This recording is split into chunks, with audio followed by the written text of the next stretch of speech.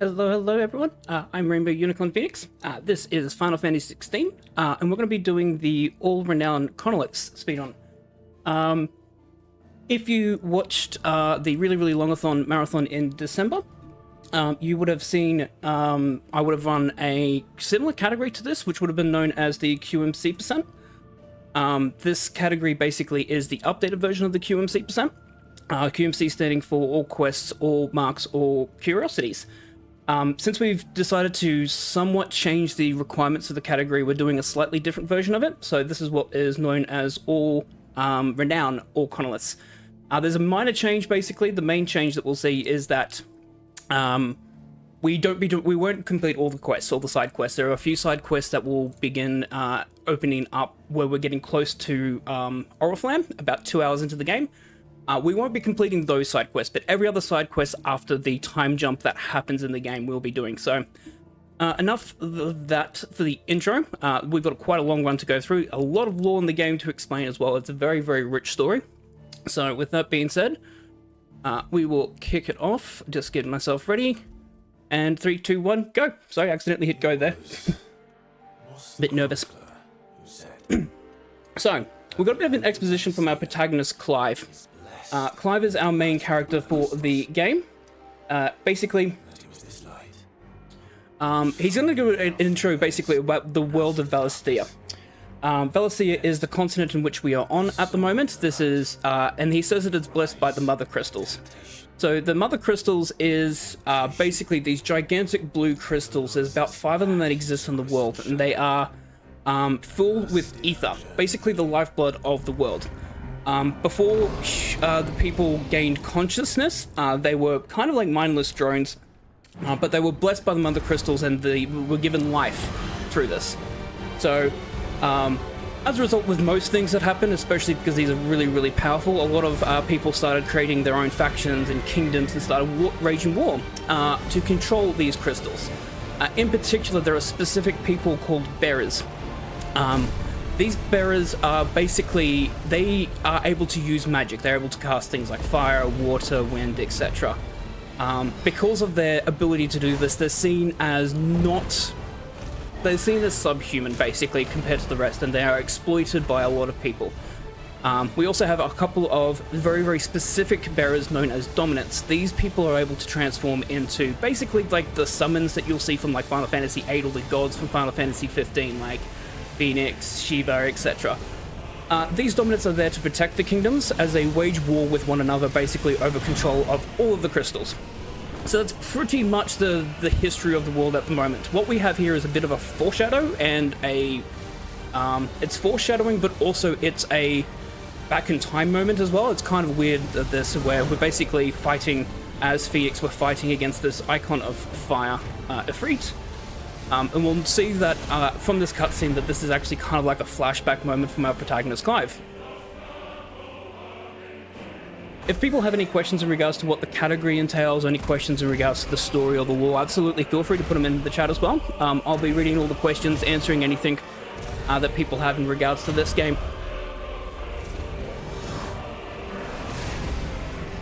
I was thinking of potentially doing an all cutscenes run for this one, and then realized that all cutscenes would be something like 50 or 60 hours. There are a lot of cutscenes, and there is actually 2 cutscenes I would not be able to show on stream because, yeah, not appropriate for TOS. So this is Clive, also known as Wyvern. He's a member of a brigade known as the Bastards. They are basically a bearer group that's been owned by the Holy Empire of Sembrek. Our job and our goal here is to find Shiva, well, the dominant Shiva, as they are currently fighting in a war at the moment. Well, it's a bit of a subterfuge kind of war at the moment that's happening between the Ironbloods and the Dhalmekians. There's a bit of again, like everyone's fighting over the crystals and that, so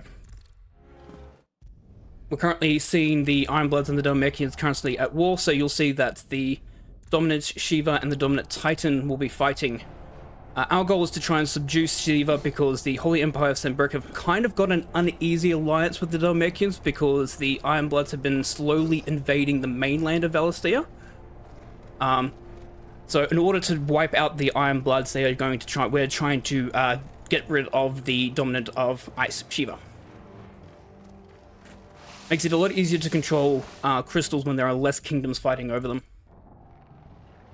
You don't get to die here, Wyvern. So that's Tiamat, he's the captain. If you'll actually notice a really cool thing about all their names, you have Tiamat, Beast, you have Wyvern. So these are all names of all dragons and enemy dragons that you can find within the Final Fantasy series. Obviously Tiamat being the leader, being the most powerful dragon, us being the new recruit is known as Wyvern, obviously one of the weaker dragons you can get. For movement, you'll see that I'm jumping on occasions. Leaping up and down slopes is slightly quicker than running. So especially if there's a large incline up or down, we'd be jumping to try and minimize the amount of time. We also jump there because if we're on the ground when that rock lands, Clive actually goes into a stumble animation. So there's certain instances where we jump in the air to avoid, stumbling around on the ground.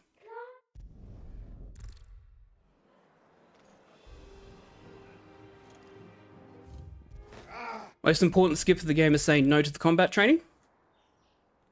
Because if we say no to combat training, if we say yes to the training, we have to go through a 5-minute tutorial on how to fight. Once you've beaten the game once, even if you do a new game, not a new game plus, you're able to skip it. But on the very first time that you play the game, if you have no save files in the game whatsoever, you are forced to do that tutorial. I'm not sure. I need to speak with Father. Alright, so we've gone back in time here. So this is when we were younger. The girl with us is Jill. She's one of our best friends. We have a little pup there named Torgal. Basically, what's happening here is our father has come back from a arranged meeting with the Holy Empire Sembrek to arrange an agreement. So we can help each other basically defend against the Ironbloods that are coming at the moment to try and take control of the crystal that we have available. So our father has gone to meet with them and basically formed an alliance with them. We're on our way to Phoenix Gate because our younger brother Joshua, that's the red-haired boy that we ran past, he is going to go on a trial for becoming the dominant of the Phoenix, which is our nation's protector, basically. We normally, as the firstborn, we would normally be the ones who would be getting the power. However, we don't actually have the power of the Phoenix, not like our brother has. Which makes our mum very upset with us because she believes that, obviously, she wants the power of the Phoenix.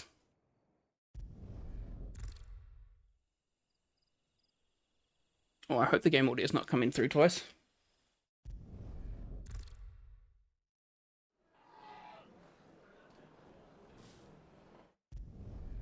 So we're making our way through to Phoenix Gate.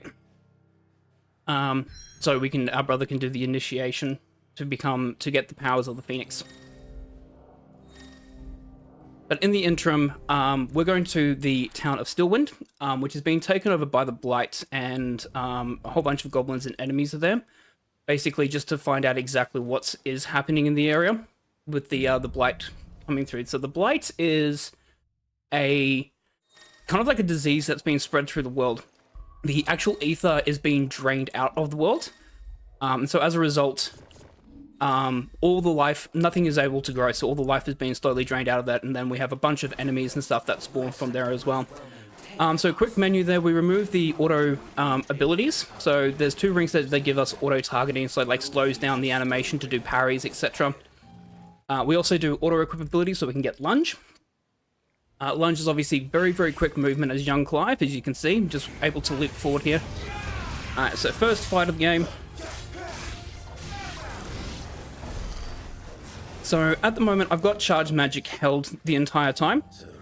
The reason why is that Charge Magic actually does quite a bit of damage, and at the moment, we don't have a lot of abilities that we can use at the start of the game. We've pretty much got attack. That's basically it. We've got attack, we've got Rising Flame. And then we have basically Charge Magic. So Charge Magic can do quite a lot of damage to enemies, especially if they're on the ground. So we have charge magic held at the entire time there, so whenever we need to at the end of a combination, we can just release it to target other enemies and finish them off. If Wade and... so if the other two fighters are able to help finish them off.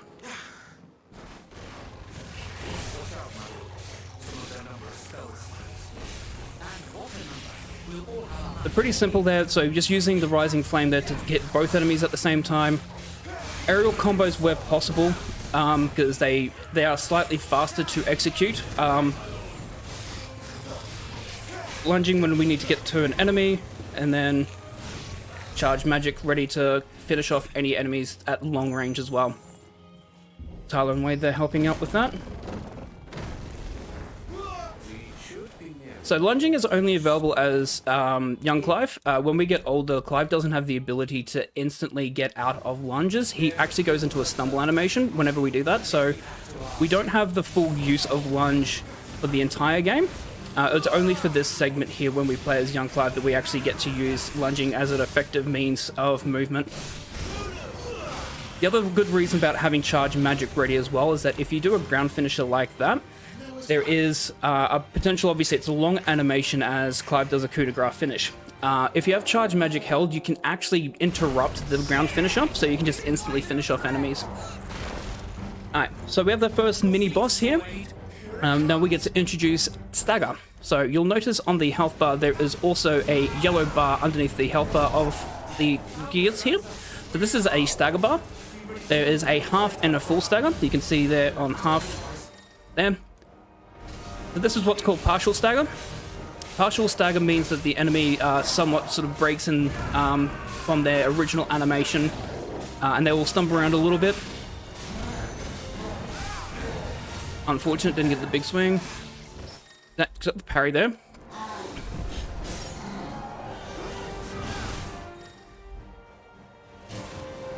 to our land there. So then you have full stagger there. So the whole point of this stagger is about...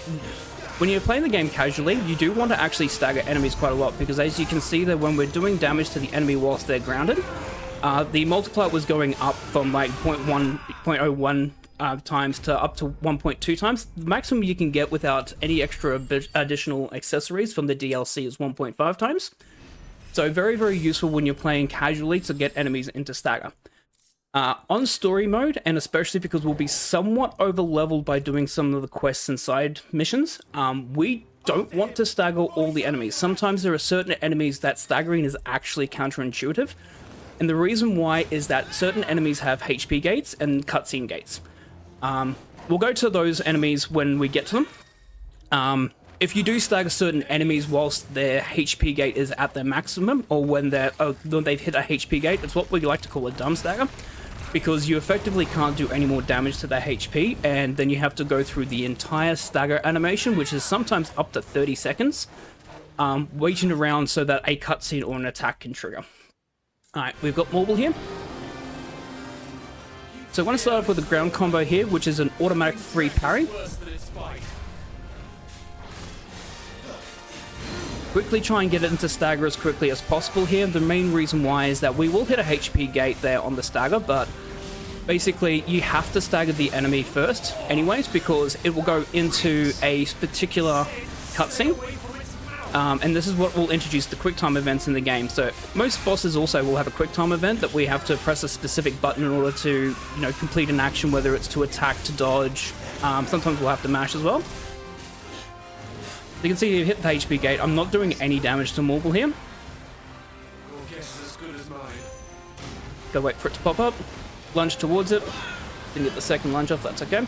So this is going to introduce the attack quick time event. So whenever the screen flashes orange, like blue, sorry, you hit square, do an attack. If it flashes orange, you hit R1 to dodge. If it repeatedly flashes orange, then you mash square. They're very, very simple. Now I'm going to do a very particular pattern here with the aerial attacks, because I'm going to be setting up an AoE dodge. So Marble is going to do a AoE attack Very important that we dodge that. The main reason why is that you can get knocked back there, and with the specific damage that we need to do to Morval, not only to trigger the cutscene, but also just to make sure that we don't have it's a Wild Rage attack hit us at the final phase. The Wild Rage attack is slightly annoying to deal with because he will just charge at you randomly. Very hard to parry, very hard to counter, and especially if it's got a bit of HP left, it's very annoying to try and deal with him. So, always trying to make sure that we dodge the AoE. So basically, I always do aerial combos up until stagger, release a charge magic,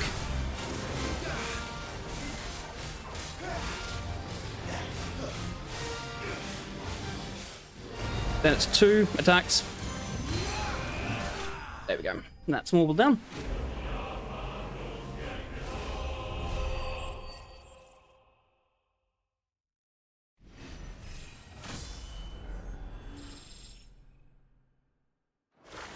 Okay, so now that we've defeated Morval, we make our way over to Phoenix Gate. Have dinner with the soldiers, tell tales of us beating the gigantic tentacle monster. Revel in success. And unfortunately, in the middle of the night, the Holy Empire of Sembrek send soldiers and basically ambush us. So even though we have a peace accord, we have been betrayed by the Holy Empire as they attack us. Follow me, Your Highness. So we're going to play for a little bit as Joshua, our younger brother. Joshua is very, very powerful already at a young age. He actually already has the ability to cast Fire Armor because of the power of the Phoenix. Joshua is also a sickly boy, unfortunately. He actually has an illness that is making him extremely weak. So even if he is casting magic, it actually does drain quite a bit of his own life force, and it slowly kills him. And that's the same with all bearers, actually. All bearers that are able to cast magic actually use their life force to be able to cast magic. So after a period of time, their life slowly drains from them as they constantly use magic. The crystals of the mother crystals are able to be used to be able to help circumvent this. But obviously that is under the control of the Empire of Sembrek, or like certain kingdoms, and getting access to those crystals are very, very rare. And normally only nobles or rich people are able to afford them and give them to their bearers. Alright, so I'm going to try and set something up here. Got 2 soldiers here. I'm going to try and attack the soldier on the left into the soldier on the right there, so Wade can hit both of them. Yeah, didn't quite get the position right.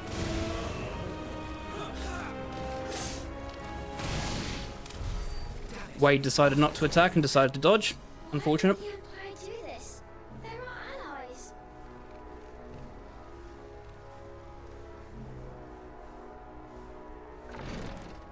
Alright, I'm just going to go for the quick Fire Armor here. So that's actually very, very risky. If Wade hits the enemy whilst the Fire Armor is en route to it, he can actually knock the enemy outside of the Fire Armor.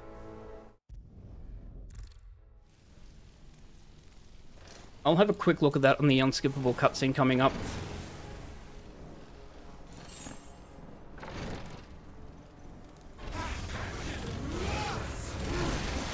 Okay.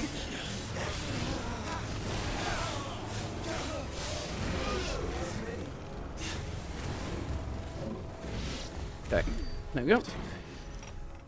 Everyone's dead.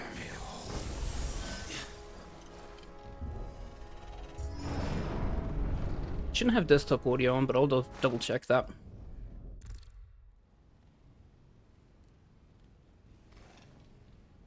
Okay. Gonna take a lunge here, lunge here. Wow, okay, that's unfortunate.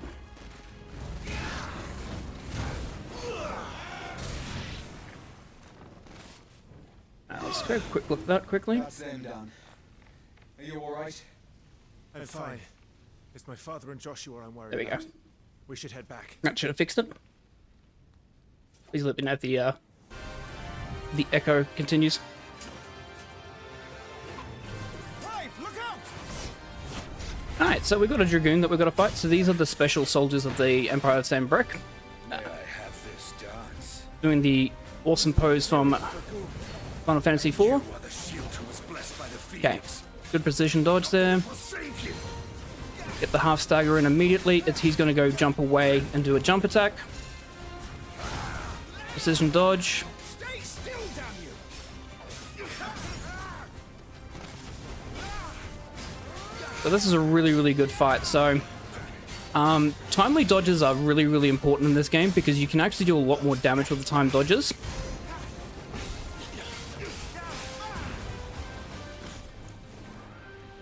You end up doing like an extra 1.2 times damage whenever you do a dodge and counter attack. So time dodges obviously is one of the key things when it comes to fighting these bosses, is just getting used to attack pattern recognition. Now, Clive, have at it! And obviously because we only got the one ability, which is Rising Flame at the moment, we just use this constantly in the fights because we don't really have anything else that's really powerful enough to deal damage, aside from like just obviously attacking and charge magic. So whenever we get the chance to, if the enemy's too far away, we use magic where we can, and then obviously just Rising Flame consistently. There we go.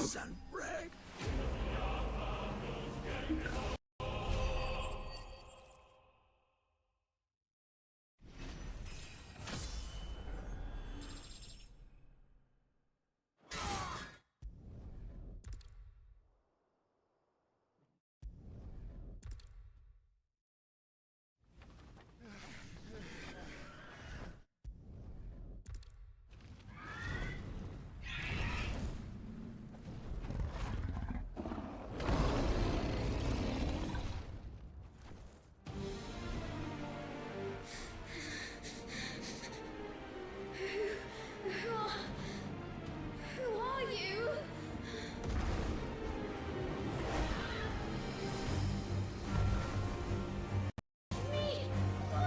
So,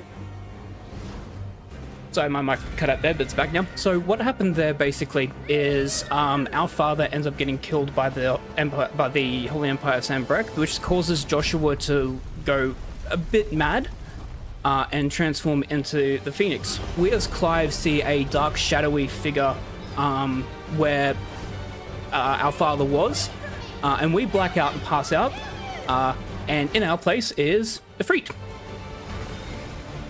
Which is really, really strange because there shouldn't be two icons of fire. The only icon of fire that was ever known to exist previously was the Phoenix. So having a second icon of fire is confusing.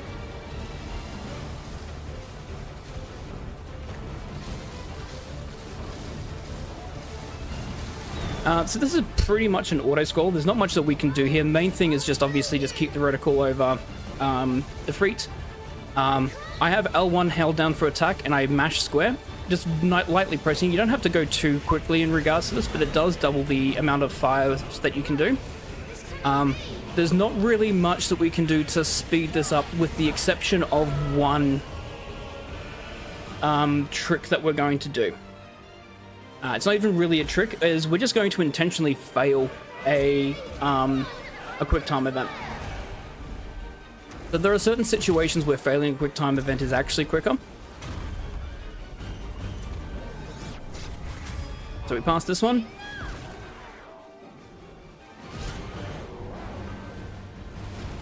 Keep shooting fires at the Ifrit. And then the next cutscene that's coming up, the next quick time event, we're going to fail. The reason for that is the difference between attack animations. If we pass the quick time event, which is going to ask us to dodge, we dodge out of the way of Ifrit. Ifrit attacks us again. We dodge one more time, and then we attack Ifrit. If we were to fail the quick time event, Ifrit just immediately hits us, and then we counterattack, which saves roughly 14 seconds. Not much, obviously, in a game of this length, but especially if you're doing 80%, it's actually quite a big time save. The downside is that we don't do as much damage to Ifrit, so there is obviously some missed opportunities for not dealing damage, but on story mode, it's still definitely worth it because we're going to hit the HP gate anyway. So I'm going to hit square there instead of R1, so you can see Ifrit immediately attacks us. And we're back into the combat.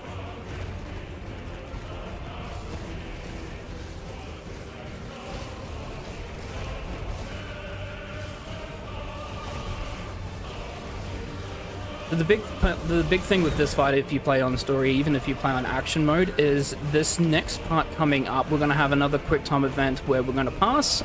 We're actually going to do Awakening, which then absolutely increases the amount of damage we do by a large amount. So even though it looks like we're only doing a bit of chip damage at the moment, occasionally hitting him, it's pretty much when we get to the last phase, we will absolutely rinse through his HP, and then we'll hit the HP gate.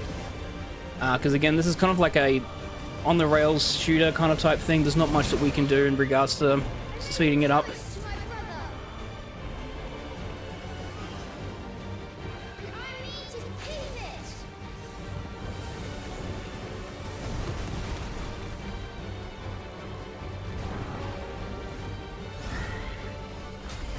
I will do my duty.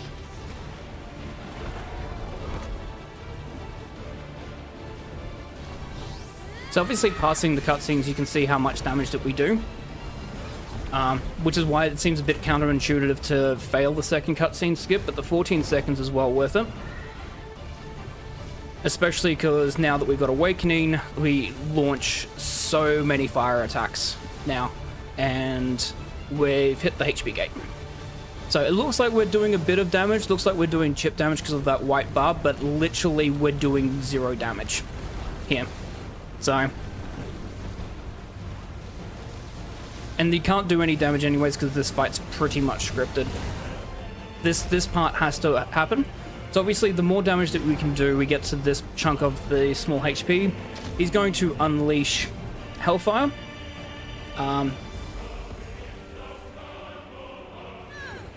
Game gives us 5 seconds. We only need 1. And you do need to knock him out. If you do not knock him out, and he unleashes Hellfire, even though it looks like he unleashes it here, if he unleashes Damnation Hellfire and you don't hit 0, you actually do lose. So you do need to knock him out, and then trigger this cutscene. My flames may flicker, but they shall not die.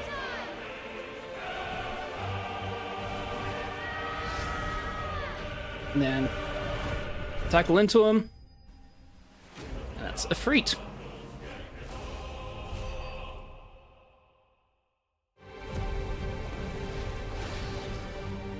So we saw up as Phoenix take a freet out, but actually a freet is not actually damaged by the attack, and the tides turn, and a freet kills Phoenix. So our brother is now dead.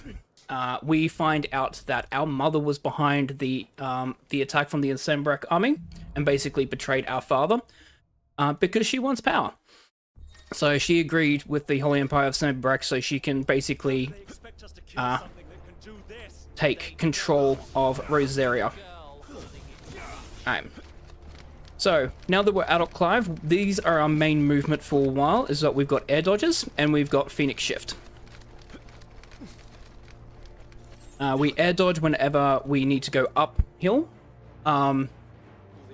Because with Phoenix Shift, if we land on the ground with Phoenix Shift, Clive has a very long reset animation. He spends ages resetting himself. So we don't want that. And it's very, very time consuming. I am also going to do a couple things here. First and foremost is I'm going to grab the Onion Sword, which is a free DLC item that we have, that we're allowed to use. Basically, when the game got a patch update, I think it was 1.2 update, they gave free cosmetic items, as well as the Onion Sword, which is 160 base damage, and it's pretty much the most powerful sword that we can get until we basically have an outfit change later on as we head to Eastpool. You can choose the Buster Sword as well. There's the stumble animation I was talking about. Any of the DLCs, either the Buster Sword or the Onion Sword, is free to use because they are free DLC items. We do allow them in the speedrun. Alright, so now we found the icon of ice. Why are my abilities not on? Understood. Okay, that's fine. It's going to be a slightly annoying fight, but we've got this. Luckily we do have the Onion Sword, which is going to help. Don't know why my abilities disappeared. I think I accidentally hit R2 on the ability screen. That's right.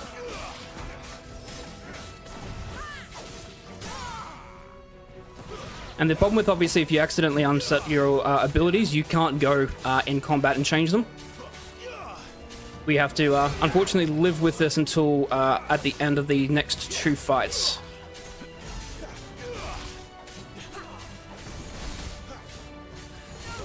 Okay, so here comes Blizzaga. And you can see, yeah, the abilities that we have are definitely worth it. Not only do they do a large amount of damage, but you can see if you don't have them, like, how little damage you actually do, even if we do have a powerful sword.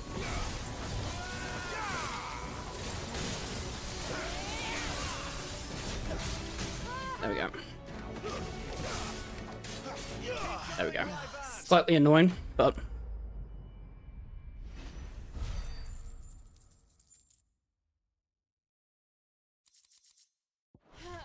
So, we actually find out that this is Jill. This is our friend, our childhood friend, from back in Rosaria, that went missing after the attack in Rosaria. So we are actually protecting her because our mission is to technically kill her. But obviously, since we know her, we don't want her to die. So we are now, not only are we dealing with the Iron Bloods, but we are now going to face basically our boss Tiamat and say, no, we're not going to kill her. I'm going to kill you instead. So we can be done with this. Just opening up my first energy drink. It's a long run. It's like 9 o'clock here at night, so... I won't. You would betray the Holy Empire? Betray? I don't recall ever pledging allegiance to your Emperor. My service may have been bought with this brand, but not my loyalty. I just fight to survive. So normally here we would have a combination of both Rising Flame and Scarlet Cyclone, which will do a lot of damage. But since I accidentally reset the abilities, I don't have them, which makes this fight really annoying to deal with. I'm not dying here today, and neither is she. Let's find out.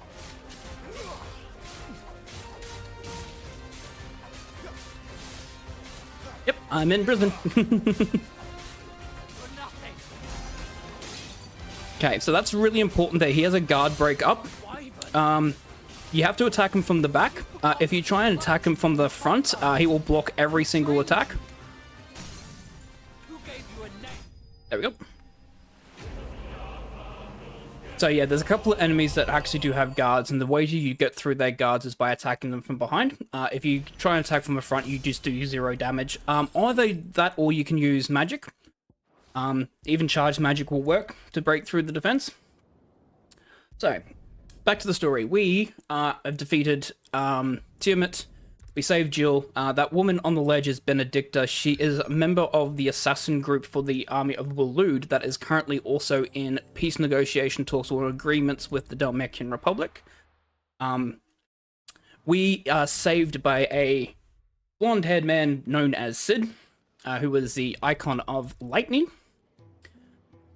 Ramu, who basically tells us there is a secret hideaway that he has that is going to be a safe haven for bearers, since bearers are not treated that well. And basically for saving us, he is... I'm just going to quickly bring this back up. He's going to basically, since he helped save us and get us out from basically being, you know, assassinated, he brings us to the hideaway and says that he has important jobs for us because Jill is not well, so Jill needs to recover. You'll find everything you need down in the main hall, as well as a few things. And so we agree to work with Sid.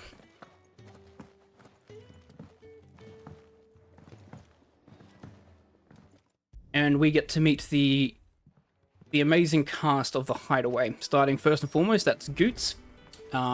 Basically a runner. This is Blackthorn. He is the blacksmith. We'll go to Blackthorn actually quite often throughout the game to increase our weapons. There's actually a few missions that we'll be doing at the halfway point of the game as well, which will give us probably one of the most overpowered weapons in the game, known as Excalibur. It has an attack power of 262, which is the most impressive sword that you can get, basically, that early in the game as well. Was Ty the one looking after Jill?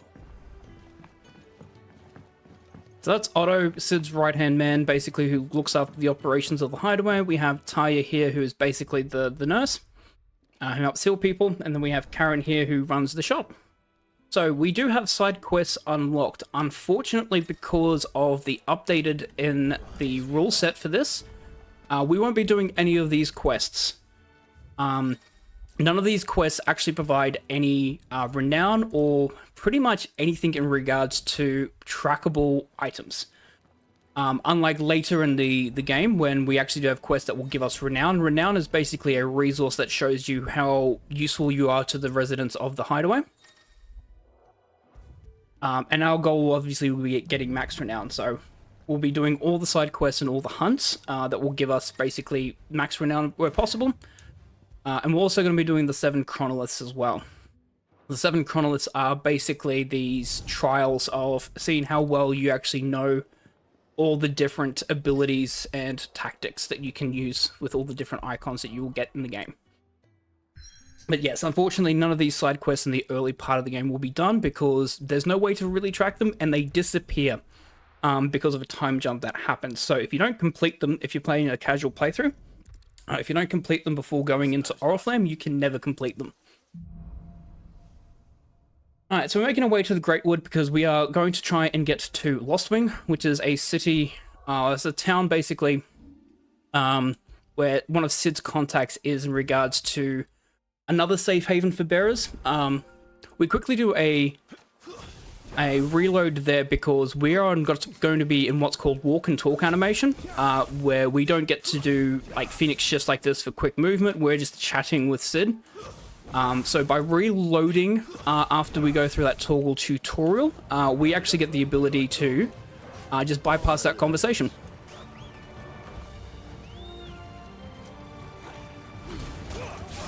There we go. Just trying to get them all lined up there for that. So that's called Heatwave. We get that ability at the start.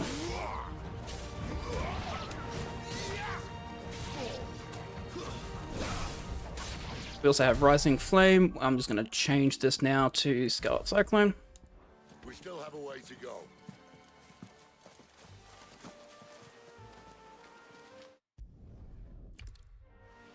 So, Heatwave basically is a projectile attack that when you launch it out, does like a line of fire towards enemies. Remember when I said the deadly beasts?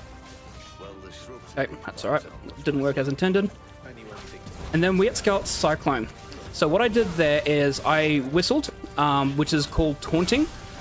In the game, if you taunt, enemies will love to attack you. And Scarlet Cyclone actually has a hidden ability where if you are hit and then you activate Scarlet Cyclone, the cooldown for Scarlet Cyclone becomes 33% of the original cooldown time. So it goes from, I believe, 45 seconds to 15 seconds.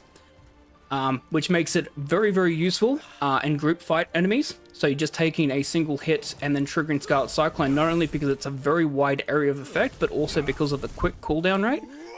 You can have it basically ready for multiple group fights in a row. Alright, we've got a Wyvern here. It's a similar tactic. Let him attack me so that Scarlet Cyclone can go out. And you can see how quickly in the bottom right there, how quickly Scarlet Cyclone's recharging. That's the one there on the left. And that makes that fight very, very simple as a result. The other thing you'll notice that I'm doing is I'm pressing down on Toggle's menu, which is called Ravage, whenever I do my third hit in the aerial combo. Toggle can help assist in fights by using Ravage, and if you time it correctly, he does a lot of hits with that Ravage ability. It's not great damage, it's more like chip damage, but combining it consistently with the aerial attack means that you end up doing an extra 400, 500 points of damage in a single encounter, which does stack up over a period of time. That's roughly a Rising Flame's worth of damage, for instance.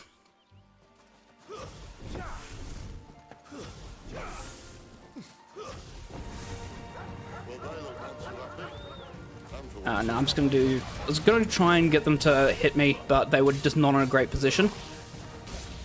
Sometimes it's not worth waiting around, because if the enemies are not in the right position, sometimes even if you get hit, you don't end up doing the Scarlet Cyclone damage. I'm just grouping those three. So I can deal with heat wave damage.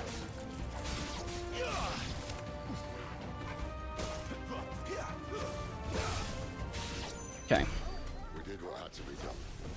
Doesn't mean I have to like it. Alright. Gonna re-equip Rising Flames here. No. No, it doesn't.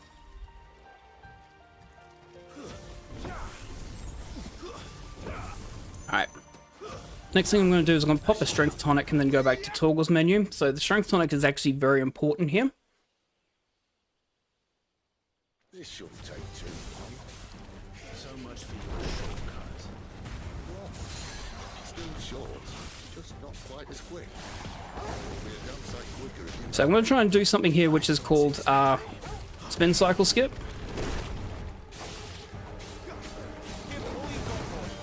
Nope, didn't get it. Someone's got the Ah, that's annoying. stops. No one Alright, so you can interrupt Spin Cycle. So first and foremost, if you get him to stagger before he does Spin Cycle, you can actually skip the Spin Cycle phase. Secondly as well, is that if he does Spin Cycle, you can parry it with a perfectly timed Burning Blade, which unfortunately I kind of missed time there, was just a bit too late on that one, which means that when you parry him, he basically doesn't spin around the arena.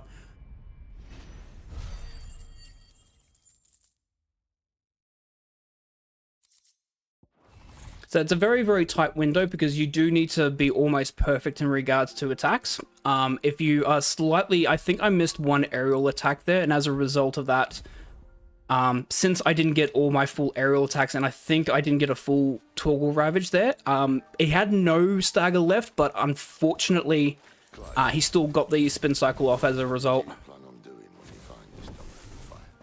What do you think? I'll show him the mercy he showed my brother. And cut out the tongue of any man who tries to talk me out of it. So, Clive is trying to find out exactly what happened at Phoenix Gate. He's not aware exactly how his brother died. He knows that something happened and that, like, this creature of this dominant of fire killed him. But he doesn't know exactly what happened because he kind of blacked out, and the only thing he remembers is blacking out and then his mum pretty much confirming that she was working with the Holy Empire Sandbreak to basically betray us. So we're on a mission and we're going to ask Sid to help us with that. So in order for Sid to help us with that, we need to help Sid. So timed the Scarlet Cyclone there specifically so that I can try and get as many of the wolves around it as possible so that I can just finish that fight off with only the Wyvern. Alright, this is Midnight Raven. I've got a very risky strat that I try and do here to do what's called a stagger skip.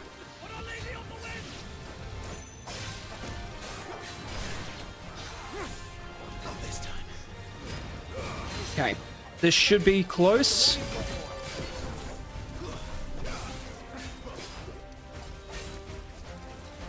Yep, I can do one more, and then this will be stagger skip. Yep. So this is what I was talking about earlier in regards to having a HP gate. So there's actually a cinematic gate here on this enemy, on Midnight Raven. If you do 1/3 of the HP damage, he'll trigger this cutscene. Where we have to do these series of mashing square basically to defend ourselves. He also has a HP gate at halfway, so if the cutscene hasn't triggered, the cutscene, you cannot do more than half of his HP worth of damage. So you could actually do what's called, not necessarily a dumb stagger, but you can actually waste a lot of time there. In stagger, basically not able to do any damage to him because you've hit the HP gate there. So by being able to skip doing a stagger, where I wouldn't be able to do as much damage as possible, I can immediately trigger a stagger on a second phase for him. And as soon as I do that, I can just immediately just use my abilities and then trigger the end game, or the end phase of the fight.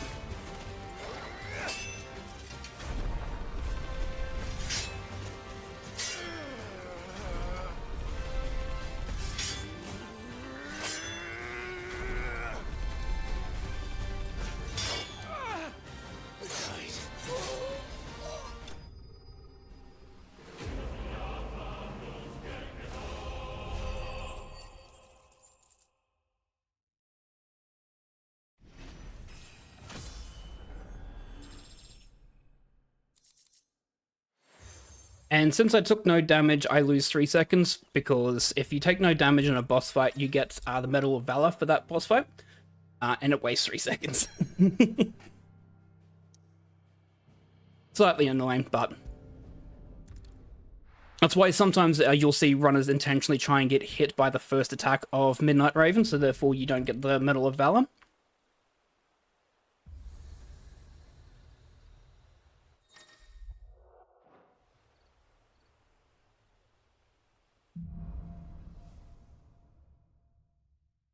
So next thing we need to do, we are going to equip the Badger Might, and we're going to level up our abilities. So all of our abilities that we get throughout the game, there are 3 phases of the ability. It's equipped, mastered, upgraded, and mastered. Whenever you have an ability, upgrading it obviously makes it more powerful and more potent, so it either reduces cooldown, increases attack damage, increases stagger damage, etc. But you can also master an ability. Now, mastering doesn't improve the ability at all. All it allows you to do is be able to use the icon whenever you want. So traditionally with icons, you're only able to use it on the actual icon that it's prescribed for. So like Scarlet Cyclones for Phoenix, etc. If you master an ability, you can put it on whatever icon that you want. We'll be getting more and more icons. Spoilers, we'll be getting pretty much all of them. We're going to be getting Garuda, Titan, etc, etc. So mastering ability will allow you to put it on any icon instead of the one that it's normally prescribed to. The movement I did there for that fight is known as toggle, toggle lunging. So traditionally, if you are lunging, you will automatically target enemies when you're in combat. However, if you're far away from the combat encounter, Clive has no one to target, and so will lunge straight forward. If he's in combat, Clive has no cooldown on his lunge, and you can immediately string the lunges all together. So what we use is we actually have toggle attack an enemy to keep the fight up, but be outside of the fight radius, meaning that the game still thinks that we're in a fight, but we're not close enough to target an enemy. So therefore, we're going to have the fight lunge, but not target enemies, and therefore we can lunge straight forward. We'll see that a bit more coming up as we exit Lostwing. So, found a soldier there. Come across this thing here. If this means what I think it does. Which is basically, it's one of Garuda's it's basically one of Garuda's spawns. So Garuda has the ability to spawn these kinds of creatures there. So it looks like Benedicta is got some plans for Lostwing. So Benedicta and her assassins, basically her group of assassins, have actually come in and kidnapped some of the bearers that lived here in Lostwing. So we're going to try and track them down to see if we can try and save them.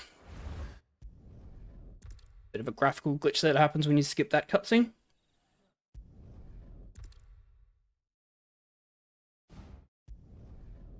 So we save some of the bearers from being captured from the soldiers. Get a bit of revelry. And then we are going to meet with Quentin, who is basically, wouldn't necessarily say the mayor, he runs the inn here at Lostwing, and pretty much is, everyone refers to him like he pretty much runs the town. No, that's settled. There's someone I want you to meet. At this hour. He's the owner of the tavern, and our best hope of getting a decent night's kit. So we speak to Quentin, and he tells us this is not the first time that the soldiers have taken people, that we should track them down. And in order to find out exactly what happened to him, he gives us this seal. So basically this shows that we're friends with Quentin, and that means that we can actually convince people to talk to us about what happened.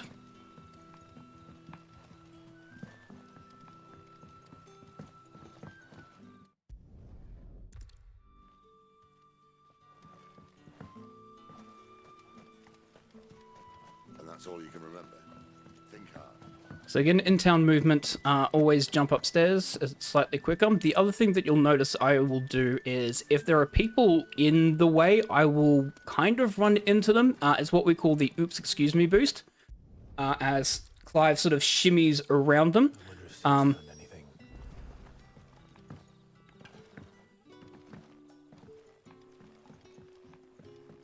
like that, for instance.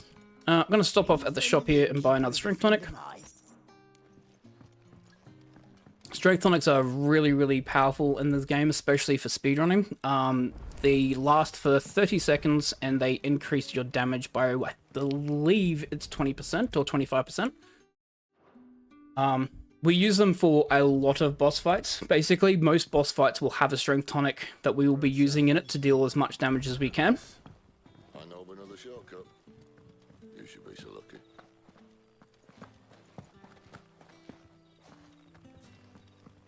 And obviously, since we're going to be doing some of the side quests as well, we'll actually be getting the more potent potions as well, and also the bigger potion bag. So we won't be stuck with just 2 strength tonics. At the end of the game, we will have 4, and they will be the highest grade potions as well.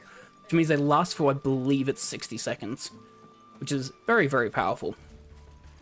If the Royalists were looking to take the care that had posted sentries... So one of the big things when it comes to movement, obviously, is just working out where it's safe to do the Phoenix shift, so you don't stumble on the ground. The other thing that we'll have here is dashing, like you can see here. So sprinting. After a period of time, if Clive's not in conversation with someone or in a fight, he will eventually sprint. However, conversations with certain people will actually cause him to stop sprinting. So in that situation, it's all about timing when the sprinting is going to happen, when you should be Phoenix shifting, and then obviously here we have the toggle lunge. Yeah. This is one of His Majesty's Chronoliths. So again, I'm just getting toggle to use Ravage ability. So that means he's attacking one of the guards. Now that I'm far enough away, the icons are white, but I'm still in combat because Toggle's still in combat. Since Toggle's still in combat, I'm free to lunge forward there. And then obviously we have these vampire thorns here. You're not going to ever get far enough away from them to be able to do a toggle lunge here, so it's just air dodges and ground dodges just to get as quick as movement you can. Alright, so Caer Norvent. So this is where the bearers that were taken have gone. It's currently being stationed by Benedicta, as they're kind of half spying in on the Empire of Sanbreque as part of their agreement with Dhalmekia. So we're going on a rescue mission to try and rescue the bearers.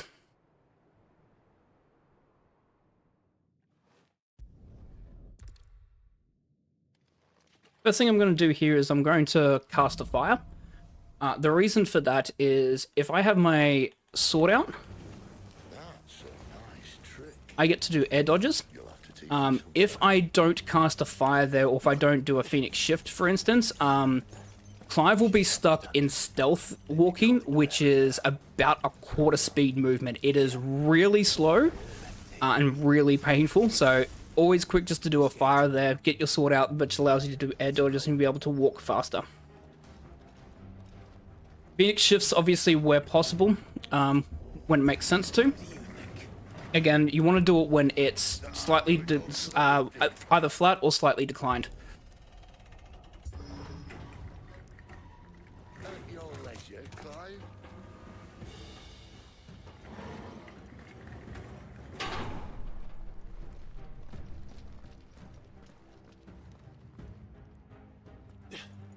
But once again, fire so I can bring my sword out so I can do air dodges. Did you hear that? And this is where you're going to see the power of Scarlet Cyclone come into play.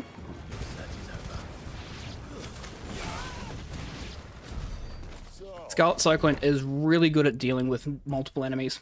The other great thing about abilities as well is that they actually do recharge during cutscenes. So there'll be instances where a cutscene will play and then all of our abilities will be ready to go again because the cutscene itself takes about a minute, and by that time all your abilities recharge.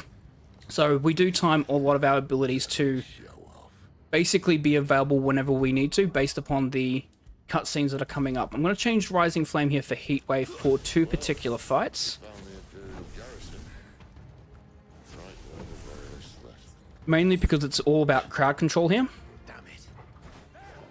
They're everywhere. Okay, now I'm going to intentionally hit here. There we go. So I can get a rising, I can get the Scarlet Cyclone there with a quick cooldown, deal with this enemy, and then Heat Wave to take care of the rest. And so Scarlet Cyclone's already available again because of being hit and then activating it, which means right away at the start of this fight, he did teleport away, unfortunately. I do want him by the door. That's good.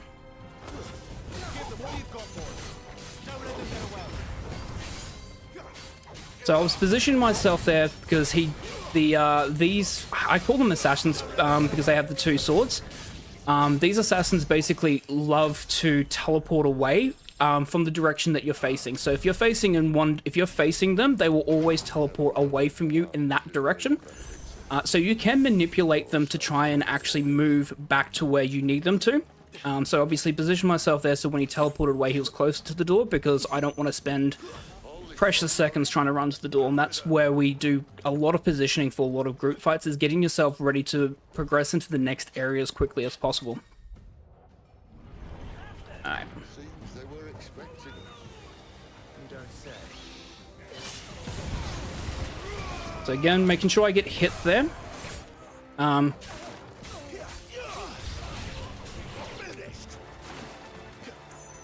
going to position myself close to the door. I want to get as many of those as I could. That was not bad.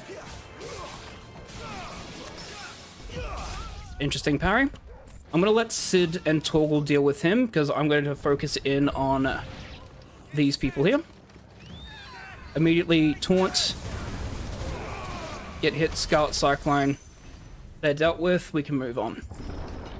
The only way is through the chapel. We're going to bring back Rising Flame here, and we're also going to equip the Scarlet Cyclone accessory.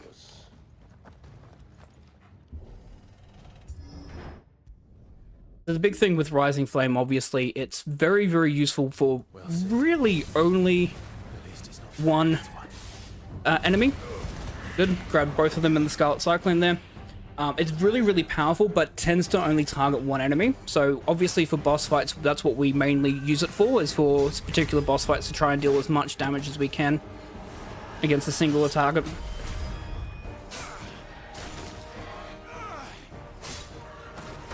There are situations where you can hit two enemies at once with it, but it's very, very particular. Alright, so making sure I hit both of them with the Scarlet Cyclone there, so I can deal as much damage as we can. Then Inheritance will come off. She doesn't look happy, Torgal. Come on. Keep your distance, boy. Okay, got that. So, the other thing that we equipped when we did the auto-equip ability at the start is we equipped Stomp. So for a lot of larger enemies, we are going to try and combine two aerial combos at once. So if you finish an aerial combo and you jump before hitting the ground, you can stomp on an enemy, which keeps you suspended in the air. It means you can go immediately straight into another aerial combo.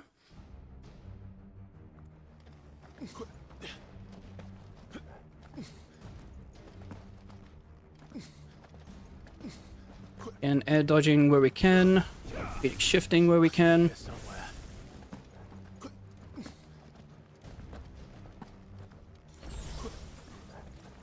withdrawal has been signaled. So, going to take him out with a Rising Flame. Going to bring those two enemies over. So these mages now know Cure, which is actually a really, really terrible thing. Because what they can do, Torg will knock that enemy out of my Scarlet Cyclone, that's alright. Whenever they see that someone's injured, they can constantly cast Cure, which means that any enemy within a fairly decent range can get healed back up to full health, including mini-bosses as well. So it's very important that if you do see the mages, you take them out as quickly as you can. Run's going really well. There we go. So hit Scarlet Cyclone.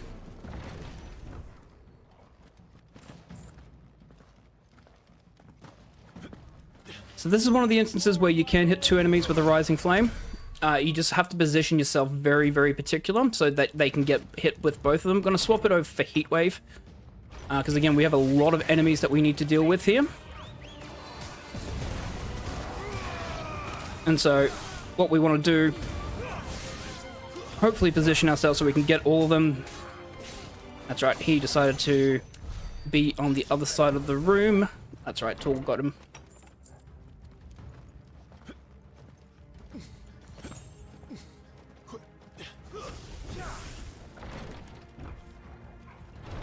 I should have Rising Flame for this, I do not. That's right.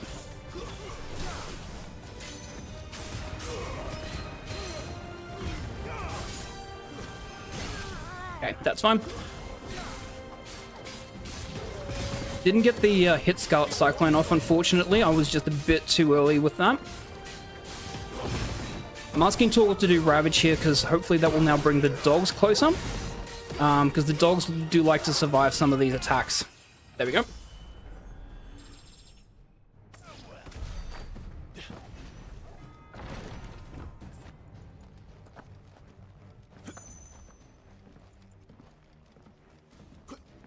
Alright, last group fight. Again. Taunt. Take him out. Alright. I'm going to unlevel Scarlet Cyclone, level up.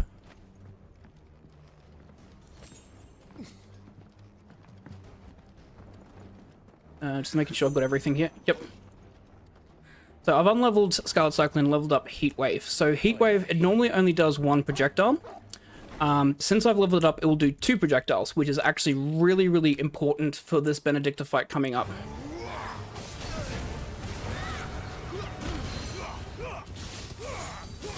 So the other ability that Heatwave has is if you counter a projectile, you do double the amount of flame attacks. So it goes from 2 to 4 when it's upgraded, which is very important.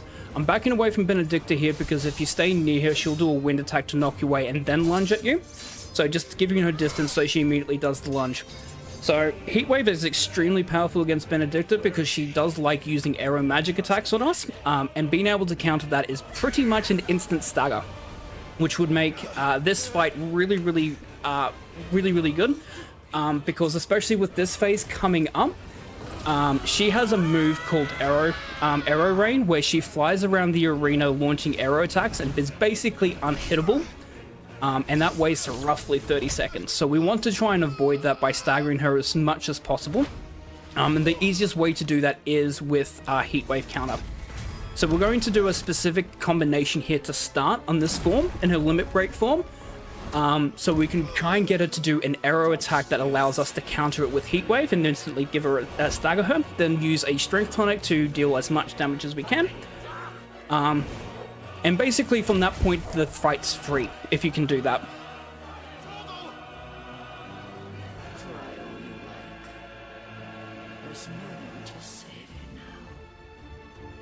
I'm going to spam some magic attacks here.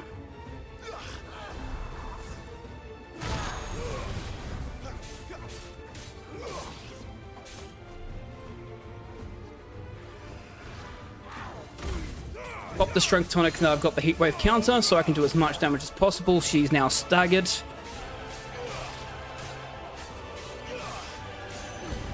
Can go straight into another Heatwave. Trying to get the Stomp in as well. There we go. So that's what I was talking about with the Stomp, which is really good to be able to combine multiple aerial combinations together. You can only do 2 in a row. So you can only do 1 aerial combo, 1 Stomp, and again, if you upgrade Stomp, you'll be able to do Stomp twice. So you can do 3 combos in a row, but very, very difficult to pull off, and it's not something that we focus in on.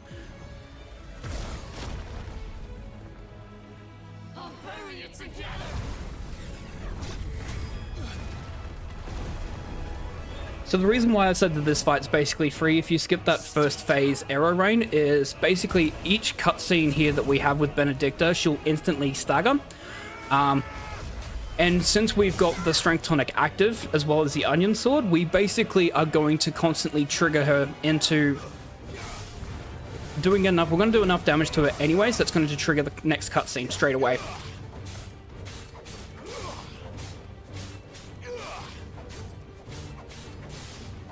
I'm going to back up here and then lunge forward, because again, on that one there, that's the same one as we did in the first phase, where if we stand too close to her, she'll do a wind attack and knock us away and then lunge forward. So it's just safer just to move further away there, just so that you don't lose time to that wind attack.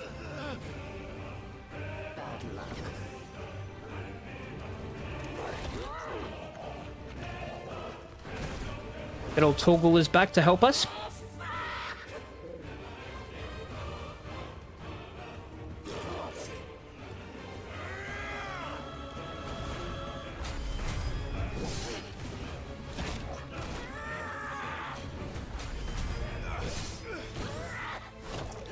And Torgal with the takedown.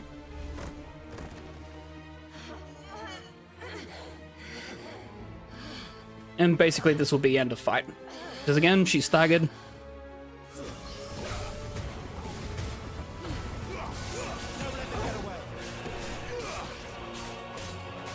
Oh, ate my jump input there. And there's Benedicta.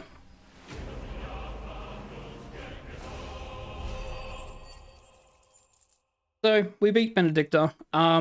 We actually steal her power of Garuda, which shocks Sid, because we shouldn't have the ability to take someone else's icon ability. That's never been heard of before, but we have pretty much taken Garuda away, which makes Benedicta go insane and transform into Garuda and starts wreaking havoc on the land, so we're going to try and put an end to her doing that. Since we have that, we have a couple of things that we've got to do now. So we now have the Garuda icon. So Garuda is extremely good in terms of dealing stagger damage. It doesn't do a lot of HP damage, but it does do quite a bit of stagger. It's very, very useful for getting enemies into stagger immediately. That's become Rook's Gambit. This one becomes the Rising Flames. Yes. Okay. So we can change between the icons by the L2, the L2 button. Garuda's circle ability is Deadly Embrace, which is that claw that pops out. Very useful for grabbing enemies and bringing them in. We will be using that quite a lot in terms of group fights. Being able to do a lot of damage, being able to group enemies consistently.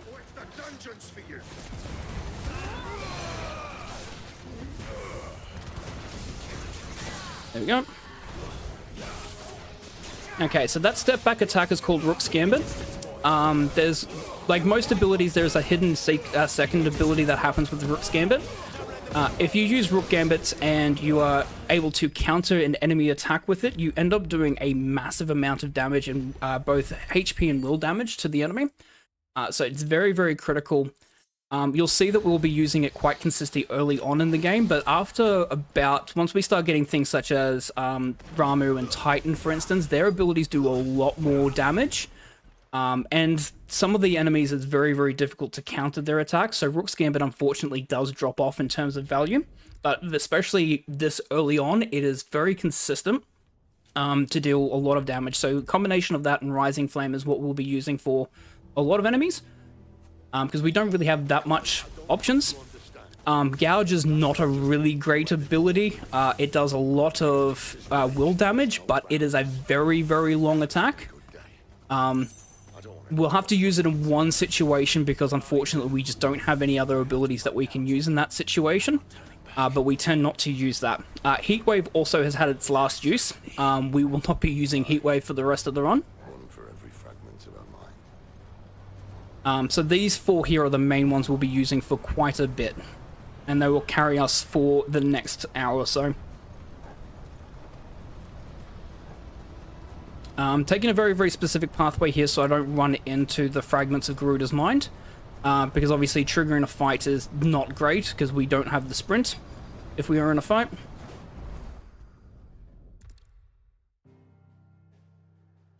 And we chase Garuda to the Dragon's Eyrie.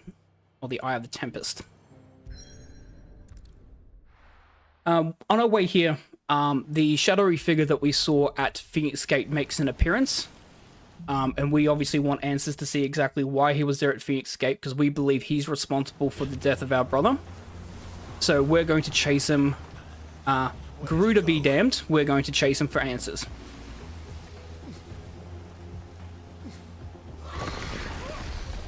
Didn't get the skip. There's a slight glitch that you can do there with a frame perfect jump there. You can actually clip through Garuda and actually have full control of Clive. I'm going to do a specific jump here to stop that boulder staggering us. And if you do happen to clip through Garuda, you actually still have full control of Clive, and Clive doesn't do that stumble animation. Do another jump here to get as much movement forward. And then we have the slowest movement in the game.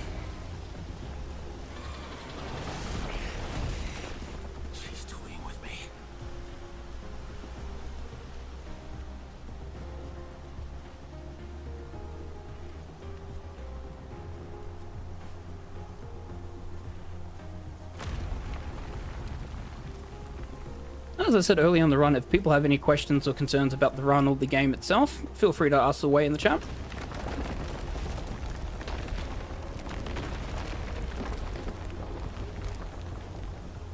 I found you.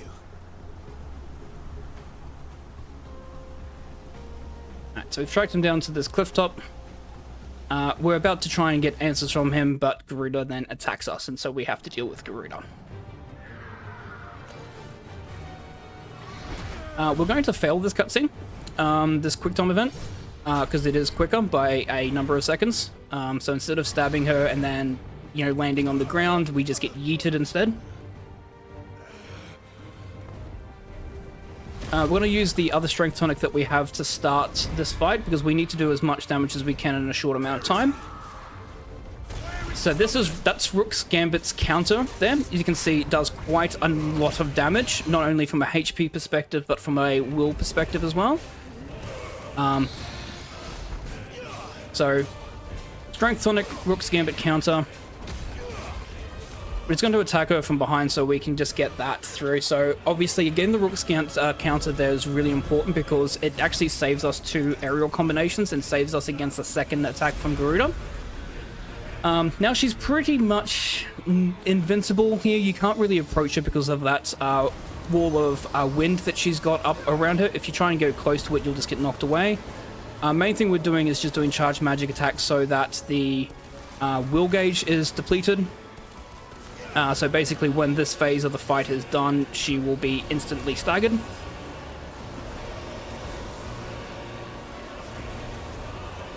You can see their will gauge is completed, but she can't stagger, so she's stuck in it. Does this run include the 2 DLCs? Unfortunately, no. It's just the main game.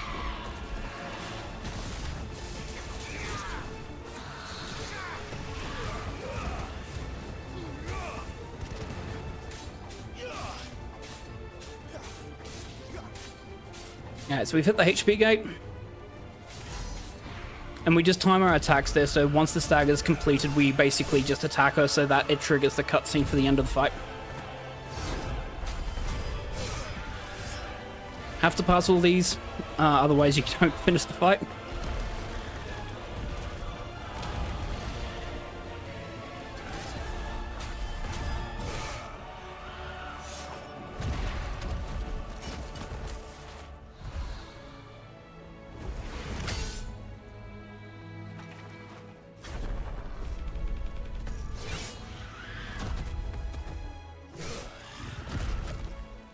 I am looking at a completionist category that will include the 2 DLCs. I just need to find out exactly how is the best way for us to monitor and work that out.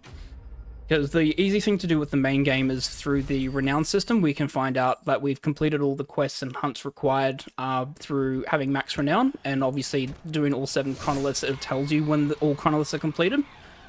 For the DLCs, like the side quests, I don't believe have Renown trackability. But I'll need to double check, because that's something I wanted to look into, is being able to do this plus the DLCs. So we beat Garuda, but Garuda starts recovering because icons have the ability to heal themselves by using the ether in the earth to heal themselves. So we beat Garuda, but she starts recovering. We go a little bit insane ourselves, and we turn into Ifrit.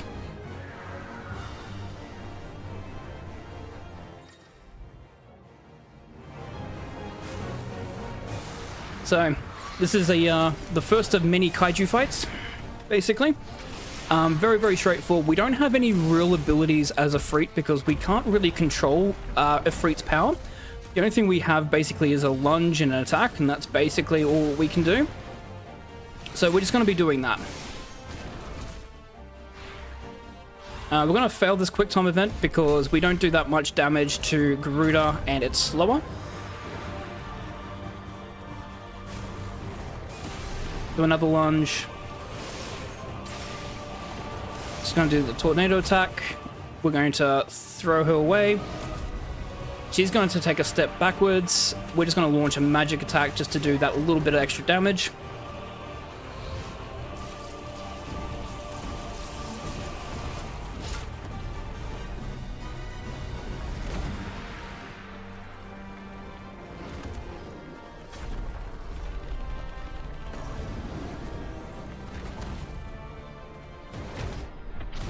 Attack her through a boulder. Alright. She's going to do aerial blast here. We're just going to tank this hit. Just try and do as much damage through our combo. Tank the aerial blast. I'm going to take a half step forward and then lunge. The reason why is that she's going to lunge. Yep. She has a really weird hitbox with that lunge attack. If you lunge immediately after the aerial blast, she actually has iframes in her lunge, which actually counter your lunge, which means that you don't do as much damage as you think. So I always take a bit of a half step forward there, then lunge, so that way I can counter her lunge with my lunge, and therefore I have the iframes.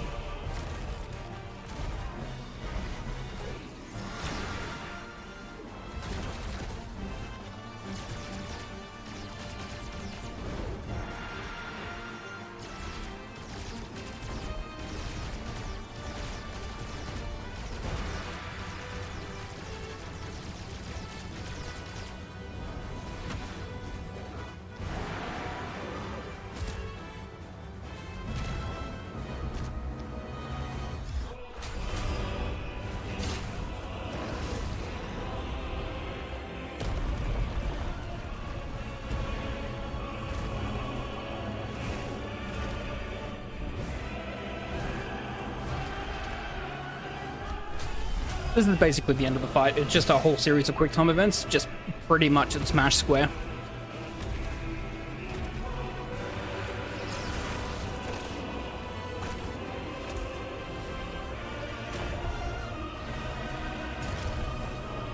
So I was talking about the icons having regenerative abilities through using the ether in the ground, or in the earth.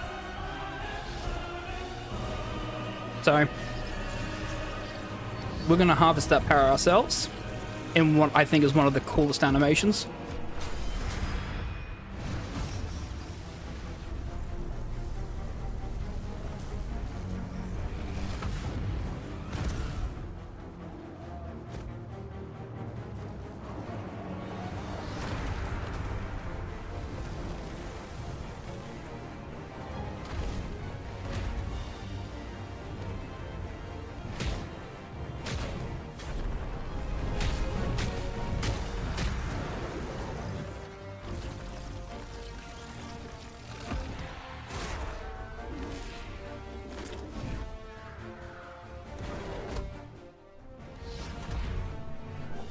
Absolutely. I love the icon fights because they're just these big cinematic kaiju battles. They just feel so epic. And it's a nice sort of change and break away from playing as Clive to be able to play as Ifrit as well.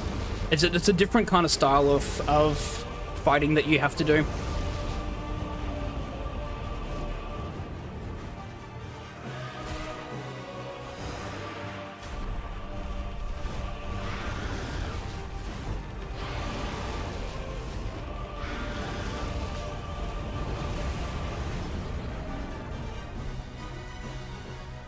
So we unleash a Hellfire on Garuda.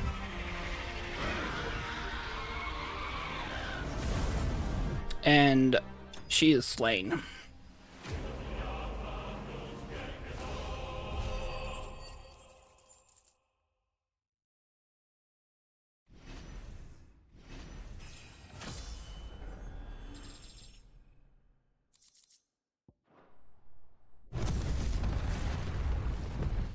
So, gigantic explosion as we unleash a hellfire. The two armies of Sembrek and Waloed are fighting. They kind of get wiped out in the aftermath of the explosion. We pass out, and we wake up back in the hideaway as Sid has... Basically, he locks us up because he's worried about what we are going to do, because he saw us turn into Ifrit, and he's concerned about what we were actually going to do. We assure him that we're fine. But obviously the mystery man that we've been chasing that killed our brother was actually us, even though we're somewhat in denial over it. As a result of Sid once again saving our bacon, we are going to do a quest for him. His scout Gav was journeying through the King's Fall to find information in regards to this mystery man that we believed was a Ifrit. Realizing that we are it, we have to now go find where Gav is because he's gone missing. He has not come in for his checkpoint, so we need to find out where he's gone. This is stupid. I'm the dominant of fire. We sent Gal on a wild goose chase. Okay, so this is going to be the first instance of the deadly embrace that Gruta has. As you can see, it is extremely powerful because we can go and just literally target enemies and then just bring them in. So it allows us to be able to group enemies a lot cleaner and easier for things such as Scarlet Cyclone and Wicked Wheel, which are those two abilities that I just used there. The other thing that Deadly Embrace can be done for, especially if you play casually, is that if you half stagger an enemy, you can Deadly Embrace them to bring them down into the ground. To do even more damage to them on the ground. We don't do this from a speedrunning term because it's slow. It gets really slow. The animation is really slow to do. So just being able to half stagger and just do damage to the enemy is somewhat more important.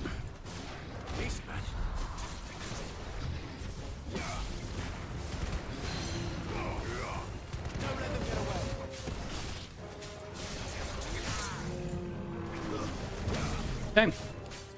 So another instance there of the Rook's Gambit being extremely powerful in terms of dealing damage. So just using a combination of Rook's Gambits there, the Scarlet Cyclone as well as Rising Flames to do as much damage as we can.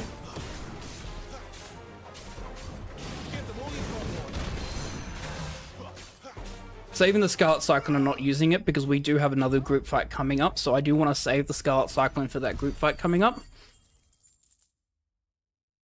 Didn't get a lot of aerial combos. It dropped a couple of my jump inputs there and didn't get as many toggle attacks as I'd like. So yeah, it's a bit of a slow fight, but it's pretty consistent. Bit of a perfect little shortcut, Sid. It's amazing how much actual toggle damage can actually help assist. Missing a couple of toggle full ravage attacks actually can lead to you having to do an extra aerial combo, and can also lead to enemies just not dying when they're in stagger and you having to deal with them out of stagger, which is not fun. So once again, just using Deadly Embrace here to grab as many enemies as I can before they go away. I'm going to wait a couple of seconds for all the enemies to spawn before I do Deadly Embrace here. The reason why is that Hornet sometimes does like to stay far away. And Torgal sometimes likes to grab them, so I just make sure that I just wait a couple of seconds for them all to spawn in so that I can grab them efficiently.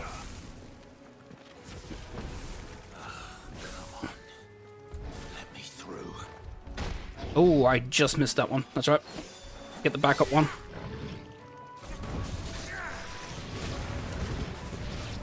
Gonna get the half stagger here before I do the Rising Flame into Wicked Wheel.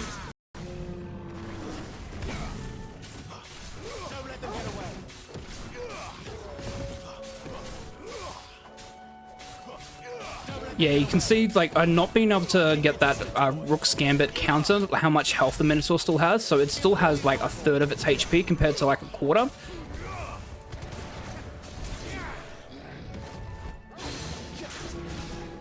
Yep. So that's the Deadly Embrace takedown. I was on the wrong one. So you can see why we don't use that from a speedrunning purpose, because it is a mini cutscene that does happen, and it takes ages to go through. Abilities. I'm going to level up Wicked Wheel here because I have the AP points for it. Sometimes you will have it, sometimes you won't. It depends on whether or not Torgal and Sid kill some of the soldiers on the way to Lost Wing and out of Lost Wing. Gonna move forward here, hit him. Ooh, okay. We'll do the backup. Alright, that's right. So wrong positioning there. I should have been behind that soldier because then you can hit all 4 guards with the Scarlet Cyclone and then you can pretty much end the fight immediately. Worst case scenario, you can just group them.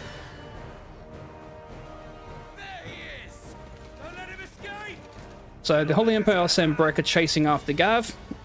They have found us, so they're going to, since we're a bearer, they're going to try and capture us. Sid comes in for the rescue. Sid can make this fight either really painful or really easy. Sid's goal is to take care of the dragon. Our goal is to take care of the Dragoon. If Sid doesn't take care of the dragon, we will have to deal with it, and then we have to fight 2 enemies at once, which is not fun. We're hoping Sid kills the dragon whilst the Dragoon is staggered. If not, we are going to have to deal with it because the Dragoon has an attack known as double jump, which he can only activate once the dragon's dead. I missed it. And the Mirage Dive that he has can only be done once the dragon's done. He's jumped away as soon as I went for the Rising Flame. Oh, that's rude. There's the stagger. I want to take him out. He's got 1 hit left. Alright. Alright, we're in good position here. So the dragon's down. He's going to do... I'm just going to quickly do this half stagger, and then he should do Mirage Dive now. Yep. Alright. So yeah, Knight of the Dying Sun can only do Mirage Dive once the dragon's dead, and he's at a third or less HP.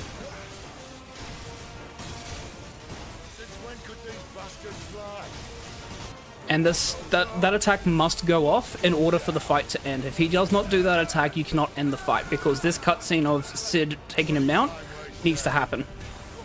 And Sid will only do that if he does Mirage Dive. So pretty good fight there because Sid did take care of the dragon. There are situations where Sid just literally doesn't hit the dragon, or does minimal damage because he doesn't use any of his lightning attacks, and the dragon still has like half HP whilst the Dragoon is staggered. Meaning that you have to avoid dealing damage to the Dragoon so you can focus on the dragon. And then the Dragoon fight becomes a lot more complex because then he starts double jumping everywhere. And then the fight goes really slow and you slowly cry as Sid wastes 1.5 minutes of your life.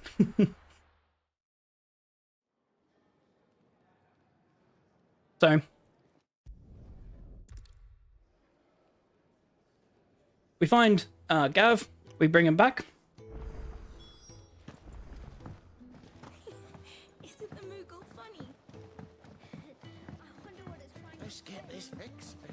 We hear that Jill has recovered from her injuries after fighting us. I should be ready too.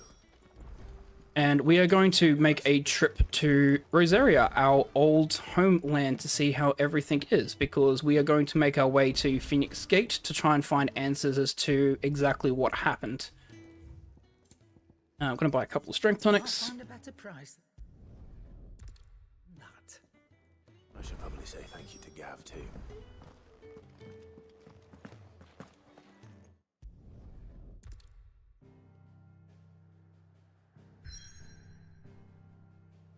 Now, traditionally on the original completionist category that we had called QMC, which stood for All Quests, Marks, and Curiosities, we would actually start doing side quests here.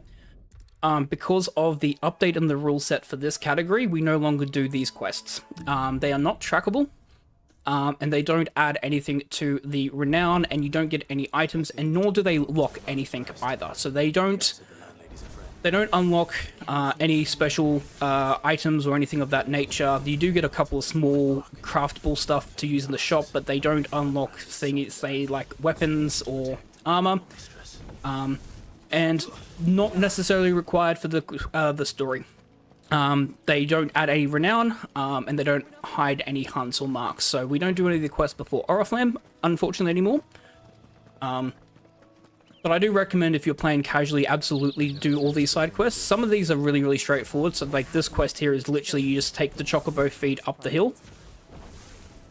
But some of the other ones, especially the ones that are in Northreach, which we will be heading to, have some really, really powerful messaging in regards to exactly how bearers are treated, especially in the Empire of Sanbreque with the riches and nobles. And you can see exactly how badly they're treated. So I do recommend absolutely going through all the side quests, because the stories that are within the side quests actually evolve as the world changes around. That's one of our branded. Do we take him in? Basically for this category, everything will be the same as any percent up until about 5 hours in, and we beat Titan. Then we'll start doing a whole bunch of cleanup. So we do cleanup in 2 areas. We do one basically after we defeat Titan, and then we do one just before the final fights. That's the 2 major cleanups that we do.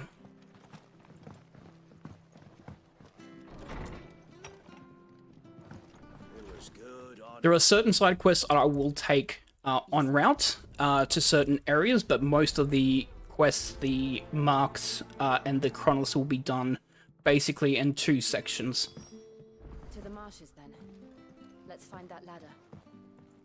Alright, so in order to make our way to Eastpool to get to Phoenix Gate, the bridge is out, so we need to have the bridge repaired, but the bridge builder has gone missing.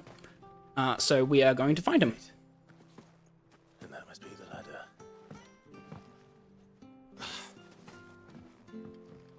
I don't care what you... Do the ladder skip there just by jumping off the ledge and not actually hanging onto the ladder? It came from under the bridge. Come on, there he is. Hold on, we're coming. Ate my L2 input there. Interesting. That's right. That's right, Torgal knocked that one away anyways. So I was going to have some issues with that. Torgal can sometimes... So Jill and Torgal can be your best friends in terms of helping you deal damage to enemies, especially if they're far away. But sometimes they do like to hit enemies out of your attacks. So especially if you're doing things such as like Wicked Wheel or Scarlet Cyclone, if they hit an enemy out of it, you end up obviously not doing damage to the enemy, and then you have to chase them down. So they're very useful allies in terms of being able to deal damage to enemies, but they can also be extremely annoying in terms of actually crowd control. So this is an update that happened, I think it was in the 1.4 update of the game, the Quick Complete.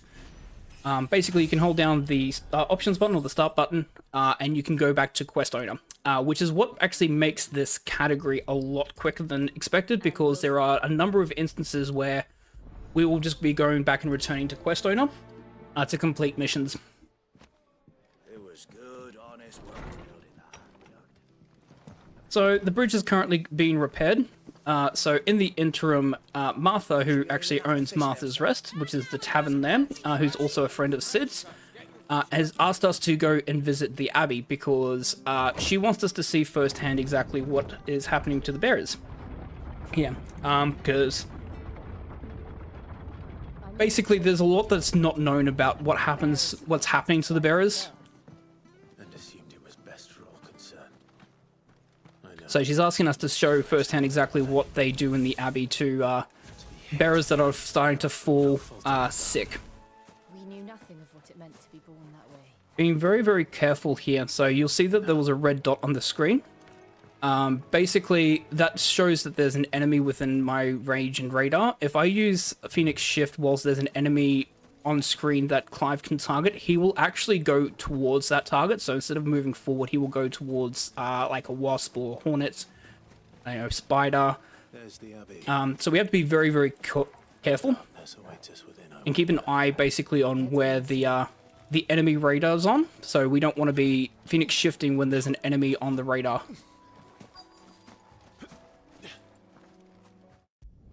So we go to the Abbey. We talk to the priest inside. There's a bearer there that's unfortunately unwell, and he's going through a process known as petrification. Basically, the bearers use their own ether source, their own lifeblood, to be able to cast magic. And when they start running out of their ability to cast magic, they start draining their life force. And since they drain their life force, they turn into stone.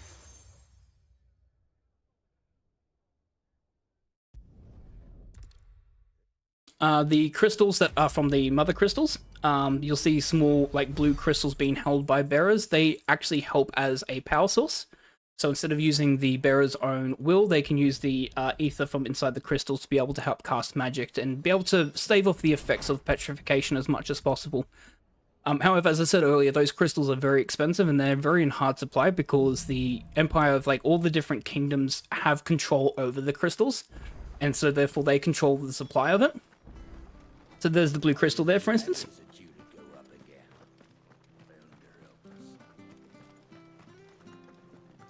Now that the bridge is repaired, we're going to make our way to Eastpool, which is a small town on the north side, which is close to Phoenix Gate,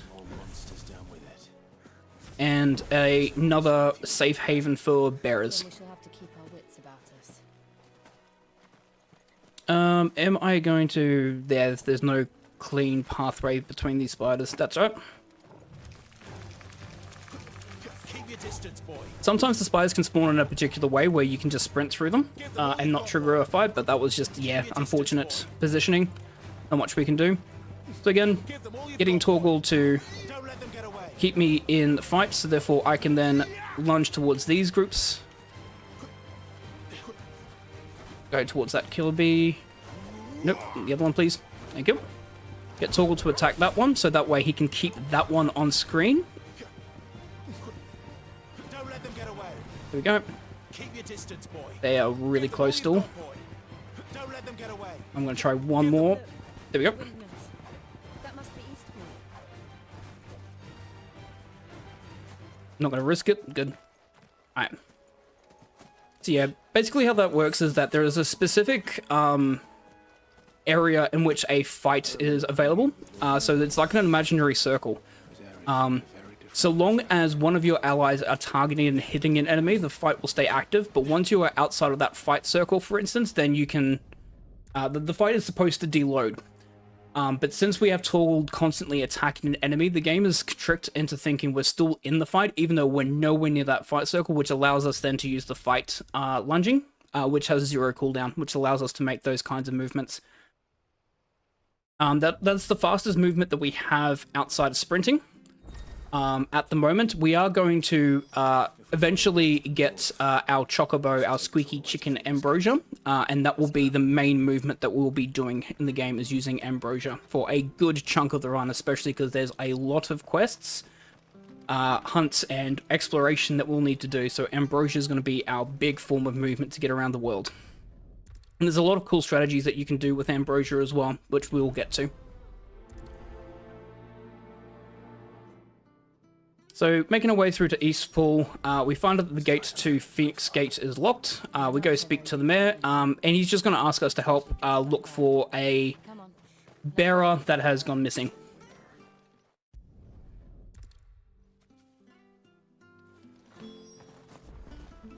The other name that you'll hear bearers be called in this game are Brandon. You'll notice that on Clive, on his cheek, he's got a black mark. That is a specific mark that the Holy Empire of Sembrek has marked on bearers, basically to say that they are the property of the Holy Empire of Sembrek, and also it's just a signifier to everyone that that person is a bearer and is able to cast magic, and therefore be treated unequally as a result. I hope he hasn't wandered into trouble. Let's just concentrate on finding him. The actual mark itself is a deep poison. So trying to remove the mark actually has killed bearers because they have to use a poison to remove the mark. It's a painful operation.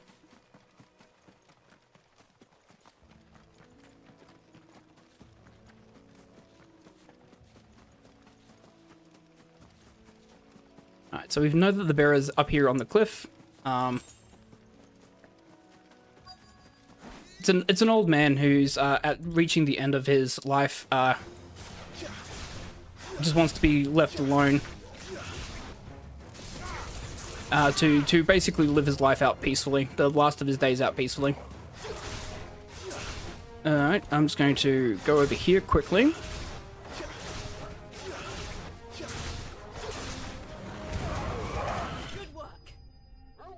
Thank you, Jill. So this is where like Deadly Embrace is really, really critical in the speedrun. Obviously, being able to group enemies like that is very important. Especially a lot of the smaller ones that like to run away. We eventually do give up on Garuda and don't use that ability because there will be other more important abilities that we want to be able to use. Things such as being able to use like Ramu and Titan abilities without mastering them. So we will eventually get rid of Garuda, but it's going to stay with us for quite a long time because of the ability for us to group.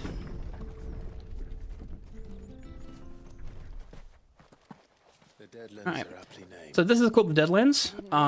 This is a blighted area. So the blight, as I said earlier, is basically the land being drained of all its life force, or its ether, which stops anything from growing. No magic can be cast in this area. So if you actually look at our abilities, for instance, they're all grayed out. So I cannot use Phoenix Shift, I can't use Arrow, I can't use any magic or any of my icon abilities in here because there is no ether for me to be able to draw from.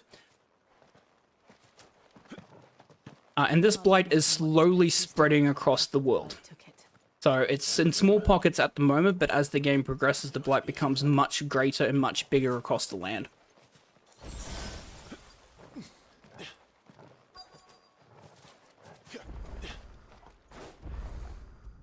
Alright, so we made our way to Phoenix Gate. So we come here just basically to get information, to survey exactly the damage. We're still somewhat in denial that we actually are Efreet, and that we probably killed our brother. So we are going to investigate the actual ruins of Phoenix Gate itself just to, I suppose, just move on. Could I have done this? Could anyone?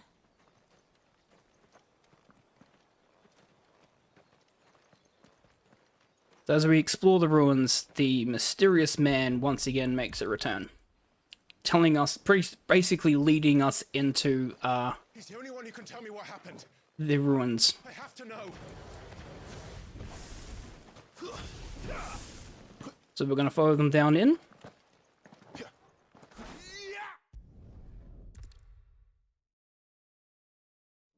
And this is where Joshua, our brother, was supposed to go to take the rights to become the dominant Phoenix.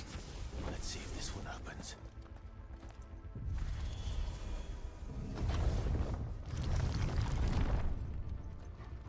Could this place really be a fallen ruin? So these are creatures known as the Fallen. These are basically machines that are designed to protect, basically protect certain areas.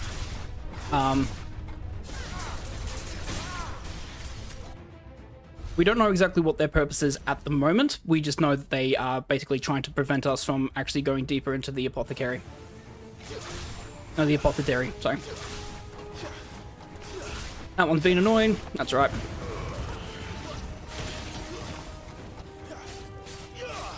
Yeah, I'm just going to Rise and Flame that one, grab the other two.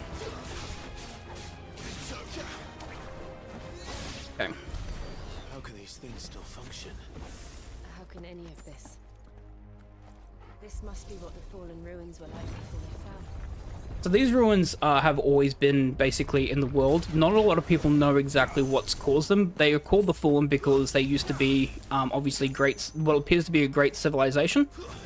But no one knows exactly where they came from and what their purposes are, except they know that they're linked basically to the dominants.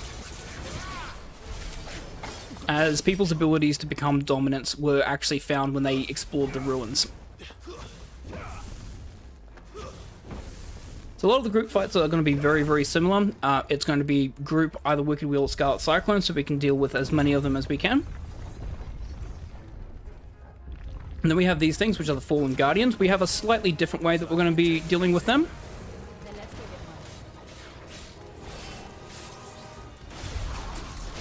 one. There we go. So using a Rook's Gambit counter there on that attack. It's going to now attack from behind. I'm going to get hit, then Scarlet Cyclone. So I can get the Scarlet Cyclone cooldown. Got my Rook's Gambit back.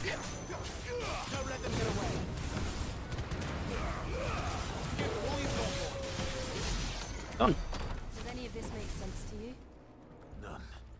That's really one of the key things, especially with mini bosses and boss fights. It's all about ability management, because the ability is obviously the most powerful things that we've got. If we're ever in a situation where we have to do aerial combos, especially when we have 6 abilities available, that means something's drastically gone wrong. We want to make sure that we're just constantly using abilities and stacking abilities with one another to try and deal as much damage as we can, and also just make sure that we have them available for certain fights. So I'm going to do this. I'm going to do a Rising Flame to grab all of them, and then a Scarlet Cyclone, which will deal with them. If you go to a Scarlet Cyclone, the after effects of the Scarlet Cyclone actually knocks enemies away. Wicked Wheel brings enemies in, Scarlet Cyclone knocks enemies away. So traditionally, you only use the Scarlet Cyclone right at the end of a group fight when you know that you're going to beat them. Because if you do it out of turn, you end up knocking enemies away, and then you'll have to group them again. Here we go again. Where will we end up this time? Surrounded by contraptions hell-bent on murdering us, I expect. So we're going to have another Fallen Guardian fight coming up. Won't know until we The problem with this one, though, is that we'll have a whole bunch of other enemies attacking as well. We're hoping that Jill and Tor will deal with the other enemies so that we can focus in on the Fallen Guardian.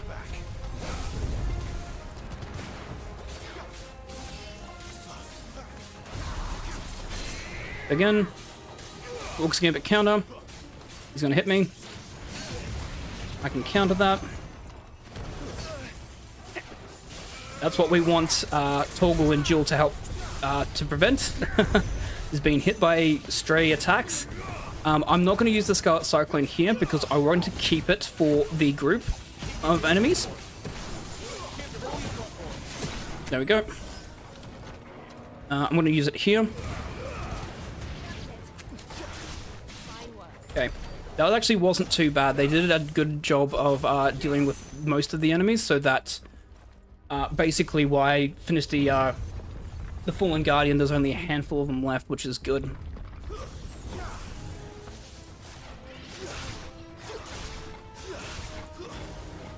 Yep. I'm gonna have to do a Wicked Wheel here, which is unfortunate. It's not the one I wanted to do. Yeah, now Scarlet Cyclone's ready. That's right. So I'm doing lunge magic bursts here, just so I can grab the enemies and bring them over. I'm hoping I've got the bomb in range. Torgal almost messed that up. I'm going to have to do a Scarlet Cyclone and then bring him back in. The main reason why is because I did not have Wicked Wheel available. And this is what I was talking about, like having the abilities set up in the right order. There was no real good way there to deal with that fight, so...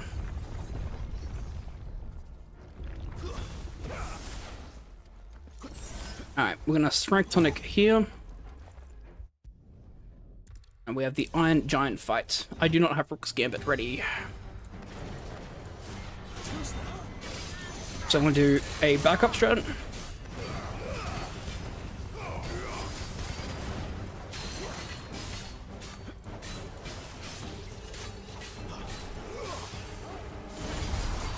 There we go.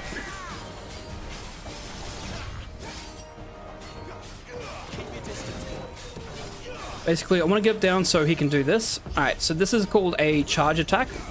Certain bosses will have this, and basically, as you can see, the icon goes purple. We have to do all that damage to it to knock it out of that before the attack goes off.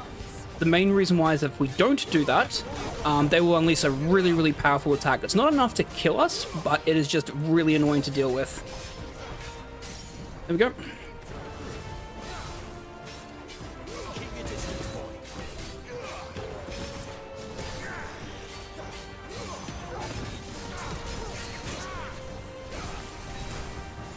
Get away.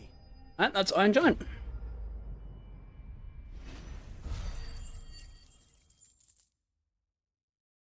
Slightly out of sync with that one because I used the Rook's Gambit for the 2 bombs, so I didn't have the Rook's Gambit to start that fight off. Traditionally, you would always Rook's Gambit counter to start with, but that's one of the other things about when you're running this game. It is not only is it pattern recognition of the enemies, but also it's how do you deal with a situation when you're out of sync, so your abilities are not lining up to what you want to do. And a lot of on-the-fly thinking as to how you're going to deal with the enemies. Alright, so we've got the Lich fight here. This one's a pretty free fight. very consistent.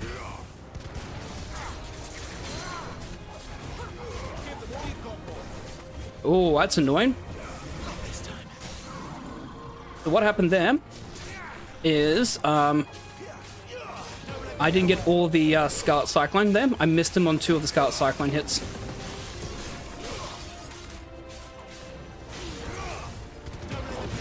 Which means I'm now slightly out of sync. He's going to use Thresh, but we've got him down. Cool. So long as he doesn't get Thresh off. Thresh off is Thresh is a really annoying ability attack that he does, where he basically hacks and slashes quite often.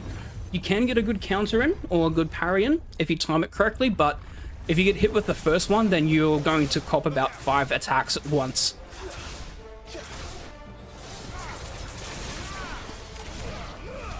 So we'll end up taking them out. Nice.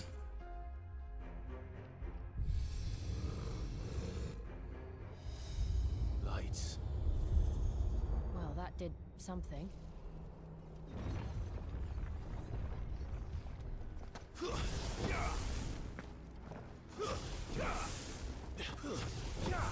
So we've noticed that there's a mural off in the distance that we want to get to over there, so we're going to have to try and activate a pathway there. That's what we're doing here.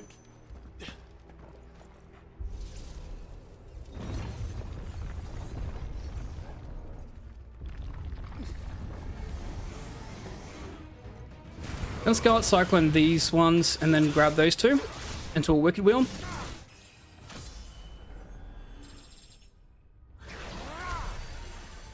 So you can obviously deadly embrace them all together, but obviously the more enemies that you have to bring together, the longer the fight is. And considering that they spawn pretty close together, and those little specters will die to a single ability, we just combine the 2 abilities together instead of having to group them. Whereas the Threshers, for instance, we actually did have to group them because they wouldn't die to a Scarlet Cyclone or Wicked Wheel. We have to do the combination of the 2. Okay. I'm going to level up Rook's Gambit, because that's going to become a very, very powerful ability that we're going to be using in the fights coming up. So basically, this is the hidden... Oh, this is basically the final chamber. And basically what we learn here is we learn of this divine being known as Ultima. Is somehow linked to the Dominance. We get a massive migraine. And then we go basically into our own head as we have to confront Ifrit.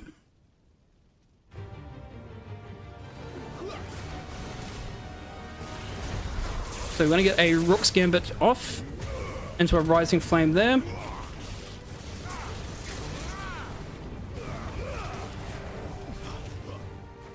Didn't quite get all the damage there I wanted, but still got the half stagger. Okay.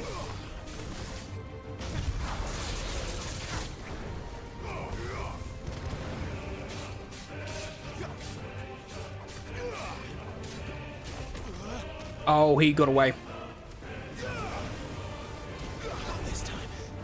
There we go.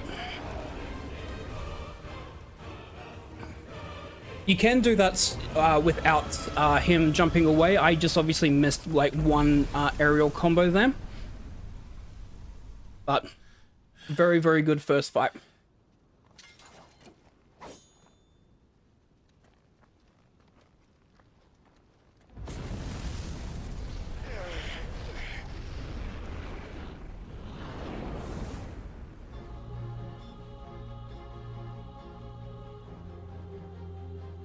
Now we're going to fight our shadow self.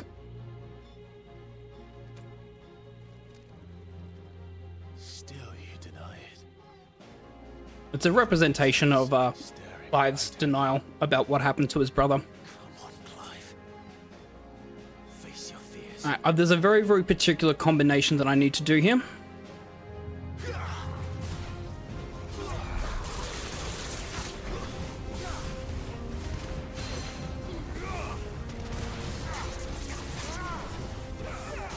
There it is.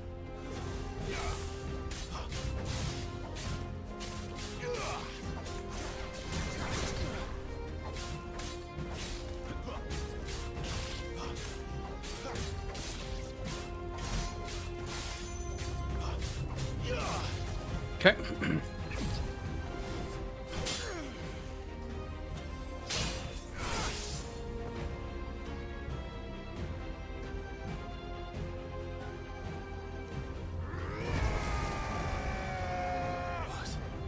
Oh, thank you. I do enjoy this game quite a lot. I have put over 2,000 hours into this game. Alright, we're gonna have to go for backup. What's the backup?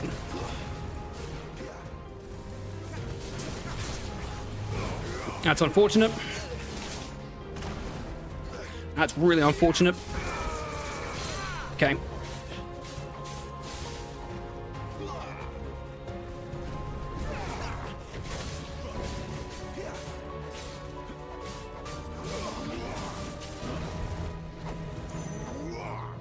So this is what I was referring to in regards to sometimes things just will go off the rails, unfortunate. Not much we can do there. Okay, just doing as much damage as I can to him whilst he's got Hellfire. So mistimed the Rook's Gambit there, mistimed the Rising Flame. We're still going to have to do a lot of damage to him in this phase though, so we can have a quick third phase. We are also, unfortunately, at risk of having a dumb stagger in phase 3, though.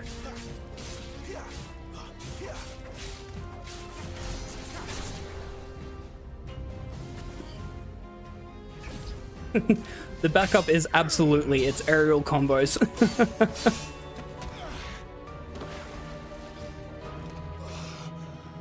When all else fails, aerial combo. At least try and do some damage.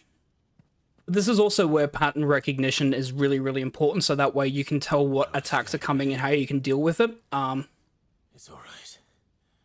I'm done running from you. Oh, Alu, thank you so much for the $15 donation.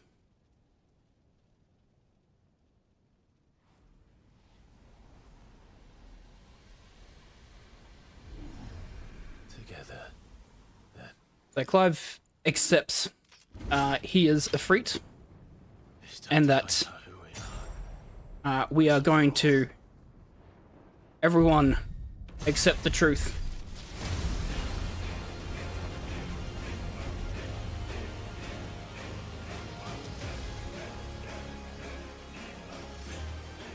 So this activates Limit Break. Limit Break is really, really powerful in this game. It can be used for two main things. Dumb Stagger.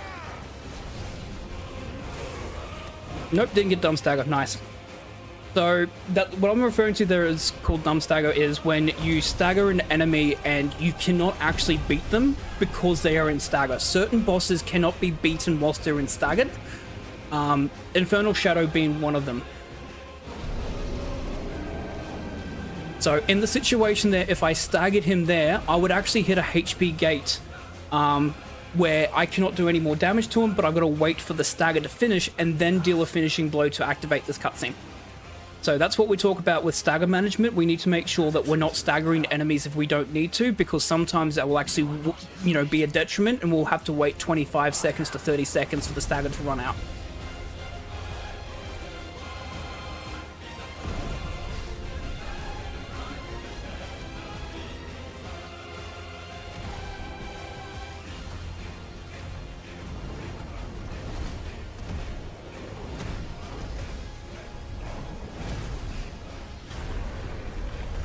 We have another epic kaiju fight as well. This one very, very straightforward though. It's just quick time events.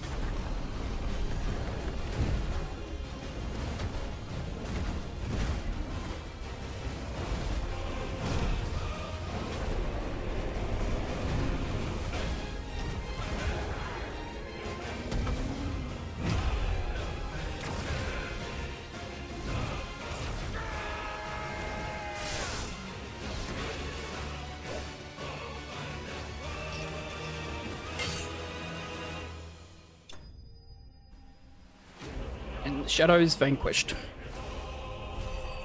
We have accepted the truth that we are Efreet, and we are going to start being able to use Efreet's abilities.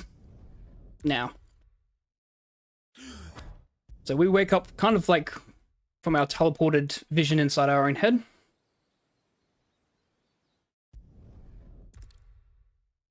Clive accepts that he is a Freet. That there is Kupka's mansion. So Hugo Kupka is the dominant of Titan, who actually was in love with Benedicta. Hugo Kupka has just received the word that Benedicta has been slain by Sid, and he is going to seek revenge. Return to East Pool. I promised the mayor I'd talk to him again about Lady Hannah, amongst other things. Though she may be loath to leave, I can't help thinking she'd be safer with Sid too. All right. We should arrange an introduction then. So Lady Hannah is one of the ladies that she actually gave us this equipment, which is basically was gifts from our dad that he was going to give us as being the shield of Rosaria. So since we are not the dominant of Phoenix, our goal was to protect our brother and be his shield. So he had always planned to have us have this equipment so that we could be Joshua's shield. Obviously, after everything that's happened, Lady Hannah kept onto the clothings and gave it to us when we met her in Eastpool. Eastpool currently is under attack. Before we do that, though, I have to do a big menu here. So we have Ifrit stuff now, which includes things such as Limit Break, but also Ignition. Ignition is one of the most underutilized ability. A lot of people don't actually realize how good Ignition is. It's going to be our mainstay for pretty much the entire of the run. It's good for not only just doing a lot of damage, but also it's very, very good in terms of movement as well. Thank you so much for the good luck. Ignition's a really strong move overall. It is. Yeah, sorry, a little bit late. Or I guess you guys are early. Yeah, my name's the Sid. I also run Final Fantasy 16 every now and again, but I normally just do any percent because I don't have enough stamina for something like this. But yeah, the Ignition's really good for cleaning up this segment. Yep, There's absolutely. so many enemies. We can just kind of grab everything and bring it with us. Luckily, we just got an AoE ability as well, Flames of Rebirth, which we'll be able to use to kind of bring the rest of the enemies with us and clean up the whole quote-unquote room, if you want to look at it that way. It'll simplify things massively. Absolutely. It's one of the... there we go. So here it is. So positioning ourselves there to basically clean up everyone. Of course, that's not bad, actually. I don't mind that. Yeah, I gotta learn this setup, because I definitely have a lot of trouble cleaning up the whole room with one FOR. Yeah. Yeah, this happens to me all the time. There's always that one guy that's like, yeah, no, I'm outside of your range. And it's also because they're targeting Jill and Torgal, and Jill and Torgal are just never close enough. Yep. Torgal, you can kind of cheese by making him jump at stuff, but Jill is probably always going to be out of range. Yep. Ow. It's hammer time! Oh no! So this is the only time that we're going to be using Gouge. We would love to have a better ability, but we just do not. And yeah. It's very, very good in terms of like dealing a whole bunch of will damage, which is what we're going to be using it for, and also building the our limit break as well, because the amount of hits that you do for it increases the limit gauge. Gouge is a free ability that comes with Garuda, and since we spent most of our points on the ultimate Flames of Rebirth, it's that or nothing, so we take it.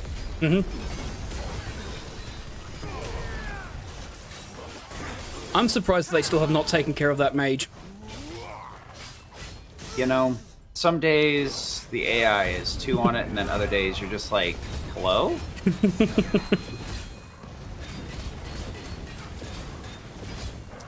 The limit break also serves a couple of purposes within the run. So not only obviously does it increase the damage that you have, but it's almost like super armor. Basically, you're not going to get knocked away. in it. You also will survive on 1 hit point whilst you're under limit break as well. So it's also really good, like an emergency. Oh, I'm getting beaten. I need to heal. And I need to stay alive for the next segment. The other thing as well is that it's really good at cancelling animations. So if you're knocked down on the ground, you can just immediately use a limit break and stand right back up instead of having to go through like the stagger animation.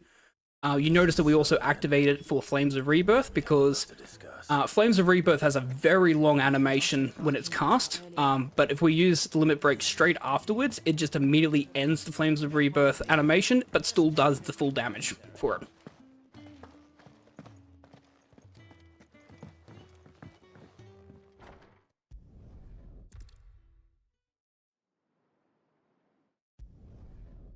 There's some points where you can use that to like double dip. You cancel out of the Flames of Rebirth animation, then you start spamming other attacks during it. It can get really out of hand real fast.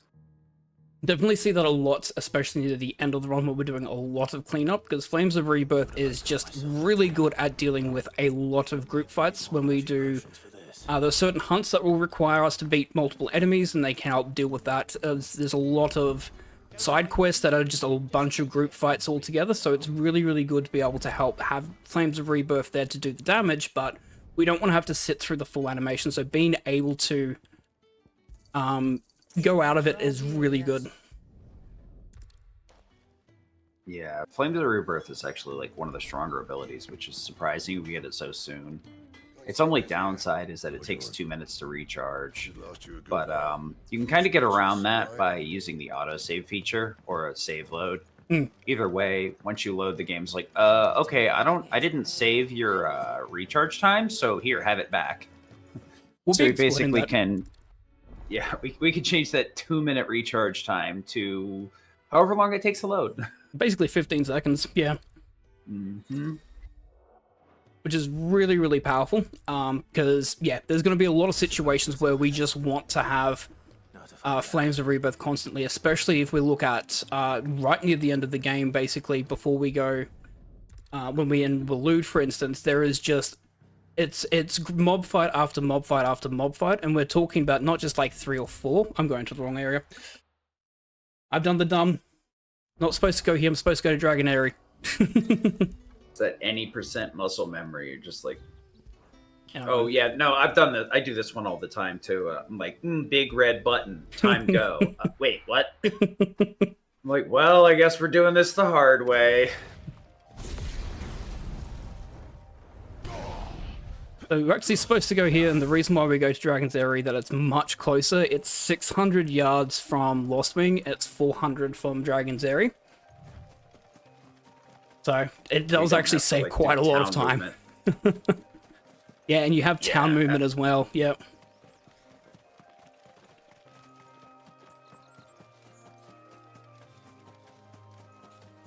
So in terms of the story, where we're up to, so we're making our way to Northreach because we're going to make our trek to Oriflamme, and we're going after the crystal there. Sid's whole goal is that he believes that the crystals are actually not a blessing but a curse, and believes that they're actually sucking the life force out of the world. So his goal is that we're going to go and destroy the crystals. So people don't have to rely upon them anymore. It stops needless wars and fights over that and for the bearers, and it will stop killing the world. But in order to get through, though, we have to make our way through Northreach, and through that we use Sid's contact here. But in order for us to get the rights to go through, they have a quest for us, because everyone always has a quest. You don't get things for free in this game. In order to get information and be able to make passageways through, you have to befriend people, and by doing that, you have to help them out with their problems.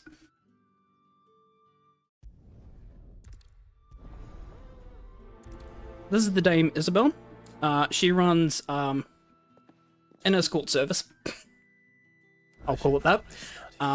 For the area of Northreach. She's obviously a good friend of Sid. She understands the Bearer's Blight. So one of her maids has gone missing after spending some time with one of the garrison members. And so she wants to find out exactly what happened to her. So unlike QMC% that we did for Really Really Longathon in December, we will not be doing these quests because they're not a requirement for all Renown or Chronoliths, because you don't get Renown for this one, and they disappear once we get to Oriflamme. So, slight update to the run. I would normally do these quests in QMC%, but not with this updated category. I should let Isabel know where I'm headed. Which is actually a bit of a shame because I actually really, really enjoy these side quests, even though we don't watch the cutscenes for them. I would recommend, especially these side quests here, I would recommend doing them because you actually get a really good sense of what actually the world is like, especially in this part here where bearers are definitely not considered to be on an equal level as other people. And you can see exactly how they're treated with these two missions coming up over here, which we unfortunately won't do, but they are fantastic missions. Yeah, the side quests in this area are particularly good at building the world and kind of setting the stage to show how slaves are actually treated rather than some sort of fanciful view of they're actually like, nope, they're just abused until they run out of life force and then left for dead. Pretty much. And they really kind of hit home. Some of the side quests can be a little bit less poignant, but these two are particularly good. Most of the side quests, especially later on, are really good with that as well, because the side quests, you actually get to understand how the world is evolving with every action that you take, and you actually get to see the impact of what happens in the world. So whilst you are doing a lot of good, you also see the negative impacts of everything that's happening as well. Yeah, imagine removing magic from a world that's entrenched in magic being a cornerstone and everything going good. Couldn't be. Weren't expecting any new branded until the new moon. So Isabel was last seen here in Moor, and she was taken to the ruins with the soldier. So we're going to find out where she went off to in the ruins. And find out, unfortunately, she was attacked by wolves. It smells of death here, Torgal. Wolves. We can't let them get any closer to the village. So this is, I'm going to showcase here why Ignition is definitely a very, very valuable tool to use. Unfortunately, dropped both of those. That was unfortunate. Yeah, I'm gonna have to use aerial combos. I can't use Flames of Rebirth here. Yeah, like I said, there's a 2-minute recharge time. The other weird thing is, like, Flames of Rebirth doesn't even clear this fight. Sometimes they'll have a little bit of extra HP left over. Yep. So, bit unfortunate. The thing is we... Sorry, go ahead. Go ahead. I was gonna say, the unfortunate thing with this fight is because it's uneven ground. And what you really want for Wicked Will is to actually have even ground, so that way you can grab all the enemies. If they're slightly out of range or they're slightly above or below, you don't get a full grab from the Wicked Will, so therefore they actually do drop out of it. If you get them in the right position, though, you can just go Wicked Will, and then Ignition, the first part of the Ignition, the burst of Ignition, actually does drag enemies in, so you can have a bit of leniency to be able to grab if they're slightly out. But you really need that Wicked Will to grab everyone, so you can go straight into Ignition and clear that fight immediately. Wicked Wield is nice in that regard, that it actually pulls the enemies in, and as long as they're all, like, within the Wicked Wheel when it ends, they get kind of dropped in front of you. Versus some of the other, like, cyclical or, round moves that'll actually push the enemies away. So if it lines up like that, but the problem is making sure they're all in range. Sometimes you have to grab so many enemies, you're just like, okay, please? Alright, I guess not. And sometimes just positioning is unfortunate as well, because sometimes you grab an enemy and then they're blocked by another enemy you've grabbed in, so you can't get them into a Wicked Wheel. Sometimes it's very, very precise. So that 2-minute recharge time is the main thing, is we don't have 2 minutes between there and where we're going. So we got to hold off on it, as weird as it feels. So this is the entry into Oriflamme. So if you haven't done all the side quests up until this point, the game does give you a warning saying, hey, you're about to go to an area and you won't be able to return back here. So the game does let you know this. So I would always recommend doing it before you go into Drake's Head.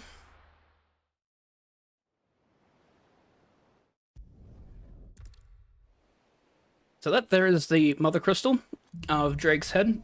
So our goal is to go into where the crystal is and destroy it. To destroy the heart of the crystal. Try to stay out of sight.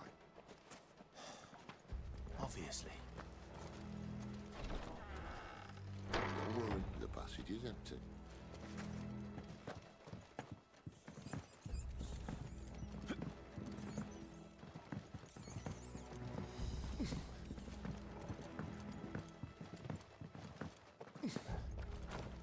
Leaping here is it's slightly faster because we're in stealth animation.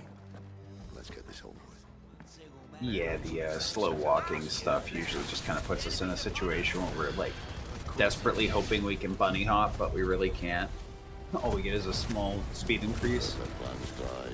Perfect plan. Alright, so I'm going to say goodbye to Flames of Rebirth for a little bit.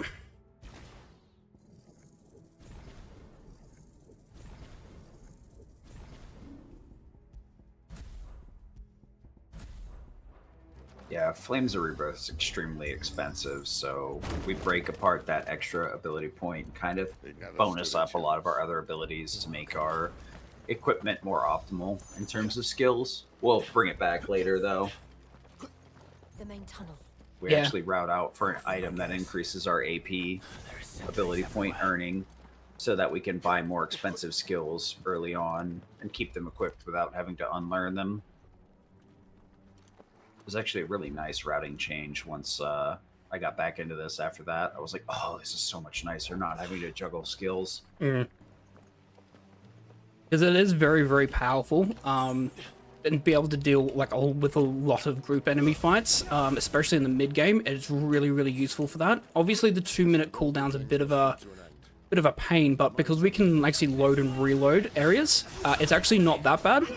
It ends up becoming like, as I said, like 15 seconds compared to like 2 minutes. I did not grab as many people as I wanted there. I whiffed on all of them. Yeah, sometimes Ignition just it is kind of hard to adjust, especially if you're not really sure what order or direction you're facing. Yeah, I was facing southeast there where I normally should be facing north, so I was a bit concerned about that. I was like, why am I going in that direction? That's not where I wanted to go. Yeah, you go to use the skill and then have a slight tilt in one direction. The game's, oh, you want to face the completely opposite direction? And you're like, no, please, where am I going? Well, at least I can say, I can't say it's not responsive.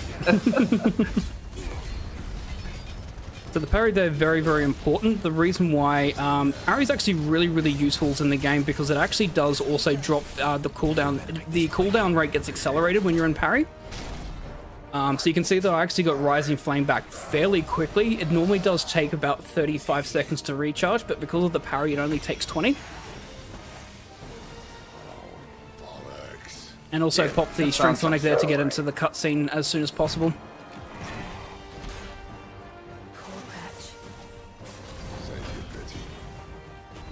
Cooldown management is like by far the most important part of this. Pretty much all the runs have extremely heavily routed fights. To the point where it's like, alright, this cooldown has to stop here, so a lot of the later fights turn into complete disasters if you use one skill out of order. Luckily, it's not super bad early on here. Come on. Yeah, so I'll rather get hit with that one, honestly. I don't think we covered it real quick. Part of the reason we're like popping limit too is it makes us pretty much invincible so we don't get knocked out of our attack, which makes it a lot easier to get those parries. Doesn't make it free, but it does definitely help a lot. We can get parries a bunch of different ways by using a normal attack or like charge for Burning Blade, but those are very high skill ceiling type things that make it pretty hard to get parries consistently if you're slightly off. Especially for a longer run like this, it's probably easier and more optimal to go with just letting the limit do its work, especially when we have plenty of fights to rebuild it. Yep. So that's our only concern, is making sure we have limit for certain fights. Yeah, there's a lot of management, not only from abilities, but limit management's key as well, because you don't want to be in a situation where you're starting off like a boss fight with no limit, because there's a lot of, especially for a lot of early boss fights, there is a ton of free damage you can do on enemies at the start, and you really want to have limit available when you're doing stagger damage, because obviously not only are you doing more damage because of stagger and its multiplying increases there, you do more hits in a standard ground combo. With Limit Break anyway, so not only are you doing more damage because it's more powerful, but you're also doing the more amounts of hits as well, which in turn also increases the amount of the multiplier that you get as well. Man, rooms like this just feel so good. The trick is to try and get everything on that ignition and drag it over to the door, but sometimes the enemies just do whatever they feel like. Yeah, it's a very specific position there, because you want to drag some enemies over. There's two that's on the left raised area, there's one that's on the right raised area, and sometimes they're just not going to be available for the Wicked Wheel, so for the Deadly Embrace. And so you kind of have to like navigate to them whilst you're doing that. Yeah, you watch like world record runs and you see some of these rooms and you're like, oh, that looks easy. Trust me, it's not. These rooms are really chaotic. And some of the higher tiered runners are actually really cracked at getting some of this stuff done. It's rooms like this where I wish we were able to keep it Flames of Rebirth, but buffing all the other skills is so much more important. So the unfortunate thing with Flames of Rebirth, obviously, not only is it a long cooldown time, but it's pretty much really useful for group and mob fights only. And then there are certain fights, like we've got a fight coming up here where we've got another hammer enemy, and Flames of Rebirth doesn't really do much damage against them, so we'd rather prefer having something like Rising Flame available to do as much damage as we can, as well as having a way to deal with all the group and mob fights at the same time. Yeah. The other thing, too, is really beating around the bush with it, but Flames of Rebirth does have a limited range, even though it seems like it's infinite. That's part of the reason why we dealt with that first fight the way that we did, bringing all the enemies together and or cleaning up the ones that were periphery. But yeah, like, basically we used Wicked Wheel into Cyclone, so we just bother putting those both on Garuda, because Garuda's other options, like Rook's Gambit's really high skill expression. Getting the counter timing on Rook's Gambit can be really stressful, so a lot of runners avoid it. It's honestly very good, but it's very high risk, high reward type situation. You hit a Rook's Gambit, you get a bunch of will damage and stagger, and it recharges in like 5 seconds. You miss it, you do almost nothing, and then it takes like 20 seconds to come back. Yep. So we opt to go for Cyclone and Wicked Wheel instead as our combo. And we stick with Rising Phoenix because it's a nice, quick recharge, pretty high damage, and then Ignition does what it says on the tin. It grabs everything and drags it to where you want it to be. Yep. It's a pretty good kit for early game. Honestly, a lot of early games in speedruns either suffer from having like really poor options or just like one good move. Luckily, 16 has a very good balance between early, mid, and late in terms of skills. Yeah, Rising Flame and Ignition are that good that we pretty much have it for pretty much the entire run. Like, there's a use for Ignition for the entire run. The Ignition does not get taken off because it is not only really powerful in terms of mob fights being able to group enemies, but it actually is not bad in terms of just individual damage as well to bosses. Flames of Rebirth obviously is very, very powerful and strong, so we do use that in the end game as well. Because we're going to go through pretty much just single boss fights near the end of the game. And so having that, being able to just do damage to a single enemy, and it's fairly consistently strong damage as well. It's actually impressive how much damage you can get out of a Rising Flame even in the end game. Yeah, for sure. Like, Ignition's so good, we even put on the accessory there to increase its damage that we got from the Axe Trooper a minute ago. You know, I forgot to do something. I forgot to do the charge magic as well after this fight. Yeah, charge magic is the upper leveled one is nice, but in a lot of fights it's only needs the base charge magic. The higher level one just charges faster. I don't really believe there's any damage increase. No, But it just there's a lot of flying enemies and stuff where like you kind of just have to sit down and wait. So we pick up charge magic to actually be able to do stuff.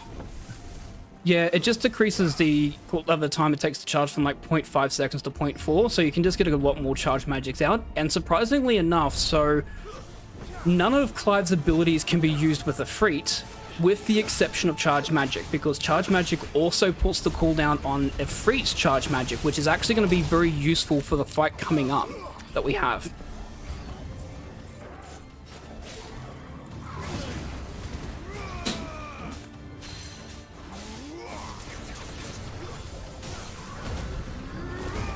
So that's another use of the limit break there, is using that so we can basically stop the animation of the stagger on the Lich.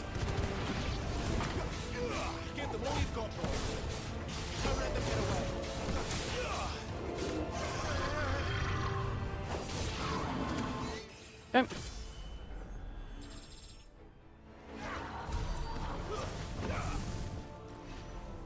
Alright, is the dragon gonna be nice today? Never nice. It's a dragon fight. They all stink.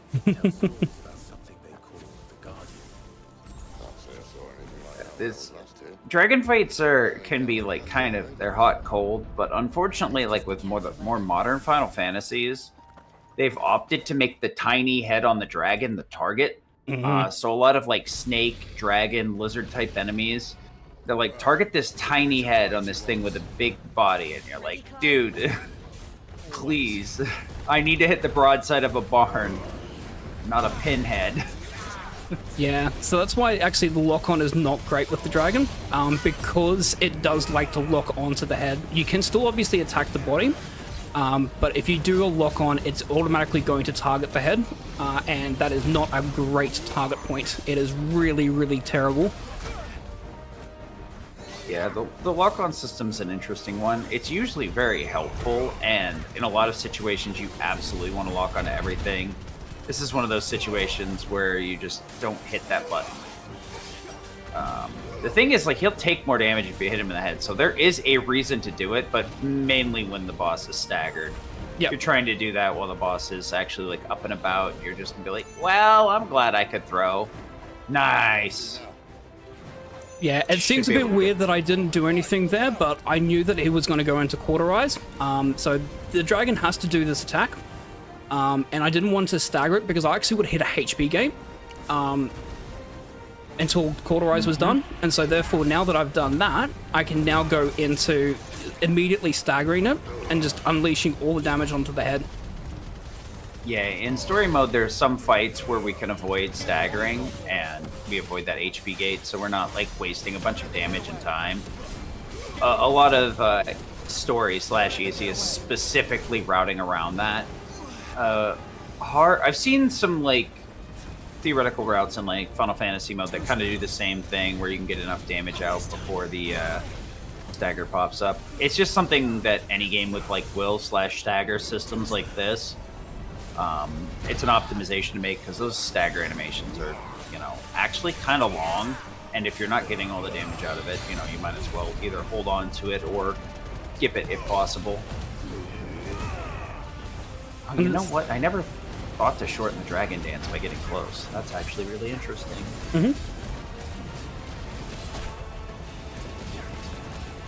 This phase he should be low enough on HP that we can just burst through here. Yep. He will get up and do like a dragon dance or a cauterize again, as long as if we let him loose, but looks like we're good. Good enough, good enough. Yeah, that's not bad. GG.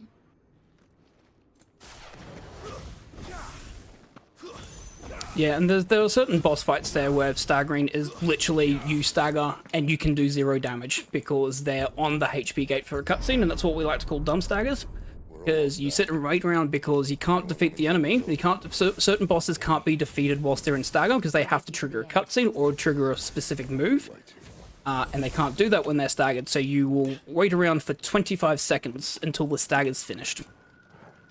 Yeah, it can be doubly worse too, because then the phase that you actually want the stagger in, the enemy is going to put out some more powerful attacks, and some of them will just make it impossible to hit them. And you're like, well, that was fun. I'm glad I could lose 25 seconds and all of my sanity.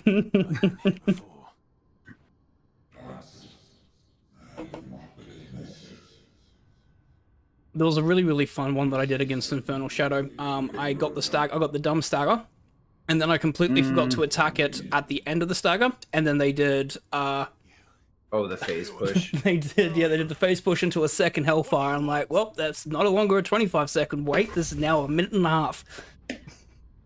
To be fair, like Infernal Shadow, I think is like one of the hardest early game bosses I've ever had to fight. Like him and not Gene and Sod. There's like a few other like action RPG bosses like that are huge difficulty spike, and then it goes back down, and Infernal Shadow is it. It's that weird peak because you don't really have enough skills to make it super easy. You don't have your limit just yet until after the fight. And since we have to do Rook's Gambit counters, if you don't hit all those, the fight just turns into an absolute savage free-for-all. Yep. So I patiently waited there because I wanted to have that area of effect magic spawn first. Then I can immediately lunge forward and then just grab everything into a Wicked Will. Because if you move forward, he does target you where you are with those magic attacks, and then you have to try and dodge them as well as grab the enemies, which just makes that just really annoying. But if you just wait still, there's always going to be room at the top to have a safe point to grab the enemies. Yeah. If you don't do it that way, I just kind of have ADHD, so I just rip it immediately. You cannot grab all of them. You can grab all but one of them, and then you're like, all right, well, I guess I'll kill most of them and kill the other guy. Because fortunately, like, a lot of the things that hit you in this game, while you're in an ability, it can't be canceled. There's very few things that can cancel the ability outright. And if you get hit before an ability, the game usually just stops it from activating. I'd say, like, in terms of combat, 16 is probably the best and least punishing of the modern action-style games that Square's been putting out in the Final Fantasy franchise. Yeah, they're very generous with a lot of the abilities. A lot of the times the abilities can't be blocked. There are only certain groups of enemies that have the ability to break you in your middle of an ability, because they have like a we'll see a couple of tortoises that we'll have to fight. They have like a magic armor, so if you hit their shell, you actually immediately lose the ability, which is annoying. That and Hugo Kupka, because he has a block ability. Outside of that, there's not really many enemies that can stop your attacks. So you're they're pretty generous with the abilities. Not only do they obviously do great damage, but most of them are pretty much unblockable.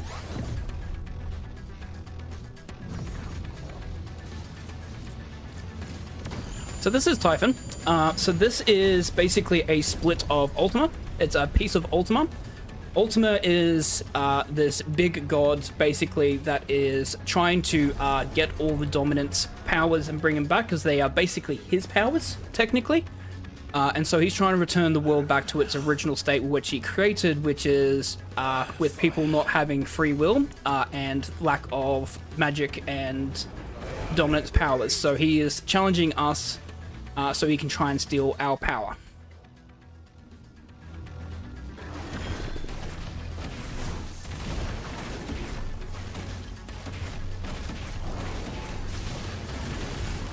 So introducing the first ground combo that we've got. This is the main combo that we're going to be using with Ifrit. It's 4 hits, enter Fireball. We'll be using this a lot, but Typhon actually like has such lethargic and slow attacks. We end up having to like dodge out of the way of a few of them, and instead of doing the full combo. This should go fairly quick. This first phase is pretty simple because they're trying to teach you like the actual combat mechanics. Kind of like the first time we've actually been able to play with a full-ish kit of Ifrit.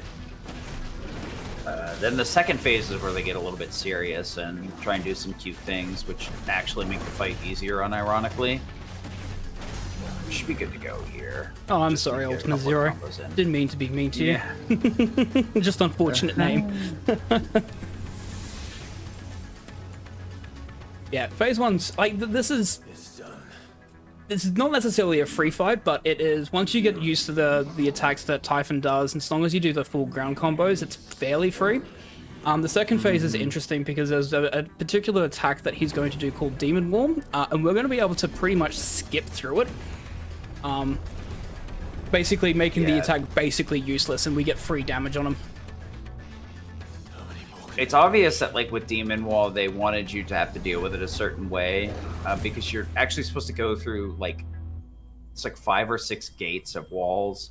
They'll actually have, like, an opening, and they kind of want you to move back and forth between. But you can actually get to the other side of the walls and just kind of ping with magic.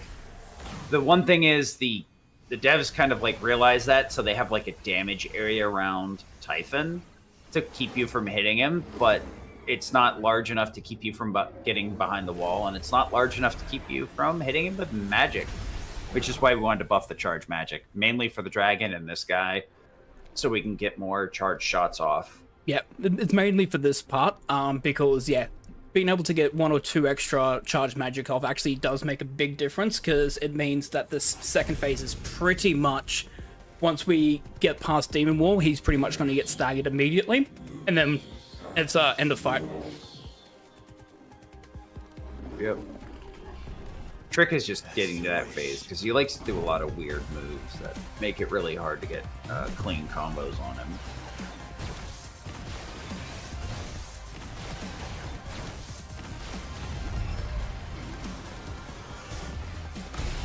Oh, I knew that was a bit close.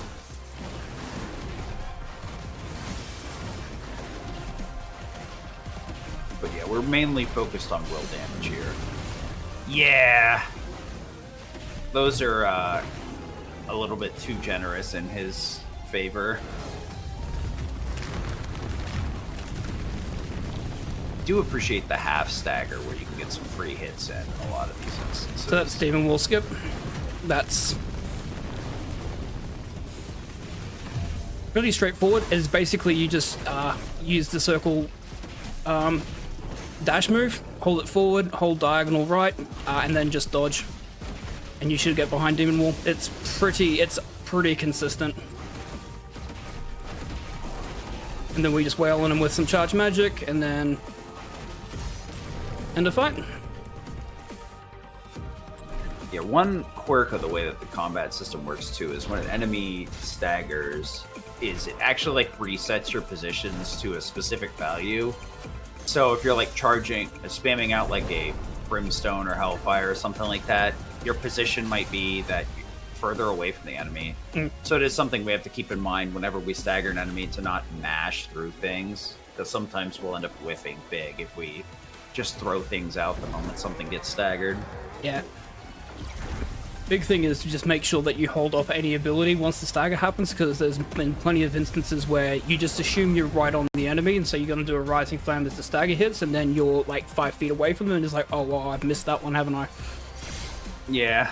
You're like, oh, well, that was a fun time to learn. I don't like learning anymore.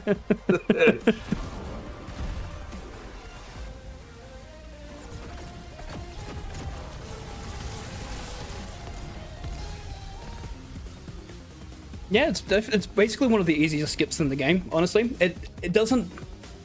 It's actually very, very surprising how long it actually took us to discover that we could skip it. Surprisingly enough, I think it took us like 5 months. It was like, oh, actually, no, we can skip this. Oh, okay, cool, easy.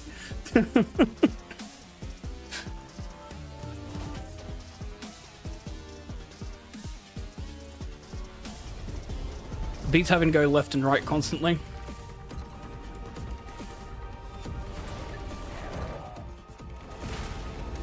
This is actually like the point where like Ifrit fights get somewhat interesting and fun. The first one with Garuda is kind of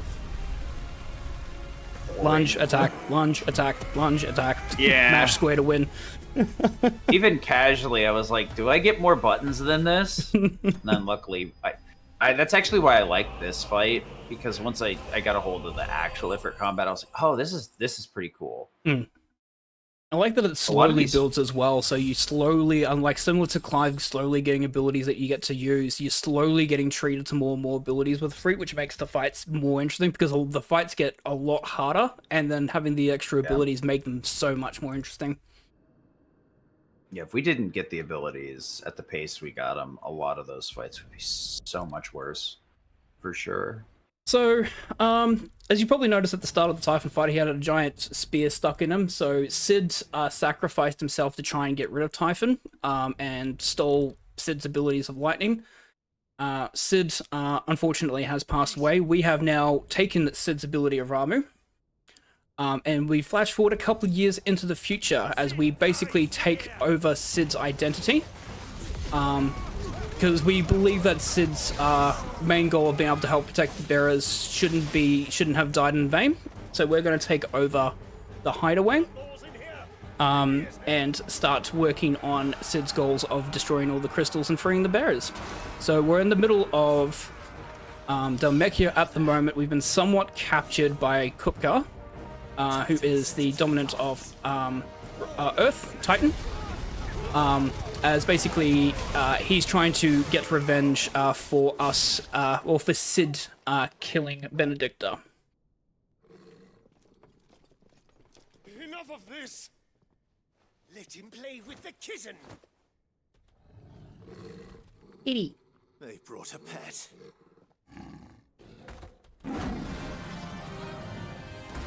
Is the kitty going to use Savage today?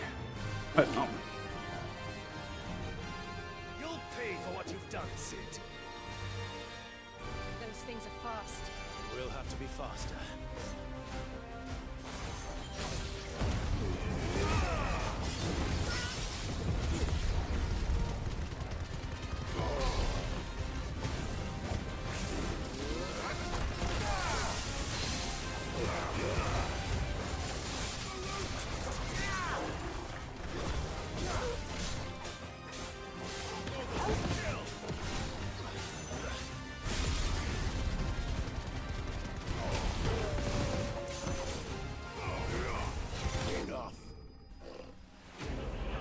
Good fight. There's an attack that Republican War Panther can do, which is called Savage. It's basically got super armor, and it does a whole bunch of leaping attacks at you and just wastes a lot of time. If you're able to stagger it before it hits half HP, then it won't do that move, and you should have enough to be able to defeat it.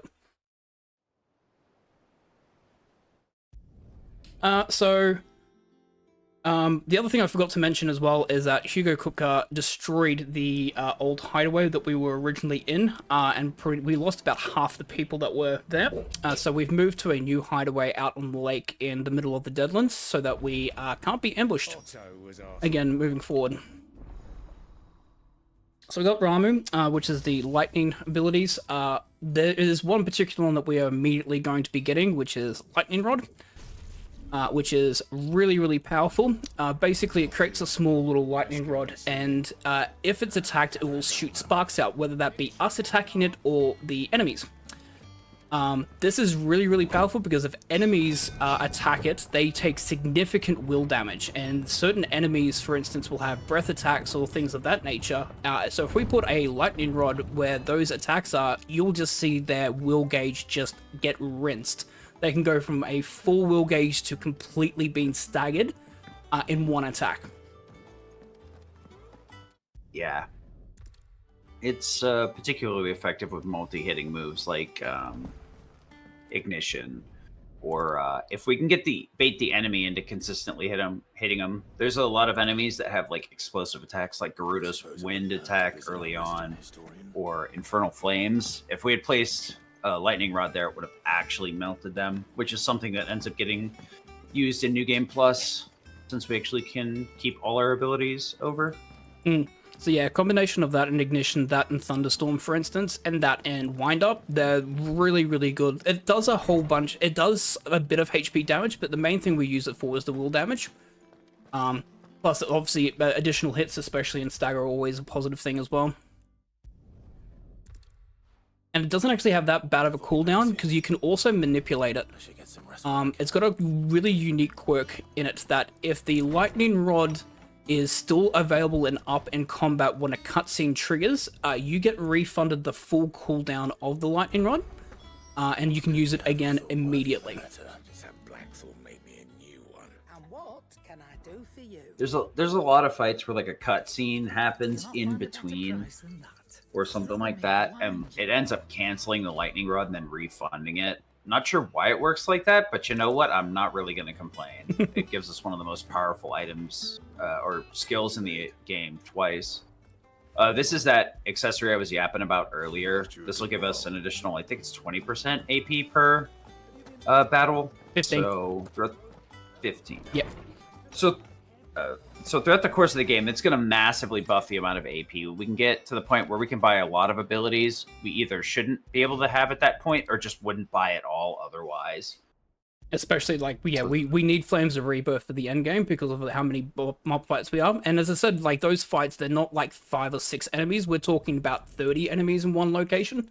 So we absolutely need Flames of Rebirth to be able to get through those fights consistently.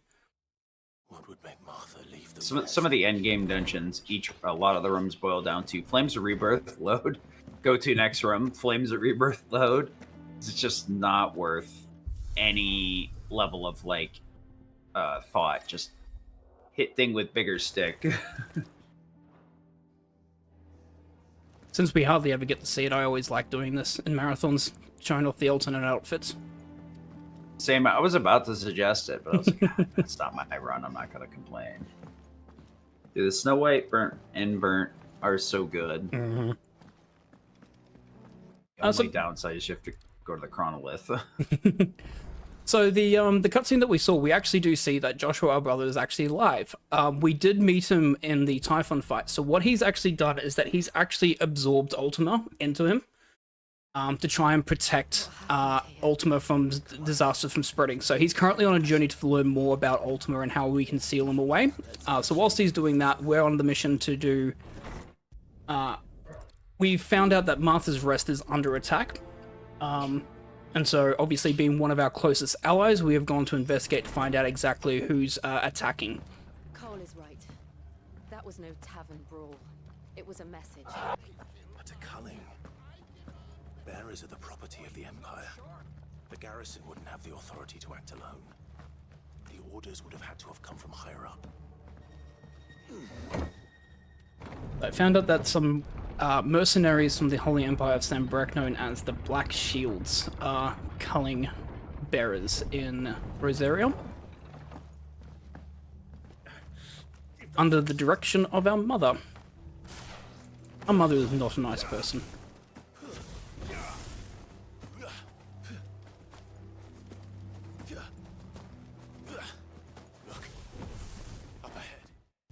So Martha is injured. She was trying to protect some of the bearers. The Black Shields are making their way to Glaymont Abbey, which is where we went to earlier in Martha's Rest, which is basically obviously a shelter for injured and dying bearers. We found out obviously that bearers become petrified when they lose their ability to cast magic because their lifeblood is being drained. Are we too late? There might still be someone inside. The unskippable cutscene will be close to, I think, hour 8 or 9. There is one particular cutscene we can't skip, and it's a 6.5 minute cutscene. Oh, went too far.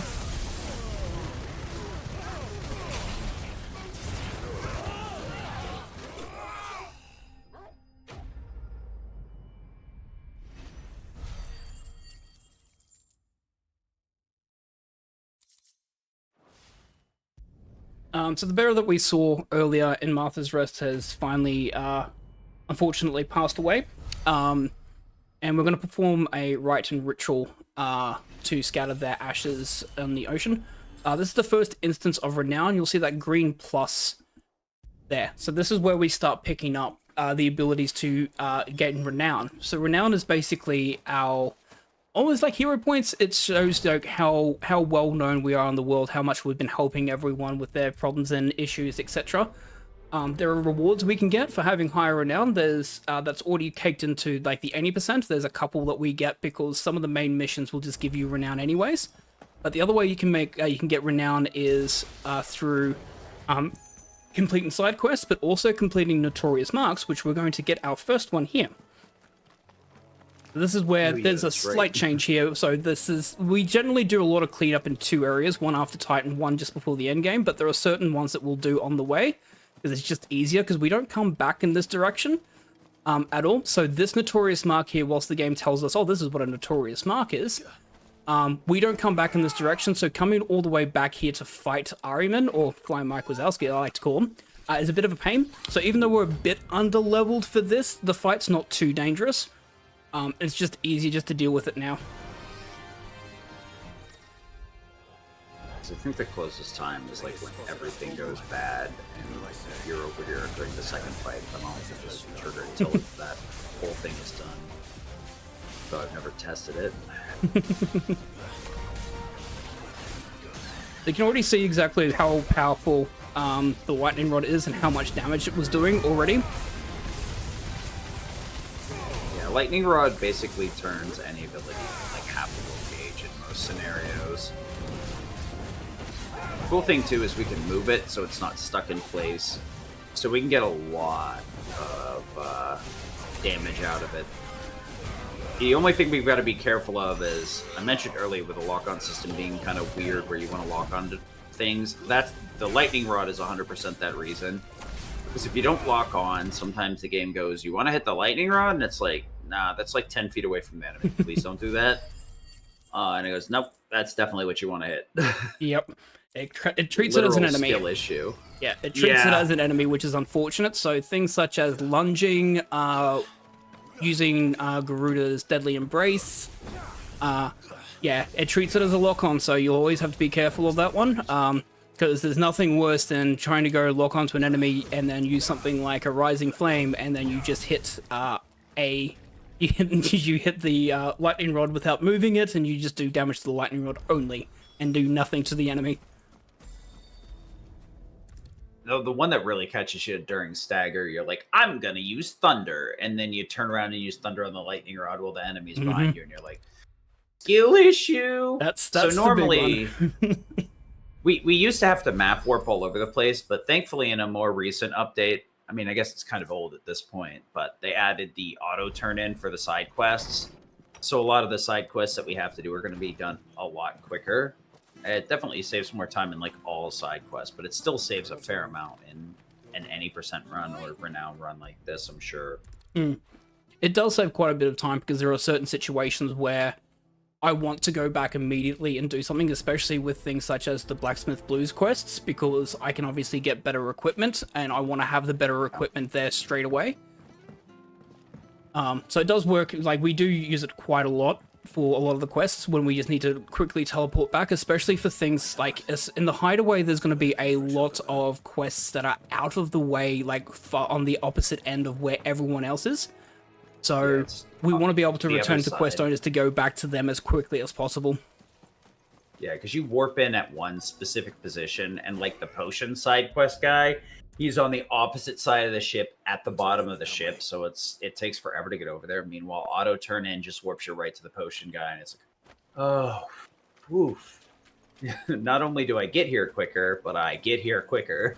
It saves, honestly, it saves a minute. Like, because that's how long it takes you to actually get to the potion guy. So if we didn't have that, we'd have to warp into the Hideaway. We could potentially turn it in with a bunch of other quests, but some of the quests... Yeah, the min-maxing on that is... Yeah. The problem with a lot of this is routing what quests that you want to do at what time, because certain quests are actually locked by other quests, and so you can't grab every quest available. So you have to plan out exactly where... what quests you want to take at what time, so that way you can... I'm just focusing here. So you can make sure that you're turning in the quests at the right time. Yeah, that's why I stick with New Game Plus, because I can't be bothered to think that critically. I just want to hit button, see big number go burr. I gotta get back to Final Fantasy mode on this. It seems like it should be pretty fun, especially with level 60 cap at the start. Yep. From 50. Very, very basic fight. Very straightforward. Having the access to Lightning Rod and Thunderstorm there just makes that fight pretty free. We have Ambrosia, a squeaky chicken. Yeah, Burb go fast. Burb go very fast. Ambrosia is super nice, actually. Ambrosia is so quick that even in any percent we grab Ambrosia. Initially, it was a small time save, but there's some really cool movement tech that is actually kind of like skill intensive that makes Ambrosia save a lot more time. I'm so glad that we actually have movement tech.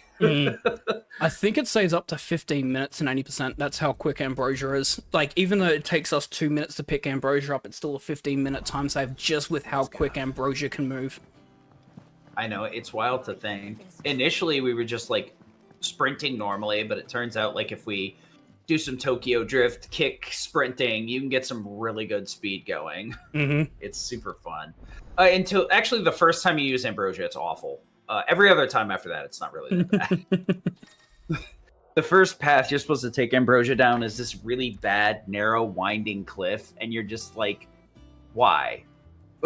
It's immediately the worst movement in the game. It's the first movement you have to do with Ambrosia as well. It's very rough, but at least it teaches you exactly how the movement is supposed to work. Yeah. It definitely gives you like a very high skill check so that you can get used to it quickly. Luckily, the rest of the places are pretty quick overall, and you don't have to like overthink it too much. But I'm sure we'll be able to use that Ambrosia for these next few segments as well. So we don't use Ambrosia here because we have a walk and talk animation. So Jill is having a conversation with us, which puts us in walk and talk animation, which is unfortunate. That's also unfortunate. Yeah, when you pick up Ambrosia while you're walking, Ambrosia just kind of sidles. You can't make Ambrosia run, which is kind of frustrating. I'd say this is probably like one of my bigger gripes with the game is that you just walk during dialogue. But I mean, it's definitely not the only game that does it. I love 16 overall, but there are a few things that if I could whine about and have it changed, I'll continue to whine about and assume it'll get changed, despite it never gonna happen. I'd love if they just returned the cutscenes that we were able to skip originally. Now we can't. They added 2 extra cutscenes that we can't skip. That was a real weird one. They're like, okay, we'll give you this, but we're gonna take that. And you're like, does it have to be a trade? You don't think these firebrands the Empire is looking for could Completely walked past the person I was supposed to talk to. Yeah, because they gave us like skill sleeves so we can preset our skills ahead of time, which really is mainly for like New Game Plus. I end up using it a little bit early game because we cycle between what is it? The Heat Wave and Phoenix Wing, or Rising Wing is its actual name. So I like have it equipped to 2 different ones, but unfortunately for the rest of the game, there's no reason to like pre-equip stuff. Because as we unlearn it, it'll get de-equipped. This is a bit of that Ambrosia movement I was talking about. And you can't really... Yeah, you can't really tell with a good runner here why it's hard, but sometimes Ambrosia just kind of turns around and kicks the opposite direction. And sometimes she kind of gets stuck kicking in a specific direction. She won't, like, turn properly. So, like, we're playing a little bit safe here and just going with normal running for some of these. You might notice that right around the enemies, Ambrosia just starts super kicking, and then it kind of goes back down.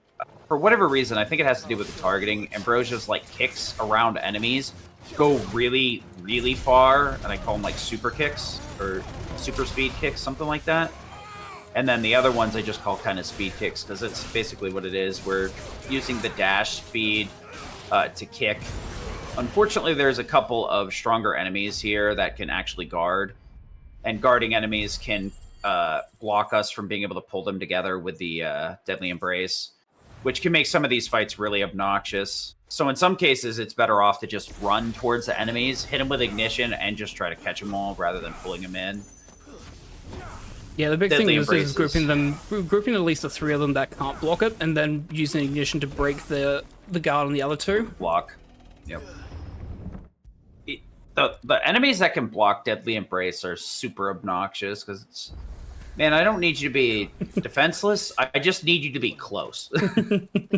You can come over here and block, and we're fine. Yeah, just stay with your friends. Yeah, the worst part is like when they activate the block. Not only does it block the Deadly Embrace, but it keeps them from moving for a little bit. So you know they're going to be there. I mean, I guess there's a positive to it, but there's a chance that they'll step forward, which they usually do, which will make your ignition hit longer. The fact that it's faster to do Ambrosia movement here is actually kind of wild with how short this little segment is. This just shows how fast Ambrosia is. Like, we are like, all right, I'm going to take the time to summon Ambrosia and then run up the hill with her.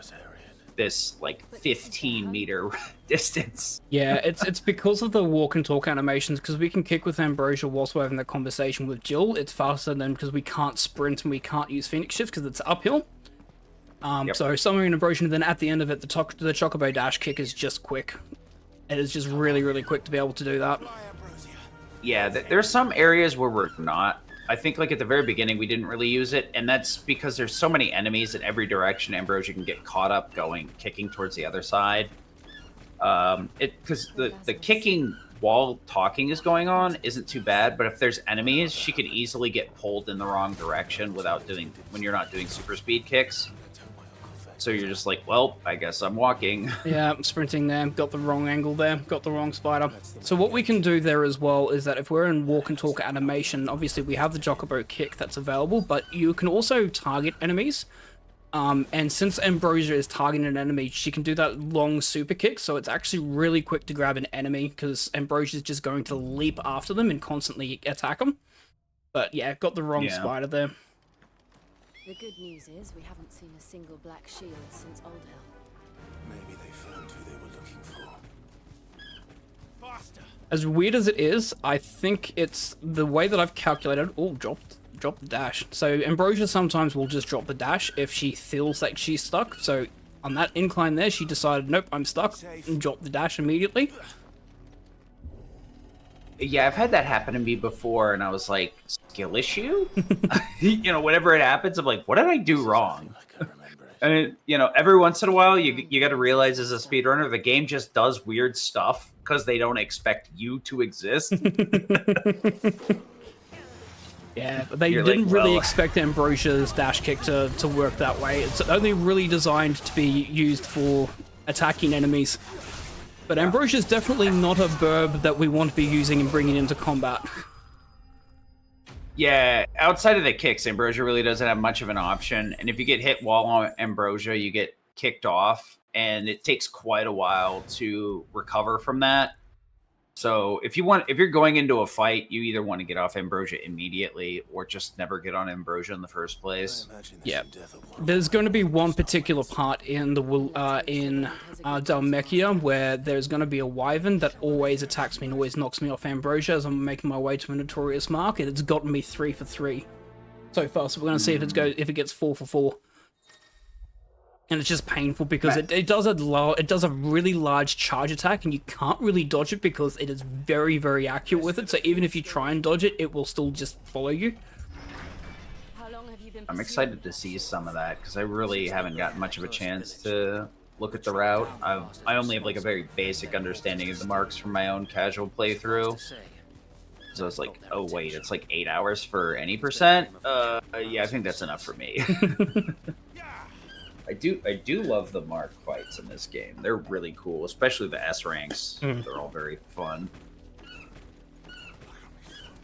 The interesting thing as well, especially with the endgame closures that we do with the S rank fights, there's pretty much only 2 ones that we're going to be having. I don't do a lot of ability changes because I need to have access to a lot of abilities that do both group fight damage as well as single fight damage. So I actually do keep pretty much the same 6 abilities for all of it. Interesting. Just makes it a bit more consistent. So yeah, that's what we're talking about with the enemies and the lightning rod there. So the wyvern decided that it was going to attack, and it targeted the lightning rod with its claw attack and just immediately just went down. Yeah, we position it so that it ends up hitting the lightning rod. You can tell whether you hit it or the enemy hits it, because it'll be blue if you hit it or yellow if the enemy hits it. Right here, we want to get these stupid wyverns together. We're trying to clear them as soon as possible so that our lightning rod stays. That's really our big concern, because lightning rod, I believe, lasts about...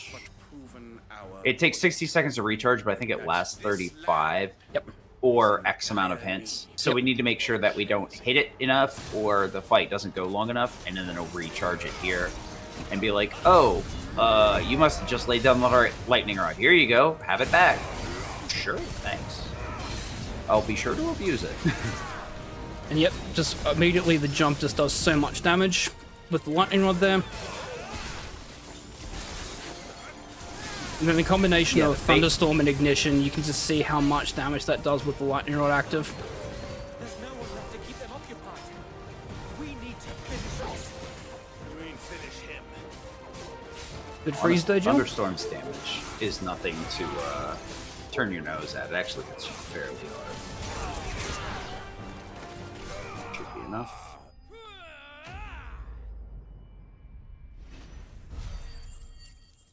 This fight's pretty peculiar too, because like you kind of want to unload on the Dawn Knight, or else you'll start jumping if he gets out of stagger.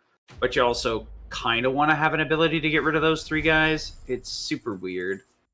Yeah, I accidentally did the Ignition. I was thinking about that. I'm like, probably shouldn't have done Ignition, just wait for Wicked Will to turn up, and that would have probably taken care of him. But having Ignition there is really good for the 3 at the end, but worst case, Wicked Will works there as well. I feel, I've thrown out that Ignition a few times and been like, doggone it, what am I doing? I know I'm not supposed to do it, but it feels so good. Just see the number, just see the red bar just go down constantly. Big number, go burr. So we made our way to Port of Solder. We're there because our uncle is here, and we're actually seeking our uncle out to be able to basically get access into Dhalmekia. He actually has contacts in Dhalmekia, so we actually are reaching out to him so he can see if he can reach out to his contacts to see if we can find out what's happening with Hugo Kupka. But Vivian can probably make an educated guess. Typical nobles.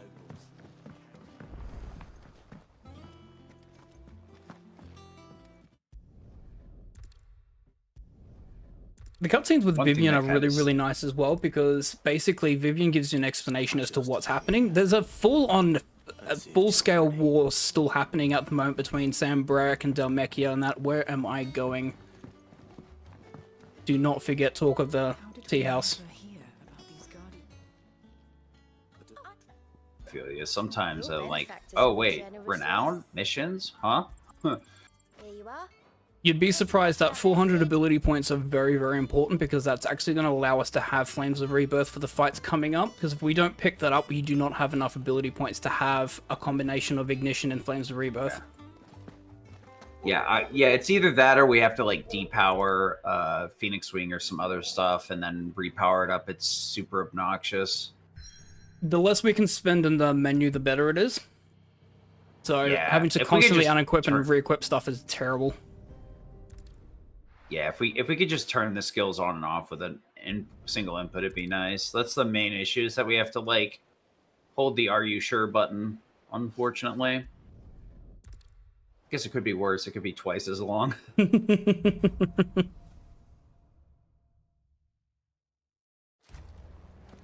always imagined when I came here it would be to reclaim it. Yeah, I didn't cast Thunderstorm this time. I've forgotten which one I'm on so often there, and accidentally cast Thunderstorm instead of Ignition. Yeah, I honestly like delay my Ignition a little bit here to see which one I'm on. There's a lot of the areas where there's no enemy encounters, we want to use Ignition if we have enough time for it to recharge, because it is the fastest movement in the game, as long as we at least the fastest skill movement in the game. The only thing is we want to cancel it out before the Sword Slash, because that does lose us a little bit of time, because we're held still during it. But you see the Ignition pops right back up here. So as long as you use it quickly enough, you'll get it back soon enough for it to not be an issue. Was that an earthquake? They happen all the time. Especially when you've got walk and Ignition talk is just- animation, like, you know, if you walk and talk animation, ignition is so good because you've got the full speed of ignition where you can't use things such as like Phoenix Shift, for instance, or like you don't in sprint animation, or you can't have ambrosia. Having ignition during those, you know, saves so much time. That's a bad position for that wolf. And on top of that, like the ignition on itself, like really doesn't have any limitations. Doesn't matter if you're going up or downhill or whatever. It works pretty much everywhere. That's the great part of it. So ideally we get this guy to run into the rod here. That's a pretty decent setup. To be honest, getting the Minotaur to like hit the rod and then do this particular follow-up is not as simple as it might look. There's a lot of these fights that are looking a lot easier than they actually are, honestly. This is the first instance of us reloading. The main reason why is I want all my abilities active for the next fight, and all of them are on cooldown at the moment. And even if I take my time to go up here, half of them will not be available. Things like Thunderstorm, for instance, has a fairly long cooldown, and I need to have that and Lightning Rod available. I want to say Thunderstorm is like somewhere between 40 to 50. I can pull up my game if I actually. You know what? I will pull it up on the other monitor so I can see what the cooldowns are. Luckily, in one of the more recent updates, they actually added the cooldown time for everything in the menu, so we didn't have to guess it or reverse engineer it, because they had some accessories that reduced cooldown by like 10%. So we're like, oh wait, this tells us the cooldown number. You can do some really interesting, cute stuff here with a lightning rod during the that breath attack, but sometimes it just doesn't work right. So we go with a slightly different route here that's a lot safer. Yeah, I'm always too early with the Scarlet lightning Cyclone. rod plus the breath attack. The goal there is to try and get the Scarlet Cyclone hit, so it can recharge faster, but the other interesting thing about the Morval fight is you'll notice that it's on stagger, but it's not staggering. It cannot stagger at this point. It's actually locked out from staggering because I did enough damage to it where it has to trigger all of these attacks because its HP is low enough. Now it will stagger. So if you do enough damage in the first phase when it's got all those tentacles out and attacking, and you get it down to stagger, if you get it down below half HP, it will no longer stagger because it needs to do all those 3 moves. It has to do Acid Rain and Wild Rage. Once it does that, then it's free to stagger, and then it's a free kill from there. Yeah. You actually have to be careful with that setup, because if you get a little bit too aggressive, you can end up getting the boss into that kind of a glitchy state where like it'll never stagger, and you have to like stagger it multiple times to fix it, or never die. It's super duper weird. Luckily, we didn't get to see that. That one's a real like why moment. Yeah, that's a 2.5 minute time loss because there's not much you can do.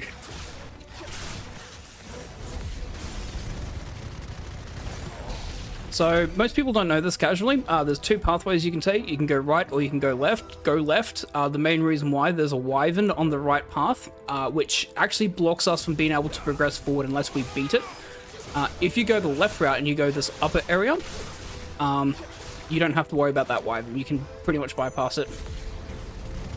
Yeah, I had a feeling. Plus, like, we do have to kill these to get through the doorway, but we just pull them all together and ignition our way towards the exit.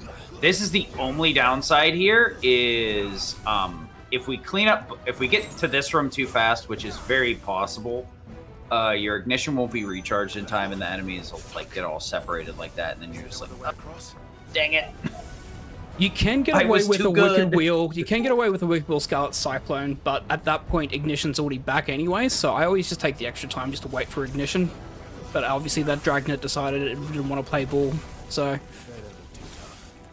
Yeah, because it's like, damned if you do, damned if you don't. You hit him with Wicked Wheel Flame, you're done, and then you're just doing the ignition after, so you're kind of like, 61 half dozen the other moment. This is another one of those rooms where grouping enemies is super important. Bombs are fairly bulky, so we need to try and set this up in such a way where we get pretty much everything hits the bombs. That's why, right there, actually, is why I mentioned earlier that like Wicked Wheel pulls enemies together and places them in front of you. Despite what it may look like, the Wicked Wheel groups enemies and then drops them in front of you once they land. So you can actually follow up with a Rising Phoenix there, the uppercut, because it drops everything in front of you. So you can get some really cute combos with that in mind. Uh-oh. It's a jumpy boy. Yeah, it went right over my head. Been a while since I've seen him hop, I'm gonna be honest. It's normally consistent, but I think it was just a fraction too late. I want to hazard a guess that's what it was, but it's kind of hard to tell, honestly. Surprisingly enough, that jump move is actually, it's a massive hitbox, because the entire time that it's leaped, it's parryable, which is why I had to go for the lunge there. Because it's a fairly big hitbox, but I got the exact timing where he was just out of range. Yeah, so there is a Mithril Wristlet here, which is a pretty big defensive buff that you could use for mostly the entire game, but really don't need it, especially since we're gonna have to do a lot of side quests where we get craftables and stuff anyway.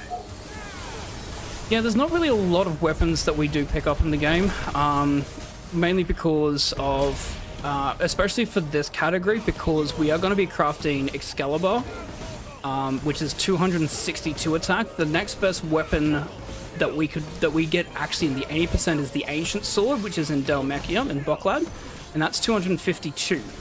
So the Excalibur Sword that we're going to be picking up after the Titan fight, for instance, is actually like going to cover us for a very long time until I think we pick up Masamune in Waloed, for instance.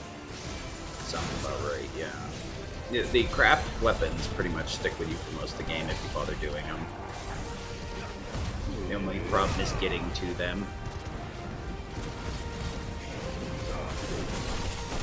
Yeah, so there's nothing we can really so good. do about the... There's nothing much we can do about the rage attack there, unless we stagger before it starts. There's just some attacks that are always going to get through regardless. Half stagger and stagger actually can't stop them. They're completely, quote-unquote, invincible until they fully finish. Which is good because it means you can do a whole bunch of damage to them, because some of the attacks are like really, really good in terms of like just getting free damage out of it, but obviously, yeah, not much we can do. Yeah, it factors into our skill routing as well. So we can actually factor that into how many seconds we gotta wait for things to recharge. Picking up Flames of Rebirth here because it's just good. Oh, this next room's a lot of enemies in a fairly big room, so it'll speed this up just a little bit. There's a lot of big rooms here that we have a long distance to travel, so using Flames of Rebirth here is actually pretty nice. Otherwise, we can take care of like half the room, and then we gotta walk to the other half. So this way we can just kind of stand in the middle and nuke most everything. Oh, hi, Shrey. The best water would be nice, please. Thank you. My roommate. Alright, so I'm getting all the enemies to spawn in. Yep. And letting these enemies on the far side come through here, and then... Yeah. There's a couple of enemies that come through this door, so we just want to try and get them to spawn. The way I do it's a little bit more unga bunga. And I just blow everything up and then make the enemies at the door spawn immediately, then go to them. That's actually not a bad idea, because you can do that and then you can like launch towards them. I actually might think of doing that. Yeah, I stole that from Yitta. I'm not even gonna I'm not even gonna cap on that. Yitta's got a lot of interesting stuff. The only downside of following Yitta's run is Yitta does a lot of high skill parries that I kind of had to work around with, like limits or burning blades. Or just getting punched in the face 90% of the time. Yeah, there's a lot of really cool optimizations in this game that you would be like, huh? You know, you just would not think are the right option. But there's a lot of skill expression, honestly. Yeah, this is the only downside of having like Flames of Rebirth. These rooms are kind of stinky.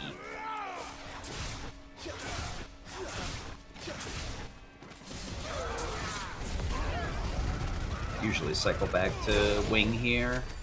I know it's not right, but it's just better to have the extra damage because I'm bad. A lot of these rooms, like, there's enemies just out of reach, so we have to play it a little bit slow to get through everything. And so I swore that he would die by my hand. I understand. I face my demons. We're nearly there. Just one last. Yeah, the one nice thing is the dungeons are just sturdy with potions and high potions and stuff. So even if you need to heal, they'll get refilled, and even if you're not using your healing, it'll automatically use them. So it's fairly hard to run out of HP in at least story mode. Maybe not so much in action.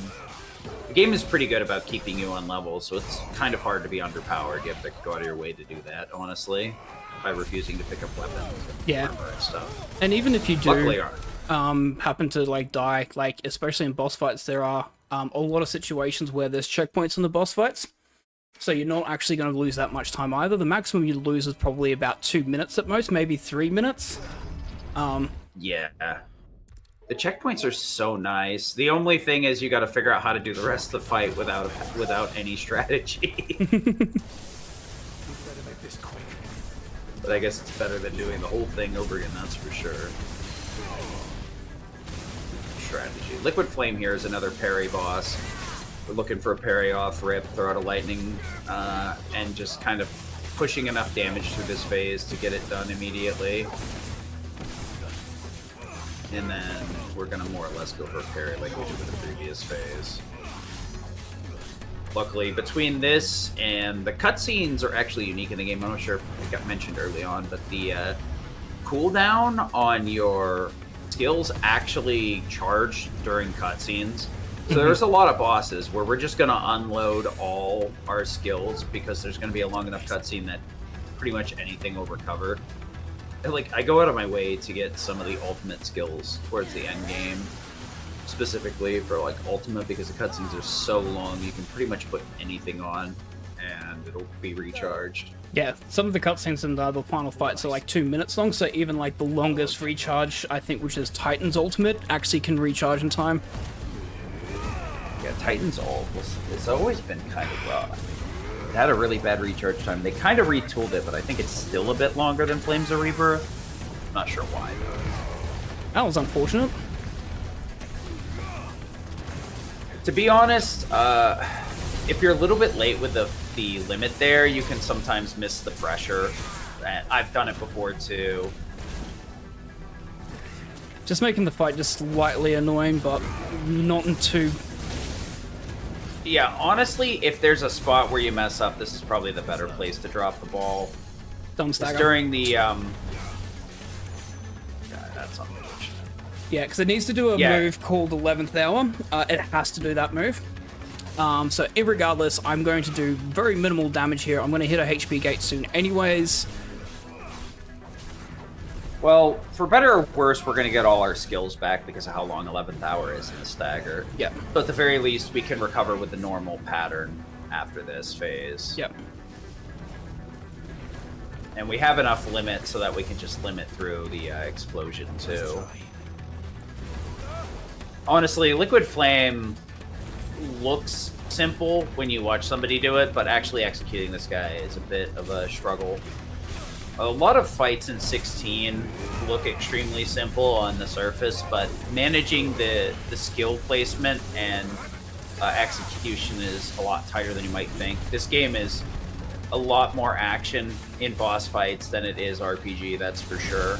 That's unfortunate. He has to do all 3 attacks now. Oh, that is unfortunate indeed. Yeah, sometimes you fail to hit the damage here, and regardless, the boss won't kill himself, even when he's hitting the lightning rod here. So we're gonna wait and let him bonk himself. Yeah, because it's about the only thing we can do for fun. He just bonk himself against the lightning rod because fiery impact's the last move, and then he loses his invincibility there, so he is able to die. So yeah, just fiery impact onto the lightning rod kills him. That's like one of the biggest time losses or annoyances, depending on how you want to look at it with the boss fights. The fights themselves are fun, but can be quite frustrating with a little slight misexecution. Alright, so we've destroyed the crystal that's over in the Iron Bloods. They have pretty much run away. We're now on the next part where we're just trying to find out what is next happening in the world when we get a notification that Rosalith is under attack by Hugo Kupka. And so we're going to make our way back to our home capital. We believe that it's definitely a trap. It's most likely a trap. We're being told it's a trap, but we still need to go because of what Hugo did to our old hideaway. One day, I want to sail all the way to the shore. Yeah, there's a lot of like behind the scenes political intrigue and stuff. Because once Benedicta was killed, her head was sent to Kupka. So he got a pretty nasty grudge against Sid. And at the same time, part of the way of getting back at us when Sid died was destroying the hideout. So now we also have a grudge against Kupka for that as well. So we are kind of been set on the path of destruction because of these two incidences. There's a lot of quests that are starting to pop up yet. I'm not going to deal with most of them there at the moment because they're slightly out of the way. I want to go further within the game. The main reasons why is because there is one good quest that we've got available at the moment, which is with the boat with Oberon, which is going to give us a Badge of Might +1, which is going to increase our attack. But the main thing is I'm trying to wait for a particular quest to be available known as Blacksmith Blues number 2. That is going to give us the recipe for Excalibur. And that's one of the very first things. We'll have to obviously do Blacksmith Blues 1 and a couple of other notorious marks to be able to craft it, but once we do that, we'll have one of the strongest weapons in the game, and that's when we do a lot of the cleanup. That's pretty much the first major cleanup point, because there's a couple of great things. There's a couple of potions that we can get, so we can get slightly bigger potions, more potent potions as well. But also a lot of those quests are very much... very, very easy to do once you've got Excalibur. There's no real reason to delay them.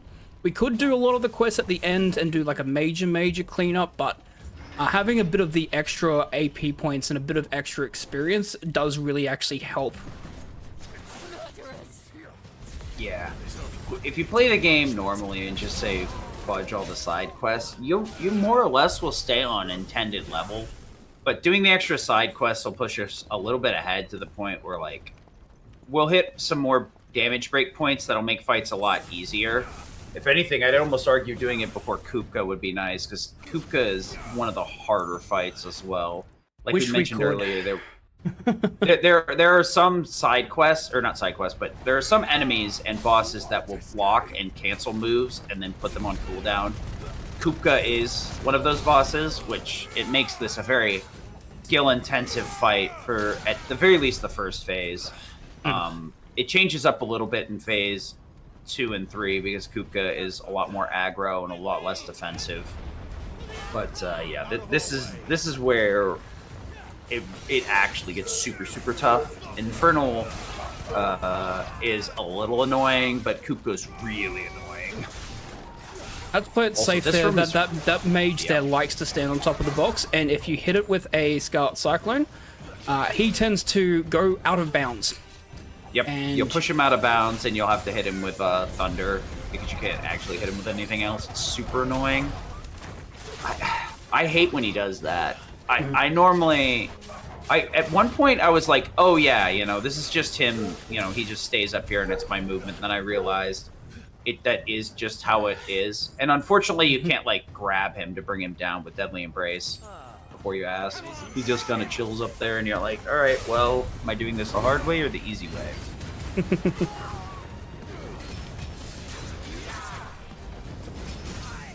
Okay. Oh, Lobster, just thank you so much for the $15 donation. Much appreciated, much appreciated. As a runner myself, it's always good to see those donations. Definitely makes you feel that it's all worth the while at the end of the day. Absolutely. All for a great cause. And of course it disappears just as I was going to do that. Okay, fair enough. I see you, Lightning Rod. Yeah, like lightning rod here is theoretically annoying because you can't. No, $15. $15 is a lot. Yeah. Most Any people amount. can't afford anything, so very much appreciated. There's no reason you should feel bad about that. If anything, you should feel proud. Absolutely. Oh, I was a bit nervous about that because I thought I dropped in there. So I ran into the wall bit just to make sure.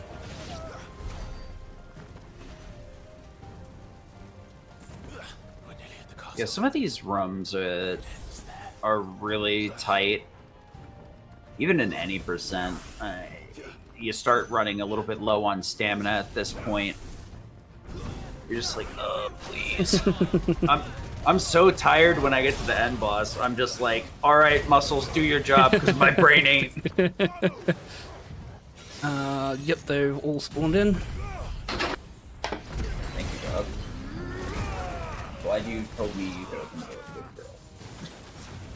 Sorry about that. That's the right. dog knows how to open the door, so she just does. I'm not sure if it comes through camera because I hear whomp on the lever. Alrighty, be nice, cool.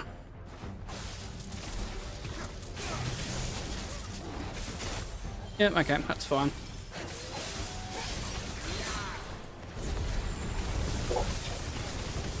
The problem with the curl is that it does like to jump around a lot. We really want to stagger it as soon as we can, because otherwise it's just going to constantly jump. And if it does that, then you have to chase it down, because obviously we want to have the lightning rod with it as well, so we can do the extra damage.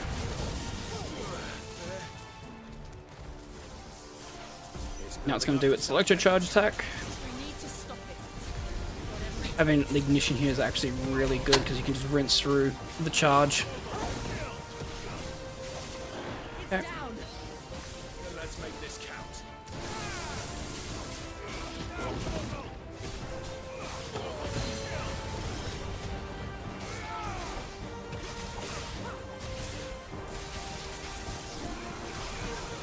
The wild charge. Now this is where like limit break becomes really critical,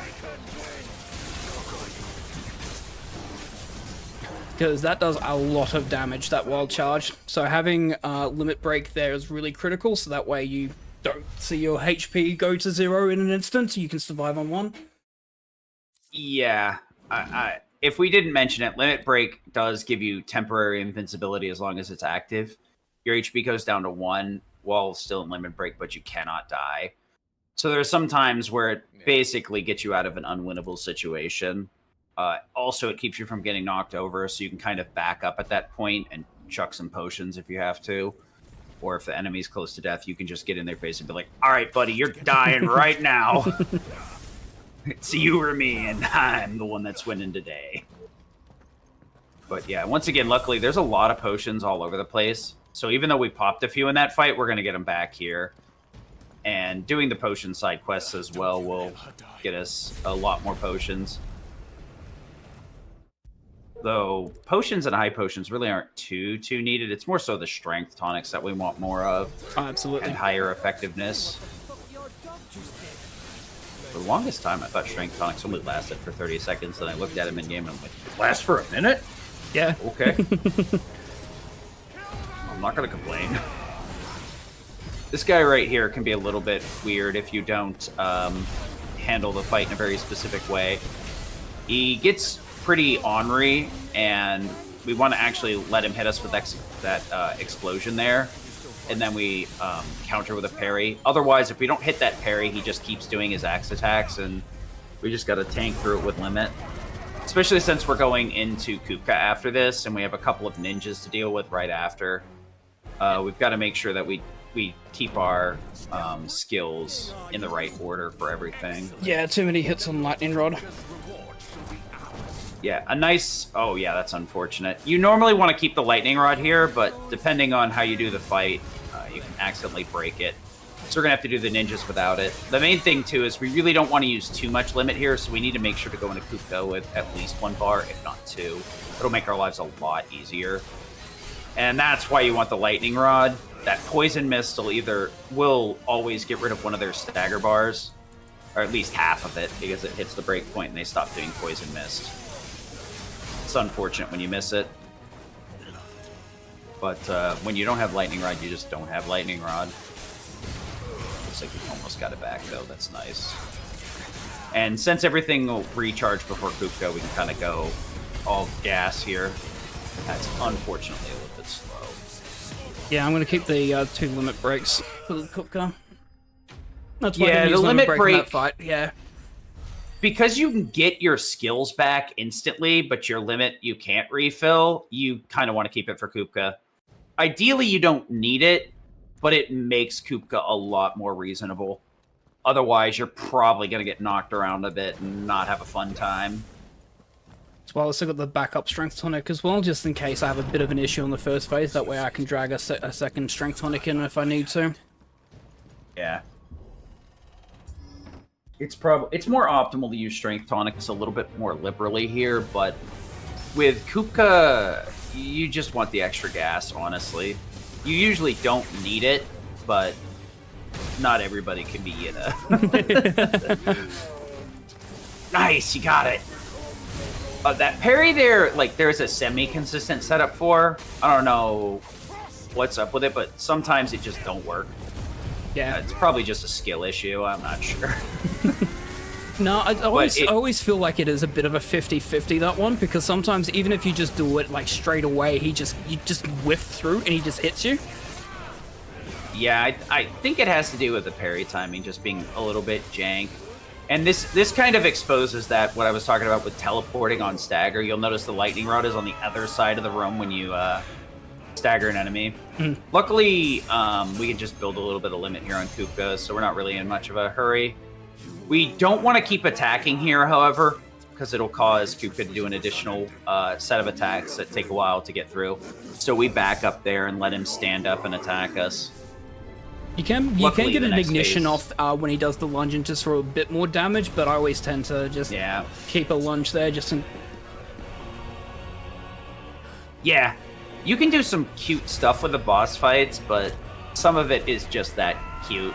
It's a little finite, very minimal optimization at a somewhat decent risk.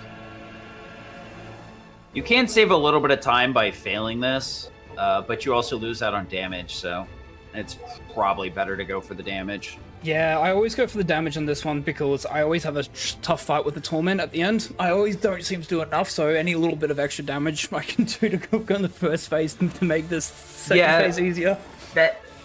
That last phase, I always seem to never do enough damage, and I'm just chasing him around like, hold on, die, dude, I need to disarm you. Yeah. Yeah, spoiler alert, we cut off his hands. Yeah. And we take his power, too. Yep. We took everything he had. Oh, man. That's pretty dark thinking about that.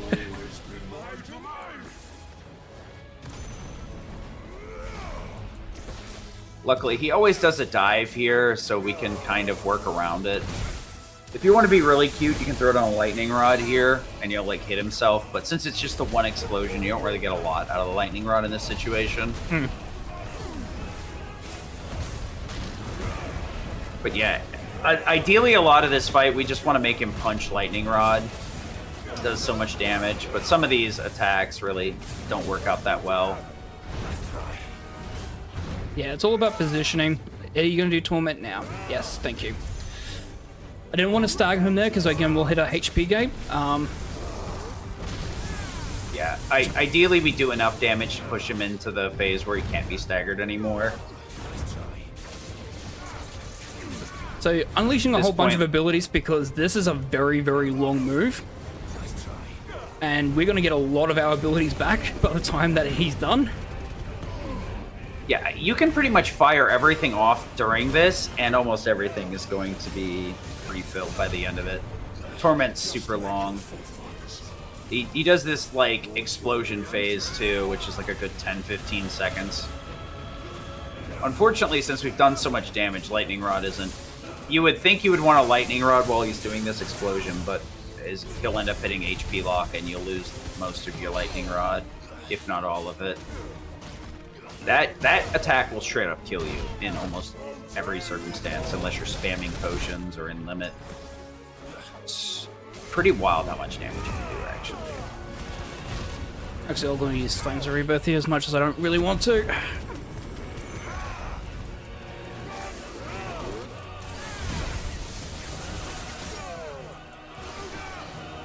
It's just a free ignition kill. Alright.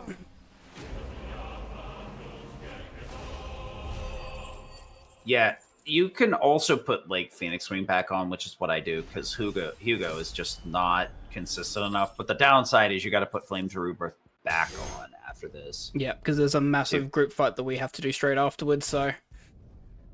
Yeah, Flames of Rebirth is a major trade-off for the early segments, because you're so short for like skills. Right now we have 6, but we really don't have a huge option of super good ones. So Flames of Rebirth like ends up taking one of your single targeting skills and switching it out for a AoE one. But some of the other ones are kind of like in between. So they're like low targeting damage, or single targeting damage isn't as good. Like surprisingly, Rising Wing recharging in 20 seconds is like 90% of the reason why it's so good. Because you get it back so quickly. Well, we use it as also part of, like, in the end game, for instance. That's how powerful it is because by the time that it recharges, like, we can use it so many times in the final fights, and it means that we consistently have a way to constantly do ability damage. And so we're not having to try and rely on aerial combos, which are weak, especially at the end game. I'd say it's like one of the best designed skills in the game that doesn't like require any gimmicks. It's just like, all right, comes back real fast, hits pretty hard. You get at the very beginning to incentivize skill use, to get the player to understand the loop. And then it comes with a couple of other like gimmick abilities like Heat Wave and Cyclone that recharge quicker based on you performing specific mechanical dodges or blocks. Phoenix's skill set overall is super well designed in my opinion.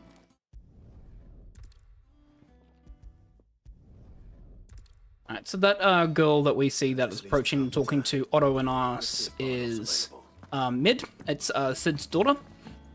She's come to join the hideaway because she wants to help out.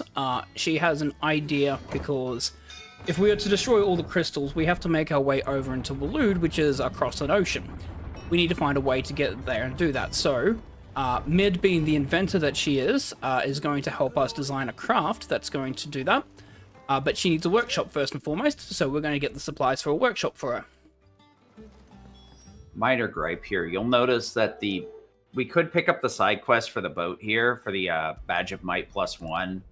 But during, like, all the times we come down here normally where we would just be able to talk to the oarsmen, they lock the side quest, which is so frustrating. Yeah, because I would riding love that to pick elevator it up now. yeah.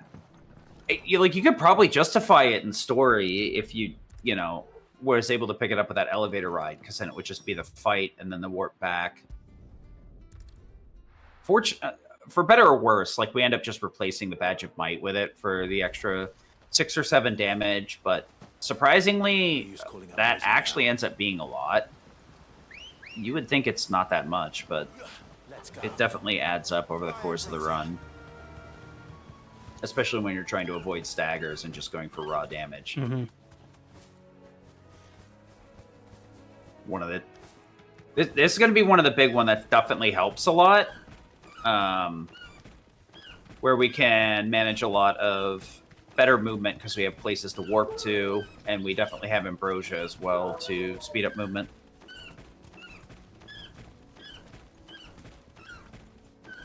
Oh, good. Thank you so much, Lobster Jess. I know it's no late, worries. early hours in the morning for you. Yeah. No matter when somebody taps out of this run, it's going to be one or the other. Yeah. 13-hour run. I'm not expecting everyone to watch the entire run. The only person that should be able to do that's me. Yeah. I'm the only one that committed to this. The rest of you are just along for part of the ride. Alright, so I'm Just gonna get all think the of me enemies as a to bus spawn driver. in. And then Flames of Rebirth here. Okay, so some of the enemies are going to survive because they were out of range and scope, but Torgal's going to deal with them. I'm going to then go over to this Wyver here to start dealing damage to hit, because traditionally what you're supposed to do is once you defeat the enemies, the Wyver spawns in and flies towards you, but you can actually just go straight to the Wyver if you want to bring him in. I do that because then basically I can focus in on the Wyver, and any leftover enemies Torgal can deal with. If Torgal wants to deal with it. That's pretty decent mindset. I usually try to drag everything over to the Wyver and get the lightning rod down, pull Torgal over so they're any of them targeting Torgal, and then I double dip on the Flames of Rebirth and lightning rod, hitting as much as possible.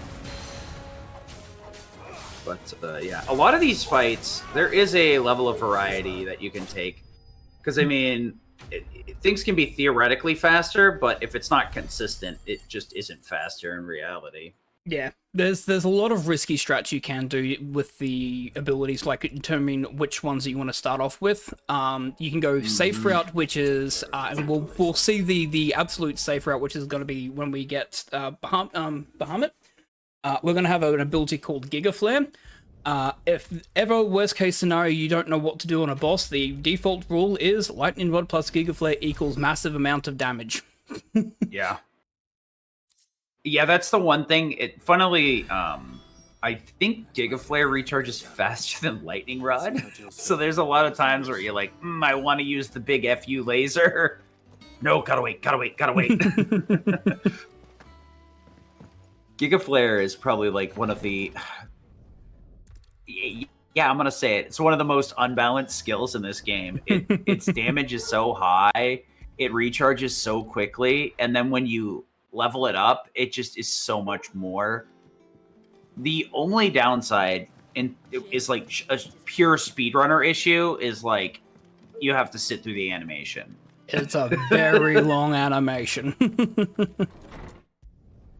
It's going to simplify a lot of the endgame fights, though, because a lot of the enemies get super tanky and take a lot of damage to kill or a lot of stagger to get them staggered. So the fact that we have it, like, we'll do it on a boss, and then it'll recharge on the way to the next boss. And it's pretty much a boss rush with, like, 10 seconds of movement in between. Mm-hmm. The only time we have to consider what we're going to do with the beam is when we have multiple phases or multiple bosses we have to deal with. Okay, hold on. Let's not use this at the very beginning because it's not needed. Yep. But yeah, there are certain fights where we just will not use Giga Flare because the animation time for doing Giga Flare is not worth it. Because we can most likely deal with the boss with either a combination of Lightning Rod, Thunderstorm, and Rising Flame instead of using Giga Flare. So some bosses we won't use Giga Flare for because it's just fast. It's technically faster to not have to sit through the animation, even though it does a lot of damage. Especially, the end bosses, Thunderstorm, Lightning Rod, and Rising Flame actually will do roughly the same amount of damage as Giga Flare combined. And they technically are quicker to do because the animations for Thunderstorm's a couple of seconds, Rising Flame's a couple seconds, whereas the actual animation for Giga Flare is like 20 seconds. Yeah. My guilty pleasure is using Judgment Bolt on Ultima, the final one. I'm like, all right, I've got so much AP, I'm learning this, and we're just spamming these two skills. It's actually pretty nice since Ultima does so much fast movement stuff, and it just stops time completely, so there's no risk of whiffing. Alright, so that's our Uncle Byron, who we spoke to at Port Isolde. He's got us access into Dalamil. He's got a contact in Dalamil because we are trying to hunt down Hugo Kupka, who escaped without his hands. We're trying to find exactly where he's positioned and hold himself up because we want to finish the job because we know that Kupka is still alive, and him still being alive is actually terrible because we know that he's going to keep coming after us. I have to resist the urge to do a bunch of ARM puns with this segment. I don't want to get rid of all the viewers. That's not the goal. Spoken well, Clive. It's all too easy to There is a lose bit of things. movement you can do here if you are fast enough with the vulture that's on the hill there to the right. When you were just a Obviously, because we're in walk and talk animation like this at the moment, we can't dash, and obviously kicking is still the fastest movement that we've got. If we are able to kick the vulture, then you can actually obviously have the longer or the super kick attack, which will be a lot easier to go through there. I tend not to do that because if you whiff on it, you are well away from where you're supposed to go, and you have to go through the walk animation anyways because you don't have an enemy. You can't kick the enemy because they fly up above you. Yeah, and the reason we weren't kicking in some of these fights is because there was enemies close enough that would trigger our kick and pull us away, like we were just talking about with the bird. But that applies to a lot of the areas here. Honestly, I wish this was a little bit more like some other games, like a remake where you can like save load to skip dialogue. Then again, maybe I'm just a bit spoiled. We can in some areas, and we do where the dialogue makes sense, but so long as the act of loading isn't more than 15 seconds, yeah. That's fair. So that's one of those things, like the PlayStation version save loads are usually the fastest. So my experience with like Remake Rebirth tells me that even on the PC version, even if the loading can be faster, it's usually the same. Or it does a really goofy thing where it only like loads faster at a higher frame rate, and usually that messes with combat physics. But I'm not sure what engine they use for this. yeah, so interesting. I think the PC is slower because I think they have to load an icon to load the loading screen. So there's technically like a double load that happens. Oh yeah, I initially had like mild interest in the PC version, then asked Moonblaze Wolf. I was like, I mean, I asked in general. I think Moonblaze Wolf was the one that answered, and I was like, go left. There you go. I lost myself for a second there. Dude, yeah, there's some times where you're like, why is the gate not open? And then you're like, oh yeah, I'm supposed to do something. What was I supposed to do? But yeah, I was like asking about the PC load times, and Moonblaze Wolf was like, yeah, I just lost a ton of time when I was trying to do a run on it. I'm like, all right, I'm not buying it. Maybe when it's on sale, I'll try it out. Unless we find a glitch that can help us bypass a few things. My only interest in the PC versions is, I mean, obviously you can do this with console, but it's like didn't really occur to me at the time. But the PC version is just that I can have a controller viewer so people can see the inputs. Because it always makes it easier when you want to learn if you can kind of see what people are doing. Because it doesn't always translate to being like, oh, they're holding the button before combat or whatever. Lets you see that clearly. Yep. Which is always nice.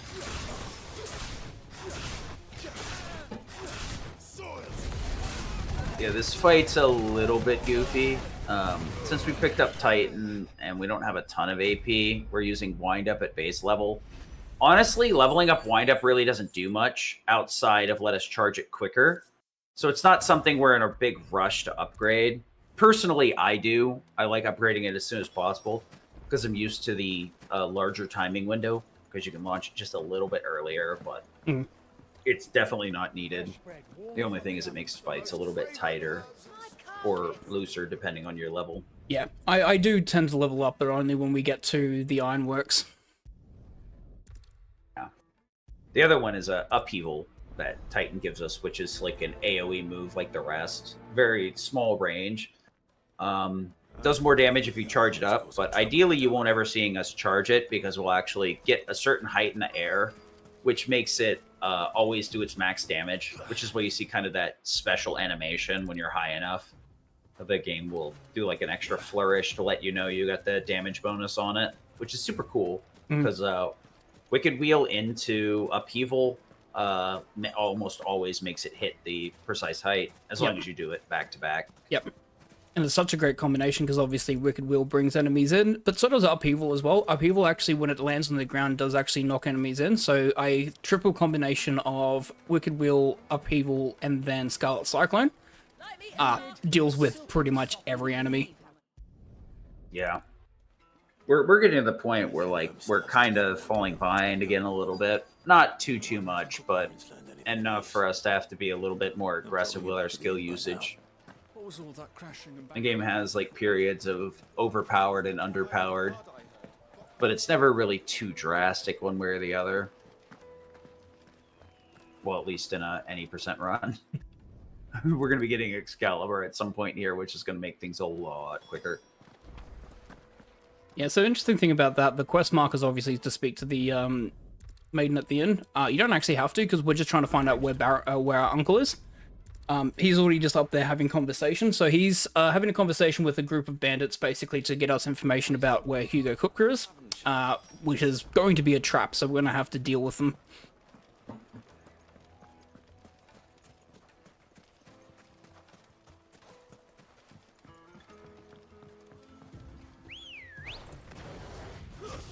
There's a couple of there's a couple of main missions that are like that, where the game goes, oh, you should go here, but in theory you don't need to. So we did it in Lost Wing. When we first entered Lost Wing, you know, there's the girl that's crying there, and, you know, the game is expecting you to speak to the girl to say, well, the soldiers went into the church, but if you can just go straight to the church and activate that cutscene. We have that one there with Uncle Byron, and we have another one that will be coming up in Boklad, where we're supposed to chat with a whole bunch of children to find out where a thief went.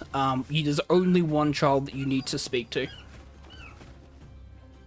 Yeah, there's a lot of sections where the game tells you to go to A, B, C, D, but turns out sometimes B and C are just not required. It's not over yet, Uncle. Good. I'm just getting warmed up.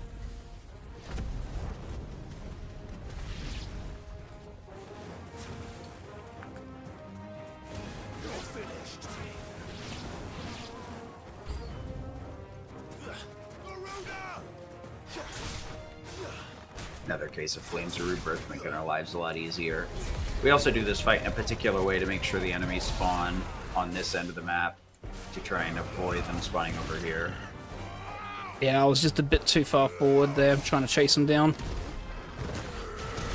It's one of those easy to miss things casually.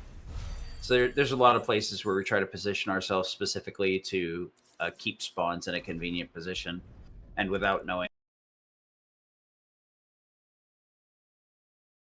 that they exist, you'll never be able to tell.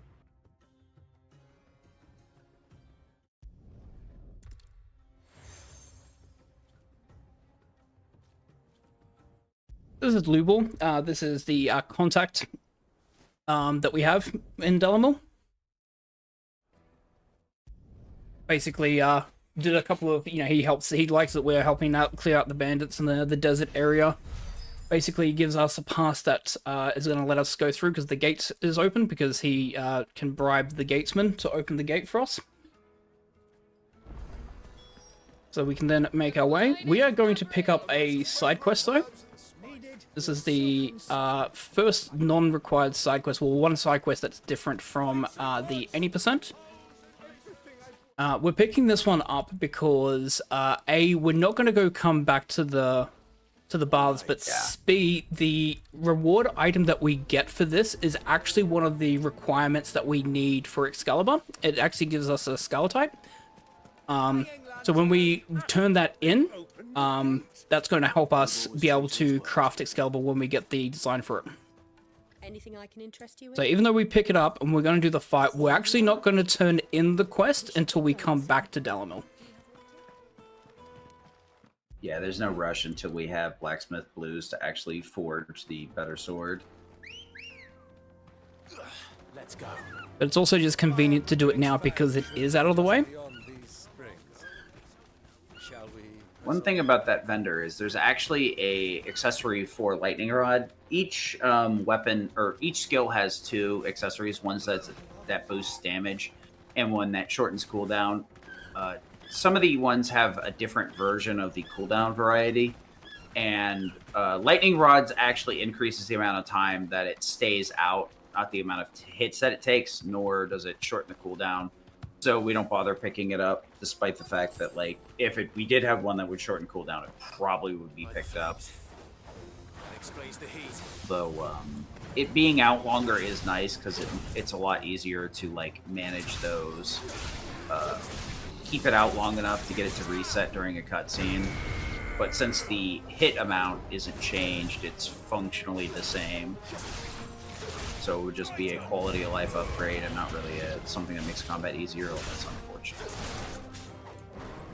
Yeah, these bombs just like to be a little mean. Alright. Yeah, bombs are some of the hardest enemies on it, like unironically.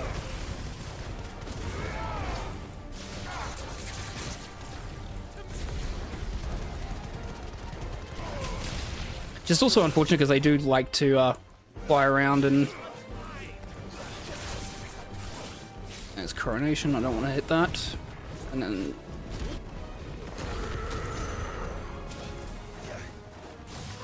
That should kill. Ooh. Close. Alright.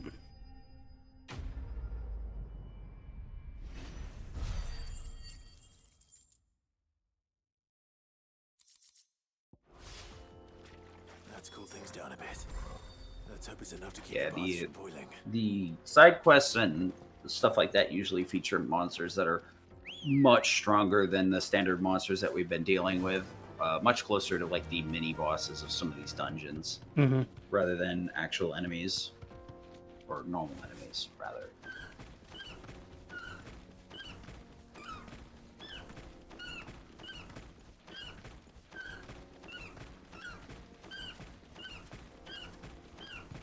The next time we come back to this part here of Dalamil, will be near the end game, so that's why we take care of that now, because again, like, it's going to be very important for us to get the weapon stuff, but we're not going to come back and clean up. Even when we do come back to Dalamil, we're on the other side of town. We really don't come out this way at all. There's another area that we go through Canver, but it's, or not Canver, but the Dalamil area. Where like we go through the main plains, we really never come back to that specific area. So it makes sense to do it now. Especially since it's either town movement or a long chocobo ride back. The beast part of the Waluda army now. Again, making sure I just press fire there so the sword is out, so I'm not in stealth animation. I can do air dodges instead.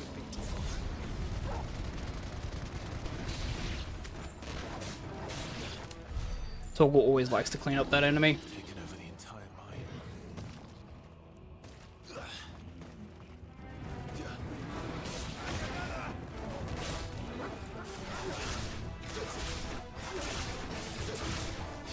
Just making sure we grab all the enemies. Yeah, we can tell Torgal to attack too, but we have to like switch our sub-menu between potions and Torgal, so... Like for me, I have to put my strength potions in a very specific spot so that I don't accidentally spam it with Torgal. Torgal has two different attacks, they bite and ravage, and they do kind of the same thing in terms of attacking, but they end up interacting with the enemies slightly differently. But functionally, for the run, it's more or less the same. It just moves Torgal to a position where we want him to be, or it's just extra chip damage if we're going for it. This room's actually a little bit unique. We're going to do some grabs. Oh, you go the standard route? Okay. There's one way you can do that fight where you grab the enemies and you jump off them as you're grabbing them, and you can use the upheaval at max height. It's a little bit finicky if you miss the jumps, but it's super cool when you get it done. I love it. I need to look into that. Yeah, I stole that one from Yida as well, too. I was like, oh, that's actually really cool. Just making sure that they've all spawned. Yeah, we're good. The only problem is just copying it. Yida's got such a high skill ceiling that it can be rough. This room is actually one of the ones that we keep Flames of Rebirth for. This room can get out of hand real quick if we don't be careful with it. You can either pull the enemies to the center, or you can throw out Flames of Rebirth and then use some charged magic to finish it up. One of the main things is, like, you're going to have a hard time clearing the room, so we throw out a limit and usually throw a strength tonic. Depending on how good your execution is, you can keep the strength tonic through this and the mini boss. The only problem is you're on a 60-second timer at that point to get to the mini boss and get the first one done. So it gets a little bit harder. And that's the actual damage accessory for Lightning Rod, which honestly I would have thought Yeta would use, but it just doesn't come up. No, because the combinations that we'll have obviously with Wages and Warcraft is still good for the extra AP. The extra +7 for Badge of Might is actually more useful because it's not just obviously for the Lightning Rod, and the Ignition accessory is still really powerful at this point. Yeah, some of these, the damage is low enough that the bonus is just not enough to push the needle. Lightning Rod is good, but its damage is pretty low, so like 10-15% really doesn't do as much as you'd want it to. The only way it would be really effective is if you could consistently get the enemies to trigger Lightning Rod, which is, we're not waiting for that. There we go. Queen is set up. He's got to replace the Lightning Rod because he falls so far forward that Lightning Rod would be out of reach.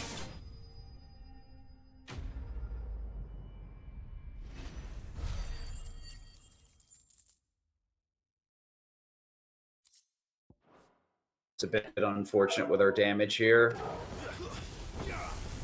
Yeah, I didn't do any toggle damage. That's why. Didn't do as much toggle damage as I would have liked, I should say. That's right. Yeah, toggle damage is surprisingly a big contributor to mini boss and boss fights. Getting those extra few pokes in there while you're swinging with your sword can actually add quite a bit of damage. It's one of those things that like you really don't do casually because it's just annoying. But once you actually get into running, it's one of those skill things you need to get used to doing.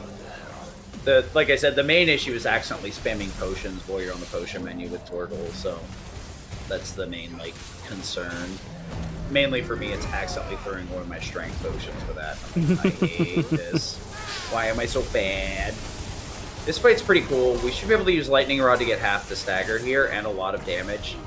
Yeah, there we go. If you place it at the right time, you can get like 1.5 bars of stagger. Now we just need to execute here, trying to get enough damage to clear as much HP as possible on the Undertaker.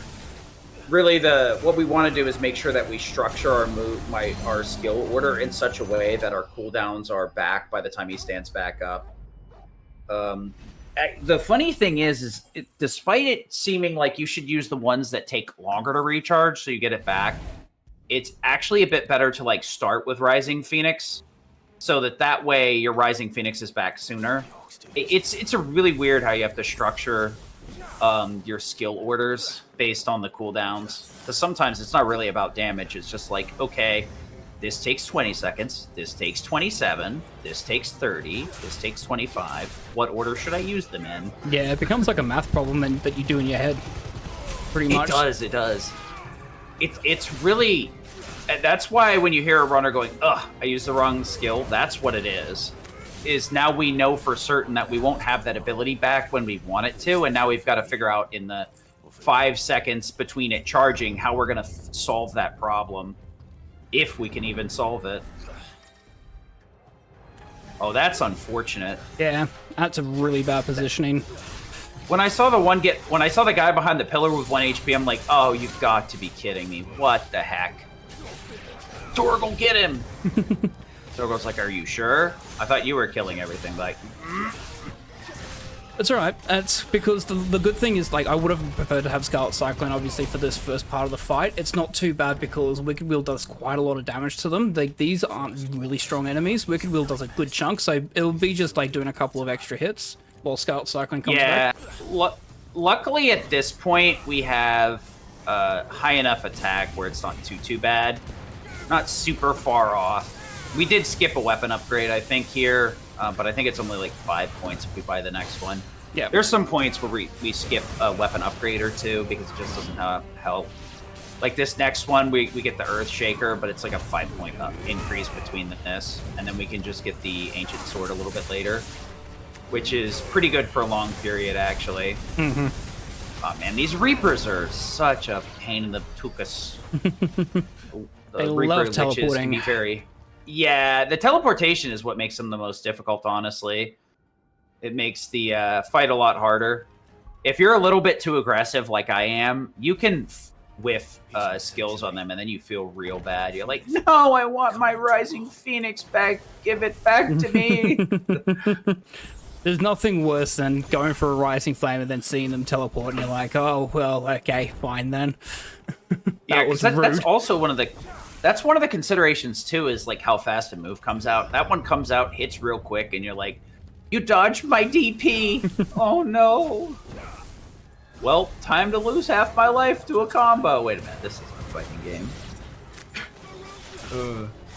I like this from 2 until I mess it up. There's 2 waves that are pretty, like, massive in general. So it's 6 to 1, half dozen to the other. We want to just... get the enemies with our Flames of Rebirth. It's a little bit quicker to do this side like this and get all the enemies together and just ignition through them. But it can be a bit annoying. Since we want to just walk through the door here and we have a icon fight after this, Flames of Rebirth is great here. Yep. So yeah, we did get the limit, but I don't think we talked about it. You can actually cancel the limit early, but it'll delete the entire bar that you're on. So if we cancel the limit, like right before a bar runs out, we more or less stay neutral. But if we use the limit and then cancel it out like we did there when we were at 2 bars, we lose all of it. If we'd canceled it out a little bit earlier, we would have gotten some limit back from the Flames of Rebirth. So we do that a lot with limit management throughout the course of the run. Yeah, you'd be surprised how many times we use Limit Break just purely just to activate it to do a little bit extra damage and then immediately kill it so that we can get more Limit Break back. Yeah. With 2 bars, we have to be very good about managing it. I would imagine we can probably get Limit Break level up a lot earlier with this higher fight density and AP building. Mm-hmm. Because definitely, I don't need all 4 bars, but if I could get 3 bars a lot earlier, I'd be so much happier. Yeah, this guy. 4 was a bit of an overkill. I tend to go for just the 3, yeah. I throw in the 4th one endgame, because it's like, what am I going to do without it? I might as well. Makes a lot of the endgame fights much more reasonable. Titan's a bit of a hard fight. Honestly, he's actually pretty spry for as big as he is, and he does use a lot of moves that interrupt your actions. So unless you're very precise with how you move here, Titan can be pretty annoying. A lot of what we're trying to do is do enough damage to avoid staggers, but we really can't all the time. So we're going to hit a HP gate here, so I'm not going to do anything more because I don't want to do any will damage to him. Because if you do even the wrong amount of will damage on this next phase, you are going to have a dumb stagger. Yeah, I do that one all the time. I get a little bit too into it and then forget, and I'm like, oh, why am I shooting fireballs here? This is not correct. Oops. Yeah, charge magic does more will damage than HP damage, so it's good if you want to bring an enemy into stagger to do it. But since we're on a tight HP and stagger window here, it's actually safer because the amount of damage you do for a charge magic's not really worth it. We're going to unlock an ability here called Brimstone, which is a much better ability for us. Basically, it acts as like a counter shield. But we can also use it as an offensive weapon. Basically, if we unleash it when we're near an enemy and fully charged, it will do massive amounts of damage. The game is the game is teaching you how to use it by having Titan throw a gigantic boulder at you and expecting you to use the Brimstone to repel it. You can just dodge it. Yeah, because what it's trying to teach you is if you get hit while you're charging Brimstone, it'll auto-trigger and do a counter Brimstone, which we just don't want to happen, because that one's a bit weaker, so we want to go for the fully charged one. So there is an interesting little interaction here where we just dodge the stone and be like, yeah, that's cute, but I don't care. And then we'll actually save the charged Brimstone for Titan as he jumps in, so we can get all that damage that RUP was talking about a second ago. For me, I have a hard time timing this. Oh, you go for the regular shot. Okay. Yeah, I don't feel confident doing it when he lands because I've never been able to get that timing. I'm too stubborn to give up on it, so I miss it every time. Yeah, you can get him as he's jumping in, but if you don't time it right, you just whiff it. Because, like, you need to throw it during that charge window, so you have to time it right so that you're exploding during the charge window, otherwise you're kind of meh. Dumb stagger. Because the main thing you're looking for here is getting enough damage to push through. That's why you want the fully charged brimstone. Yeah, but I didn't get the fully charged during the charge. Yeah, got the 1 stage, not the 2 stage, so... Yeah, and that's literally, like, just enough to kill, too. Yeah, we got, like, one... Yeah, it was one fireball away. Oh, that hurts. That hurts. Yeah, so if we got the full charged brimstone there, we wouldn't have got the dumb stagger. Yeah, Titan. It's really easy to do that in a couple of different places with Titan to get a bunch of silly staggers for sure. They're very frustrating. The icon fights are very tight because you're limited to the skills they give you, which does kind of make the fights a bit unique, but it means that your options to avoid staggers is very limited. Yep.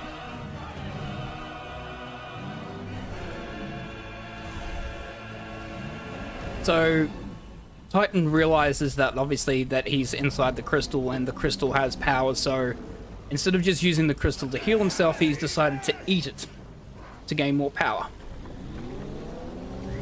Yeah, he is desperate to win this fight, regardless of the consequences. I will say, like, the characters in this game are very good. That they all feel very well defined, and they don't really ever act in counterintuitive ways to their design. And they're all very unique as well. It's not like you feel like you're talking to the same characters over and over again with the same goals and ambitions. They all are very unique in terms of what they are striving for.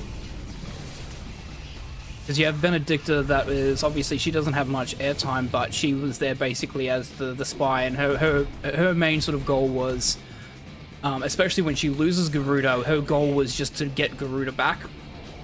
Obviously Kupka, it's all about revenge. You have the great storyline with Jewel, with what happened to her with the Iron Bloods. And then we've got Barnabas coming up, which we haven't really seen yet, who's basically the king of Waloed. And his goal is just basically to follow Ultima's mission.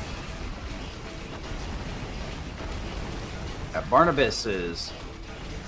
I mean, just all the characters in general. I would say that Square's been doing a very good job with the characters, writing them fairly well, and making them feel different from each other and actually, like, having a personality and sticking to it rather than them being some sort of gimmick or trait.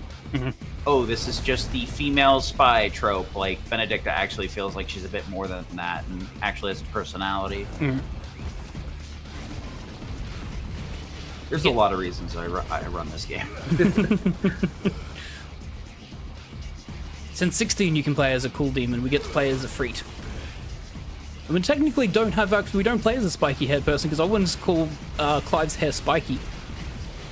Yeah, Clive has, like, normal hair. This game is really weird, right? It's, like, grounded in some aspects and just, like, anime in others. It's that normal Final Fantasy mix, but, like, the places where it should be anime, it's not, and the places where it should be grounded, it isn't. It's like a subversion of Final Fantasy almost. Yeah. It's like these characters are normal, they're living their normal lives. Yeah, slavery was a thing. And then, by the way, magic demons. And you can turn into magic demons. Yeah. Honestly, the icon fights are pretty fun. The first couple of times, for sure. The only issue I have with them speedrunning wise is they take forever to practice. So you know what the secret is? Don't practice them. Yeah, Titan and Bahamut are very long fights. They're 20 and 25 minutes each. Fortunately, they're not too terribly difficult, at least on story. Are you on... Actually, I forgot to ask, are you on story or action? Story. Yeah. Okay, Makes it a lot easier. I mean, yeah, action is... I think action's good for, like, a playthrough, but it's... For me, personally, after playing the action RPGs, I find that easy is just more reasonable in terms of the speed run. Normal just, like, makes you pull out what little hair you have left. At least in my case. I don't have any, so I can't afford to do it. Yeah, it's not like that there are definitely positions in story where you can easily die, and like the first time that I ran story, I died twice. I died once in like the Barnabas fight, and then I died once with the Orcish Warlord straight after. Like, there are definitely scary moments, especially when you're first running it, so it's not like the game's completely free and like you're not going to die. Dude, that wall fight is such a nuisance. You have to go through this extremely tight, like 3 phases of Barnabas with some pretty nasty cutscenes in the middle. Then you get over to that Orcish wall and you accidentally like drop your Flames of Rebirth or Giga Flare early, and you're like, I hate everything. I hate all things equally. The universe should be destroyed and recreated.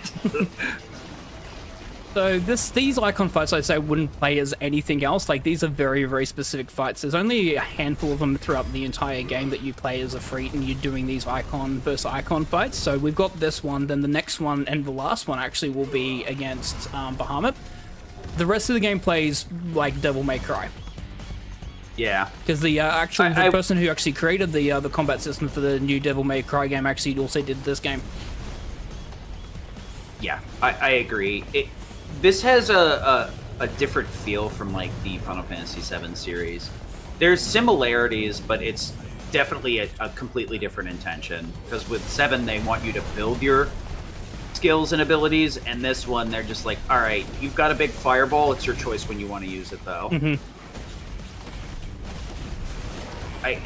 But yeah, I know a lot of people have compared it to Devil May Cry. So if you're looking for something similar, yeah, that's probably the closest analogous. The only difference is, like, this game doesn't really care if you do super stylish combos. Devil May Cry stylish combat is heavily incentivized. With this one, you can kind of do it however you want, which I feel better about, because I don't feel like I'm pressured to perform extremely well in any given aspect.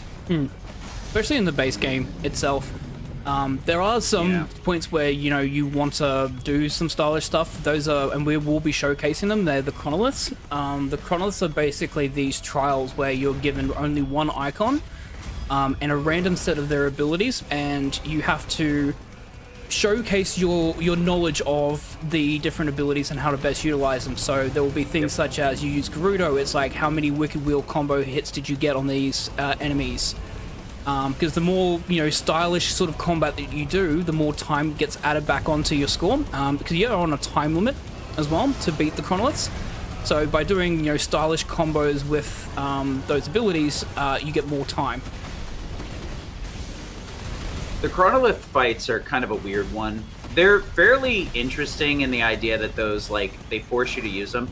Yeah, initially, at the end, at the beginning, I did not like the Chronolith trials, because it took me a while to, like, understand what the game wanted from me. But once you actually get used to it, it's a very good teaching tool to, like, force you to understand what each and every one of the skills does. The only unfortunate thing is that it's structured in such a way where you really don't interact with them till really, really late. So it's kind of hard to readjust your playstyle to like, oh wow, Rook's Gambit's super strong, but also I'm used to just blocking with Titan. Titan block is pretty much the only thing that you'll need to do in that Chronolith, because the Titan block and counter gives you a minute back, and since you can do it constantly, you can just build a lot of time with that. The most difficult one's Odin, and the main reason why is because Odin as an icon ability is very, very different to the rest of them. So, like, you have Garuda, which is good at, doing will damage. Titan, that's good at doing physical damage. Ramu is a good sort of blend between the two. Shiva's good for movement and things of that nature. Odin has Zankazuken, but the problem is that the main point of all of their abilities is to charge the Zankazuken to beat him. And the problem with the Chronolith on the Odin one is that you have to be very specific. You're already on a very tight time crunch with it as anyways. Yeah. And since you're not doing great damage against the enemies unless you use Zenkazuken, you need to make sure that you're charging up your timer as much as possible, which is very difficult to do with Odin's abilities. Yeah. Odin's abilities, like, outside of the Zan gauge and the Zan attack, are purposefully designed to do awful amounts of damage. To the point where, like, when I was doing runs, I've had a couple of casual players come through and be like, hey, oh yeah, I think Odin sucks. And I'm like, huh? And then I explain the gimmick to them, and they're like, oh, okay. And then you show them the Orcish wall, and they're like, oh, that's actually pretty good. I'm like, yeah, it's a little bit counterintuitive. Because the whole gimmick is charging the bar and then firing off a huge AoE attack that does like massive amount of damage. Yep. It's one of those things that gets micromanaged in like New Game Plus, where you want to build it in places where it's convenient. But because of the way the Chronoliths are heavily time gated, it becomes very difficult to deal damage because that's basically your only DPS, and they don't really charge super quick. The best choice is to use the like upgrade accessories that increase the charge rate or damage output. Yeah, it's very specific when you charge the Zen and when you want to use it as well, because obviously if you get up to max level, it pretty much one-shots everything.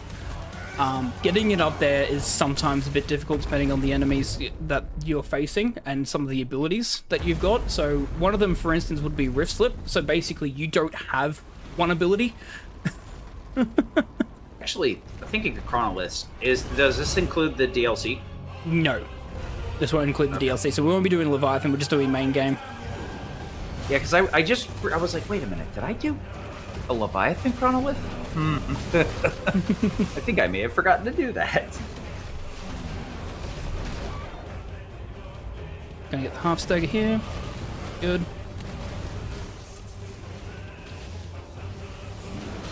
But if you have played this, but you haven't played the DLC, I definitely would suggest it.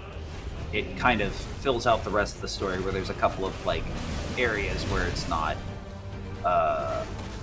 it doesn't go into, and the DLC is really good about hitting those last few things that aren't in the story or were alluded to but never actually expanded on. The big thing is, especially like the Fallen DLC does a really good job explaining what happened with the Fallen, the ancient civilization, which is like they hint at it, but yeah, it's not really explained well in the main game. So they did a really good job expanding out exactly what were these creatures, what were they designed to do and for, and that boss fight at the end is amazing. Yeah, and why they still exist rather than just being completely gone. Getting in a situation here where I don't want to do too much damage here, will damage. I'm waiting for him to basically get all these abilities out so then he can come and attack me, so I can do a Brimstone. Here it is. Yeah, if you get too aggressive here, you'll accidentally get an extra stagger. And you can push this much damage without having to worry about it. But it does require you to approach the fight in a specific manner. Thing is like he's kind of hard to hit, so you almost want the stagger because it makes getting Titan a lot easier, but you also don't want it because it wastes a bunch of time. For me, I end up pelting with so much fire because he's just away so long that it's not too bad.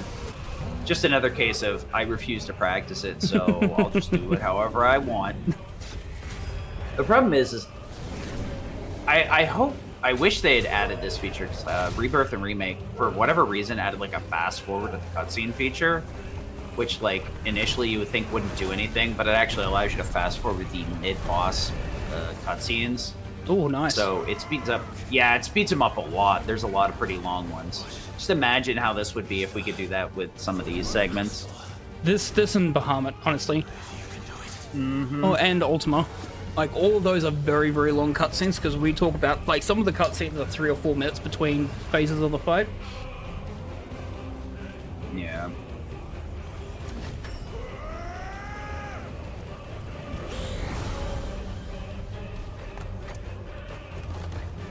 I think there is a bit of, like, ambiguous lore in this game. especially but pre-DLC, there was a few things they kind of alluded to but didn't really expand on. I think there are a few things in the background, like the ending is a bit ambiguous, where they don't really directly tell you how everything went. They just give you like a flash forward to way in the future, and they don't really state when it is. So there's a lot of things like that where the game isn't super direct with everything, because there's also talking about like the wars going on in the background that you pointed out earlier with Vivian. They talk about world things, but they don't really show it. They just kind of mention it and let you make your own, conclusions. Yep.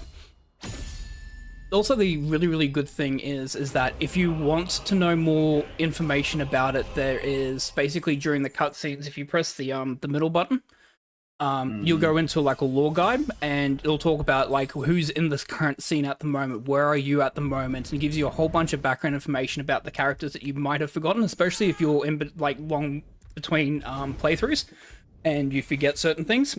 It's really good. So yeah, and you can end up getting some more ambiguous stuff too if you decide to like skip some of the side quests.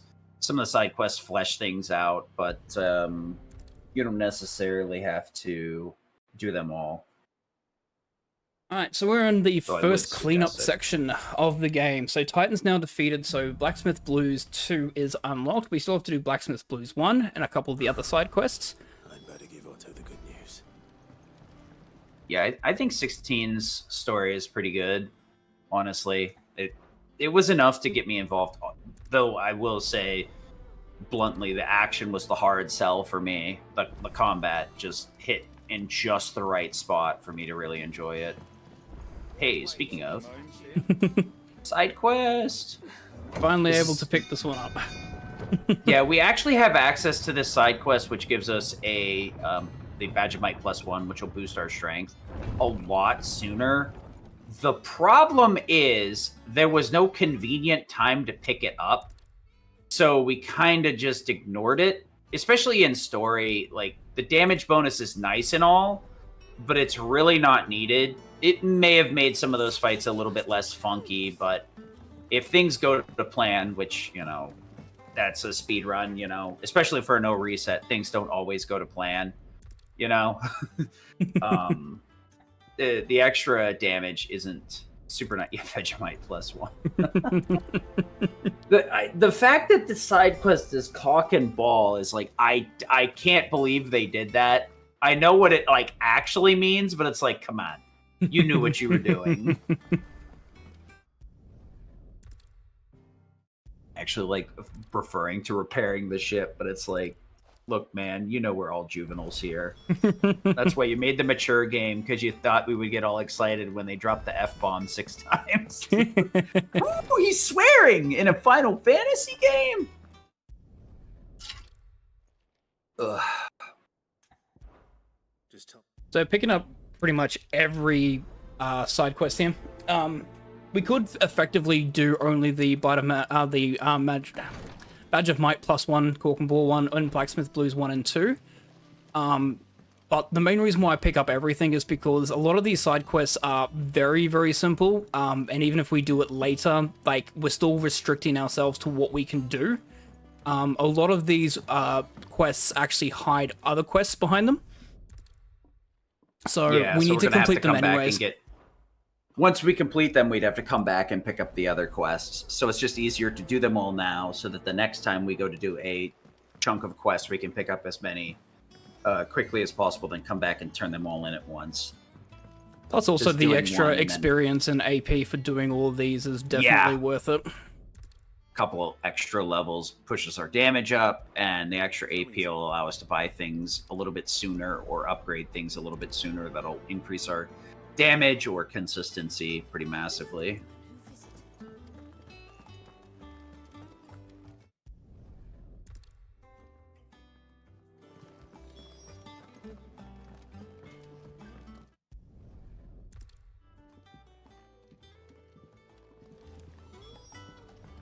Yep, and that gets locked. Which is unfortunate. I went up That's going to stay locked until we go to Boklad, which we will eventually go to and do. And then we'll just come back and redo speaking with him. Oh, yeah, that's unfortunate. There's no way around it either, unfortunately. Like, there's no other good time to do this, so... Yeah. That is one of the... Yeah, that's one of the frustrating things with this game, is the locking of the side quests. I mean, I don't know, it's just a bit weird. They're like, alright, the story is more important. It's like, hey man, I want to upgrade my potions. Can I upgrade my potions? But I guess it could be worse.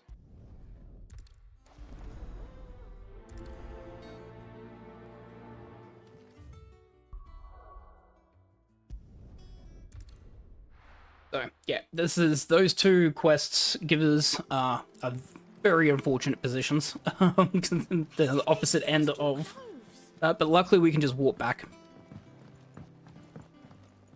Yeah, that is the one nice thing, is that we always enter at the same position here. So we know pretty consistently when to warp back to, like, speed things up.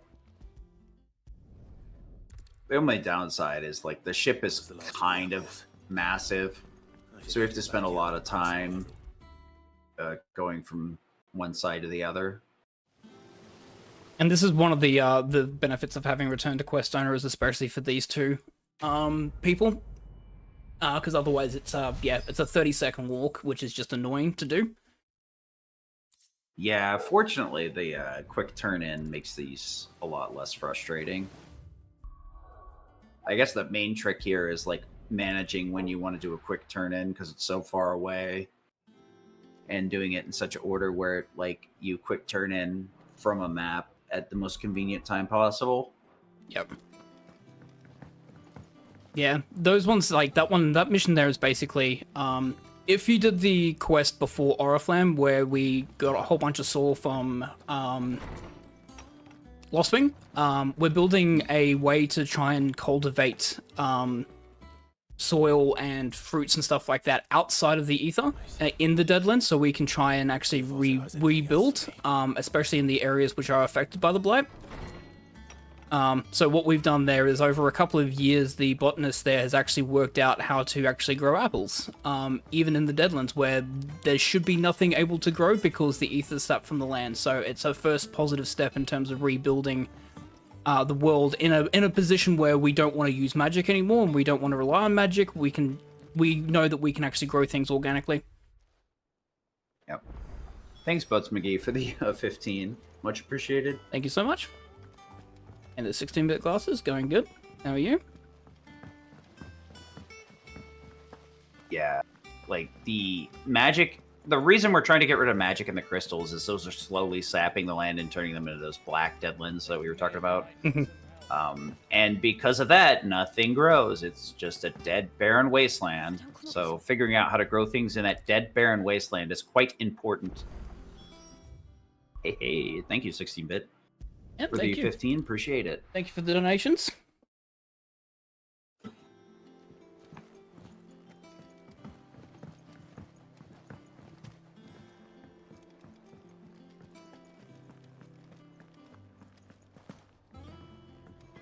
The main reason why they've locked these side quests there is because there's a potential there that you could actually technically softlock, because the main quest has to take priority. So it kind of makes a bit of sense. It's like Blackthorn doesn't really want to talk about his problems at the moment because he wants you to collect the stuff that's required for Mid's ship stuff. He thinks that's more important. So it's like, okay, I can kind of get it. Still annoying though, because I'd like to do that mission. Yeah, he's being really cagey about this stuff anyway, where it's like he sees these extremely well crafted items and is like, okay, I want to duplicate this because this is a step up in crafting to me. But at the same time, we've got the actual main story going on, so the game's like, all right, the easiest way is just going to be like, let's keep you on this track and then we'll put you back on the side quests when we can. So it makes a bit of sense, because it would be a lot more convoluted if we had had like 2 of those going at the same time. Where did all the men Unfortunate though, because it would make a life a lot easier if we could just turn in the side quest, be like, hold on, wait, here's the material you asked for, sir. Oh, absolutely hard same. Yeah, took me a while to recover. And that was the quest that we did, the hot water where we defeated those bombs. We finally turned that quest in. Got the material that we need. The juiciest meat from I played through this with a family member, and they were like, I hate it. I hate this. And I'm like, what? Why? I hate this ending. I'm like, but how else was it gonna end?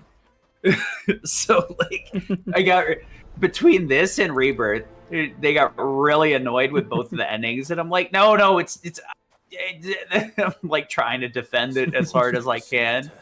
Because it's like, I can see why it's annoying, but I'm also like, I think this is like the most reasonable solution for this. Mm-hmm. It makes Honestly, the most sense. For me, yeah, the emotional impact is super nice. Looks like I found the river. It's very well crafted to the point where, when you feel like that at the end of a story, I feel like that's a well-written story, and that's kind of what they need to be working towards. The point where like you care enough, because I remember like with old 7 where like it was a 50-50. People were either like, I cried when Aerith died in OG, or they're just like, you're stupid for having feelings. Like, wait, what?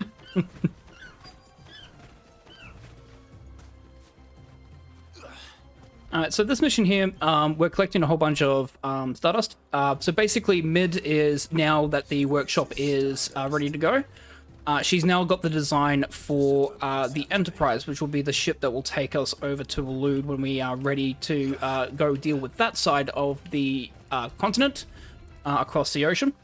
So we need to find a way to be able to power the ship. So she's got a very, very special design where we're going to be using a combustion engine inside of the ship itself. So obviously we need to protect the ship from, you know, not blowing up or catching on fire. So we've got a way, speaking with Harpocrates, to create a flame, to create the engine itself, but also be able to flame-proof it. And so that's what these missions here are for. The Stardust is to be able to help create the coating, and then we're going to get some Pepio nuts and garlic to create a protective layer on the base of the ship. Because Sid, or Mid, and to a lesser extent Sid, are craftsmen, actually. Mid particularly and Sid both are kind of like beyond the current understanding, and as engineers are very forward. So like these kind of upgrades are really 1 in a billion type things. So that's part of the reason why we had to wait for Mid to come by, because it's not something just anybody could do. Although I think the setting of swords and sorcery would pretty well convey that. Very much a Final Fantasy 1 situation. Here, I have a stone and it makes a ship fly. Cool.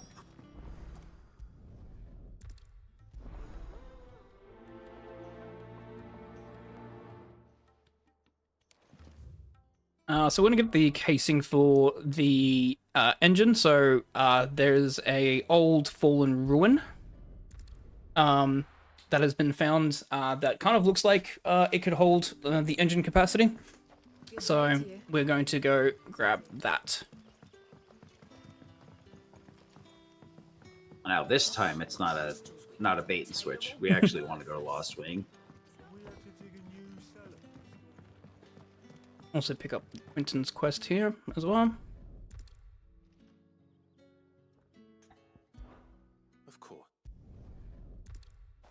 Oh yeah, another thing, I'm not sure if we covered it earlier, but like we're actually running into the civilians on purpose, not just like as a funny haha, but it will give us a little bit faster movement. So bouncing off civilians in the right way will actually speed us up just a little bit. So the more and more we do it, the more and more time we save over the course of the run. Mm-hmm. It's a lot of little things like that that just seem like, okay, that's random, but there's actually a logic behind it. Yeah, there's a rail there. Yeah, I forgot I've about tried that that before too. Actually, like, wait a I've minute, also I don't realized need something. to go around. There's only one person I need to speak to for this mission. I just realized that. Oh, It's one of those, yeah, fakeums. That's this one. Basically, we're trying to find a couple of bearers that have gotten lost. Quentin's worried about them because he sort of disturbs that they were potentially captured again. The last that they've heard of them was at Lorbett's Pass.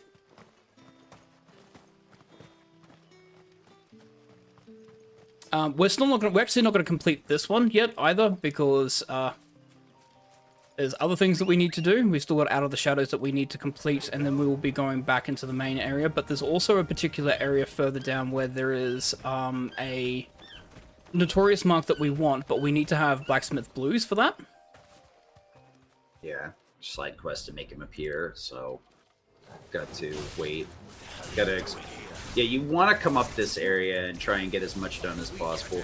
The one thing is, the early dungeon that we explored where we did Garuda slash brain fart, but when we cleared up that area, there's actually a warp right next to it, but because we didn't get close enough, we actually didn't trigger it. So we have to walk all the way up there again anyway. It's a bit unfortunate.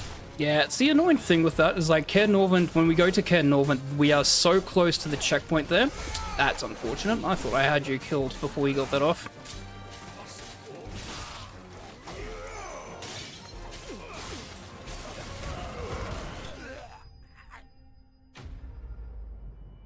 Yeah, we get so close to it, but because the cutscene triggers before we actually get to where the checkpoint is, it doesn't activate, which is annoying because we do have to go down to that area for 3 things.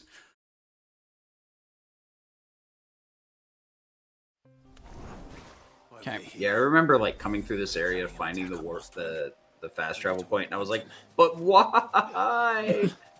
Why? That should be on Ambrosia. Come on. The good thing with taking this mission, though, is normally there's a bunch of spiders and some vampire thorns. So here's the vampire thorns. We don't have to deal with the spiders, but we still have to deal with the vampire thorns. But because we don't have the spiders, the vampire thorns should just disappear immediately.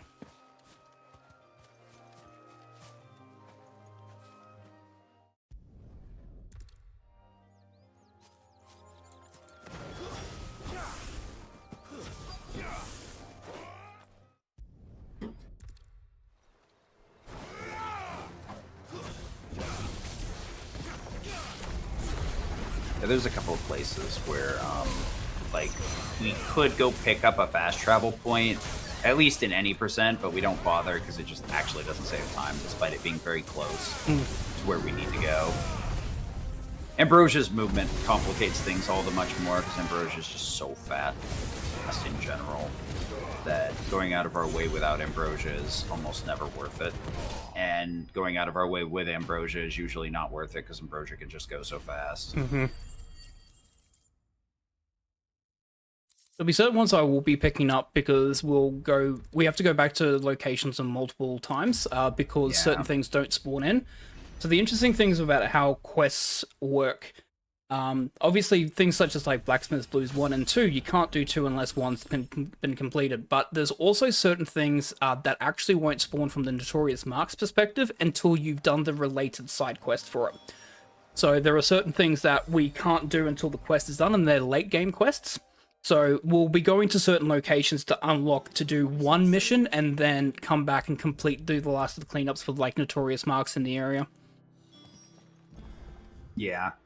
I'd imagine that's extremely helpful for like Chronoliths and Renown, where you kind of get like locked out of side quests, hunts, things like that. I'd imagine the hunts are part of the Renown, right? Yep. If I remember correctly. Yep. So basically what we'll have to do is do all the quests from basically after Oriflamme, we do all the side quests, we do all the Notorious Marks, and we do all the Chronoliths. That gives us the full Renown and obviously all Chronoliths requirement. That's effectively what we're calling the completionist category. The only thing that we miss out on is just the quests before Oriflamme, because it's very difficult to track, especially when we're trying to verify runs, because they don't necessarily appear. And since they disappear anyways, without any real recognition, it's very hard to track whether people have completed all of them. Yeah, you have to like check the entire first like hour, 2 hours to make sure they're done. Yeah, that would be quite frustrating.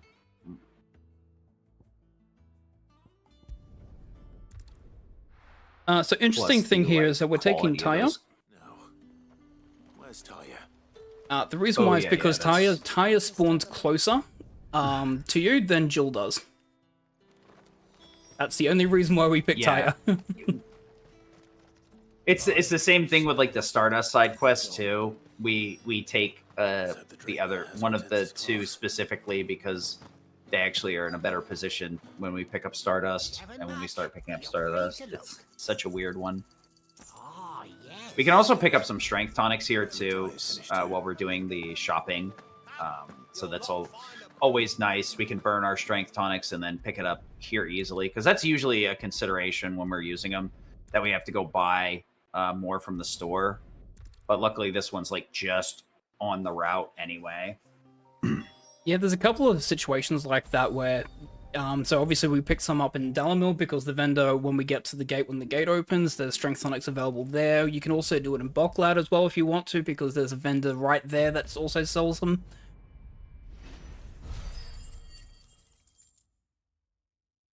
You'd be surprised how much 10% for 60 seconds actually adds up to.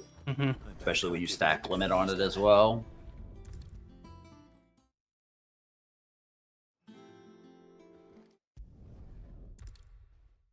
Honestly, that's probably the most tilting non-combat related mistake. When you accidentally throw a strength tonic into the wind and you're like, no! That's not a total ravage. I'm not going to be able to kill anymore! Yeah, that's not total ravage, that's a strength tonic, oops. Mid told me she was building a Oh no, at least you can't use both of them while it's active. True. You're like, Luckily, the dungeons start getting a lot longer, and in some of them, the game is kind enough to give you a breakpoint where you can refill mid-dungeon. Yeah, So Goots comes story, very, you don't very need 'em. helpful. Yeah. Luckily, in story, you don't need them too much, but you can definitely use them in a lot of situations. The main issue is having to like go out of your way to get them from the vendor, which, unless you're passing by, is a bit annoying. Luckily, there's a lot of times where you are passing by, so you don't have to worry about it too much.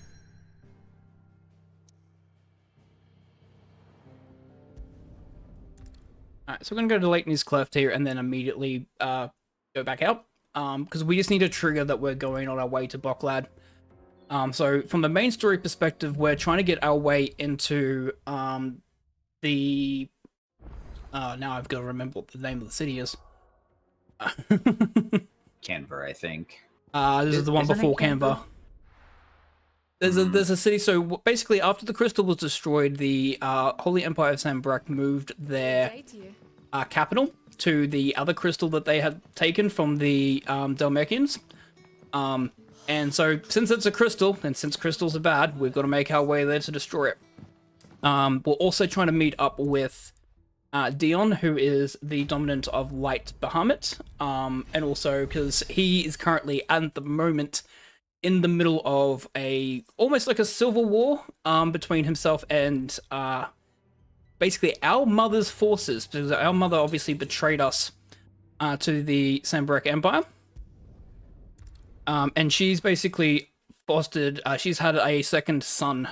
Basically with the leader of the Holy Empire of Sanbreque, because she wants to have basically the power of both the Phoenix and Bahamut under her power. And obviously that means that Dion's been shifted to the side even though he's the dominant of light, and he's not very happy with that. Yeah, she's involved with a lot of the political intrigue and manipulation for the early portion of the game. Kind of like the early game big bad behind all of the moving parts. If something's going bad, it's usually our mother that caused it. Pretty much. I'm going to approach this from a specific angle so that I don't trigger enemy spawn. There we go. Because if an enemy spawns, you can't actually talk to people. You gotta deal with the enemy issue first. It's down here. The other unfortunate thing is that you can only have 3 side quest markers on your screen at one time. So you do have to do quite a lot of remembering what you were supposed to do. So you probably will see me do quite a bit of just pausing just to have a look at the map, just to double check where the mission marker for that is. There are over 60 quests that we are doing and over 30 hunts, so I will need to double check every now and then. Yeah, the other thing too is like a lot of the time when you do a quest, you want to just hold the triangle to put it on the markers because you know otherwise you have to wait it out before you can start moving, and it's super annoying. But the side effect of that obviously is it's not actively showing us the side quests, and it's either pull up the map or change it every time and sort through a list to be like, oh yeah, this is the one side quest I want to deal with. Instead of just being like, okay, am I going the right direction? Yeah, I am. Okay, good. The good thing with obviously taking so many different missions at the same time is that you can pretty much just string them all together. Yeah. Being able to clear one into the other is kind of nice. There's, even though you can grab some upgrades or like go get the item, it's probably not worth it when you can just do all of the jumps through the hoop at town all at once. Yeah. And you're getting pretty close to like level 2 FOR.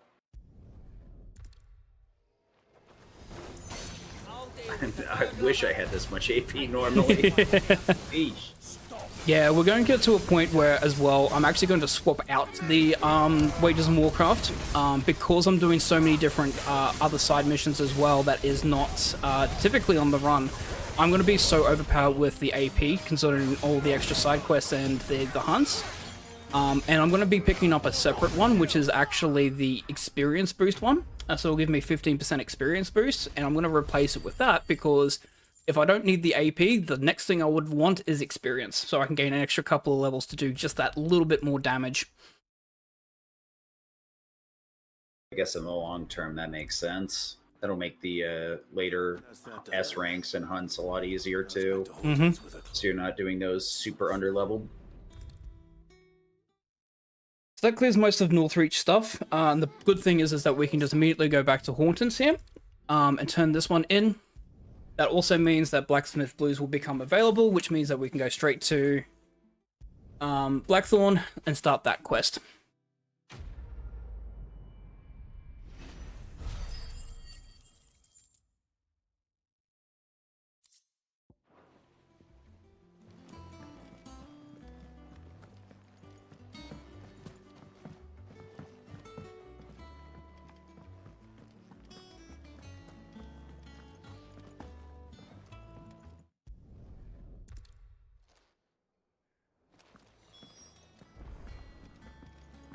Karen, this one.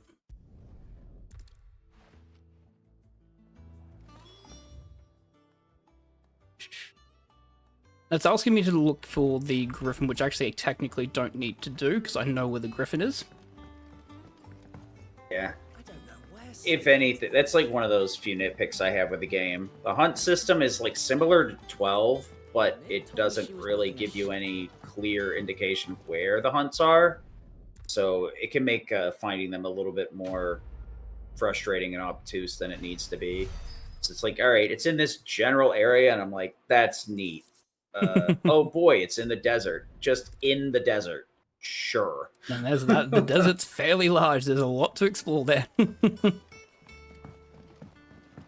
Yeah, for better or worse, the maps are quite large. So there's a large area to kind of look through. A lot of these side quests, we'd be picking up some accessories that will like buff certain moves, either by shortening the cooldown or increasing the damage, but none of them are really worth even looking at. Most of the good ones we get on the critical path of gameplay, so we don't have to even consider most of these side quests. Really, the only one that's even considered is, like I said before, Cock and Ball, which is the one that gives the Badge of Might +1. The regular Badge of Might gives 7 strength, and we get that normally in the path, and I believe this one gives like 13 or 14, so it's another 6 or 7. I want to say it's only 6 more, because for some reason I got that math stuck in my head, but I might be lying. It wouldn't be the first time. Spreading mass information. Stop him. Alright, so I'm going to take, go here to sort this one out.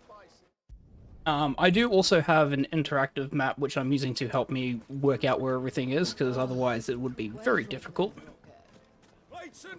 Because there are specific hunts that I need to do in specific orders as well, because that will unlock the necessary materials that we'll need to craft the weapons that we want. A carving knife should be hard-wearing. Yeah, after doing a lot of randos, I've realized that like trackers and things like that can be extremely helpful.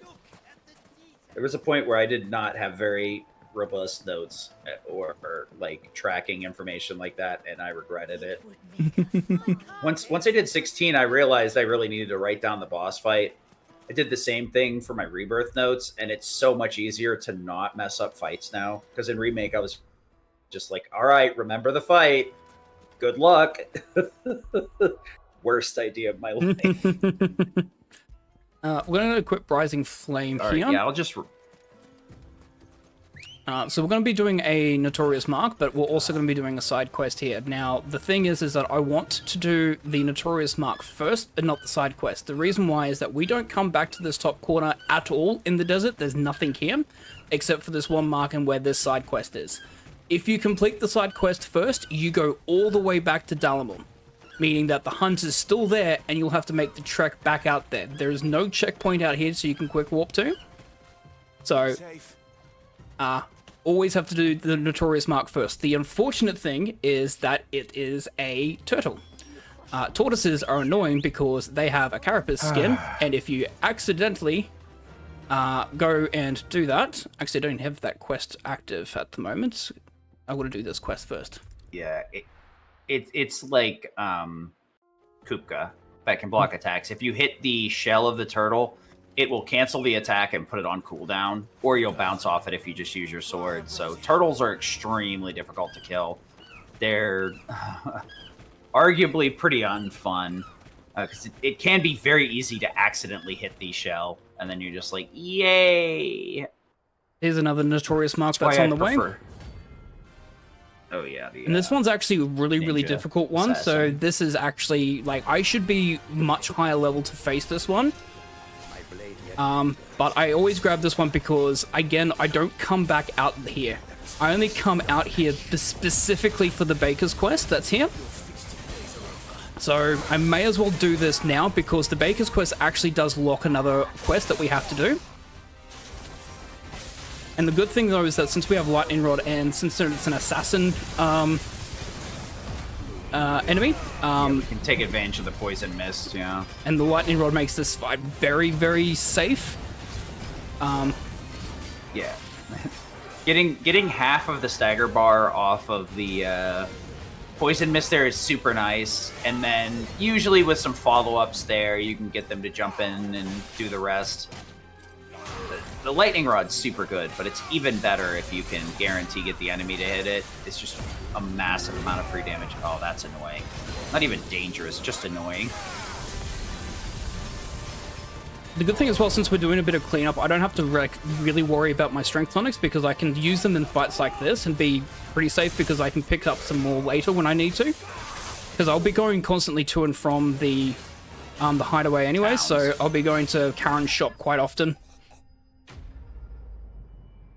That one's a bit of a scary fight, especially if you get hit with Undermine into that triple kick. That actually does rinse about 75% of your HP. But again, like, so long as you've got Limit Break available, you can always recover very quickly. Yeah, but the risk is like, you want to use the Limit Break for damage, and, you know, if you don't have it, you can't use it. Mm-hmm. Straight home now.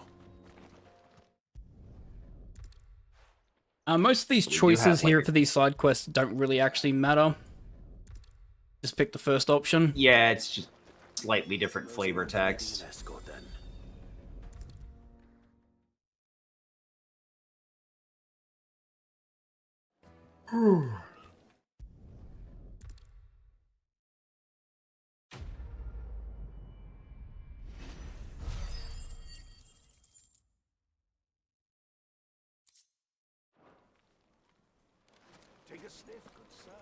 Then need to go south here so we can pick up some limestones. Lights and buds!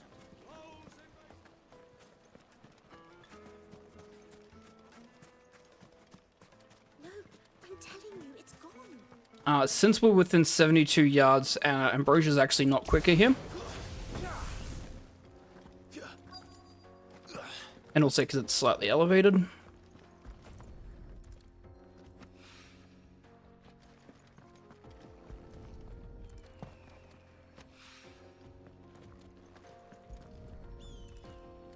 And these are more like one of the main reasons why I like doing these sort of quests, even though they technically can do them later, because a lot of these are fetch quests and they're not too difficult. So it's just basically just going out of your way to collect stuff, and it's free experience and AP. Yeah. Routing order plus, yeah, the extra levels is super nice because you normally start falling off towards the end game. Not super bad, but enough for it to be mildly annoying. Luckily, in story, you can get away with it pretty easily, but not really in other categories. Okay, so that's that done. All right, we need to go right to Dosmere.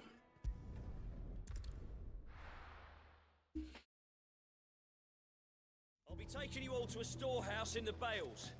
So the interesting thing with a lot of the side quests we talked about, like the world itself evolves and adapts around it, is you can see since we've done this, our good allies that we have, so people like Quentin, Isabella, that's in Northreach, etc., they have their own special side quests. So we did Quentin's first one on Lost Wing, and we can see that Lost Wing has already started changing because they're looking to actually move the citizens out of Lost Wing over into the farm area to the north. Because they're afraid that the Sembreca Empire is constantly going to, especially the Black Shields, are going to constantly return and attack them. So Quentin, in his protection of the town, is trying to get especially the bearers, to safety. And so these side quests will constantly evolve and change as the world progresses. Like the world becomes more steeped in ether floods, etc., etc. We do more side quests, more events unfold, and the world itself actually reflects that, which I really love. That little touch that the world itself slowly is evolving and changing. You can see the impact of it all.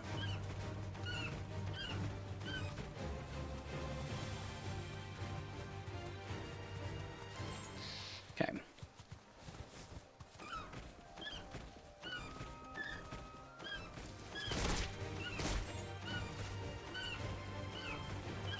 This is where we were when we're going to Caer Norvent. The unfortunate thing is that we obviously didn't trigger the obelisk here. The obelisk is actually all the way over here. I will be activating it because there is a Chronolith here, but we will not be doing it just yet. Yeah, Chronoliths really aren't high priority because if I remember correctly, we don't get any EXP or AP out of them, and the accessory you get really only buffs your ultimate move, and most of them really don't buff it in a way where it's super useful or impactful. Just also a bit safer just to be at a higher level so I can do more damage against the enemies. So doing the Chronoliths at the end of the run is a bit safer. Even on like the basic ones like Phoenix, for instance, whilst it might be great to do it now, I could theoretically do them now. There's no real way to do it. It'll just be wasting time to do it when there's safer strats I can use. Especially like having, that's probably where I'd get like the fourth limit break then, would be for things like the Chronoliths, because the limit break is insanely powerful in the Chronoliths, because that is just a default that you can have irregardless, because they don't technically count limit break as being like an icon ability, even though it's technically under a Efreet. They believe it's just an additional advantage that you have, because you don't have an Efreet Chronolith.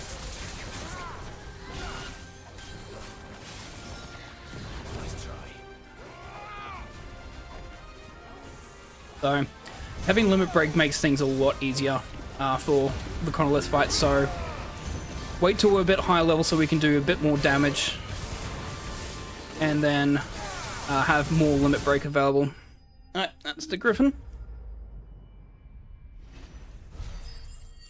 So Dosmer is required because that's part of Blacksmith Blues 1, but also the Scarletite here is also required to building Excalibur.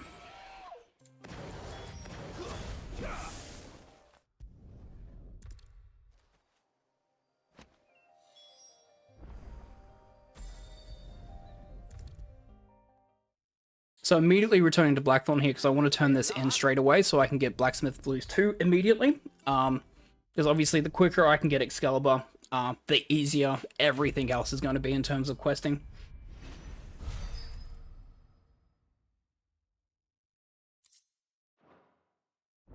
That's the Drake Slayer gear recipes. We're going to get a couple of armor ones, but we're not going to equip them. Again, armor's not really a priority for us in story mode. We're not too worried about dying. And even still, dying is not the end of the world.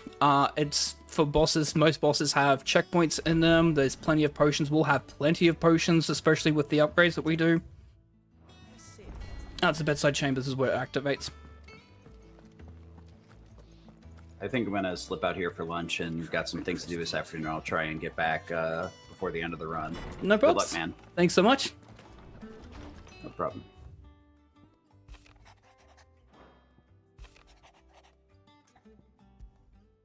So we have all these missives as well, which is where you can pick up quests for. So this is where Blacksmith Blues 2 comes in. We'll also pick up the other two that we've got here as well.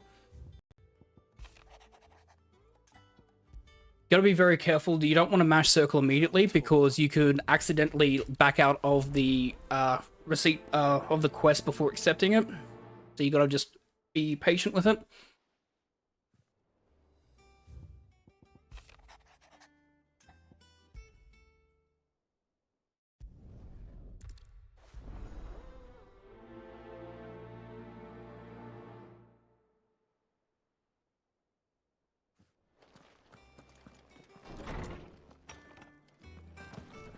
So I picked up those quests, but I didn't actually activate the marker because I do want to keep an eye on these three.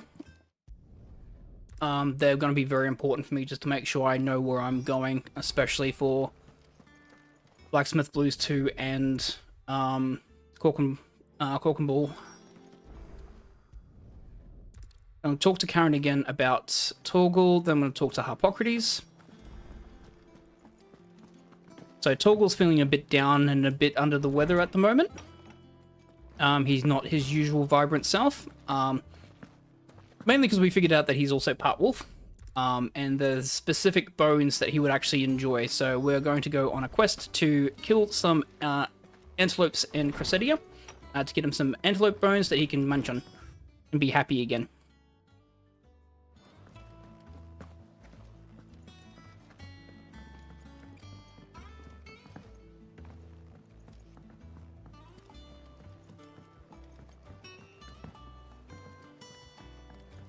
Told me she was building a ship.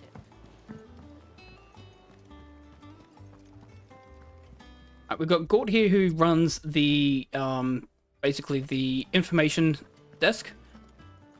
Basically, he has not been paying our allies, and they are short on money because he hasn't been doing his job correctly. So we are going to take some star rubies to be able to pay our allies and friends.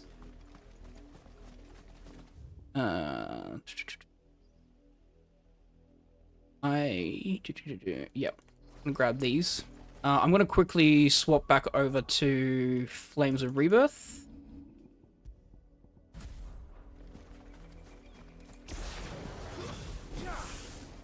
Because there's a couple of raptors and hornets that will spawn here, so I just want to grab all of them in a Flames of Rebirth here.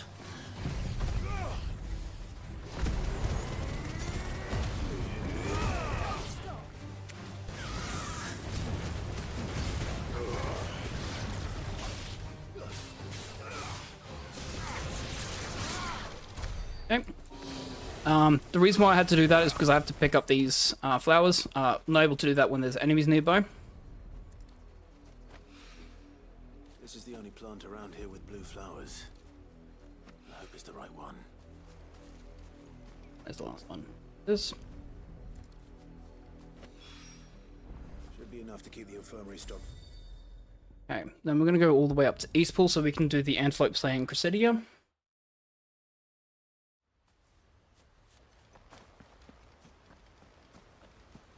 Obviously, I could have turned in the Herbster Rodriguez in the infirmary. However, the infirmary is not too far away from where I'm going to be turning in a lot of other quests, so there's no real need for me to do that.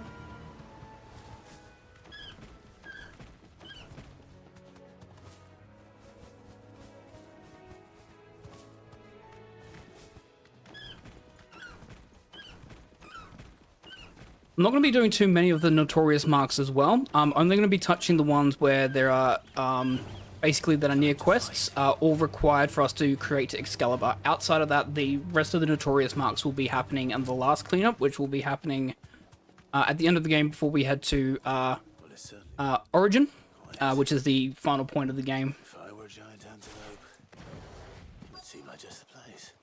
I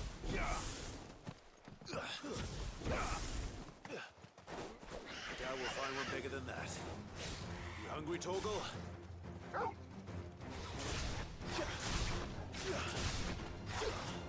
That's right, just grab these two. Wait for them to spawn in, good.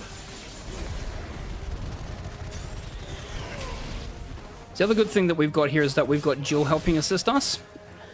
So Jill has also been able to do damage as well to these enemies.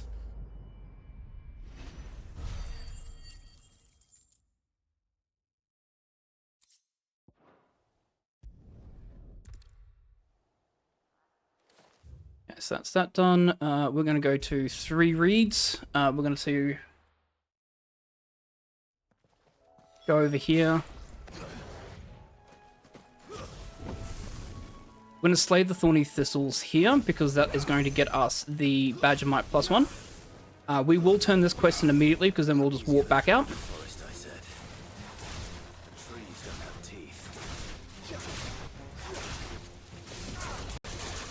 These just die to a Wicked Wheel and Scarlet Cyclone combination, so it's very simple.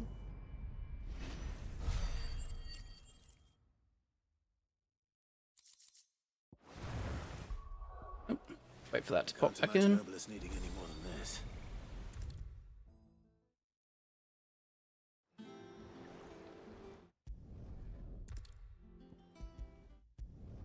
Yeah, we stayed there so we can get some picture wax so we can use that to oil the dock.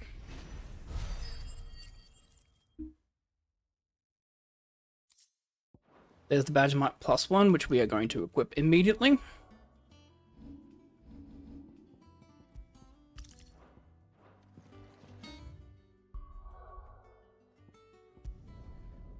Gonna head to Martha's Rest because we need to find the butcher here. Because there is a culinary request to make a specific meal for the kitchen. Using monster parts, apparently. Thank you for sticking with us. Those of us who are still here haven't exactly leave each other.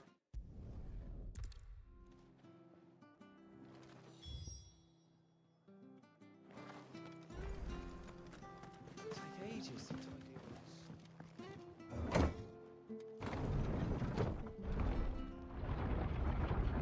Alright, we've also got a side quest here, and then yeah, there's the other one in 3 reads, and then that should be it for Martha's Rest for the first part. Alright, Sid.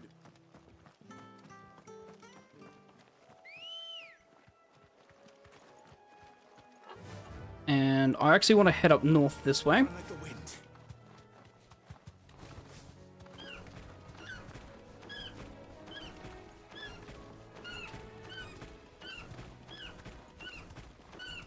Because we do have a notorious mark here that we can clean up.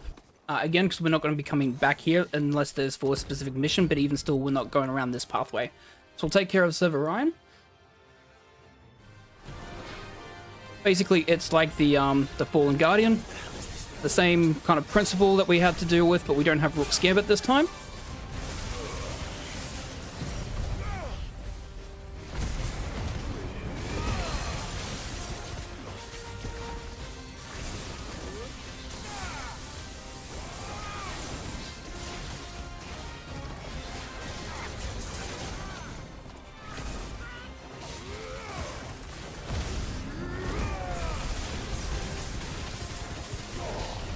Basically using the same combination that we normally do. Obviously bring up the lightning rod where we can, deal as much damage as we can while staggered, keep control of our limit break as well. Because we don't want to completely override our limit break. Eradicate, this is just an easy, just limit break here. Get the parry in. Didn't deactivate it soon enough. That's right. Just grab a high potion there. And it's got a Cyclone to kill here. Easy. Yeah, so you can probably tell a lot of these notorious marks, they're basically just like mini bosses. Some of them are super bosses. Yep, I'm going the right way.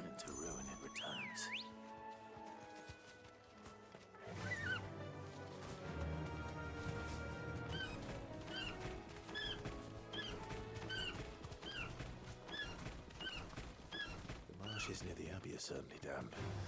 Let's see if they're damp enough for more than this. So just going to run past them. I'm going to have to trigger the fight with these goblins here. And this Gigas. Not this goblin. Renown wasn't wrong about enough flowers though.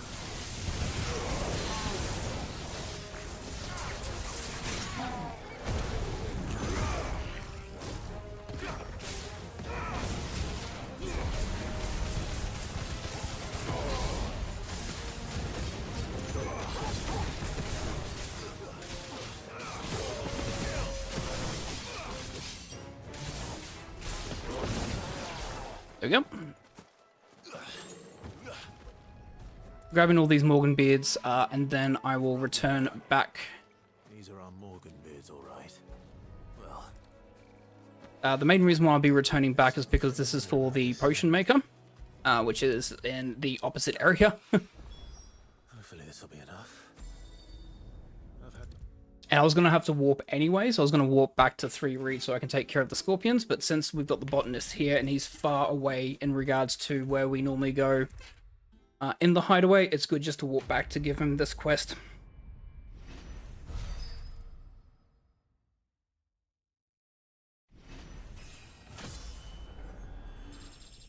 So we're already 1 level up above where we're supposed to be.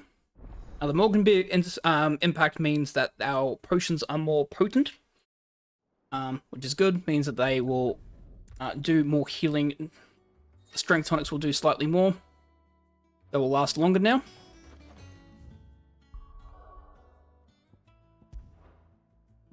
I go back to 3 Reeds.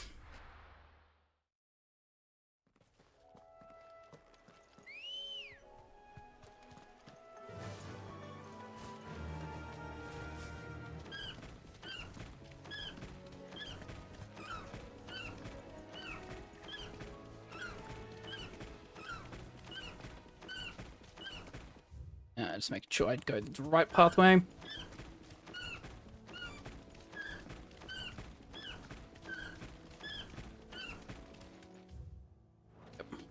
Yep.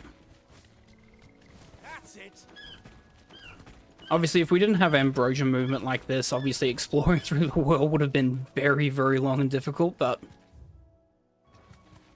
having ambrosia to be able to do at least a Jokubo dash kicking, for instance, makes the this a lot easier to deal with.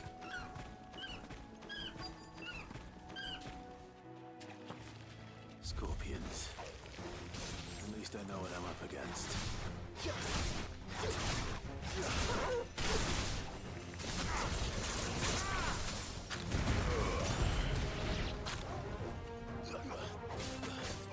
That scorpion didn't want to be go with his friends, so sorry.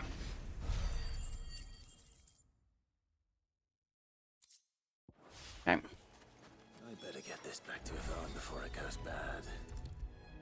So we'll head back to the hideaway so we can turn in these missions. You, Clive.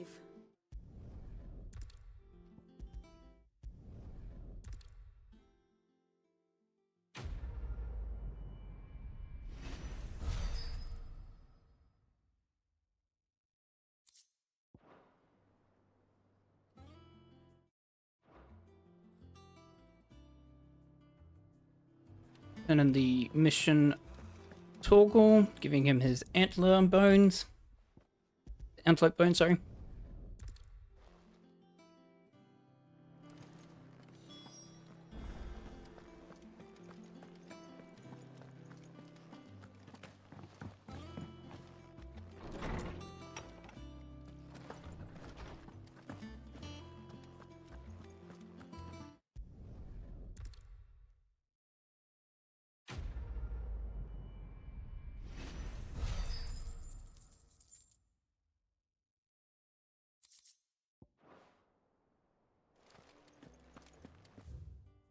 Alrighty. So one last thing in Martha's Roast I forgot to do, which is give Martha the Star Ruby. I'll give one to Martha, one to Isabella.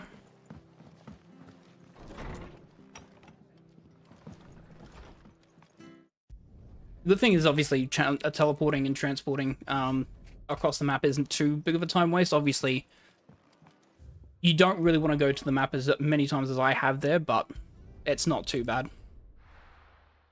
We're on the last stretch of cleanup.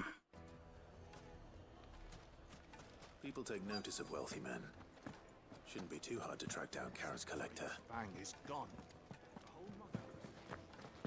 So Ignak and Dalmil's up here. Basically, he's a collector of fine swords. We're doing this because there's a specific sword making technique that that Blackthorn is wanting to know about in regards to making, you know, weapons as sharp as possible. Ignak is a well-known should I say collector of swords and weaponry. He's a trader that Karen knows very well. Unfortunately, his goods were stolen by bandits and taken all the way up here. So I talked about this slightly earlier. There is obviously the side quest here. I don't want to trigger this fight. I want to trigger the fight with the tortoise first. Even though I'm slightly underleveled, I would like to... The tortoise is also going to be very, very annoying to deal with, but again, since I'm not going to come back to this particular area where this tortoise is at all, it's very much out of the way. I'd rather deal with the tortoise first and then deal with the bandits, since I won't be coming this direction.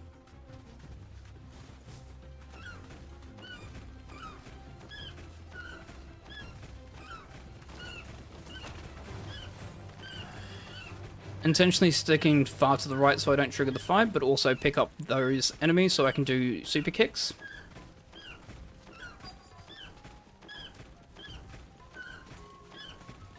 Here's the tortoise.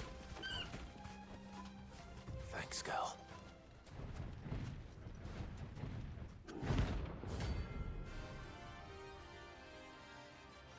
Now the tortoise itself doesn't have very many devastating moves, but it's just annoying to deal with.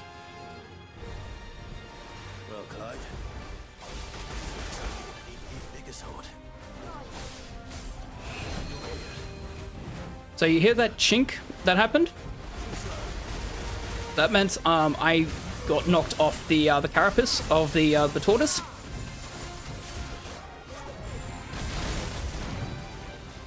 Which is slightly annoying because, yeah, I'm just going to quickly do this.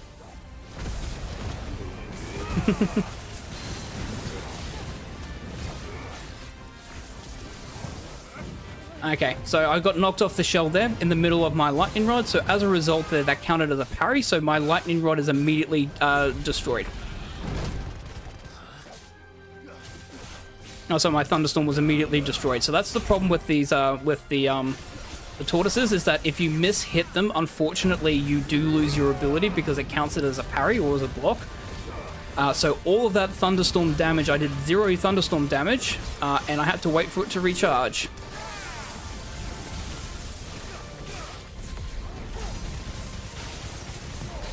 So you gotta be very, very particular with how you're hitting the tortoises here. There's only 2 more tortoise fights that we'll have to do. This is his biggest move, but that's very easy to dodge. It's just constantly dodging out of the way. It's gonna do water cannon again. He's gonna realign that.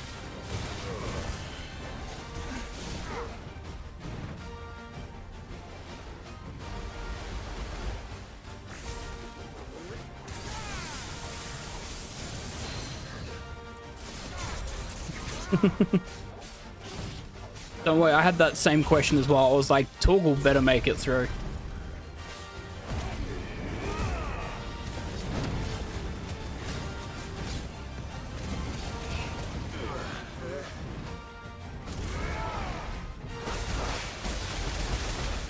Ow. Got me on the edge there. Yep, one more. Yeah, that's unfortunate. So he's invulnerable doing this move. Not much I can do here. Go wait for the attack to finish.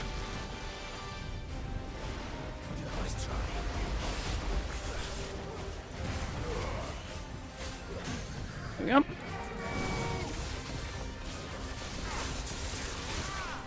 Just staying a bit further back here so I just don't accidentally hit him with that thunderstorm. There we go. There's the tortoise down.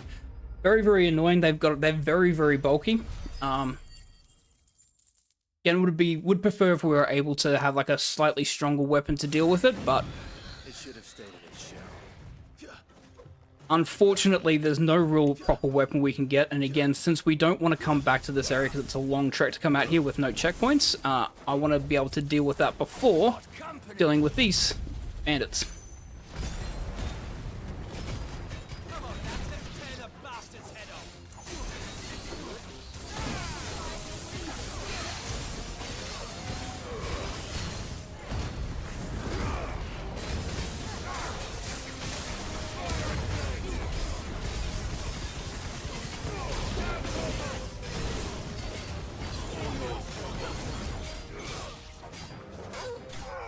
Much easier fight. So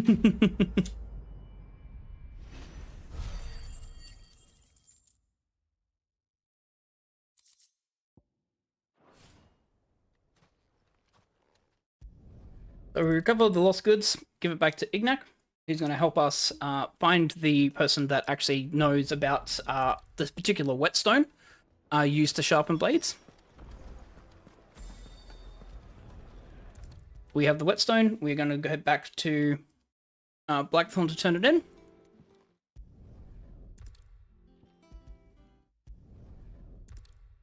And we gain the ability to have Excalibur. So there's two things that we need to do quickly for Excalibur. There's two enemies we need to fight.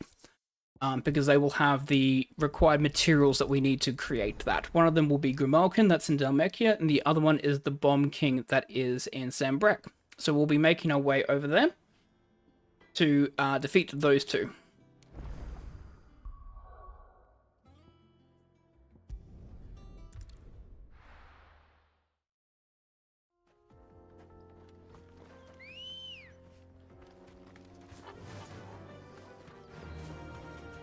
Yes.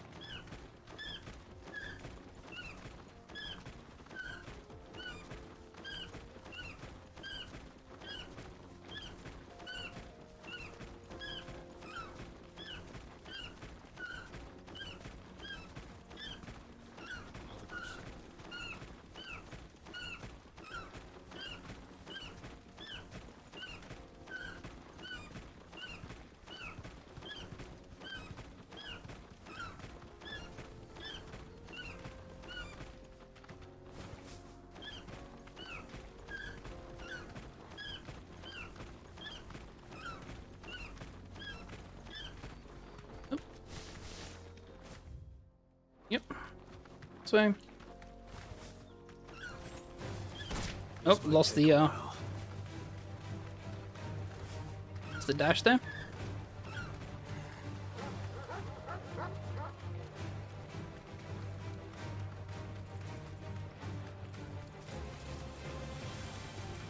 Just been very, very careful with the Tokubo dash kick in here, because sometimes Ambrosia will just likes to drop it.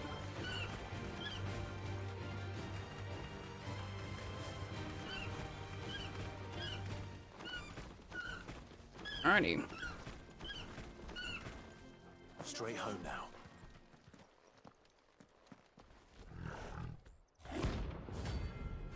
So Grimalkin is a series of fights, it's not just the one fight. We have to go through his entourage first. It's a series of mob fights, and then we get to face Grimalkin.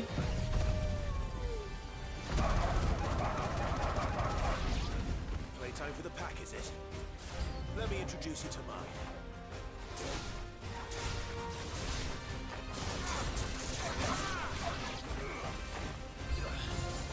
Obviously having Flames of Rebirth is very, very good. Obviously Scarlet Cyclone as well, very powerful, especially for these mob fights.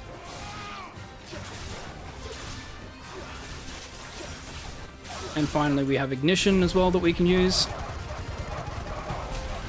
So gets rid of all the group fights, pretty much just using one ability per group fight, and then we can fight Grimalkin. We have the Lightning Rod and Thunderstorm already available.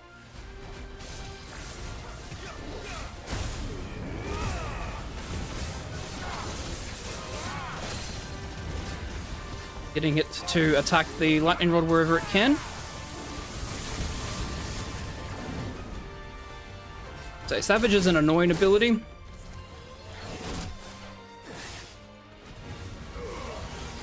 Missed. That's right.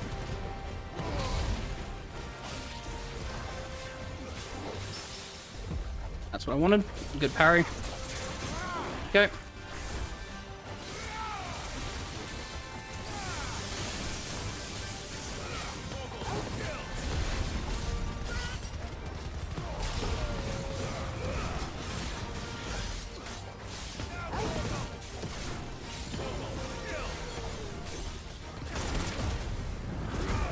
Just countering that attack there.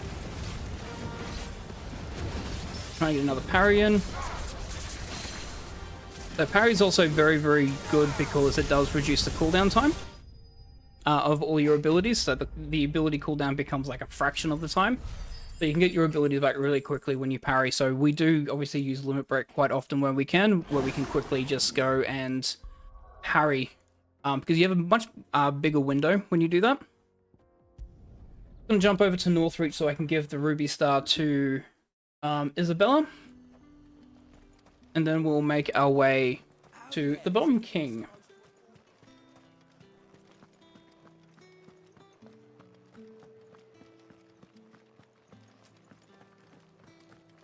Did you hear? The gates to heaven. I want to see you. It's all right. What am I going to do without Sweetwater and Oil of Talc?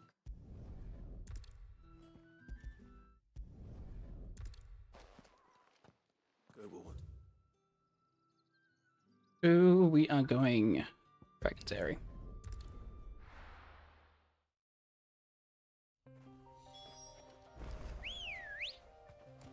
Let's go. Run like the wind. Also, will apologize. In a couple of minutes, I'll probably put on my air conditioner because my room's heating up quite often. It's already at like 30 degrees in my room, so I might put my AC on just to cool down a little bit.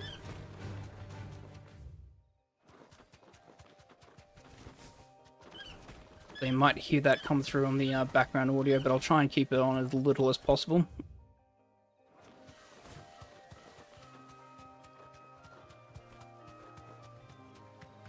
It's slightly annoying here because trees, if Ambrosia bumps into a tree, they lose their dash, so just playing it safe just by running through here.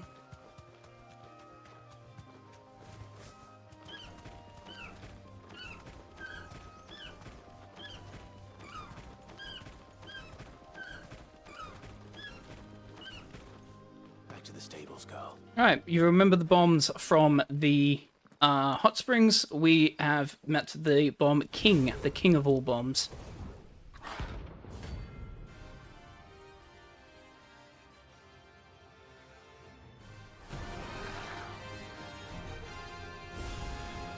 So it's going to do coronation to start with. We're just going to dodge that. Then it's going to leap forward. It's going to do a couple of fire attacks, which we're just going to counter with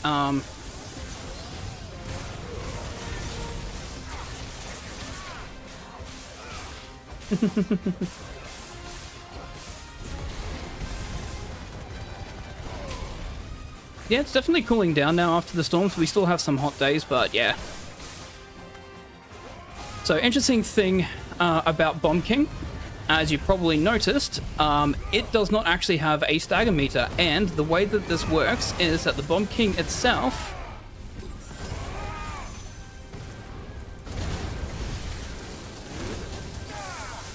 I've got to get out of King's Justice.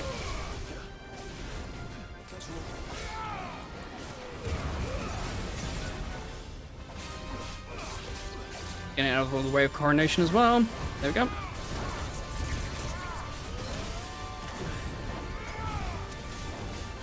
Done. So yeah, it actually doesn't have a stagger meter, but it also actually is affected by things such as Wicked Wheel and Ignition. Like most other bosses are not affected by him. He is, for some reason. Now to collect the... This looks like the stuff. So you can do a lot of damage to begin with by doing a lot of ignition wicked wheel combinations on him and dragging him into like a corner with the needs more than this. with the lightning rod.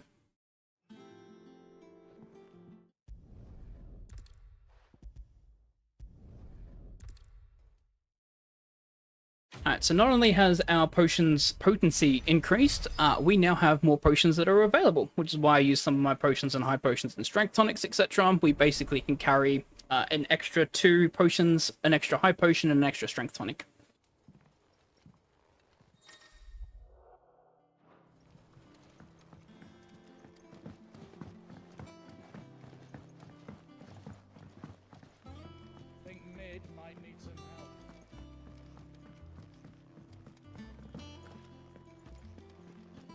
That's the last notorious mark that we're going to do for a while. We're just going to finish up these 2 quests. We're going to craft Excalibur, buy some more potions, and then we'll head back to Lakeny's Cleft.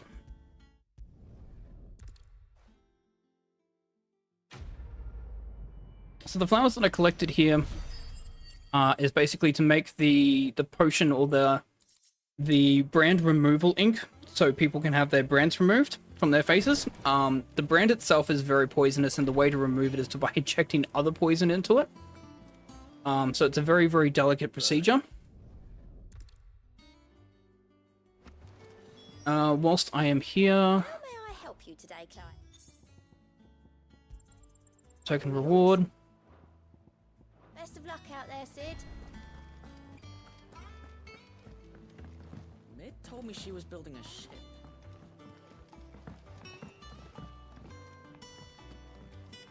I don't know where Sid gets the energy. So I have plenty of AP now at the moment, so what I'm going to do outside of crafting Excalibur is I'm going to be purchasing my experience. Oh, will it be? Should last you a good while. No scratches, all right? Alright, so we've got Excalibur, which is a 268 sword, which is the best sword that we can get for a long time. Which is going to make some of the other fights, since we're slightly higher level, but also we've got more strength in our sword, it's going to make some of the next fights very, very free.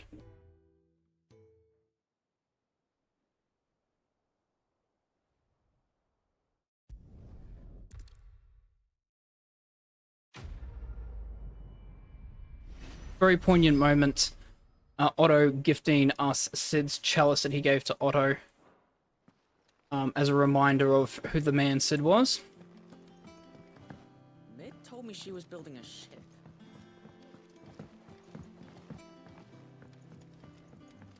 I don't know where Sid gets the energy.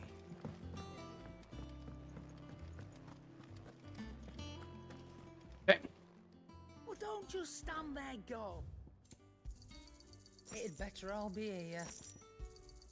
You'll not find a better price than that. So, Fortunes in Heavens increases experience by 15. I'm just going to use that to overwrite.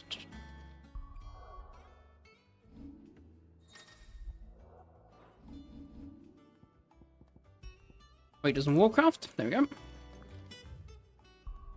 And you'll notice that the only green thing that we see here is in Lakeny's Cleft. There is actually a side quest that we'll be picking up immediately when we go into Lakeny's Cleft. The main reason why is because the quest is actually on the way.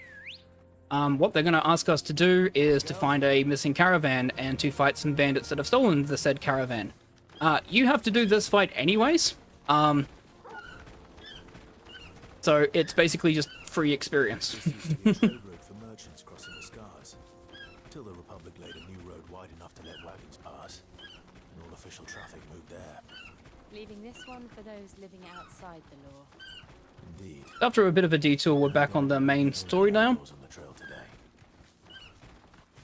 So making our way through to Boklad so we can gain access into the new capital of the Empire of Sanbreque, so we can destroy the crystal there. So what do you think? That we'd be lucky to make it out alive?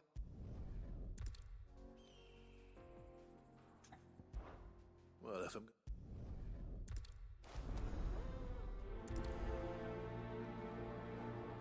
Apologies, just opening my second drink.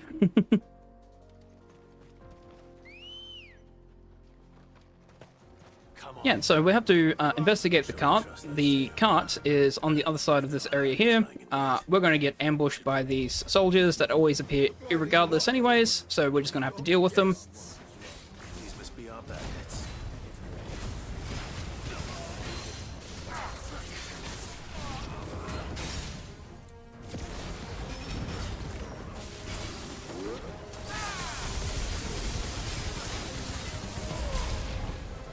Waiting for them to spawn in, and then we can Flames of Rebirth the last ones.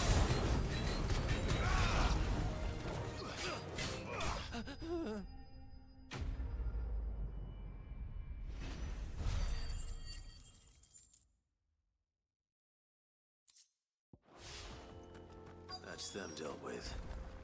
And the extra 15% experience is actually very much worth it. We are going to gain an extra 2 levels by doing this.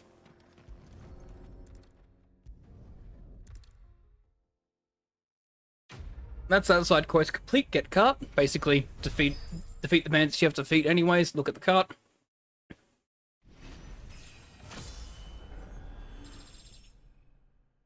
So normally would only be level 32 here, so the extra experience is definitely already starting to help as we're 2 levels above where we are.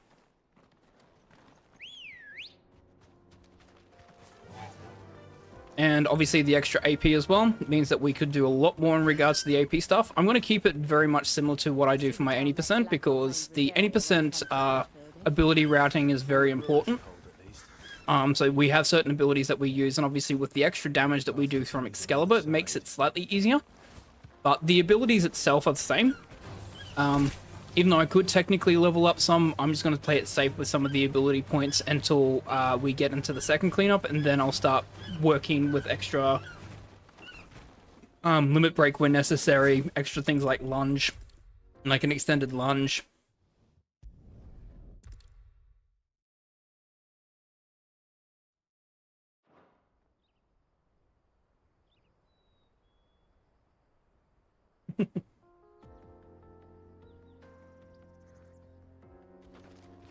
Yeah, my room gets very, very hot. Problem is that there's just hardly any circulation that goes in my room.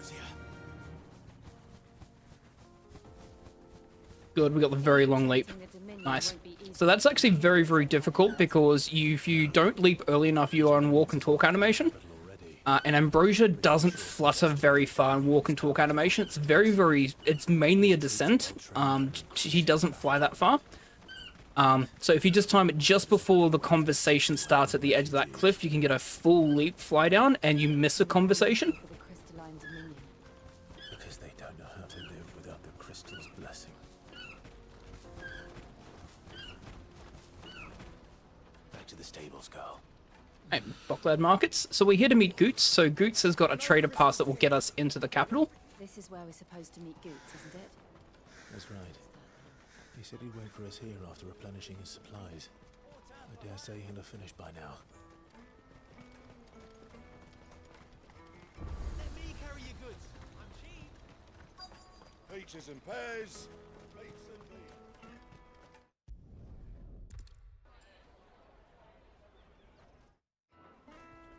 Alright, so we find out that there is a long queue to get in. The Sembrek forces are denying people in without a trader's pass. We go have a chat with Goots.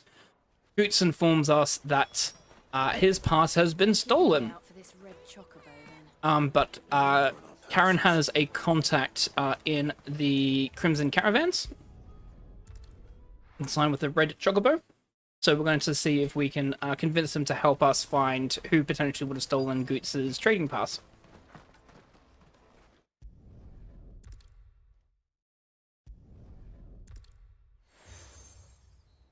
So we meet Eloise, who is one of the owners of the Crimson Caravans. She thinks she has an idea of who it is, and we should probably ask around the market for more information. Out of my sight, wretch.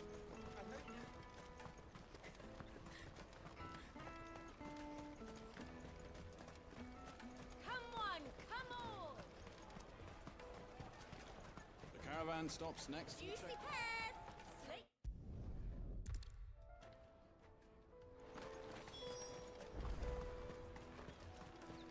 You won't find anything of this quality in Twinside. You should come with me. Alright, so we chat to them, and they say that the kids around have been causing a lot of trouble recently, so it's most likely probably a child that stole the ticket.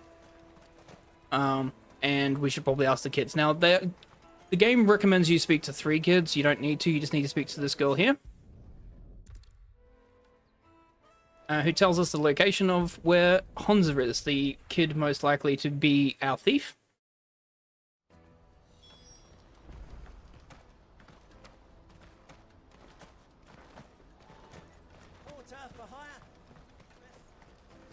That's that then. So we're going to confront Let's hope he's still Honza. nearby.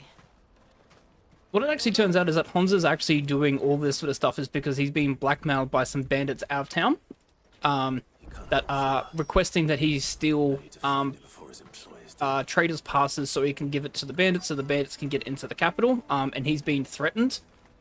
Even though he's a kid, you're supposed to chat to the Chocobo Tamer. He says Honza's gone in here, but again, you can just run in here and speak to Honza and confront him immediately.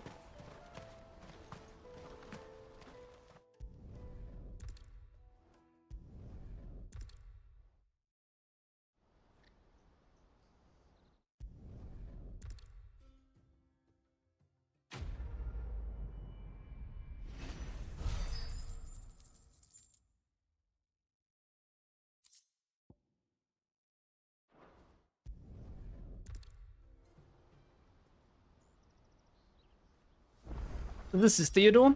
He is the brother of Eloise and also one of the owners of the Crimson Caravans. He basically informs us that where the bandits camp are. So we're going to deal with the bandits so we can help protect Honza.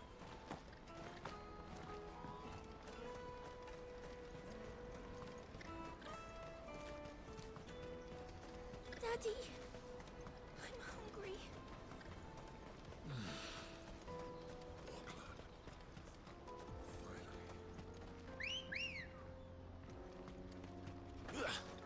Now, traditionally in the any % story and action mode, after we do this fight here, there's normally a side bit that we go to where the ancient sword is found, and we normally equip that. But since we have Excalibur, which is much better than the ancient sword, we're not going to be changing swords for a very long time.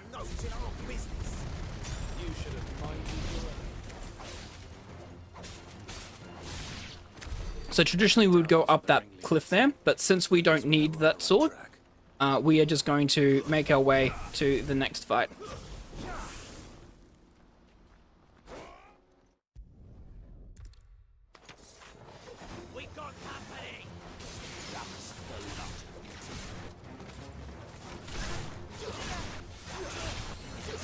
Those mages love to just shoot you out of the air, which is just unfortunate.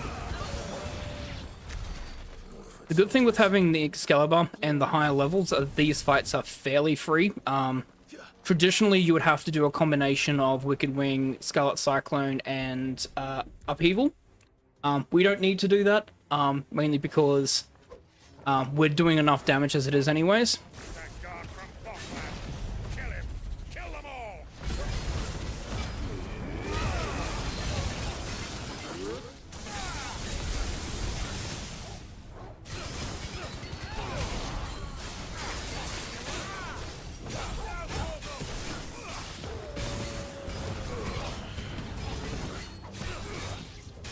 So we can finish them off even before they're out of stagger.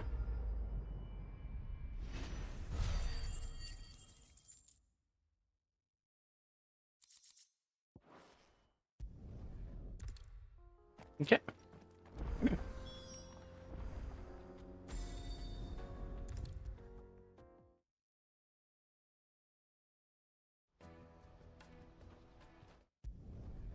Alright, so track down Honza. We have the Crimson Compass from Theodore. We combine the two to show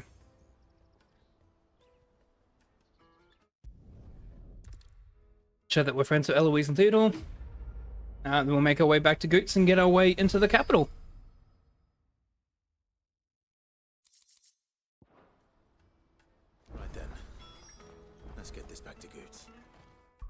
There are some side quests here, but we're not going to be doing any of these side quests yet. We're going to be coming back because we've got to wait for certain ability. We got to wait for certain quests to be available, which won't be available until after we fight Bahamut. So we'll do that as part of our final cleanup. I'm going to master Lightning Rod and Thunderstorm here. This becomes Titan. This becomes Lightning Rod. This becomes Wind Up. Okay. Yep. And then it's on to the Dominion. Out of my sight, wretch. So that's one of the benefits of upgrading and mastering an ability. So you'll notice that I put Titan on as my third icon. And I'm able to use Lightning Rod there. That's what happens when you master an ability in the game. So if you upgrade it, it increases its damage, its potency, or reduces cooldown time, etc. Mastering just allows you to put it on any icon. If we didn't master it, we'd be stuck on using Ramuh abilities on Ramuh icon. But since we've mastered those two abilities, we can put them anywhere, which is why we have them on Garuda and Titan.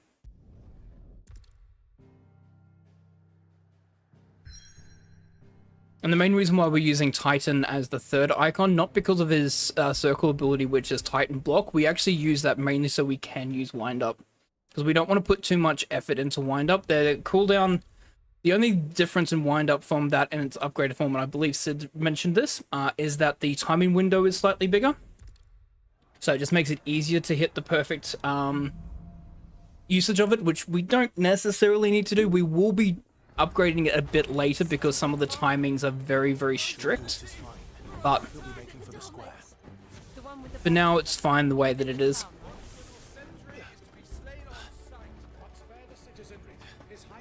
So, now that we've made it into the Crystalline Dominion, there is a civil war that's happening with the Holy Empire of Sanbreque. Dion, who is the dominant of Light Bahamut, has inadvertently killed his father because he's been stripped of his position on the throne, and our mother's illegitimate son is actually the next in line for the throne of the Holy Empire of Sanbreque. Dion tries to kill the child, but ends up accidentally, inadvertently killing his father in the process, and has now gone berserk as Bahamut as a result.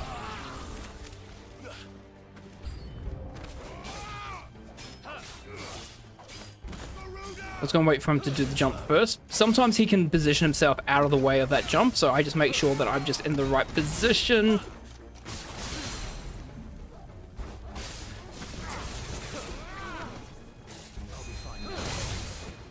There we go.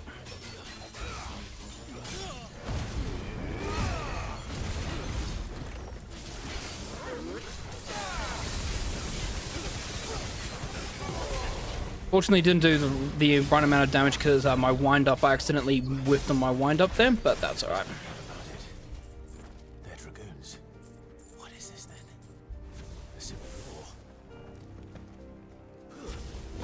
Just making that specific jump there because certain slopes you slide down and take ages to do, so you can avoid those sliding slopes whenever possible. I'm going to quickly reload after this fight here because I want my Flames of Rebirth to come back online, and there's not enough time between this and the next fight for it to come back online.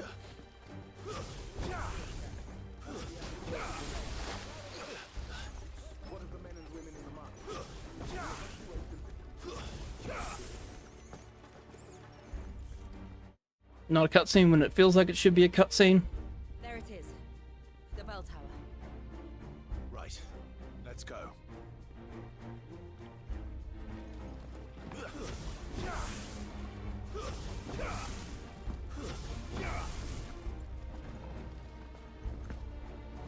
Come on, Clive. Thank you.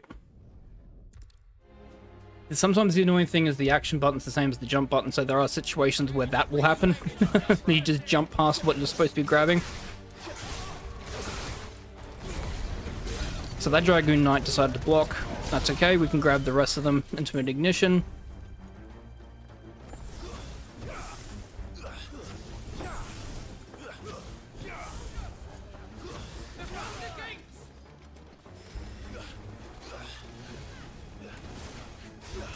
Just bringing the captain over, because sometimes he can just be a bit of a nuisance too far away.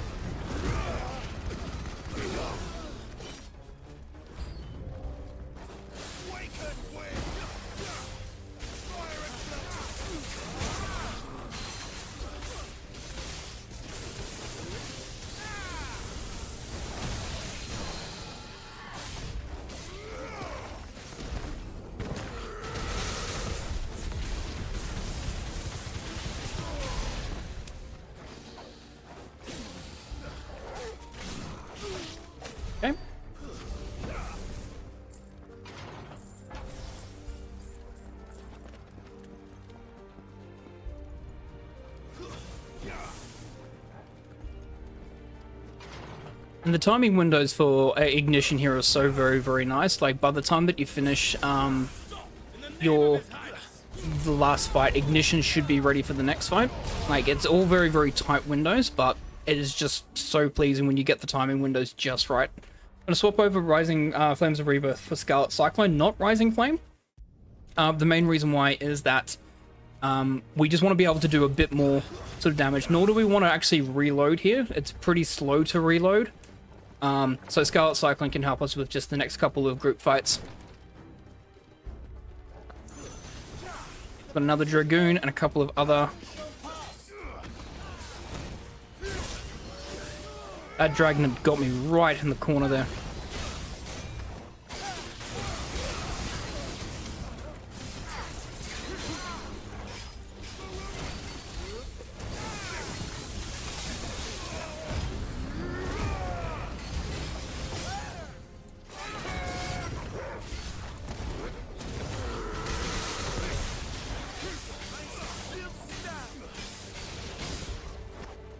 They're sniping me today.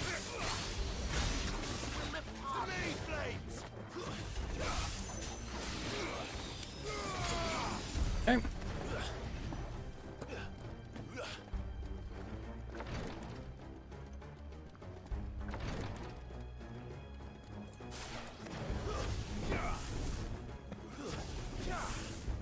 And obviously the other reason with Scarlet Cyclone as well, we do have another dragon fight coming up. We're actually hoping for the dragon to hit us a couple of times with like head attacks and wing attacks. The main reason for that is so that we can get the quick cooldown on the Scarlet Cyclone. Alrighty. White Dragon.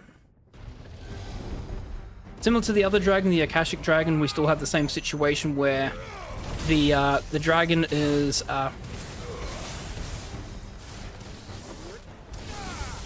the main body of the dragon is what we want to target, but unfortunately locking on will not give us that.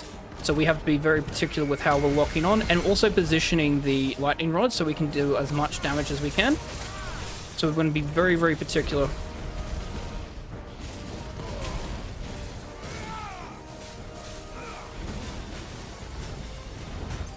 This white dragon does love to fly around as well. It does make it very, very difficult to keep track of him. Good opening.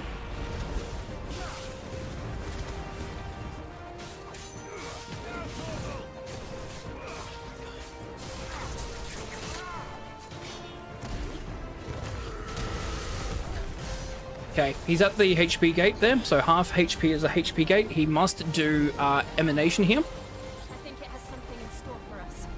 Once Emanation's completed, then we can start doing more damage.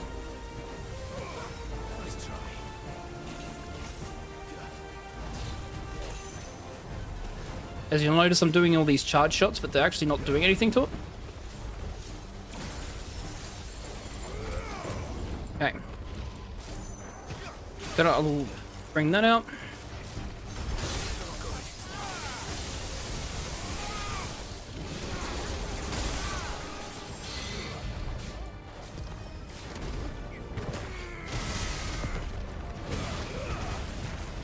Alright, Dragon Dance time.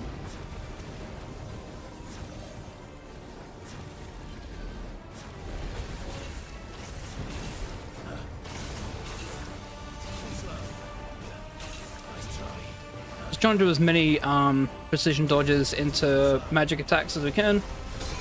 Ow. That's slightly annoying, but that's alright.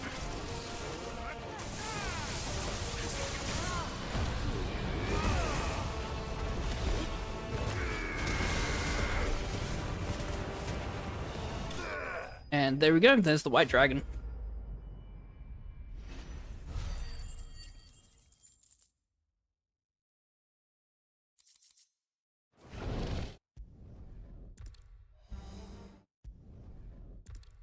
Alright, so Dion is still on his rampage as Bahamut. The citizens of the Crystalline Dominion are fleeing as he's going insane.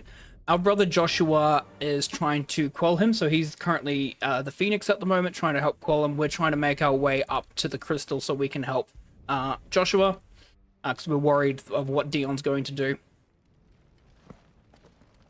I'm going to go to Goots, going to go to the big hammer, and I'm going to... I've already done grindstone. Cool. So diamond sword. That's fine. I just need to do the strength tonics now. I can make for you. Let me show you me wares. And just replenish everything. Thank you. Right on. Here you go. Okay. The other thing I'm going to do is just replace this with Flames of Rebirth.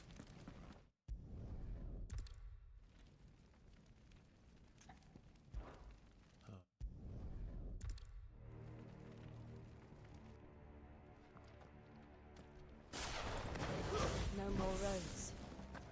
We'll have to find our own path. Do you feel that, Clive? Ether. Just what we need. Another flood. Alright, it's going to start with the Flames of Rebirth here, which is going to kill most of them, except the 2 captains. And which is going to then just ignition them to the door. So obviously the crystal is flooding the land with ether, causing another ether flood, so all of the people are turning Akashic.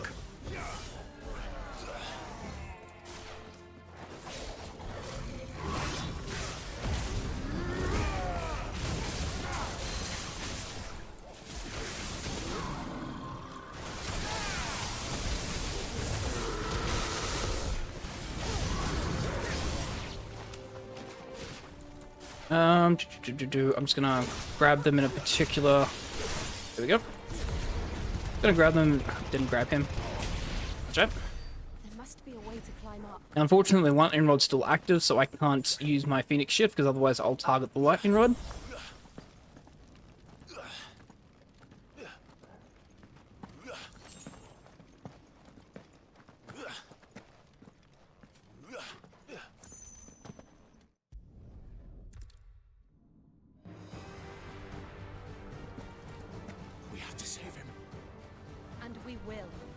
Need to keep moving. Come again. Not now.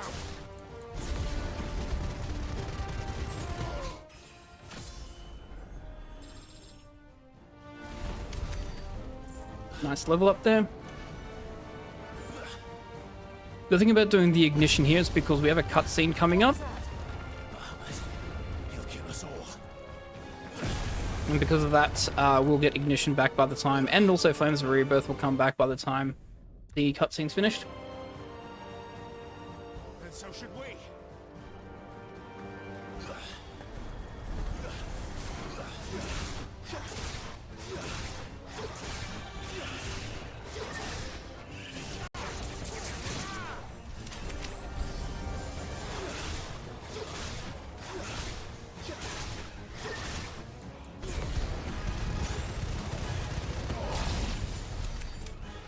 So just a good combination there of just like Wicked Will will instantly kill at this higher level compared to what we would normally do in story mode, and also Ignition is just an easy grab, everything can destroy as well. Which means that we don't actually have to replace that. So normally in story mode you would replace it up for Scarlet Cyclone to be able to deal with the group enemies, but we don't need to at this high level.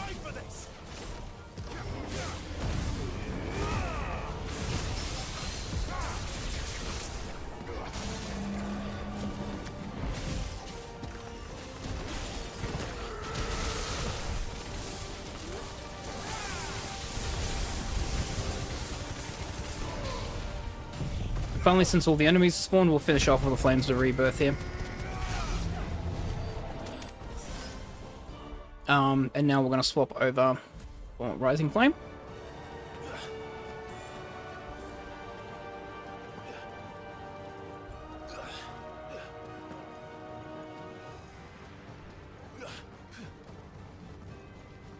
Are those the council chambers? How are they still standing? I don't know.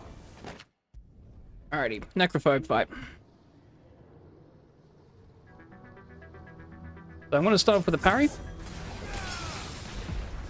Into Rising Flame, into Wind Up.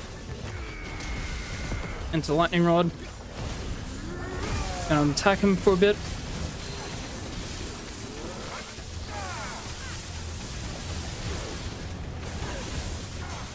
So I got the stagger, good.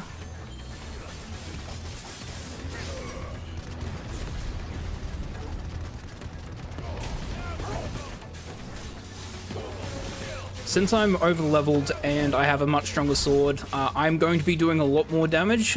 So traditionally you can avoid doing that stagger on regular story mode, but with the upgraded sword, no chance.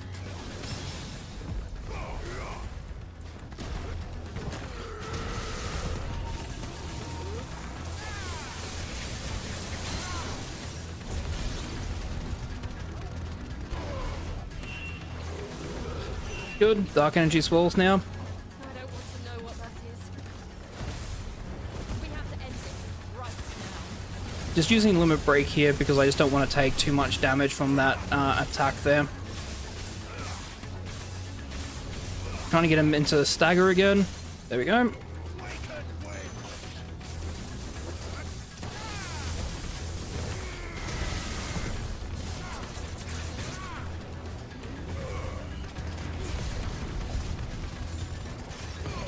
And there we go. Fairly straightforward fight with Necrophobe, especially on this category. It is a lot safer to do on this than you normally do on story mode, because story mode there's a very, very thin window with what you need to do. Parries are very, very essential to be able to recover, to do extra damage to him with your Rising Flame and your Winder. And the window there for timing that is very, very precise. We do a Burning Blade there to help with it. But since we've done all the extra side quests and a couple of extra hunts, our level is a couple levels above, and obviously Excalibur, you know, helps us in terms of dealing damage. So, There's someone up there. so we find that our mother is here with her illegitimate son, cowering from the attack that Bahamut's doing, and so now we've got to try and quell Dion and Bahamut. So we have our last major icon kaiju battle. We're going to do something very interesting at the start of this fight. We're going to fail both quick time events.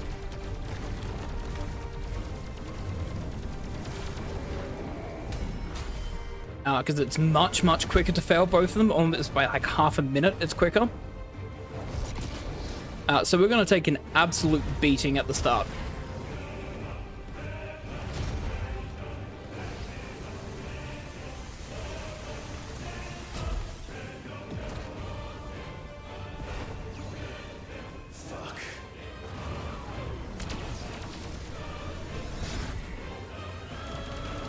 The main reason why this is faster, the first attack, basically you punch him and you do very little damage, and then he takes you and throws you against the crystal anyways. And then the second one, you dodge all the lasers and then you end up getting caught by the lasers anyways. So we're just getting rid of some of the filler of attacking and dodging.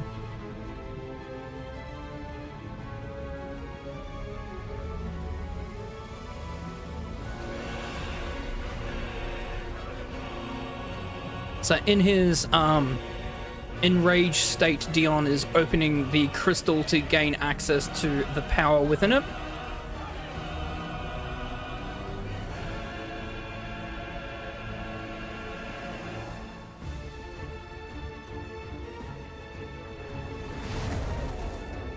First the heart, then the heart.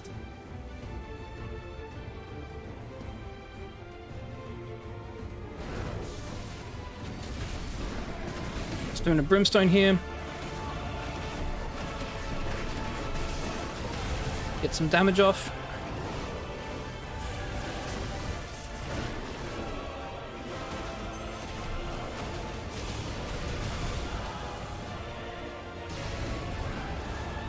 Didn't quite get away from that orb burst. Just going to do a bit more damage. Just to trigger the cutscene. There it is. You can potentially dumb stagger in this fight, mainly the last phase of this, well, the last part of the first phase of this fight. So we just need to be very careful with our damage as well, especially will damage. Main thing that we want to do is whenever we have Brimstone available, we want to make sure we get all the full attack of Brimstone out.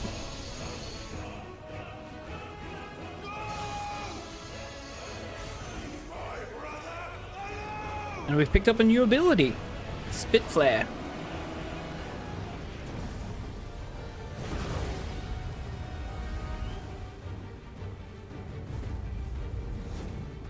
We'll face the consequences.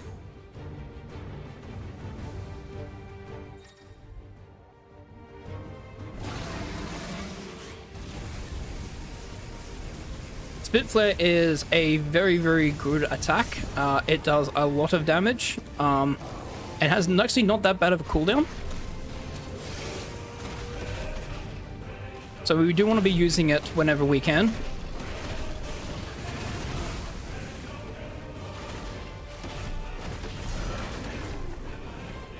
He's going to fly up and away.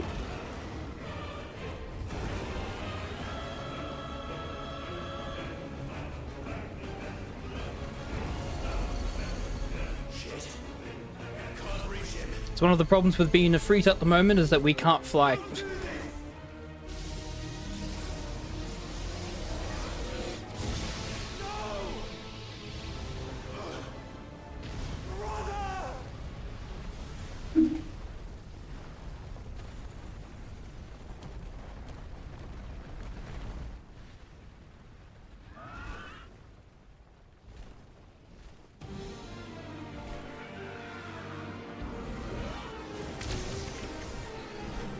So now we're going to, assuming that Clive has fallen as a Freet, we are now going to be playing as Phoenix. This is an auto-scroller.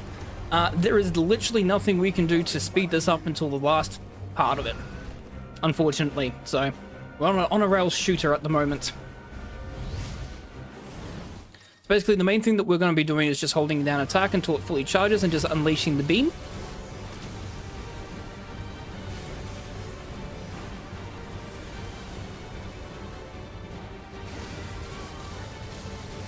And that's pretty much all we can do. So we're doing fairly significant damage, as you can see. Doing quite some nice, chunky, hefty damage until we hit the HP gate. And even though we've hit the HP gate, we can't speed him into the next phase or the next part of this auto-scroller. He is just going to fly around doing a bunch of attacks against us. So this entire fight's scripted, basically.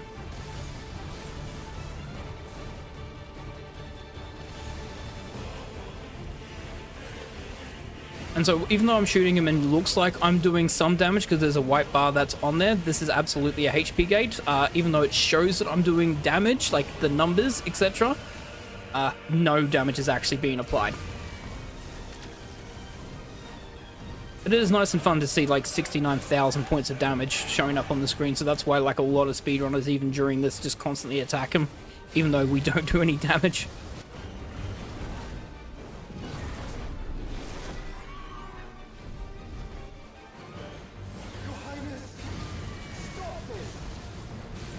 The interesting thing about how the numbers work, for instance, there's actually a crit point that every boss has. So on Bahamut, it is the head. So that's where the numbers are showing in yellow. They show that they're actually crit attacks. They're, I think it's 50% extra damage.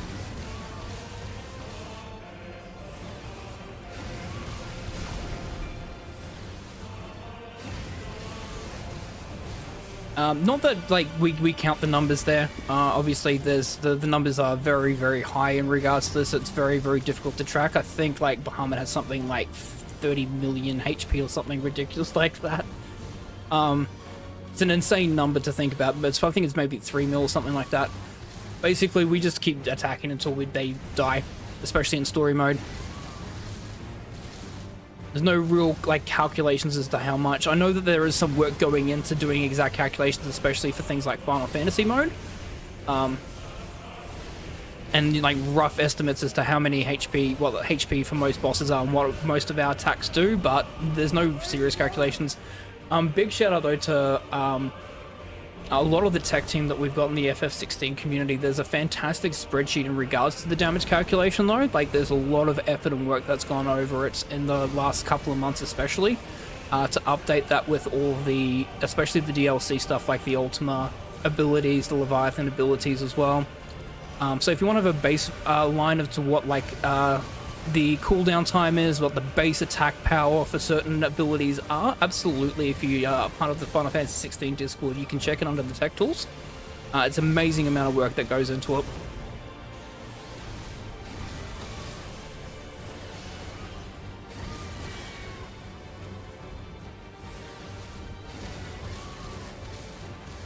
Big thing with those orbs there is I do tend to try and get rid of them because they're just annoying, because they just constantly shoot lasers out at you. They're not too big of a threat. The other good thing that you get when with all these icon fights, you'll notice in the bottom left hand we have Firelight. Firelight's basically a HP recovery. It recovers like 2/3 of your HP. And you get a generous amount. 6 is a very, very generous amount in here.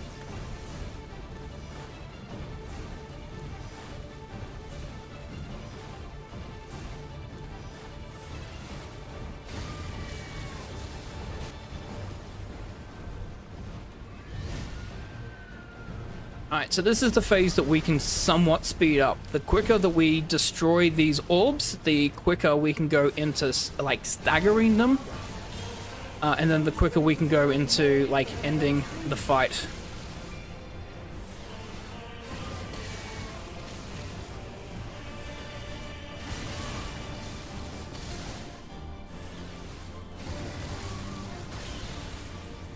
There you go.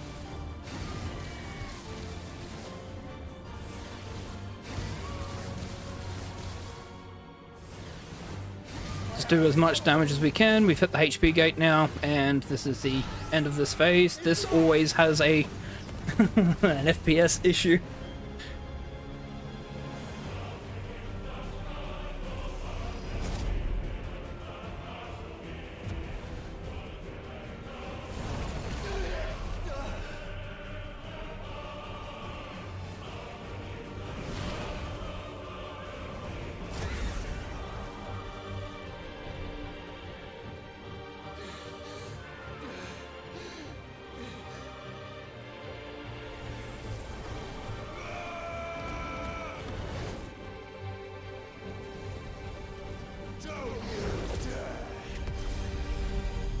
We arrived just in the nick of time.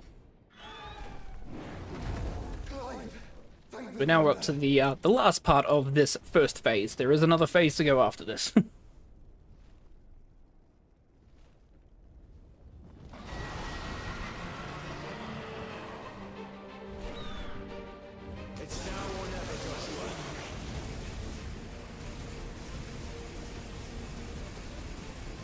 I start with a Spit Flare, and then after Mega Flare comes out, trying to dodge those.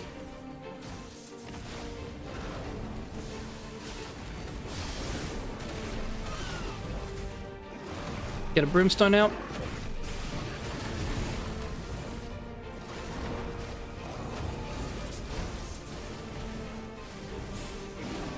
Gonna do as much damage as we can with these fireballs.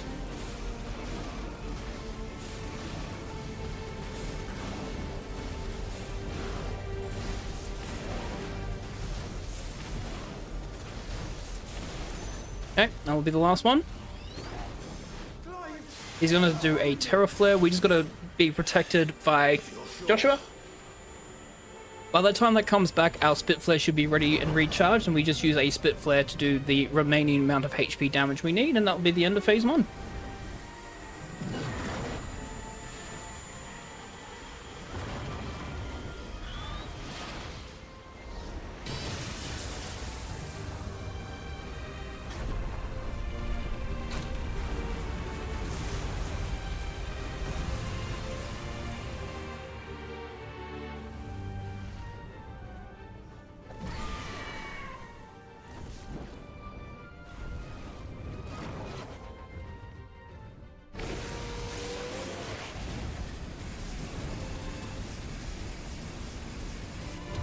There we go.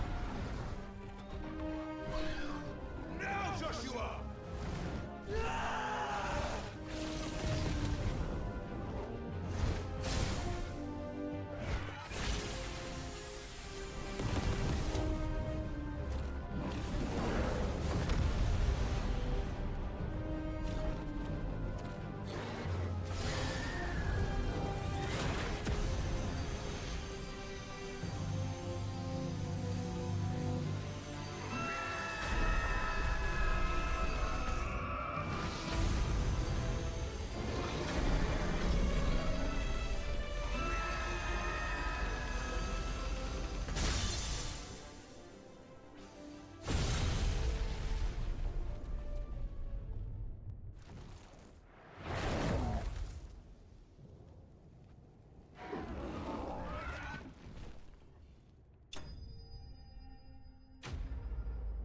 So it says Bahamut defeated, but Bahamut still being enraged absorbs the power of the crystal, recovers himself, and goes into space. We fuse with our brother to become Ifrit Risen, so a combination of Phoenix and Ifrit, don't question. And now we're going to fight Bahamut in space.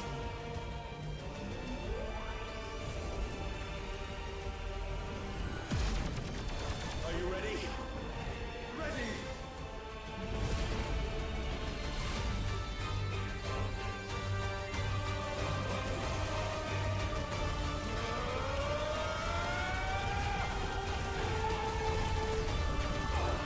We're going to fail this quick time event because it's quicker. The amount of damage that we would do there is negligible. We have a new ability, which is basically a warp. So we can just warp basically in front. Just use a brimstone to get maximum damage into a spit flare. Bahamut likes to teleport around like this. That supernova is annoying.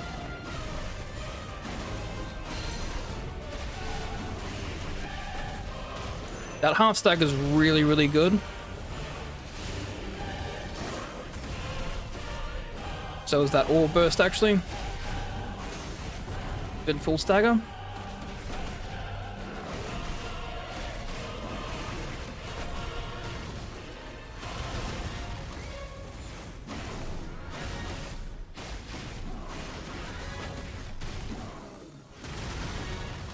So doing full combos with magic bursts at the end.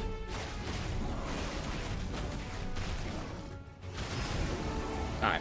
Trying to drop the will damage as much as we can because we have both Brimstone and Giga Flare available. Bahamut actually can be knocked out whilst he's in stagger. Hey Madeline, thank you so much for the good luck.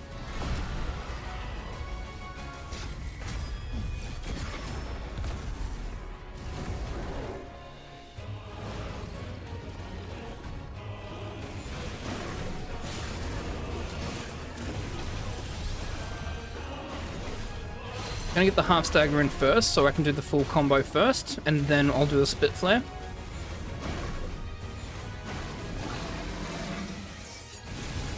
I just don't want him running away. He's running away. Celestial Foundry is good.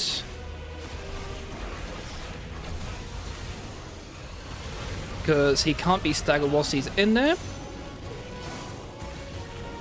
Oh, I missed.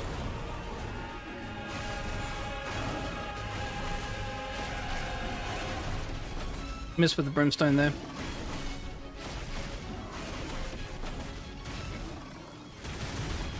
Alright, he'll be close to done. There we go.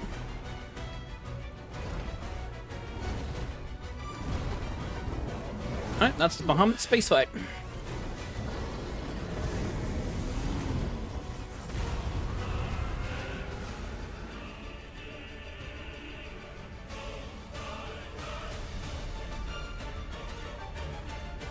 Bahamut does have one last trick up his sleeve though.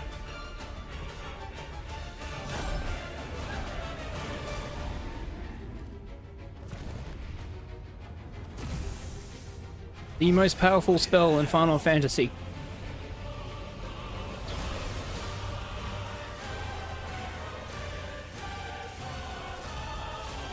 He would burn the world.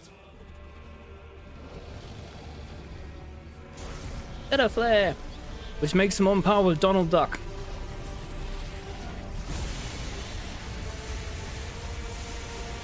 Not today. Come on, Joshua.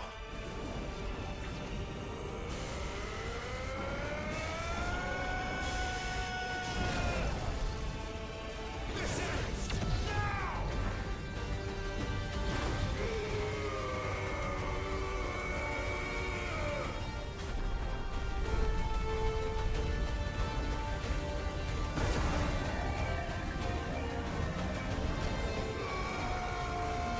And even if it's one of the most powerful spells, we can just blast through it.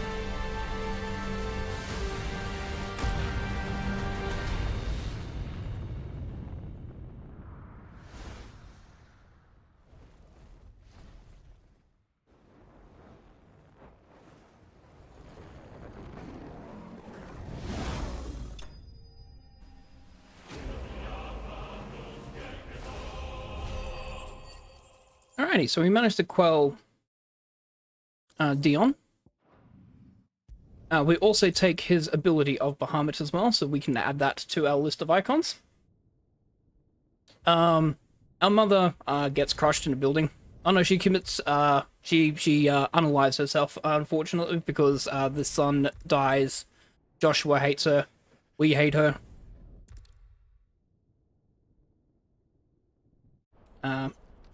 We destroy the crystal in the process, so that's one more crystal down. There's one more crystal that's left to go, and that's in the Waloed area. So we need to make our way over there. So first and foremost, we need to finish building the ship.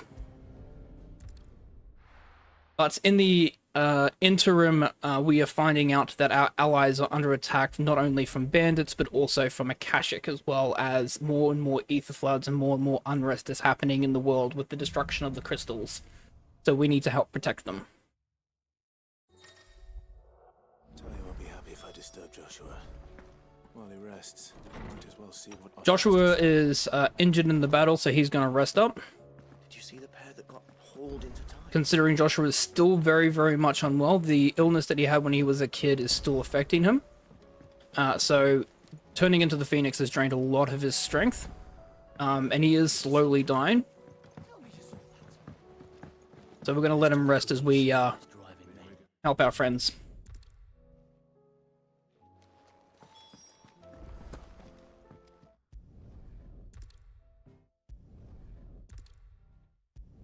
You'll see glimpses of the map as well after talking to Vivian. Basically, the blight is spreading very, very quickly all over the world now, with more and more crystals destroyed. It seems like the blight is spreading faster and faster. And more widespread, which is what's causing a lot of unrest, because obviously people are losing their livelihoods because the world is slowly being sapped of its energy. Is a storm coming, Sid? Will there be thunder? Perhaps Otto will be more inclined to share his thoughts when he hears what the others had to say.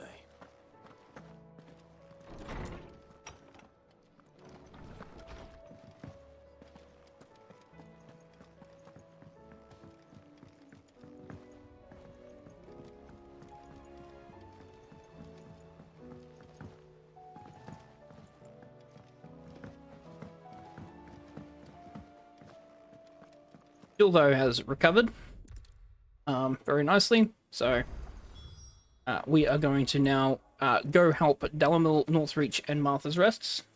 So Lubor, Martha, and Isabella all requesting assistance. I'm going to start with Dalamil first.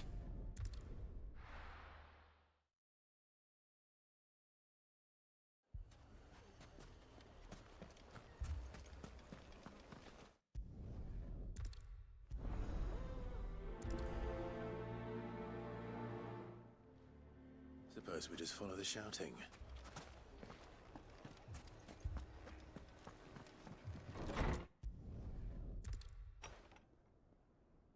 What's he doing here?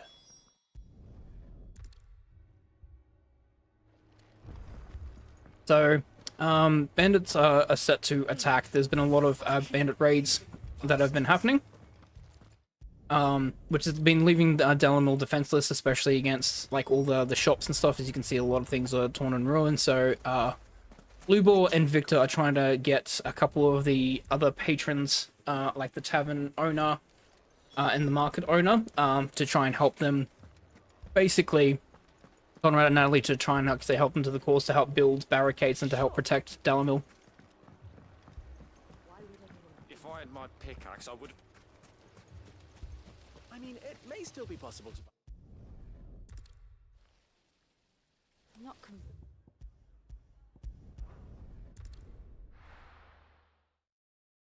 So they've agreed to help, but there is a bandit army on the way, which we are going to help assist with.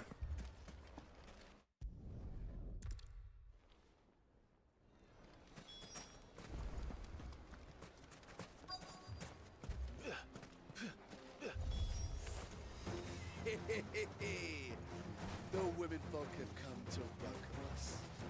I'll take that one. Ignition, into the corner.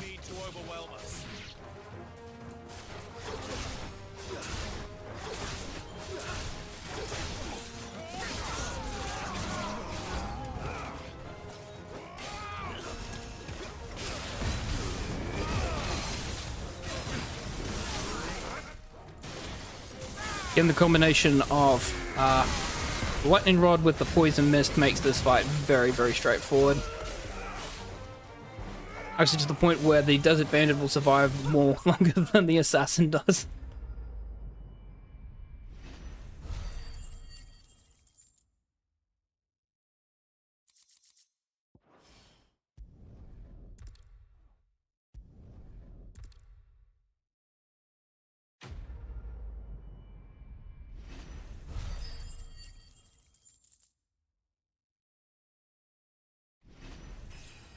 And this is where the experience accessory definitely comes in handy doing this category, because obviously I'm getting an extra 15% experience, which is helping me slowly level up more and more compared to what we normally do in story. Oh, doing Martha's Rest first, and then...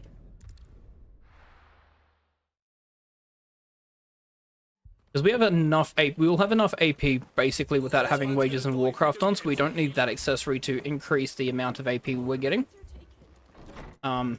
Because of the extra hunts and side quests that we've done already. I need to be very careful with how I do this. Actually, I'm just going to load it here, yeah.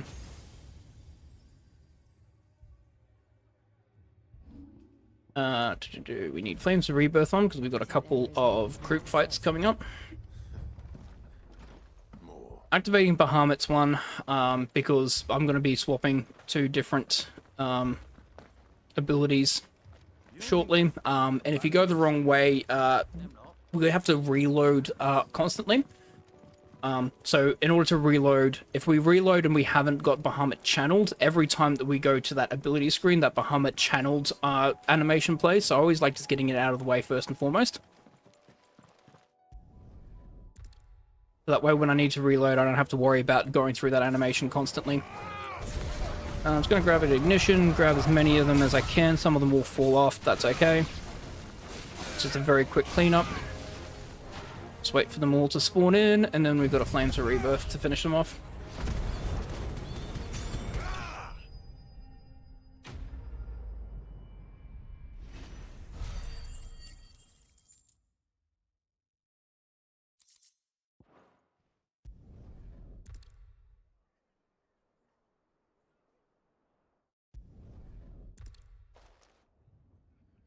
Once the game saves, we are immediately just going to load. Because Flames of Rebirth is still on cooldown. We won't have it back in time for this next fight, so we do need to reload so we can have Flames of Rebirth ready.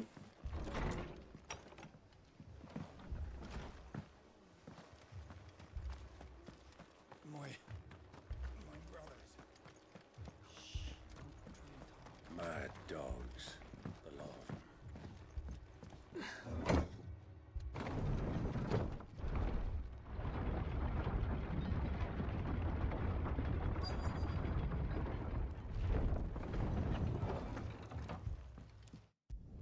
It looks like Sir Wade has made his help over to Martha's Rest as well. I'm just going to target this tortoise. He's going to run away.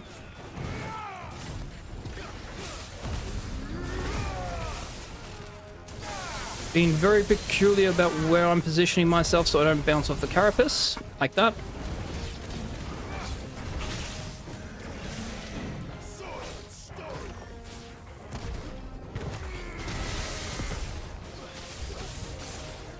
Good, the other enemies have spawned in.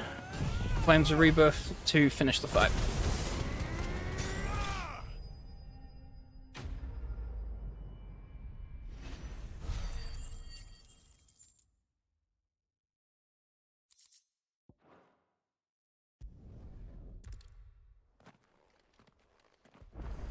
We're going to reload again so we get Flames of Rebirth back immediately.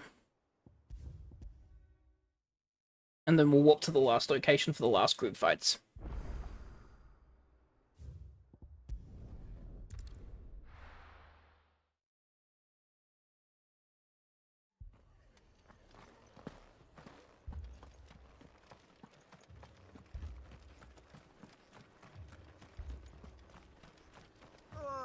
Just patch me up as quick as you can and get me back up.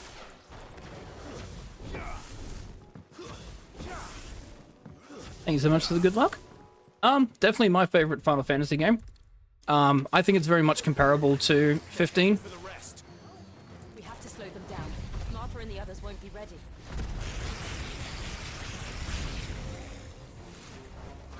Because it's definitely got that more action feel to it. So it definitely feels more like 15.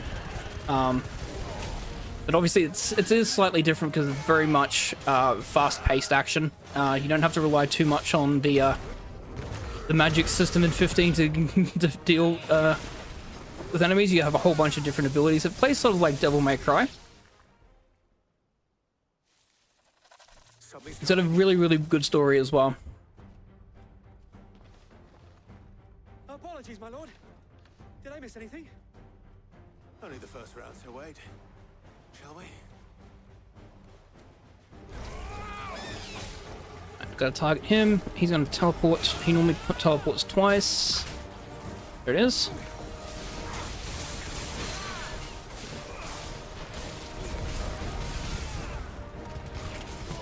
There we go. Good.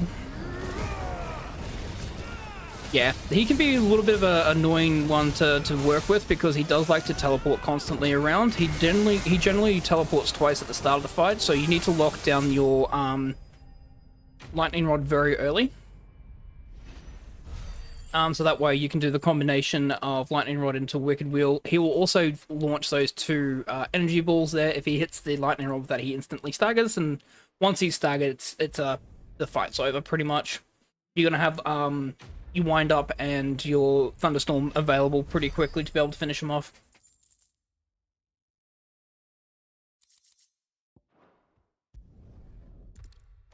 Alright, so that's Martha's Rest taken care of. Now we're just going to make our way to Northreach and help protect them from their Akashic invasion. First we find Isabel. Just going to go to the merchant. I'm just going to pick up just 2 more strength tonics. You like a customer who knows what he wants. I saw it with my own eyes. The whole of Oriflame under a flood. Then we're next.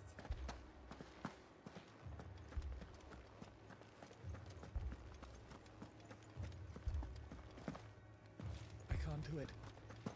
I can't. You can.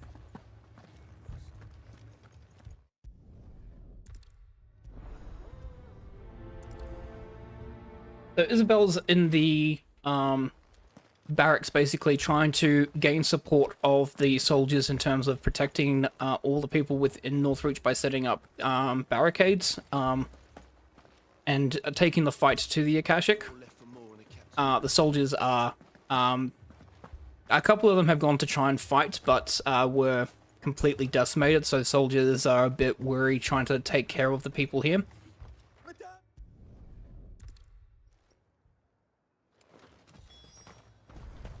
So we talked to a couple of the wounded in terms of like what was attacking them, find out that it's the Akashic to the north near Moor, where there's the ether flood that happened as a result of the crystal being destroyed at Oriflame.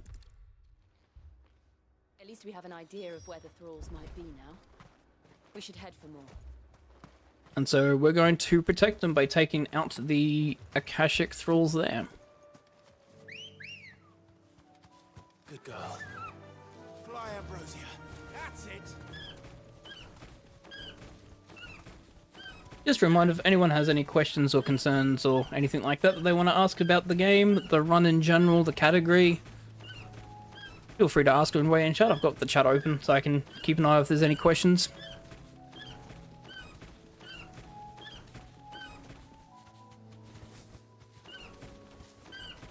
Oh, dropped the dash there, Ambrosia.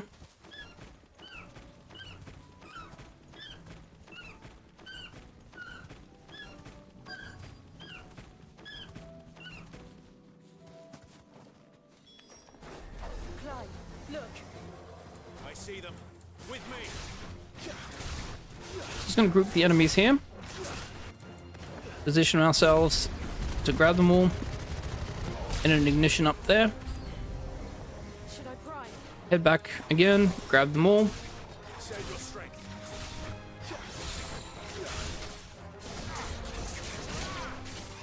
We'll have to do a couple of aerial combos here against these ones.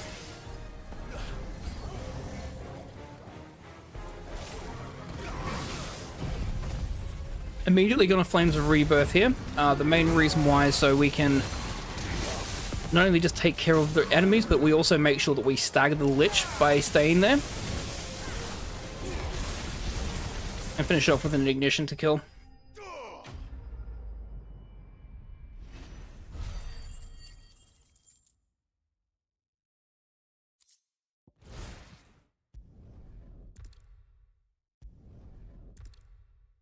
That's all of our allies protected. There are now barricades in place. They are on watch and duty to be able to protect the towns and the citizens. So our work here is done. Seem to have things under control. For now, at least.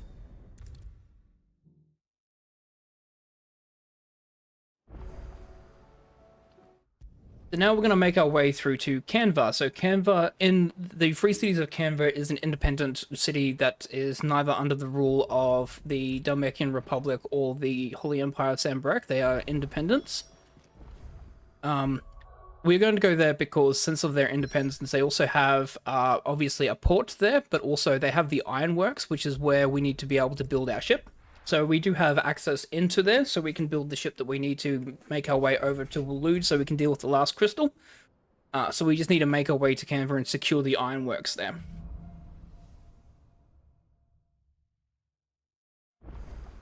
Going to run forward a little bit before summoning Ambrosia. The reason why is that there are two groups of enemies very close together, one on the left, one on the right.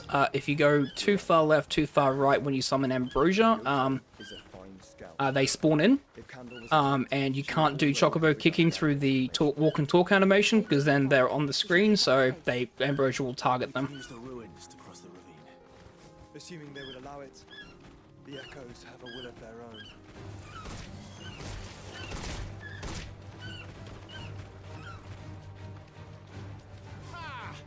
A bridge there is always slightly annoying because not only is the fall in there, but it's also very, very thin, so Ambrosia likes to dash kick to the side and onto, like, get trapped behind a corner.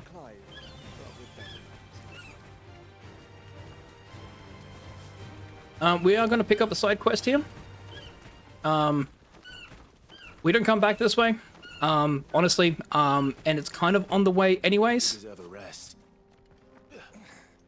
So we don't go down this particular pathway. There's a hidden back pathway that we'll be taking to deal with some of the notorious marks as well as get access into a town.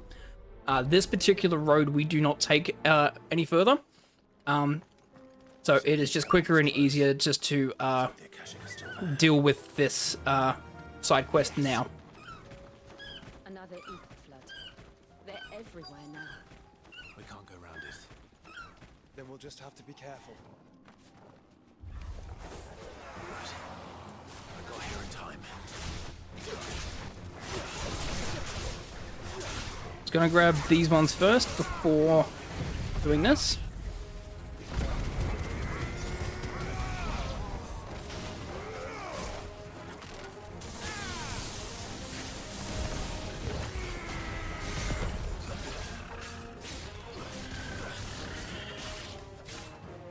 Got away just as I was doing the wind up there. Just trying to grab him with the wind up, but he kept dodging out back. That's right.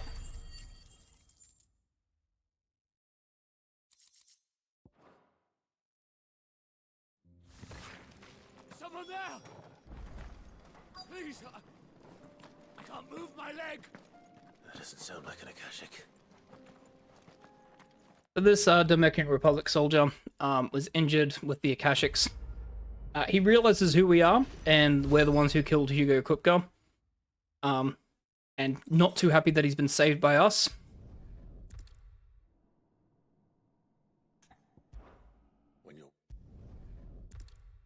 And so we give him an ultimatum sitting there going, you can challenge me now if you are, but you're wounded and injured. Maybe, how about you rest first and then you can come find me and challenge me if you really want. He never does.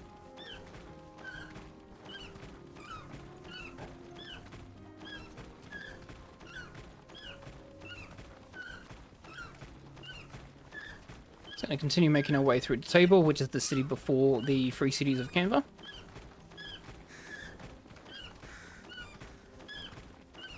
We're nearly there. Have you been to Tabor before? There are a few places I haven't.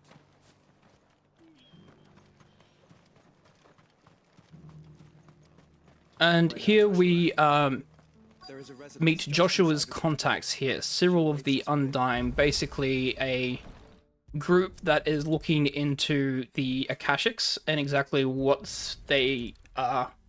What are they? How do they form? How do they spawn in? Like, what can we do to try and save them, etc. Basically, not much good news. Basically, what they found out is that what an Akashic is basically it's a human that's turned into a mindless thrall. They've lost the free will and they listen to the command of Ultima, the god. So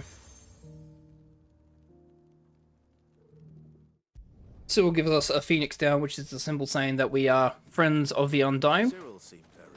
And if we need any help or assistance whilst we're in Tabor or in Canva, we can flash that to say that we are friends of the Undying. The free cities under siege?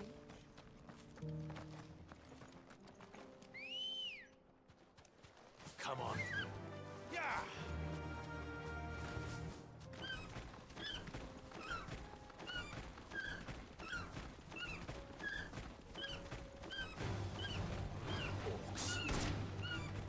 Let us be rid of them.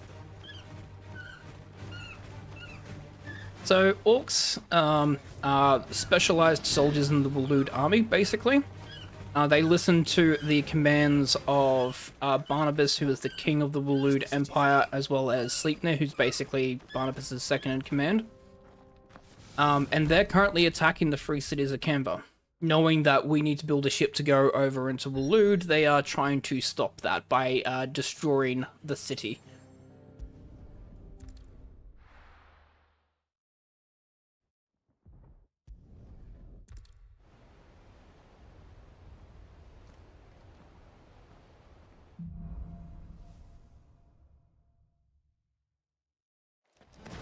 Right, Ogle. Let's find those survivors. They don't stand a chance against those things.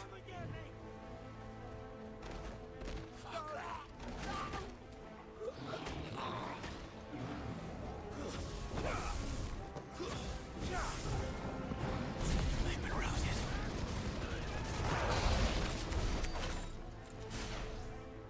They're wearing Waloed armor. So not only is the Waloed army working with the orcs, the Waloed army has also been turned into Akashics.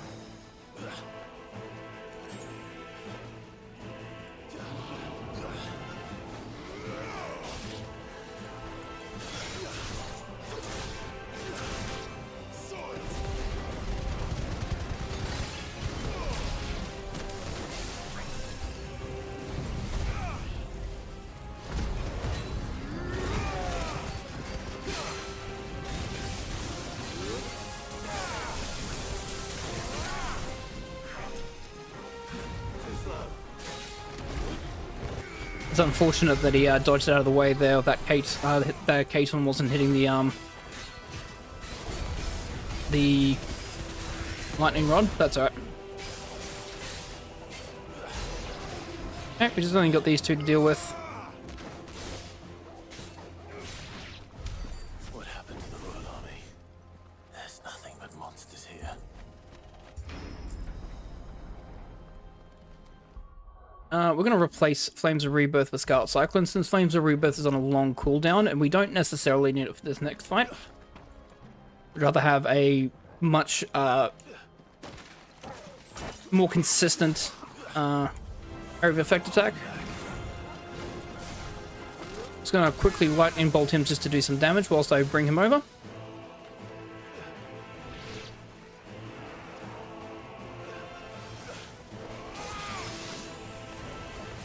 I'm just gonna grab ignition here. I'm just gonna grab these enemies.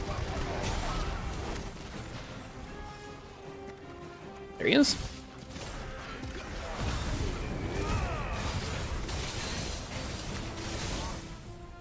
Cool.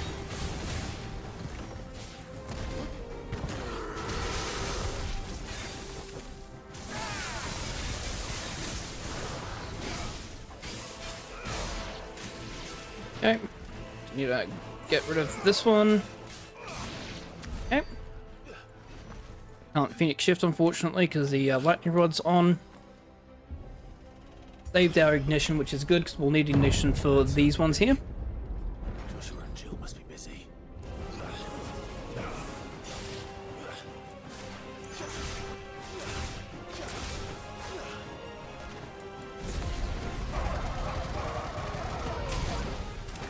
Sometimes you can get all of them, but that Mastiff there was being dragged over by Torgal. That's right. Very quick cleanup here. Just saving as much of the abilities as I can for the Orcish Warlord that spawns in here.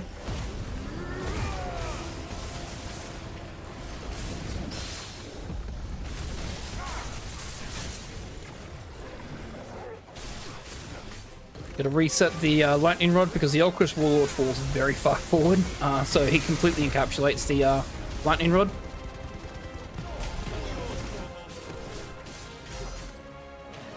There we go. This is the Agora. Alright, we're gonna unlearn Scarlet Cyclone. And we're going to learn Giga Flare, level 2. Wings of Light, that's correct. Alright. Rising Flame, Ignition, Thunderstorm, Wicked Wheel. This becomes Bahamut, that becomes Lightning Rod, that becomes Giga Flare. So I talked earlier about a good combination to use if you're playing casually. If you're always worried about, like, being able to do enough damage to a lot of bosses, the combination of Lightning Rod, Giga Flare is an absolute potent combination. It does a lot of damage. So if you're very uncertain and you're like learning how to play the game, learning how to speedrun it, I would recommend this combo. It is severely broken.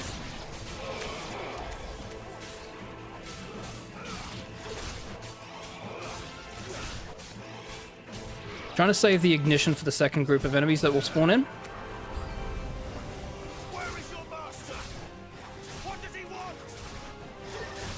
Just so I can group them a bit easier. There we go. Alright, now we have Sleipnir.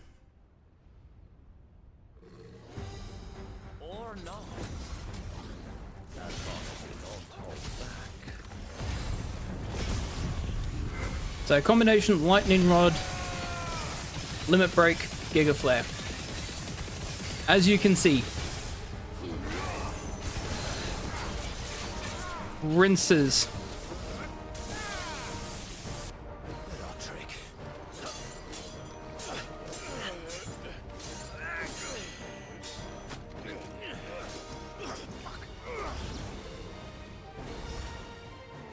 You will forgive me if my performance seems uninspired. It is just that I expected so much more from our chosen one. Perhaps this will kindle your flame? What now? A gift from my liege lord's armory. Gungnir. Watch closely, Mythos. So they're calling us Mythos because we are supposed to be this legendary creature that is able to absorb all the different icons, which is known as Mythos in the lexicon. Ow.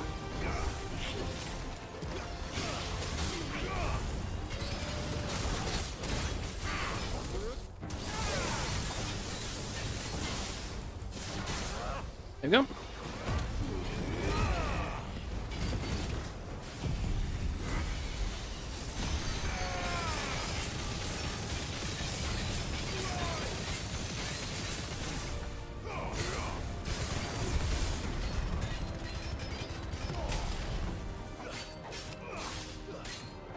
One of the other benefits of doing a lot of the side quest stuff as well is that the potency of my strength tonics, meaning that it lasts a lot longer, means that I can keep the strength tonic on for a long period of time in this fight compared to what we normally do in any percent. So using Wings of Light here just to dodge these attacks. Get Mega Flare level 2. One of the good updates they did for Wings of Light is that when you get hit, whilst you've got a full meter, Wings of Light doesn't actually retract down, which is a very, very good improvement to what it was originally.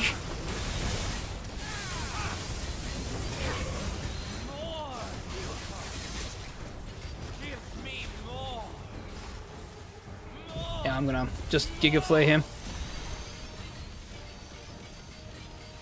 Should be enough to kill. Yep. And that's Sleipnir.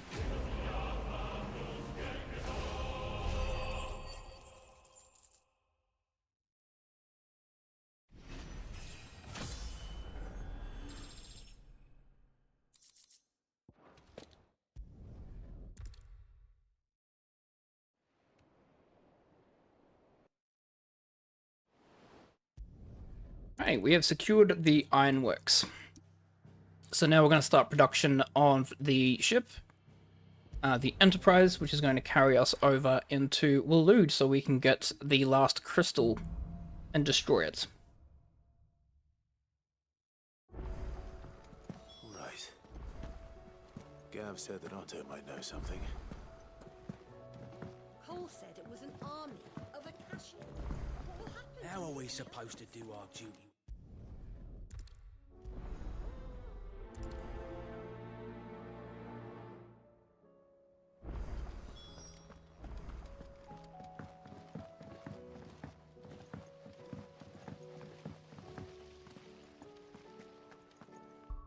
Just quickly.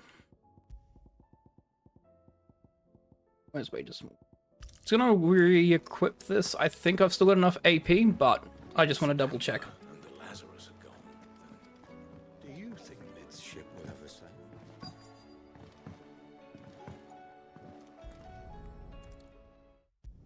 I'll re-equip the experience when we do all the side quests and the Notorious Marks. Because the experience that we'll get, especially from the Notorious Marks, is going to help us boost our levels very, very much before we go into the end game.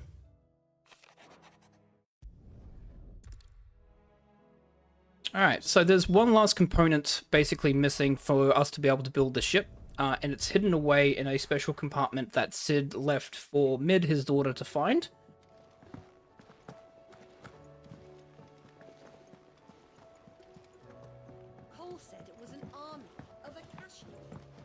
How are we supposed to do our duty?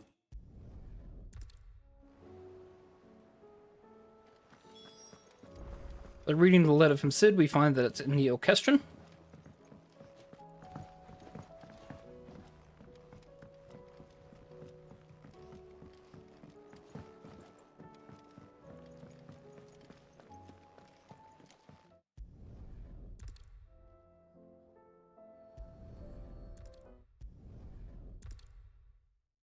And there we go. There's that piece that's required. That's going to help us start the engines on the ship.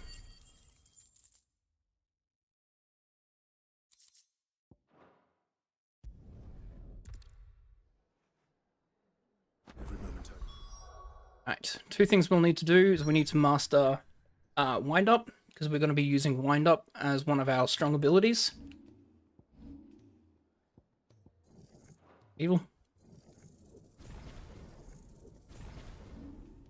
Secondly, we're going to replace that with Flames of Rebirth, and Wicked Wheel will become Wind Up.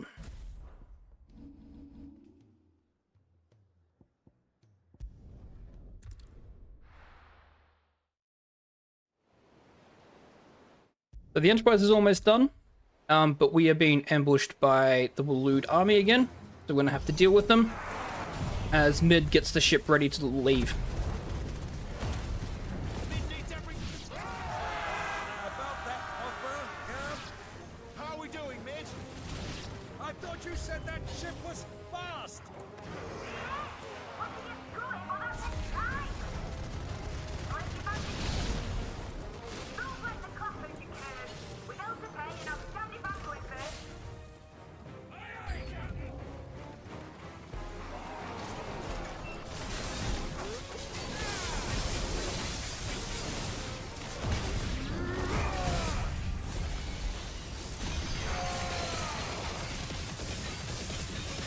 The old faithful combination.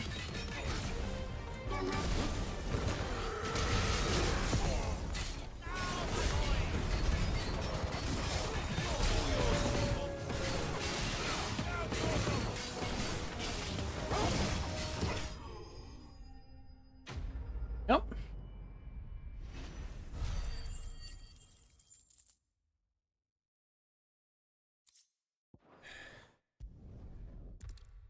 Alrighty, so the engines are starting up.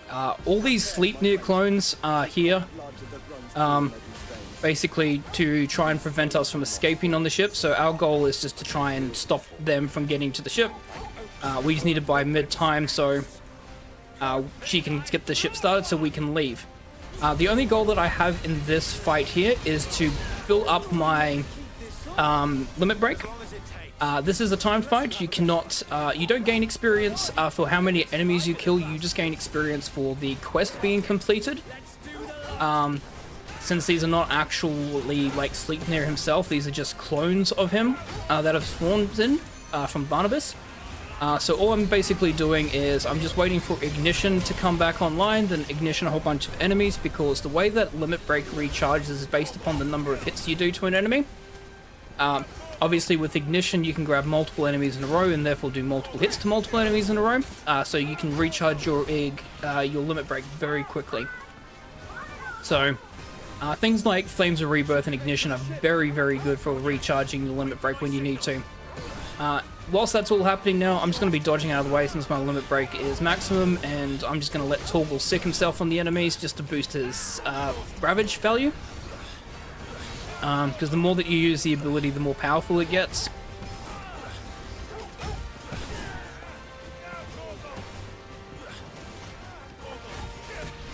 There we go.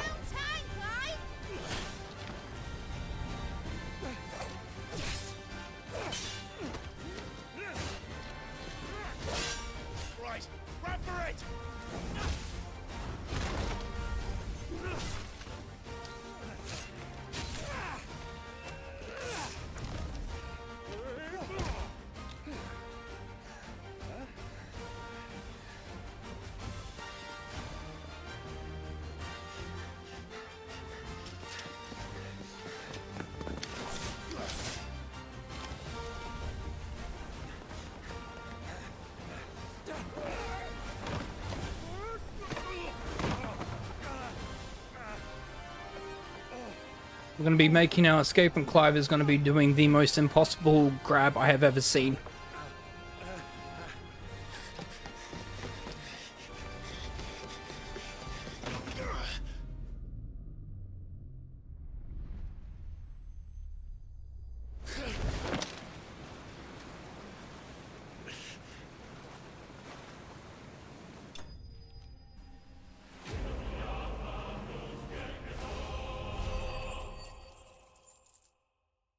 That's always the same amount of experience no matter how many of the Sleipnir clones you kill. So basically not much we can do, we just need that fight just to go through its times ending.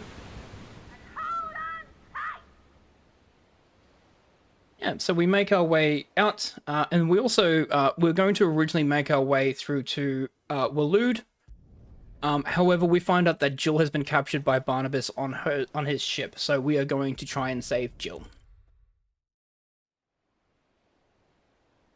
I told you it's a bit of an impossible ledge grab. It's very impressive, but it just seems impossible.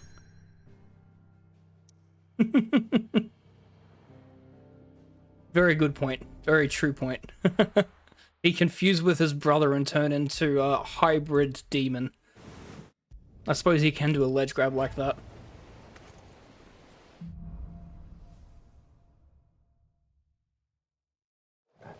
Alright, so I'm just going to move to the middle here. I'm going to pop a Strength Tonic here to spawn the enemies over here.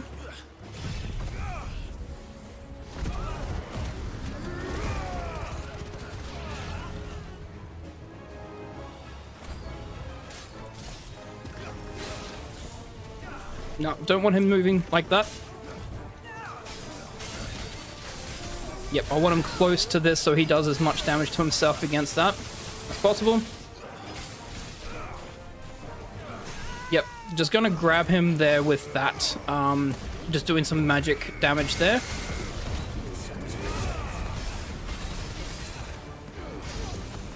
Okay. Main reason for that is I just didn't want him getting too far away from the door, so just using magic just to immediately trigger his stun animation there.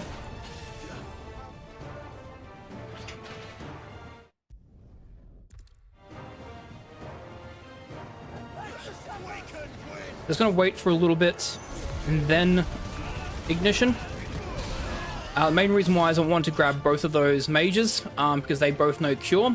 If even one of them survives, it can be really, really bad. The main reason why is that we have this boy here. The mages can actually heal him, and all of the damage that you do to him can be immediately recovered.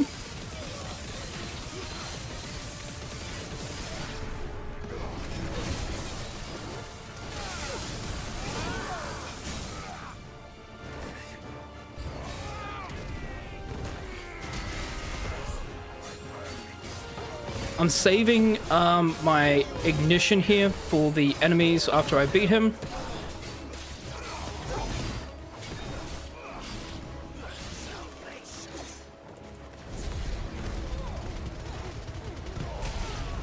Just so I can quickly get rid of them.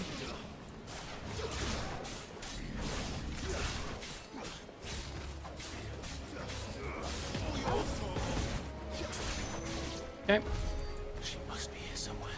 A bit slow there, but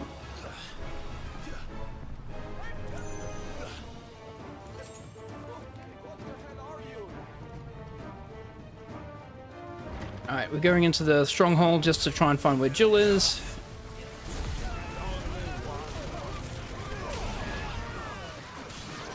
Finish them off. Alright.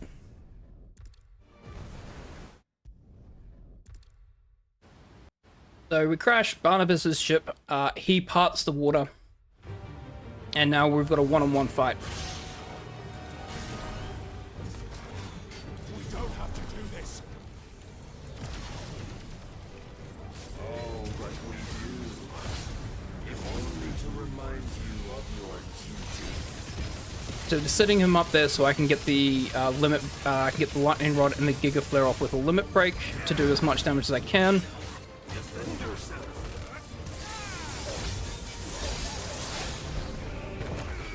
Really unfortunate position there, because what I wanted to actually do was to actually have that multi-stage attack that he does actually hit the lightning rod, because that does a lot of damage to him.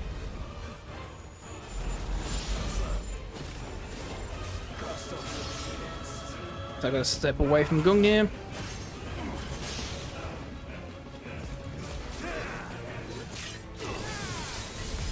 So the purpose of this fight is that we just need to do as much damage to him while he's in Iron Flash mode, which should be after this attack. Yep.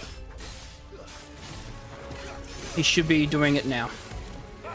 Alright, so Iron Flash in 5, 4. You cannot win this fight. This fight is scripted for you to lose. This also is the unskippable cutscene that we have that goes for 6.5 minutes. So during this time, this is a perfect time for us to go to the bathroom, do everything that we need to. So I might do that whilst this cutscene plays and get myself sorted for the second half of the run.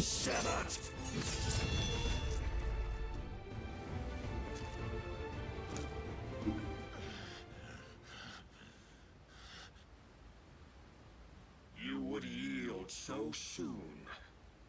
Never.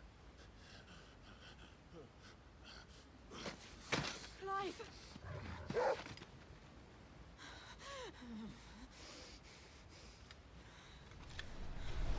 Do you not see? Your iron will weighs you down, dragging you ever further from your purpose. And what is my purpose? Mythos. Who are we? What are the dominants? The breath of the Creator still warm on our lips. We carry his light that we might guide the masses in his name. We are but mighty acts of God. We are more than that. You would be nothing without what he has granted you. The power we wield is his, and yet every time we draw upon it, it wears away at our very being. breaks us. It unmakes us, that its immaculate aspect might reveal itself. The icon. It is too much for even his chosen few. Apart from you, Mythos. You wield the might of many, yet your body does not answer for its avarice. What are you saying? What I am saying is that we dominants are a means to an end. We were created for you, that you might drink deep of our strength and thereby fulfill your divine purpose. Which is? To feed. As you would know, could you only look beyond the walls of your prison of self-regard. As long as you choose to ignore this, you shall never penetrate my defenses. Still, you may take solace in the fact that you are not alone in your plight. The chains of volition shackle all of mankind, but there is yet cause to rejoice. For the Lord, in his mercy, has taken pity on his flawed creations, and shall see them restored to their proper forms. And what exactly would that be? Why, loyal servants to God. No.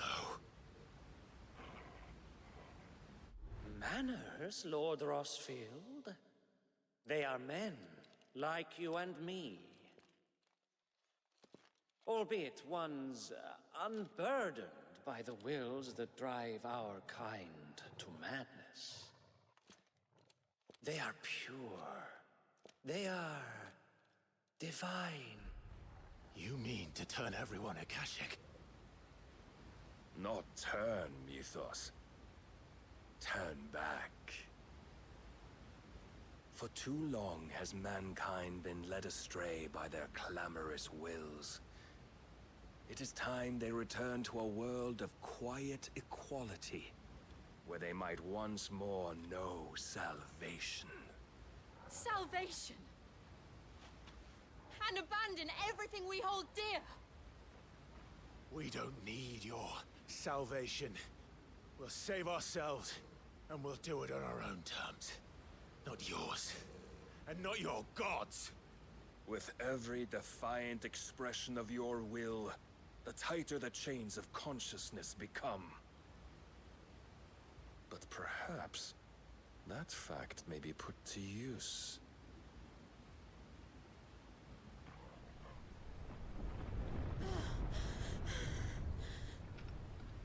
Clive!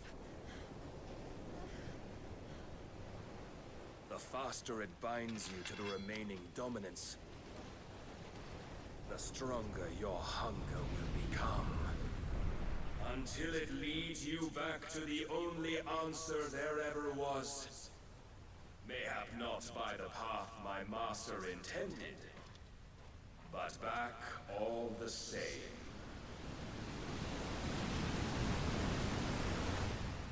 Ash is not far. I could freeze a path. You're in no fit state. Probably not, but I can try.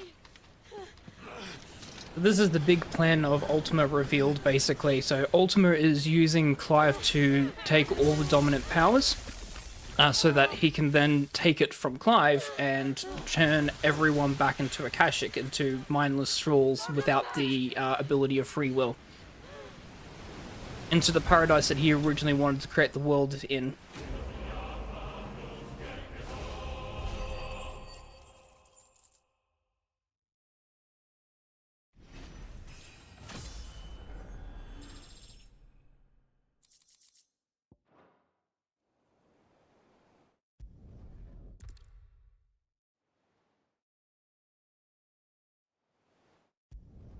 So making it way to Ash in Waloed, Jill obviously uses a lot of her power. She actually gives us her power of the Dominant of Ice Shiva, which we will have now available. And Jill's pretty much out of action from this point onwards. I should visit Joshua, assuming Talia will allow it.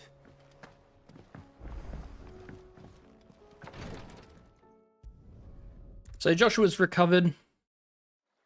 He's going to join us and Gav on the way to Waloed so he can help us destroy the crystal in Waloed.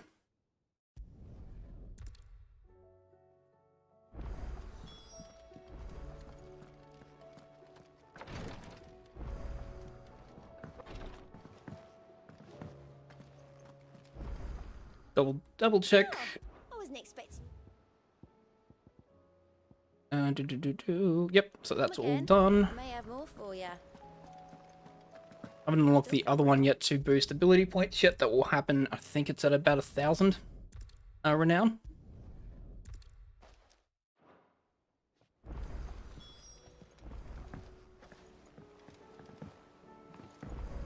But a lot more side quests unlocked, but we are not going to touch any of them. We are going to do a bit of a detour whilst we are in Waloed. We're going to be doing actually our first Chronolith, which will be the Shiva Chronolith. The main reason why is because it's in a particular area that we will go past that we don't come back to.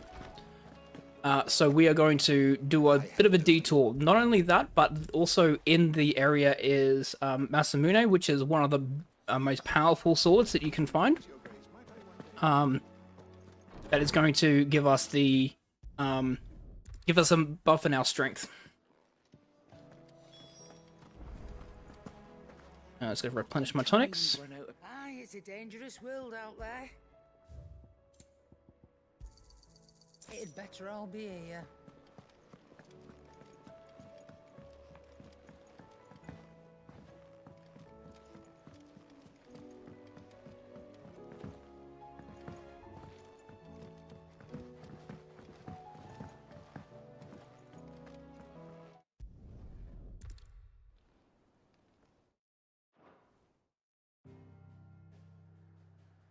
Alright, so we're going to make our way over to the Shadow Coast of Waloed.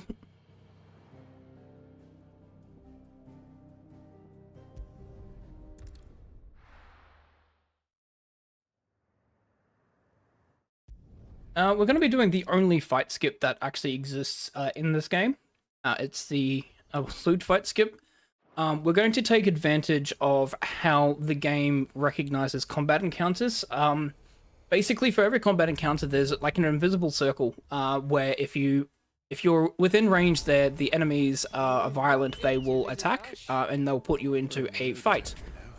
Coming up ahead, there is a gate that we need to open. Now, traditionally, you are not able to open or use the interactive command whilst you're in a fight. It's normally grayed out, or it's normally got a big cross through it. However, we're going to exploit the game by making the game assume that we're no longer in the fight circle, so the enemies will stop being aggressive, and that will allow us to sneak over and open the gate. I knew I smelled something. So I'm going to run up here. Going to get off Ambrosia at this wall here.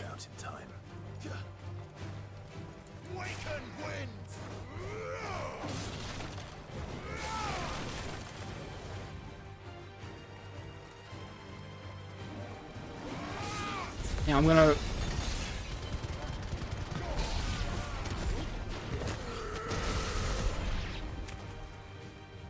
Now I'm going to go into this corner here. Alright, that's fine. Since I have got the save, because the game recognized that I was out of combat, even though I triggered the combat again, I can just reload here.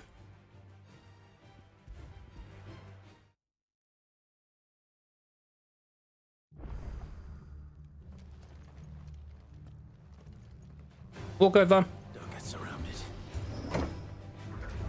Open this up so we don't have to worry about fighting all of the Waloed orcs there, because there's a lot of them. Even though, like, a Flames of Rebirth doesn't kill them, and since they're so scattered around, it's very, very difficult to grab them all. It takes quite a while to actually grab everything, so doing that fight skip just saves a lot of time, so we don't have to deal with that fight.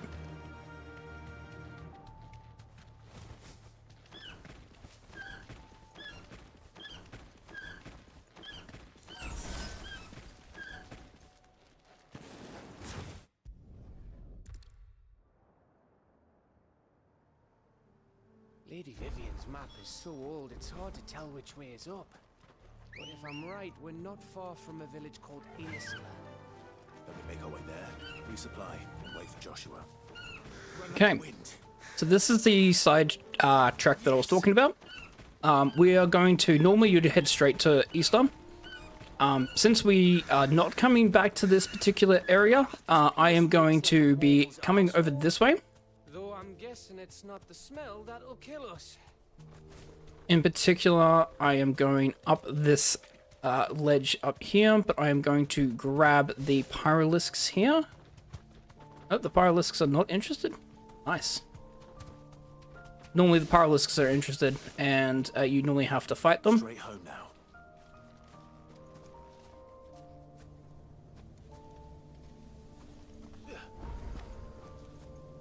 So this is Masamune. 310, it is the most powerful weapon that we're going to have for a while. I will need to do all quests and all notorious marks. All quests from after the Oriflamme time jump, and then all the notorious masks. So this is the first Chronolith that we'll be doing. The main reason again is because we won't be coming back to this particular area. There is one quest that we'll have to do, which is the very last quest. But even still, this is not directly where this Chronolith is. So Chronolith trials basically give us a range of abilities of one particular icon. So we'll have Rhyme and Mesmerize for the Shiva icon here. And challenges us to beat all the enemies as well as, you know, perfect the abilities. So it basically teaches you how to use your abilities and test how good you are at it. I just need to do that.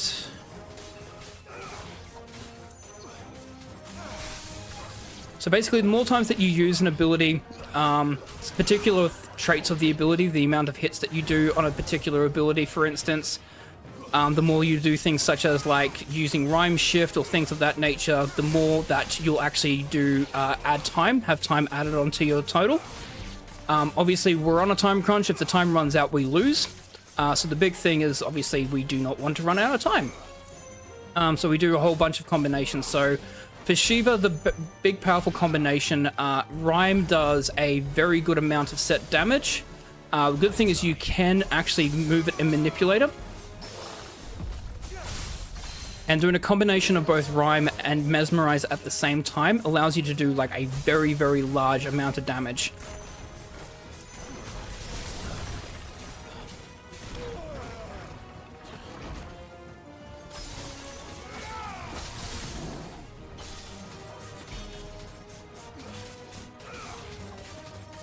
I'm going to save the limit break for the next fight.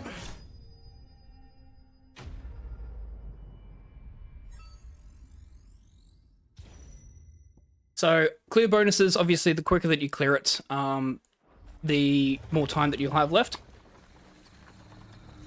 You can also have like no damage bonus, which I think adds like 30 seconds onto the time as well.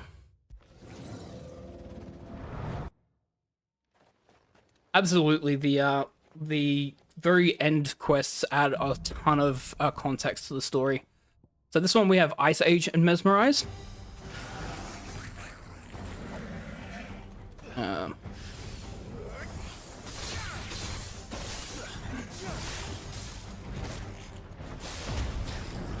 Just doing this so I can do damage to this thing, because this one is the annoying. The turtle is very annoying to deal with.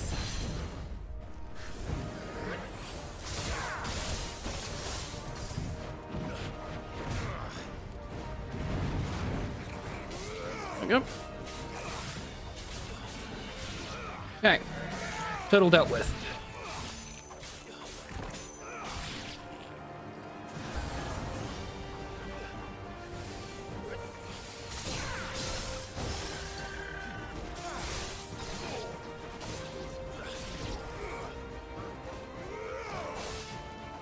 The chocobo survived. That's unfortunate. Alright. Backing up there so I can just get a bit of space between him.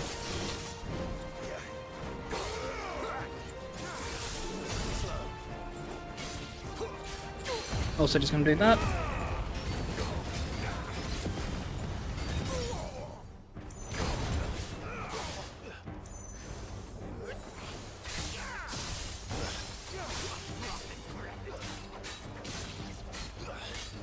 Okay.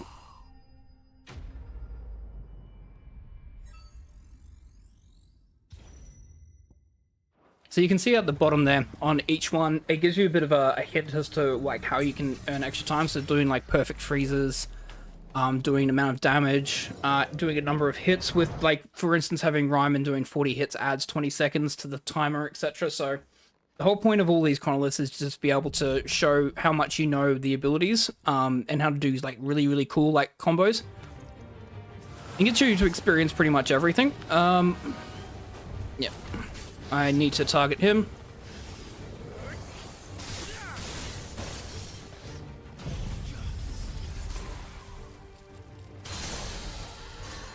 Diamond Dust is extremely powerful. So Diamond Dust is Shiva's ultimate ability. It pretty much will almost insta-stagger everything in the path.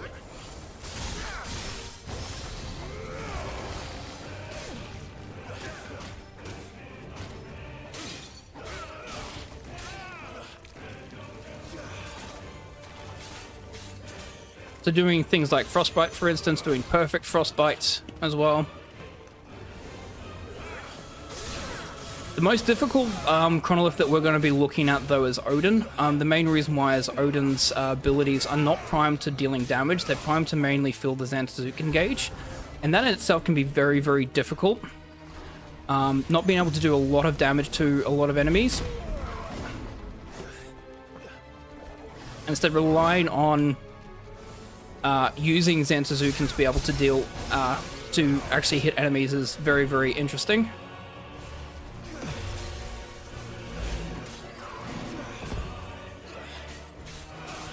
Almost got Diamond Dove back up. There it is.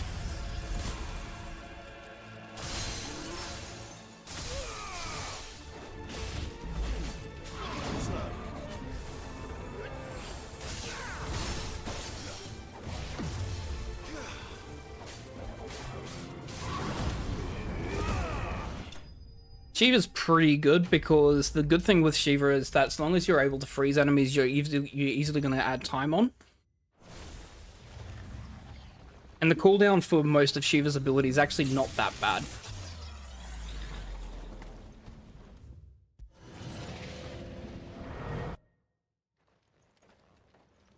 Alright, so this is the final level for this Chronolith. We've got 4 minutes, basically. We'll have Rime and Diamond Dust. I'm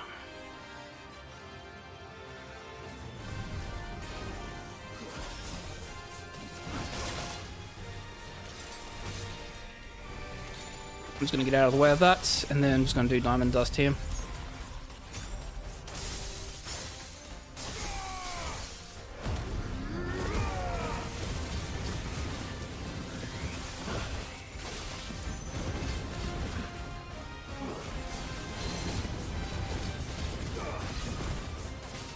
The key thing with Rime is to make sure that the enemy's right in the middle of it.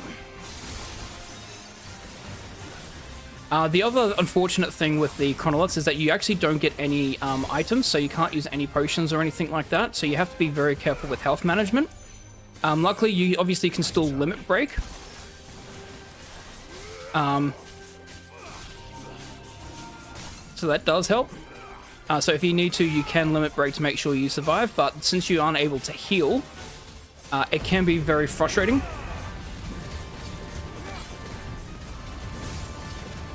Yeah, so the combination of Rime and doing limit break attacks just absolutely rinses through that. And at the end of it, you get basically an accessory for the ultimate of that icon.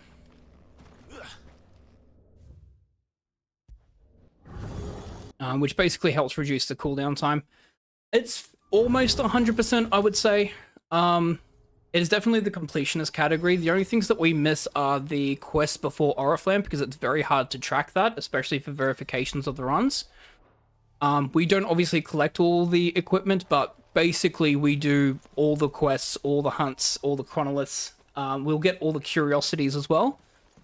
The only thing we don't do is the 20 or so quests before Oriflamme, and that's it.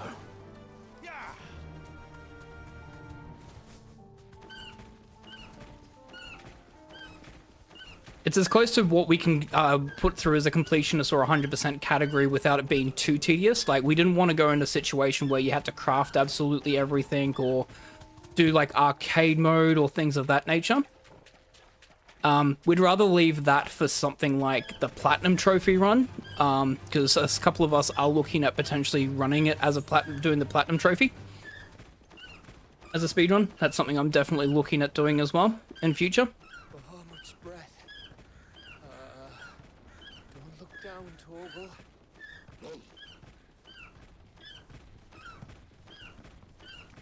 That must be Aesla.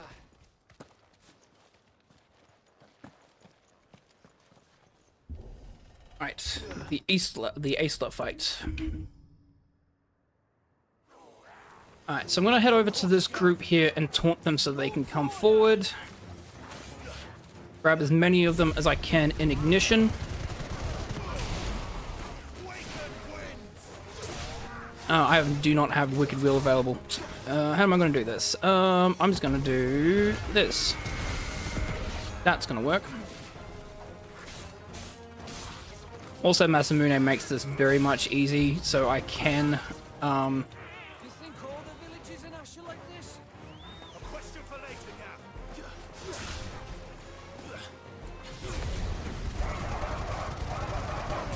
I can do aerial combos if I need to get rid of enemies quickly. Giga Flare is also an option.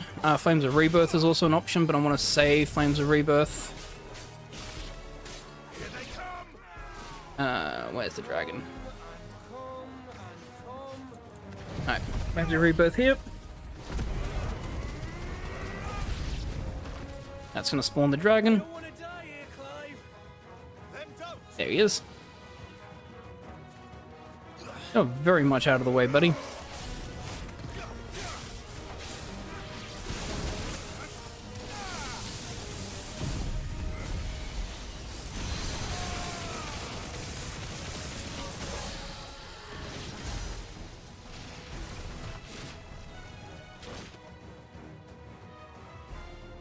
So yes, the combination of Lightning Rod, Giga Flare, a lot of the mini bosses definitely cannot put up with it.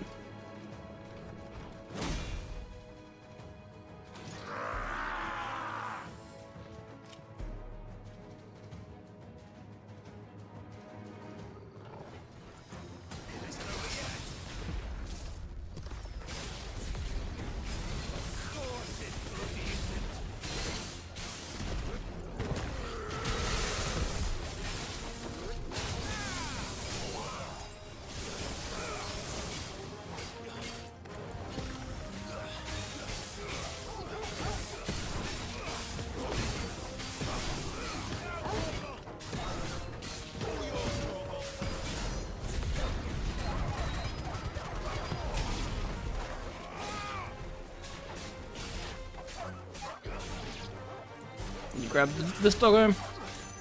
Done. Alright, that's the Easter fight.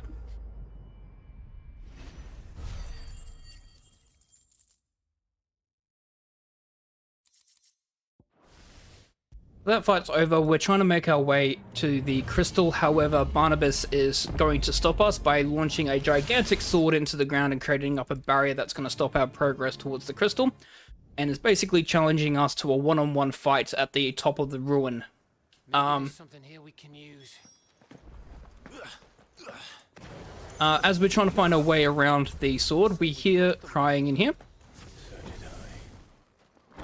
And what we found is that we actually have a pregnant woman here who actually has a bearer child, which is very, very odd and unique because everyone here has turned Akashic. However, both her and her child survived that, which means that potentially this could be the sign that life can still prevail in this area.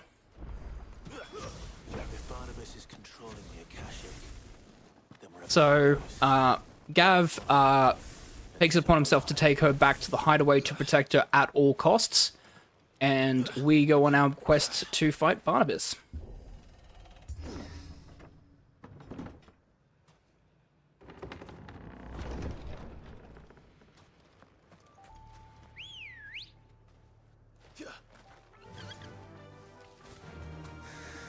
Yes.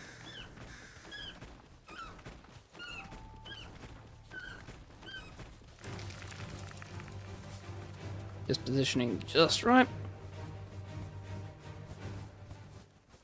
Get a big chocobo flutter there.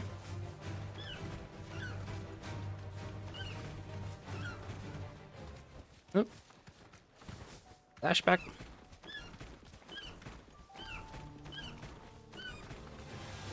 It's going to take it a bit carefully through here. Some of these rocks can stop Ambrosia in her tracks. And if that's the case, then I lose the chocobo dash. And then when I kick forward, I'll go after the enemies. So just taking it very cautiously through here.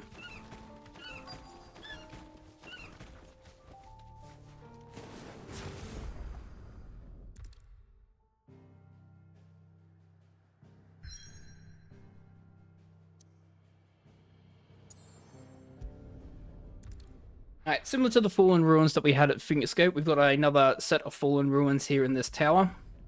Basically a whole bunch of fallen creatures are going to be protecting us and fighting us on the way up. It's basically a bunch of mob bosses, and then we have a mini boss rush before we have to go fight Barnabas. Nope, this is fine. I'm happy with this. Got a strength tonic here.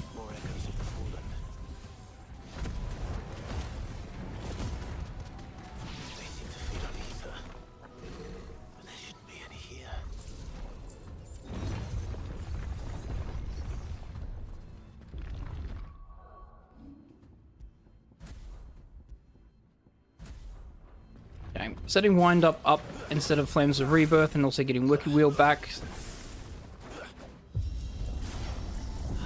Bloody Fallen. Why do all their flaws seem to have a mind of their own?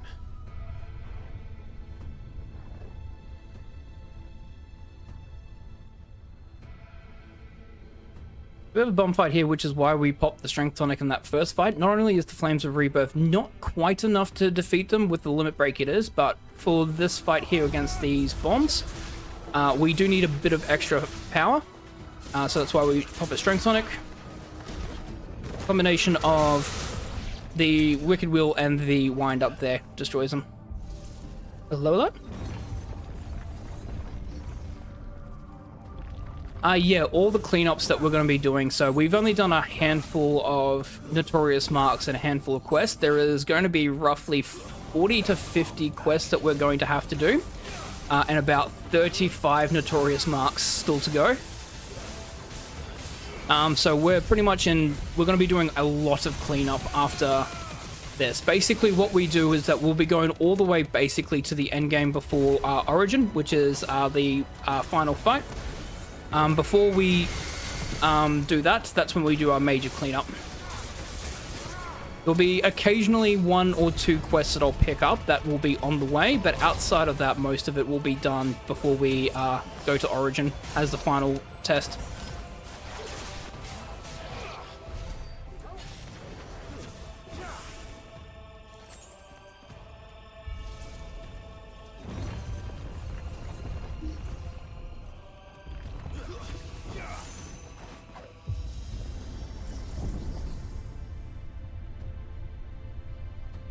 The one that I'm probably most nervous about is the Odin Chronolith, because that one is a very, very difficult one. You have a very, very strict time limit, and yeah, I have failed that one in the past.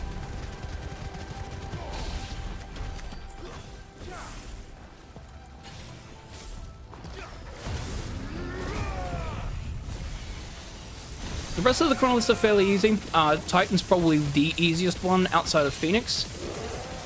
Because Titan, you just use Titan block and you get so much time for doing that.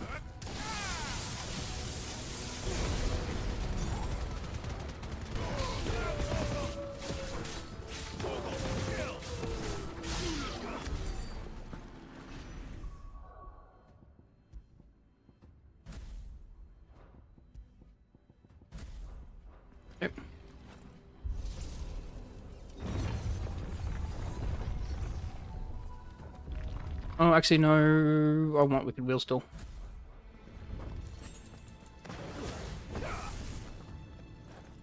We swap it for wind up after this group fight.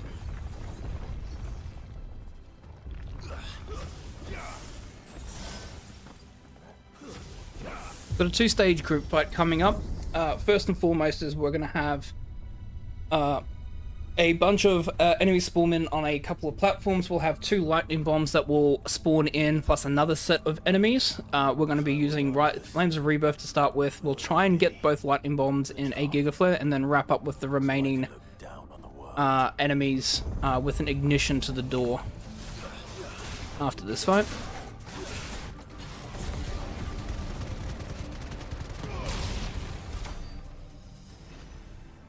That door always takes time for it to appear. We are very much good on AP as well, so I will remove that after Barnabas and swap that to the experience accessory.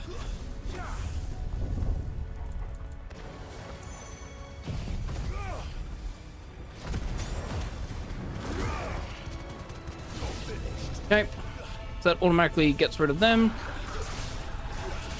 Perfect. I should be able to get some of the other enemies as they spawn in.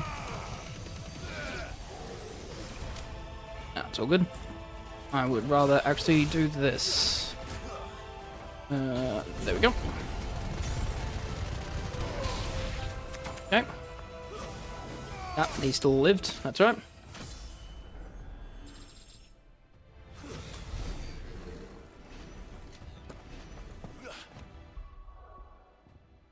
This becomes Rising Flame, this becomes Wind Up. Next we'll have like 3 bosses in a row that we'll have to fight. So we'll take the Core and the Aurum Giant. Actually, whilst we're here, Fortune in Heaven.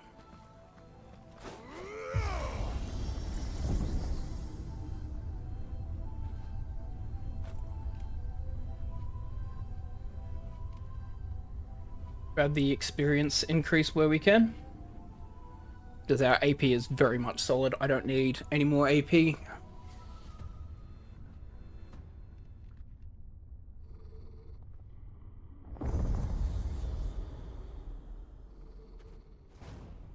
Now Soul Taker is going to do a lunge attack at me. I'm going to hopefully parry it into a wind up and thunderstorm.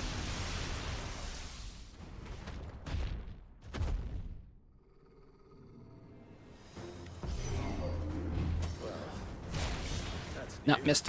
It's alright.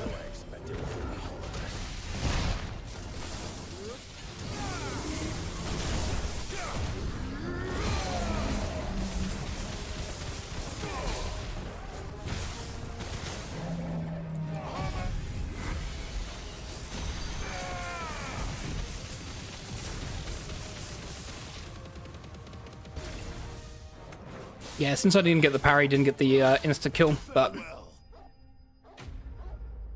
fairly consistent. If you get the parry off, the wind-up thunderstorm does a slightly bit more damage. What was that thing? Hopefully there aren't any more.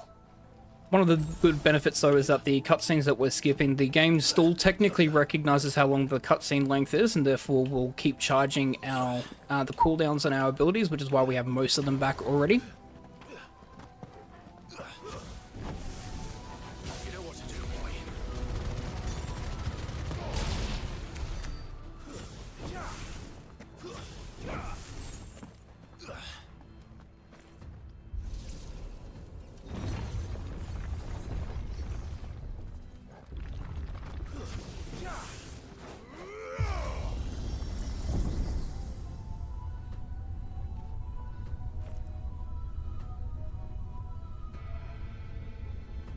The core fight's actually a really fun fight when you get the strategy right.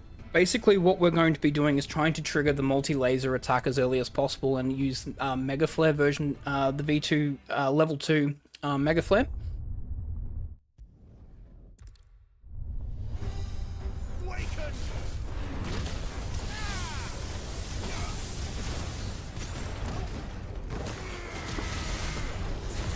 We do have to keep an eye on our health a bit, but I'm not too concerned with it. Here we go.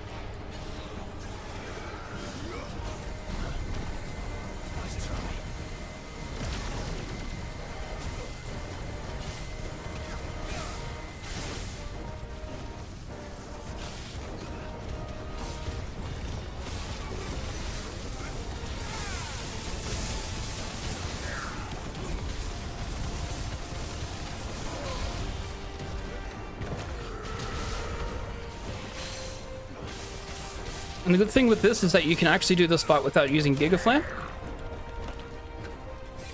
Because obviously the animation for Giga Flare is about 20 seconds, and whilst we could technically use it there, it's not actually required. We'd rather keep Giga Flare available for when Lightning Rod comes back, that we can use it for Aurum Giant here. There's a very particular thing that Aurum Giant needs to be able to do in order for us to kill it. It needs to do the move Golden Section, which will happen when it's got half health or lower. If it doesn't do Golden Section and you stagger it, you cannot do more than half health damage to it until it gets out of stagger and then triggers Golden Section. So we need to make sure that Golden Section actually is activated first, because otherwise this becomes a really, really terrible fight.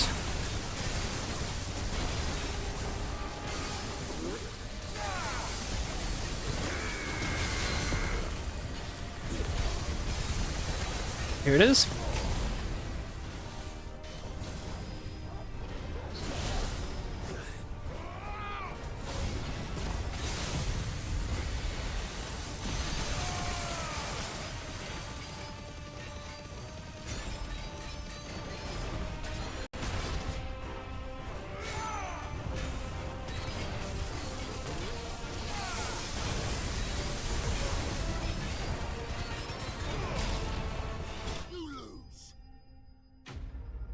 There we go, there's Aurum Giant.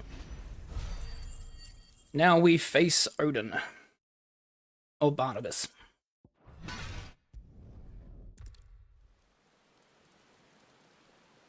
I'm just gonna grab potions here.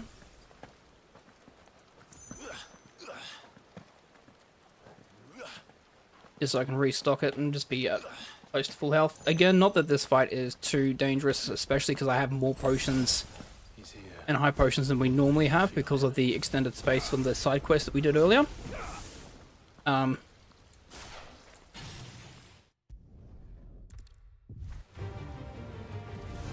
you think your will the stronger, prove it. By this day's end, you shall know the truth.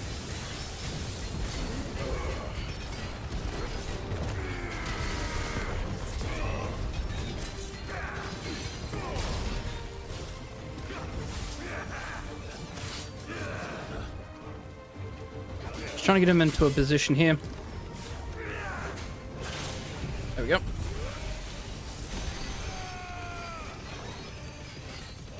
Didn't get the lightning rod with it, but the lightning rod should still be active for phase 2. God chose you to serve as his vessel, and you cling to this foolish notion of hope when there is none.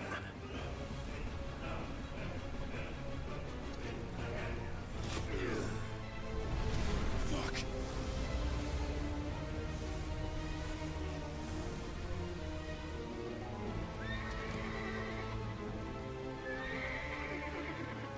Desperate, are we?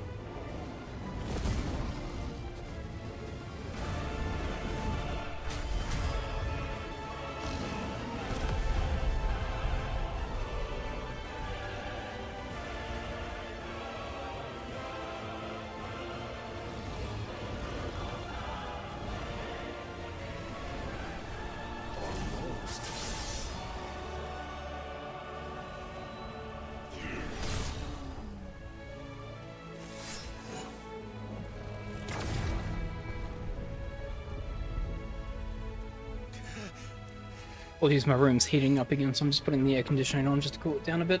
You have been shown the path. Now you must follow it. Free yourself. Now, there's a very particular strategy that I'm going to try and do here, where I'm going to try and get him to basically knock himself into stagger with the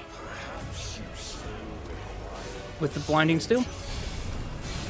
Okay, got it.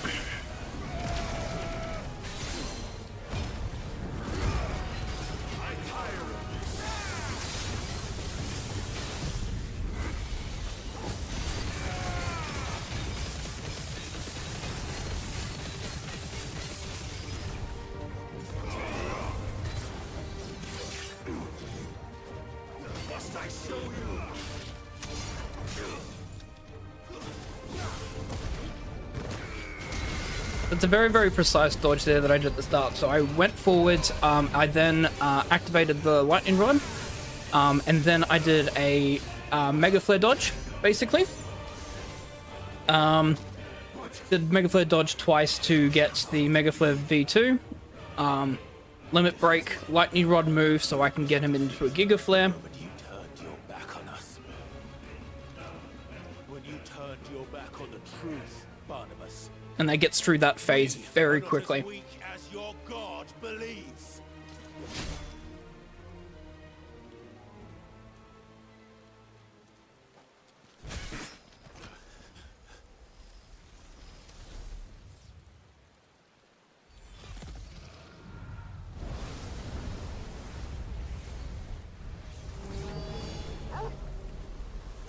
Good old Torgal saving us.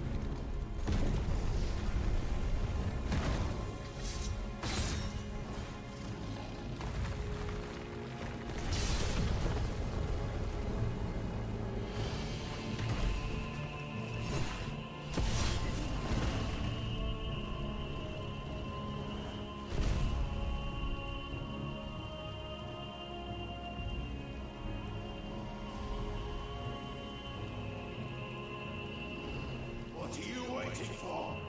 Men know nothing of strength.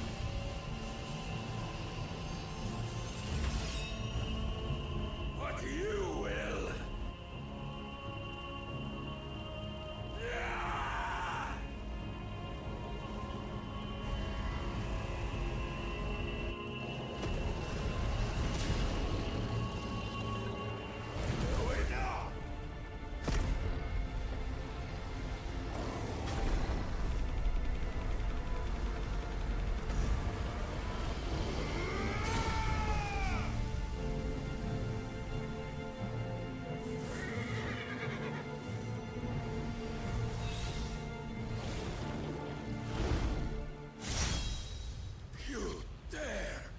It's barely a tickle.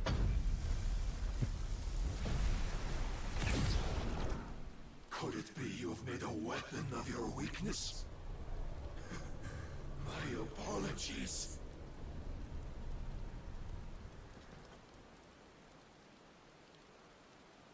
You are not the fool I took you for. And so it ends. I remember casually, this phase of the fight was very, very difficult for me when I first went through it. Barnabas has a severe difficulty spike on him, especially when he goes into his limit break mode. Luckily, the game is not too punishing if you do, unfortunately, die. There are checkpoints within each of the boss, and also, if like, sometimes it's actually beneficial to take a death in this fight. If you used a lot of potions and high potions and you're low on health, near the end of the fight, I would take a death, because that way you can restart at the end, the last phase of the fight, and you get your potions refilled. The main reason why is that there's a really annoying group fight battle that happens after this, and if you leave this fight with no potions, there are no potions you can pick up, and there's a potential that you can be soft-locking yourself.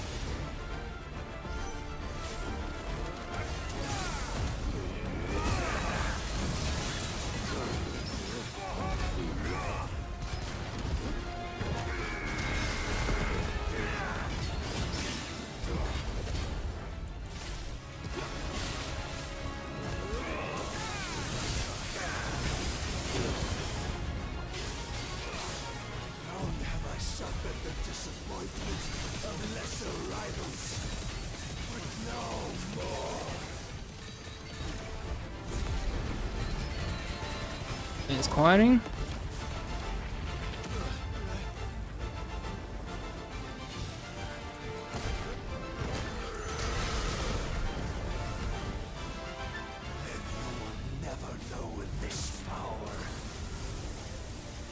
Since we did so much damage to him in the second phase there, we pretty much bypassed the quieting phase. Quieting, he normally does 3 powerful attacks in a row. One of them being the Ore Wielder, which does a lot of damage if you're caught in the front of it, and it's almost a one-hit KO. But because of the amount of damage that we did, and we're slightly over-leveled, and we have a slightly more powerful weapon than we normally have in this situation because of the extra quests that we've done, we can bypass that phase immediately.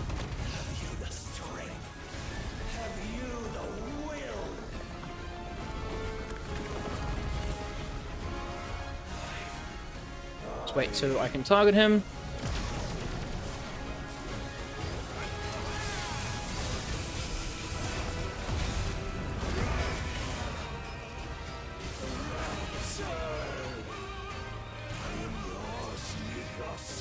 Alright, he's going to do his ability Circle Malleus here. Oh, missed it. Sorry. Parried.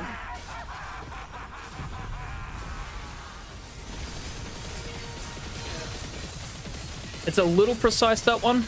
You just need to make sure that you're releasing the Burning Blade fairly early enough in the cycle so that you catch it just as he's approaching.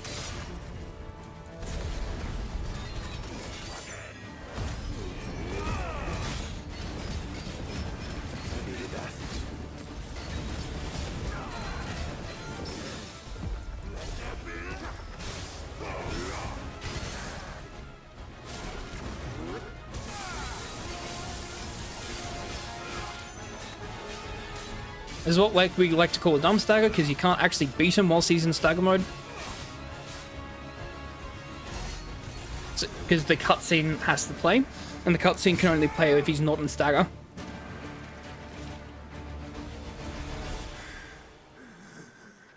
Well, the day is at an end. And we both know the truth. It is I who stand victorious. My will that prevailed. Your will?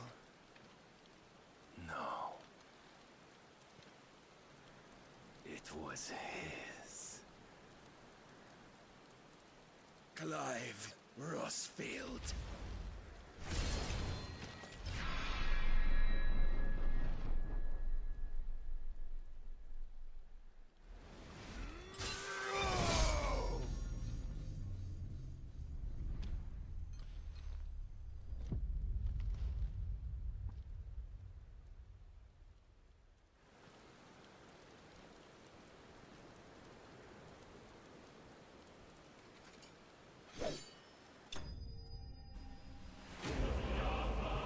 We've slain Barnabas, we have taken his power of Odin as our own, and now we can make our way to the crystal to destroy the very last crystal.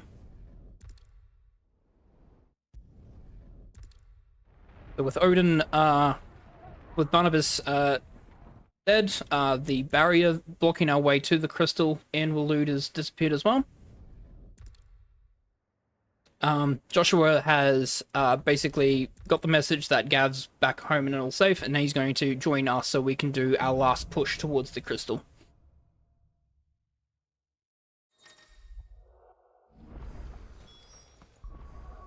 Just going to equip something quickly. Just going to equip the Arms of Odin and upgrade my lunge. Also increase my limit break. When Barnabas fell, his magic died with him. The road to stone here is barred to us no longer. This becomes Flames of Rebirth, Ignition. This becomes Odin. This becomes Gungnir. Wind up, Lightning Rod, Giga Flare, Bahamut. Correct. Okay.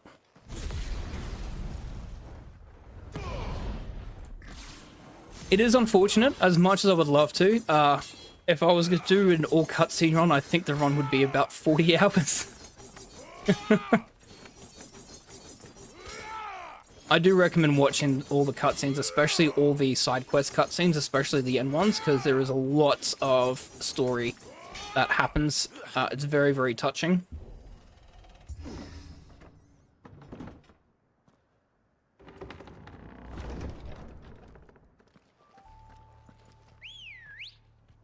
You were right, Joshua.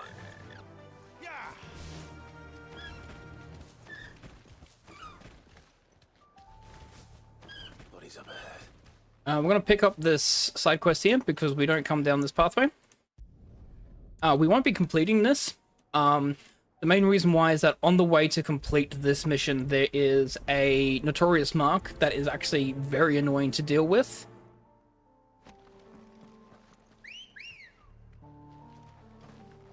Ready, go? Faster. And I'd rather come back and do that when I'm slightly higher level than deal with the curl here. To be honest, I'm not entirely sure. My estimate it's around 40 to 50 hours if we included all the cutscenes.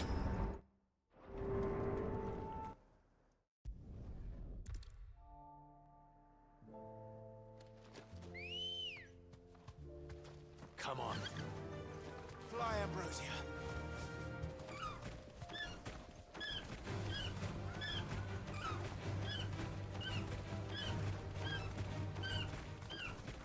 Alright, so we equipped the Arms of Darkness for pretty much this fight. The main reason why is that this fight is very annoying to deal with if you don't have the Arms of Darkness on. Basically, Arms of Darkness is the Odin circle ability. What that does is that it allows us to transform our sword into basically Odin's weapon.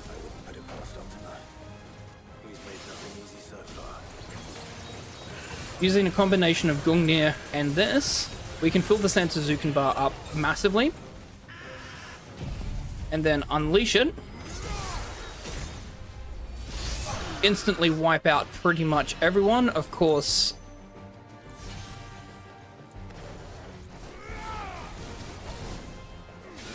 Joshua and Torgal decided to make that more difficult than it needed to be.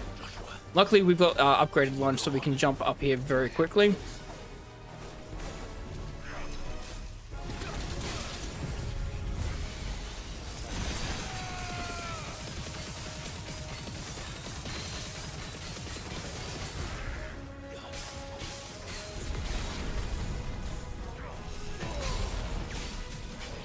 Okay.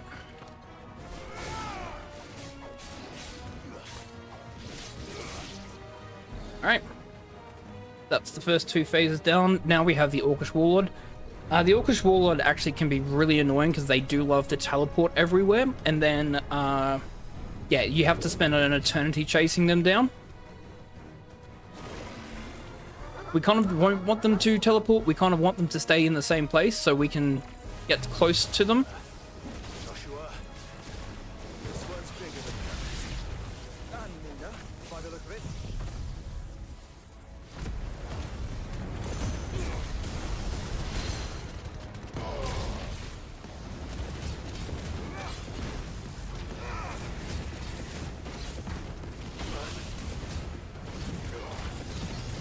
So using the combination of, obviously, Limit Break to help protect myself.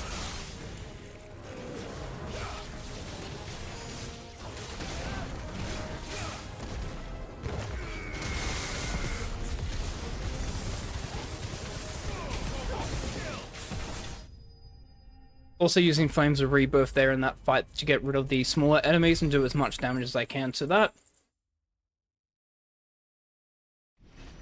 We are done and through, and that'll be the only time that we use the Arms of Darkness in the main part.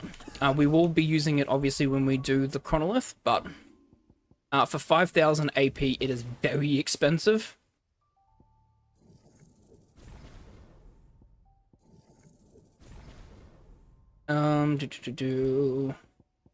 We still want to keep Odin on though. We can rest here if you like. Don't worry, I'll be fine. The main reason why is that it's going to help us with movement.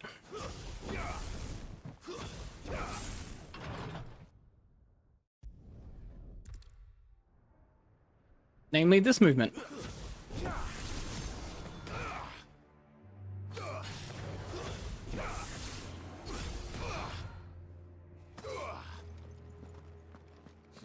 Come on, Ambrosia. Ready, go? No villages. No knights. Not even any bodies. One could almost believe the whole kingdom had turned to Kashyyyk. Yeah, so there is a Notorious mark there. It is like a level 40 Notorious mark. I could potentially take it on now, but I'd rather be a couple more levels up before I take this on. I normally complete a lot of Waloed at the end, just because this is obviously like the high level area.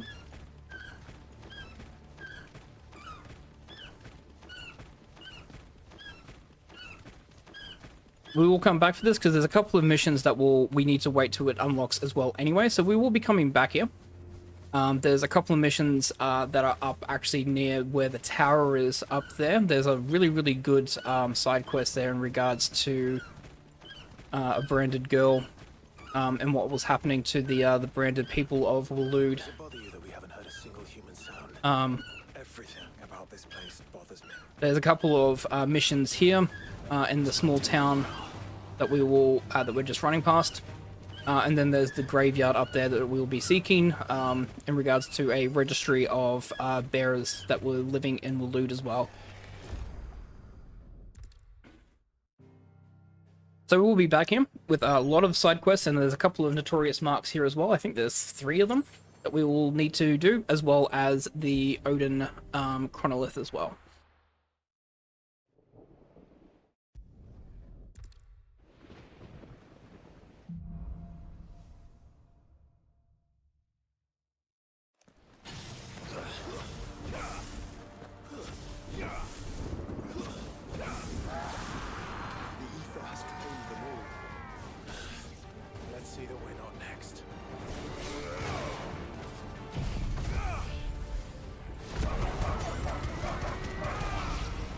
So some of them do survive this. It's unfortunate. But luckily, we can just chase them down.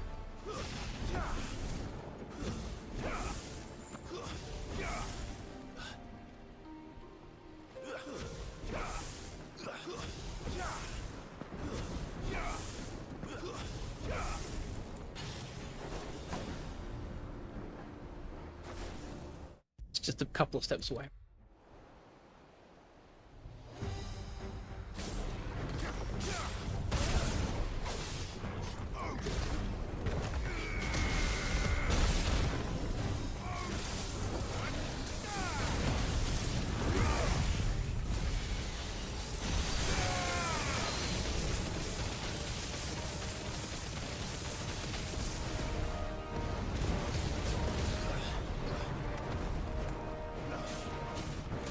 Here comes Ecliptic Meteor. I'm just trying to do as much damage as I can to that will gauge.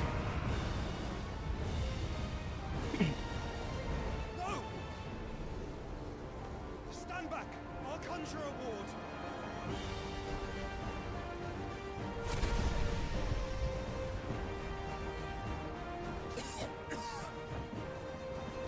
Joshua!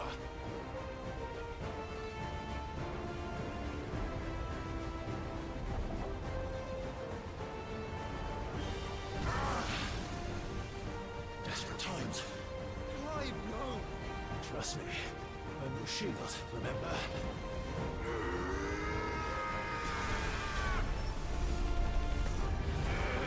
This fight is also a very scary fight if you're not used to dealing with behemoths and other Final Fantasy games. It has moves such as Comet and Meteor that can absolutely destroy your health.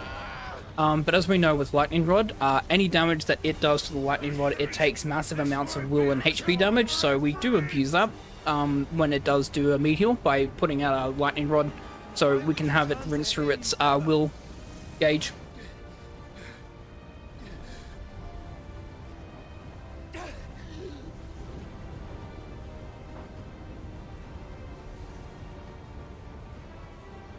When we fight together.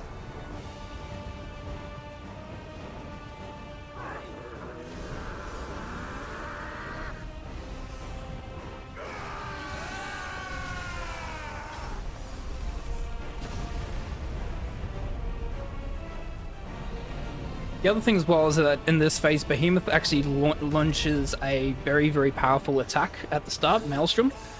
You do not want to be caught in Maelstrom. The center of Maelstrom is pretty much a one-hit kill. Like, the amount of damage it does is insane. So we're immediately just going to lunge forward so we can get out of the way.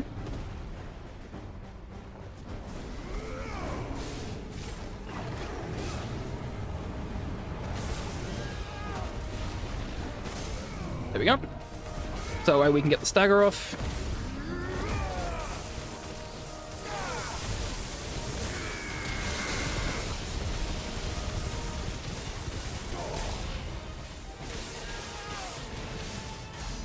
You can see we've done a ton of damage already to it. We're just basically taking it down to a certain HP gate. There we go, there's Comet. Just launched level 1 Mega Flare here.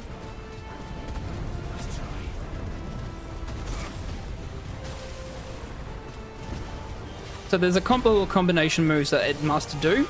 It must do Comet and Meteor before it can do its final attack.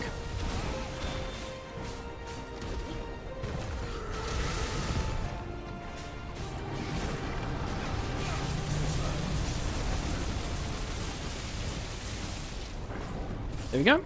So there's Comet, there's Meteor, there's Meteor. The great thing about this is that you can just spam dodge, by the way, to constantly avoid it. And there's Extinction. So Extinction is the final move it does. But it needs to do Comet and Meteor first before it can do Extinction. Which is why we put the Lightning Rod down on Meteor, so that way it just immediately rinses through its HP.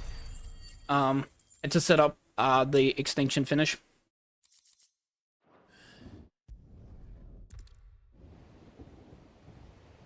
Now we have a whole bunch of mob fights, and these are not small mob fights. There is a lot of mob fights that we have to do here.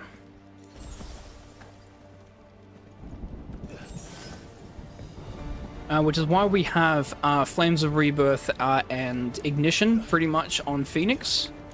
The main reason why is that we want to basically have these available to deal with as many enemies as we can. Flames of Rebirth, as you know, is pretty good at dealing with a whole bunch of enemies. So we just need to make sure that they all spawn in. Flames of Rebirth kill. Once the fight is over, the game automatically saves. So what we can do is we can reload. So once we reload, the game goes, oh, you've reloaded a new save file. We don't know what your cooldowns were, so have all your abilities back. So that way we can constantly have Flames of Rebirth available for these group fights. If we didn't have the ability to do this, these fights would be so much more worse to deal with, because we'd constantly have to find new ways, potentially using, you know, Wicked Wheel, Scarlet Cyclone, Wind Up, do a whole bunch of different ones and wait for those to constantly recharge back up.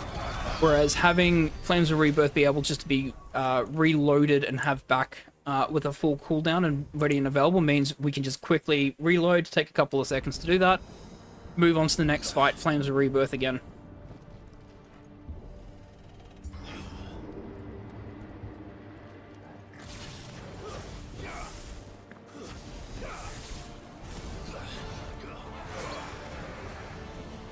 Okay, gotta spawn all the enemies first. Alright. Position yourself on the stairs there. That should grab everyone. Now, interestingly, we don't need to reload here because the next fight that we have, we don't need Flames of Rebirth. Even though it is slightly a mob fight, there is a mini-boss here that we are basically going to be focusing in on. More so than anything else. So we're just going to be focusing in on the Cannoneer here.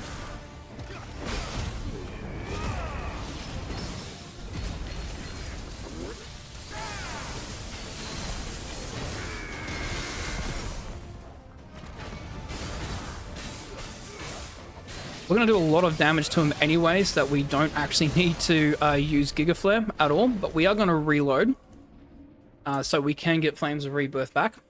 Now.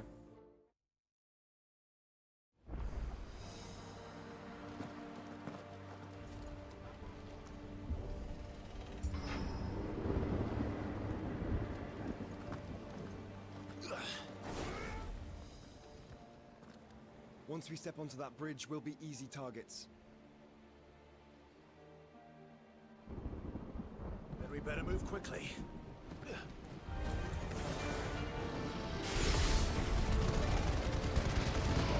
One of them didn't make it through because he had bravery. That's right. We have the Undertaker here, which we want to focus in on.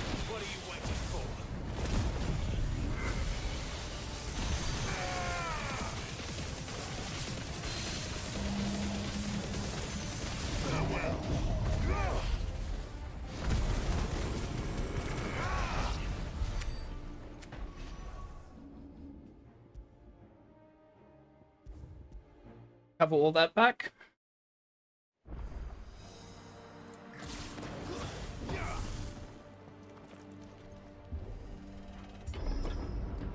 Through the castle, then. I don't see any other way.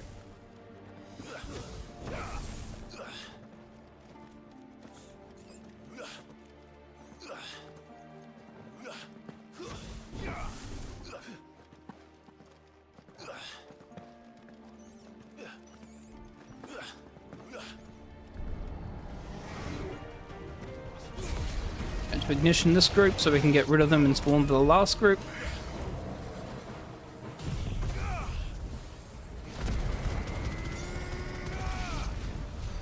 Again, we don't need to reload after this fight because we've got another one-on-one fight coming up. We've got a curl that we'll have to face with, an Akashic curl. And again, in one-on-one fights, Flames of Rebirth is not necessarily the best option for us. We do have a lot of better options that we can do.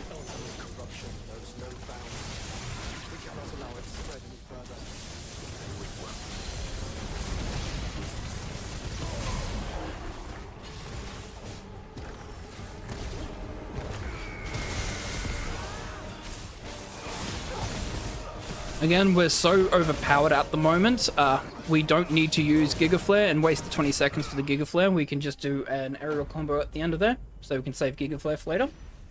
If we want to, but we're going to have to reload anyways, because we have more mob fights that we need to do, and again, need to have Flames of Rebirth available.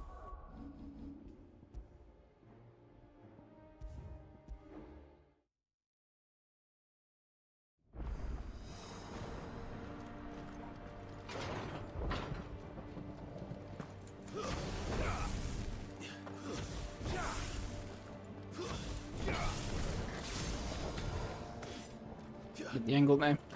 That's right.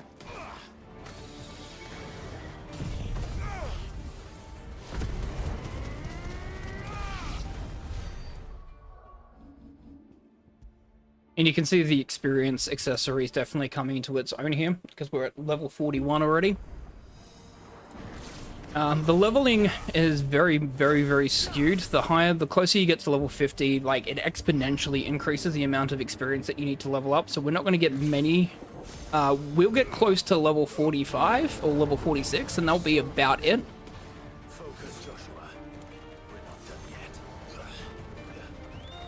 This is also slightly annoying. The enemies are very much spaced out. So you have to position yourself in a nice position here where you can try and get as many of them as you can. The problem that we've got is that Joshua and Torgal do like to grab enemies up on the ledge up there, which makes it very difficult to kill. Luckily, the enemies down there were the ones that we had to get. I would just easily get to them. Alright, next we have twin assassins. Similar to what we did in Rosalith, we have two assassins that we'll have to deal with. Our hope is that they stick together, so that way we can do Lightning Rod, Limit Break into Giga Flare and hit both of them.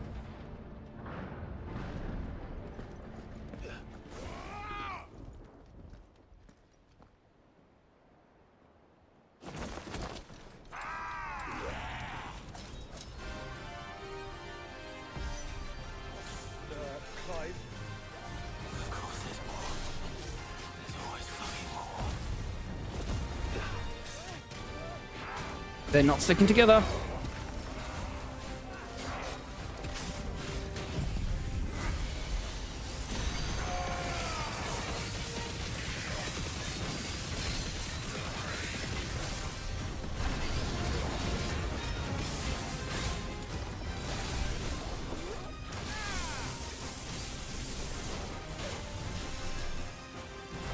Rude. That's right. Bit slow, since I couldn't get them pretty much to stick together, but that's not too bad. That could be a lot worse. I'm just going to let these enemies spawn here, follow me over so I can grab most of them in an ignition here.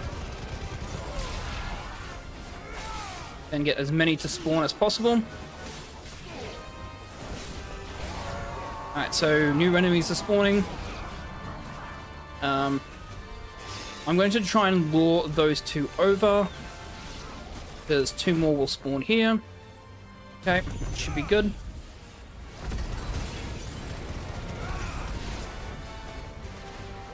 Yeah, he was a bit too far away, that Akashic fodder. That's alright. Easy cleanup.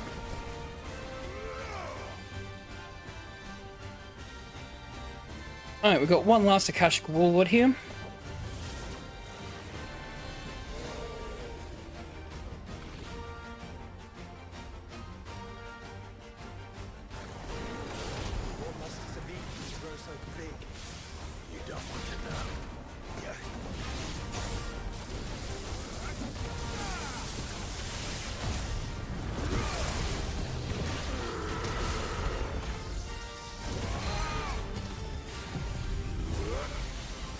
Very rude moving.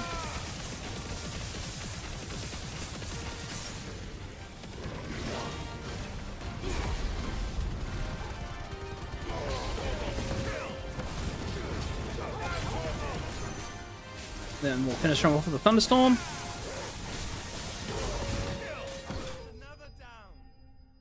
All right.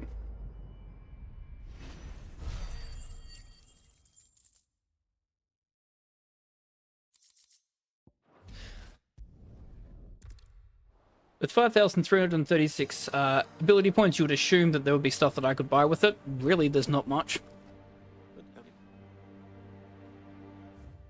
Let me show you me wares. So Defender we're going to buy. Defender is better than what we currently have at the moment. We'll also be leveling that up for a little bit before we get the final weapon that we'll be getting. Vix's Toll. Yep, that's all good. Right. The only thing I need to do now is just swap this for Rising Flames. Got my Strength Tonics.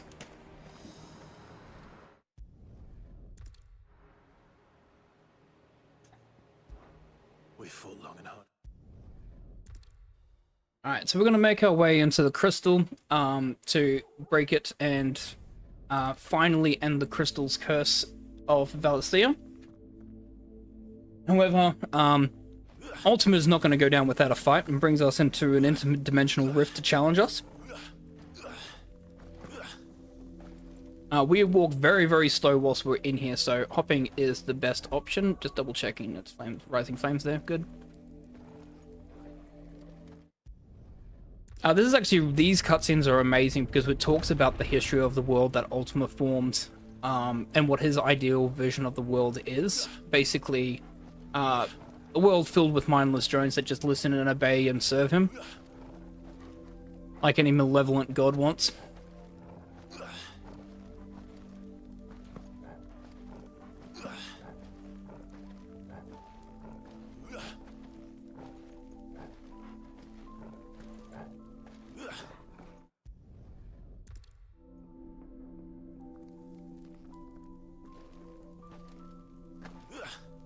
So we've got a 3-phase fight with Ultima coming up. Once that's done, we are basically in the endgame. And then we've got a whole bunch of cleanup to do.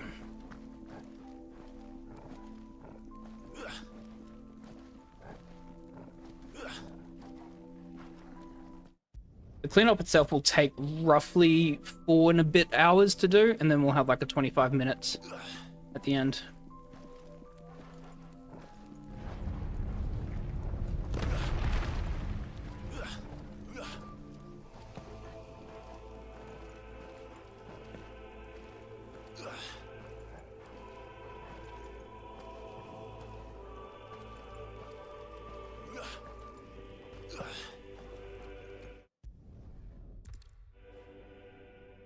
Okay.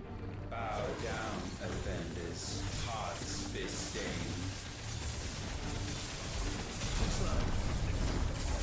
So we're positioning ourselves, the lightning rod we positioned there basically so that during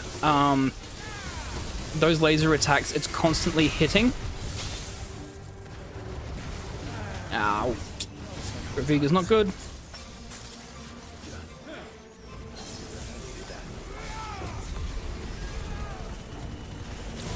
Okay, and that's phase 1. Such foul intent may not be sublimed through gain-standing. I'm not going to tempt fate and do the risky strat because he's going to pull out Event Horizon. If Event Horizon catches you in the explosion, it's an insta-kill. So I'm just going to play it a bit safe here.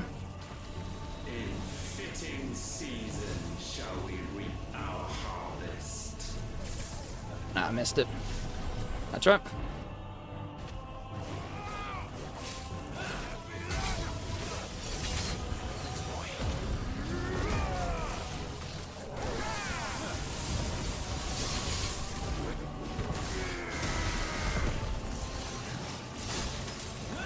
Oh, Mark of the Storm's not great either.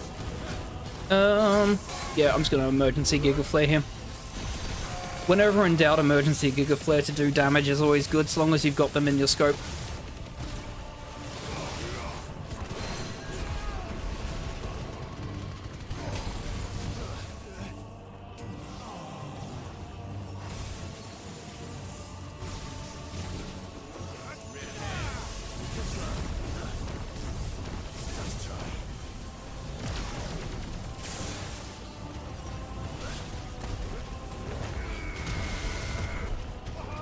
Yep. Now we've got final phase.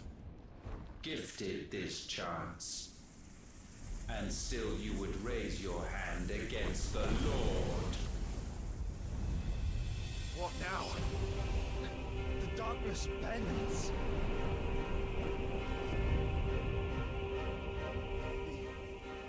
He means to end us.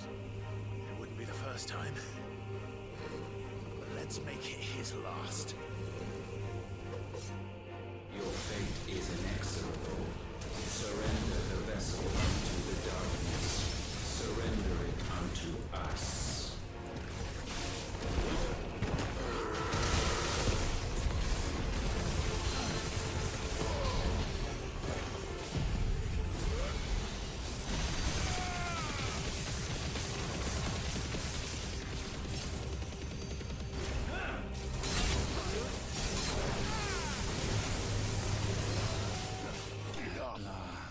And that is Ultima.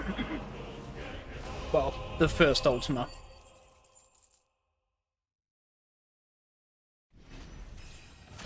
Scary part on that one, especially with that third phase, the very, very scary part is that he can do a lot of combination moves against you that deal a lot of damage. The Limit break there at the start is very, very useful, so you can try and get a parry off. If you get the parry off, then you can get the lightning rod into wind up into thunderstorm very quickly and easily. So into rising flame very quickly and easily, and just does a whole bunch of damage. And then like a giga flare will also kill a big chunk of the damage.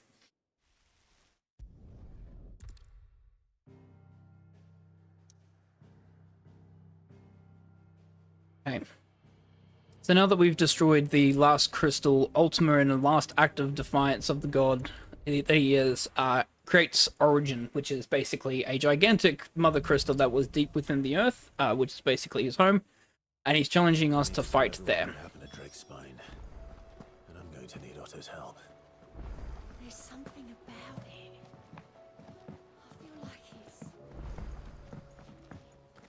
We've just got to activate the ability for us to get to Origin first. Once we do that, then we will go into cleanup phase.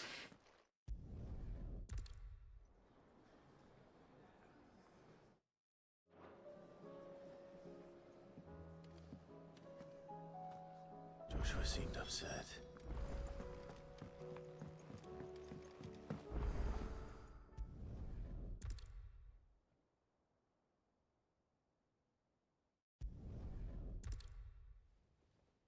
Time to talk to Jill.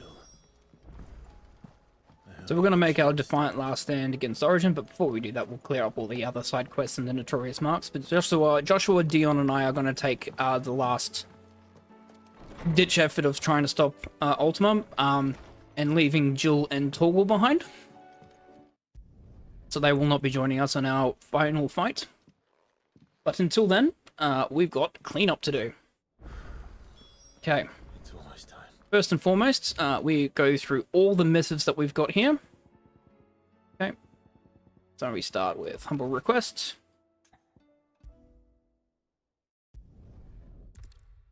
So we're going to be picking up a lot of quests, and slowly working through them all.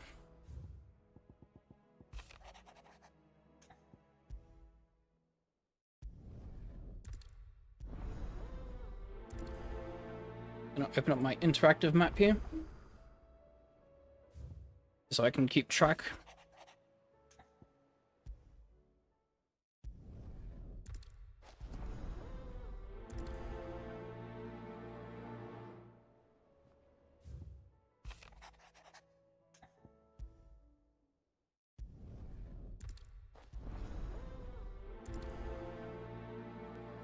Okay, so that's all the misses we've got on our reading table at the moment.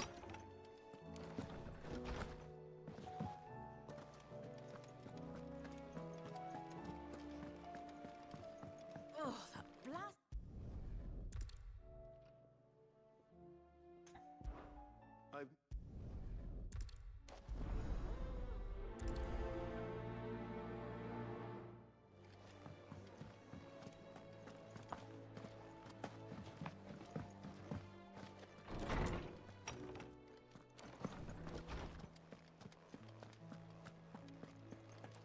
Now, if anyone's actually wondering if I actually have a marked out route for all of this, not really.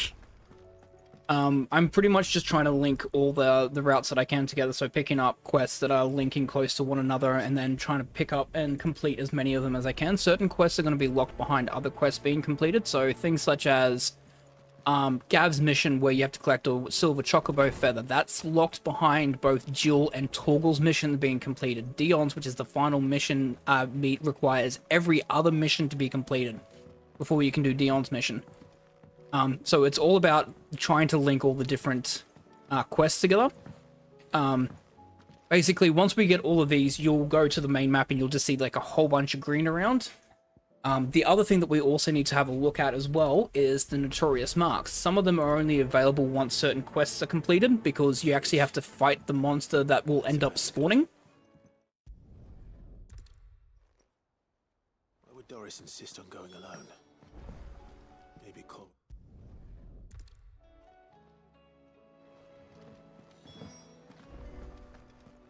Twinside's hundreds of leagues away.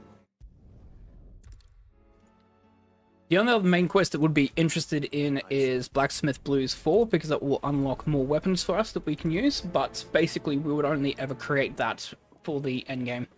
the sword that we've got at the moment, Defender, is actually good enough for us to use for a while.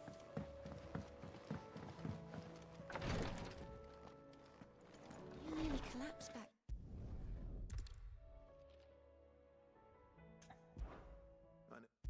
And the only other sword that would actually be slightly better would be Defender 2, and it's only 10 extra points. And we don't actually have enough material to make Defender 2. We'd have to buy materials, which we have the money for and we could do. We'll probably do that when we get back to Aaron. So this is Joshua's mission, Phoenix Heal Thyself. So it's important that we do complete this mission on our first run through, so that way we unlock Jill's mission.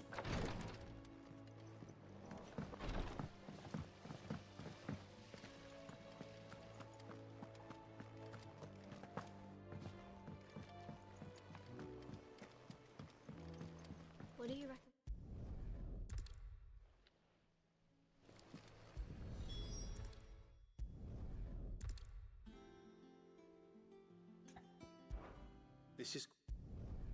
This is a really, really fun sort of side quest here. The children are slowly learning about engineering stuff because they look up to Mid and they accidentally broke the scales. And so we're teaching them exactly what the scales are and how it works fundamentally.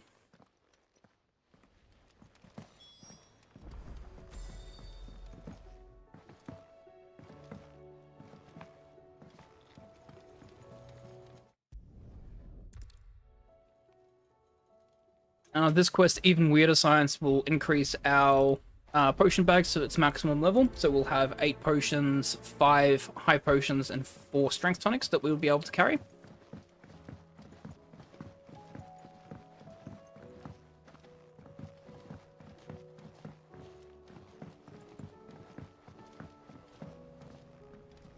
This is one of the last quests that we will do. This is about a mysterious journal for bearers that existed. There's a lot of errors in their reporting for the bearers that existed in Waloed that tried to escape. So we're going to go to where the Abbey is in Waloed near the castle to find where the report is.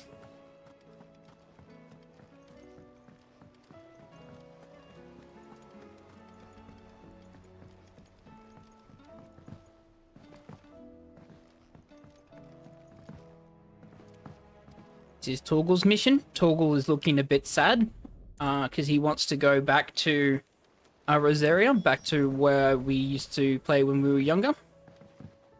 Say what you will, Lady Karen has seen ourselves having... This is Karen's mission. Basically, Goots wants to help Karen out because she lost an eye due to a conflict that she had with another trader, and he kind of wants to help her out and get revenge on that.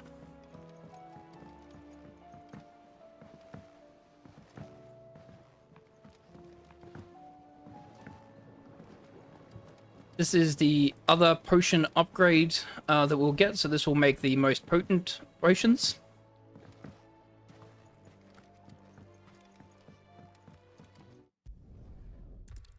So it's collecting more materials for that.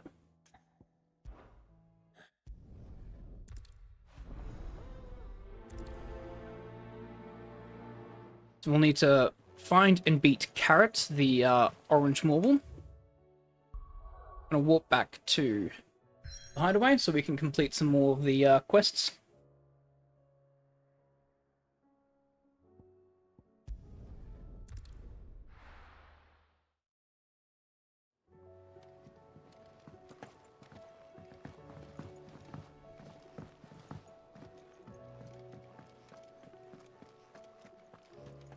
I'll speak to Karen now.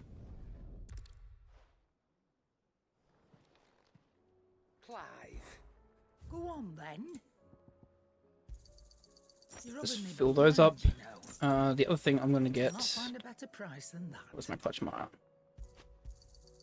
It'd better all be here.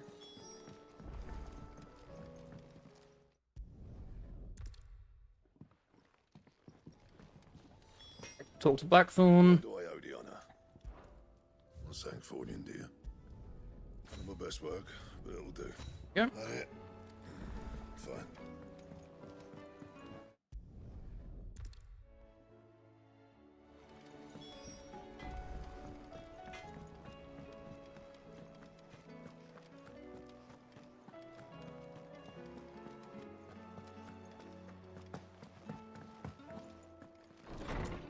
Hand this quest in, and we'll have a chat with Torgal, and then we'll make our way into Rosaria to do the missions that we have there.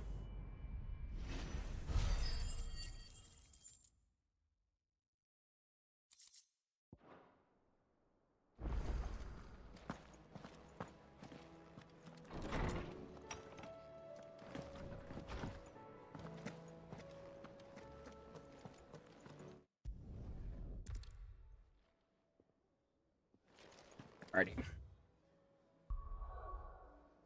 Oh, hang on, there's one more. Oh, I need to speak with Hippocrates before I go. Can't forget that, because that is going to be Vivian's side quest. So Vivian's looking for a particular book. So I need to chat with Hippocrates regarding that.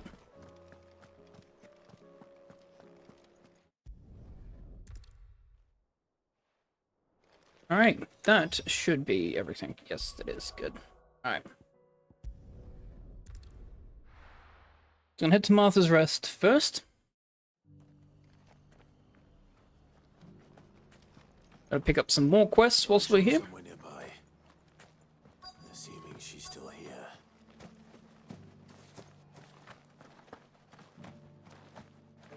It doesn't still hurt, does it? There's Doris.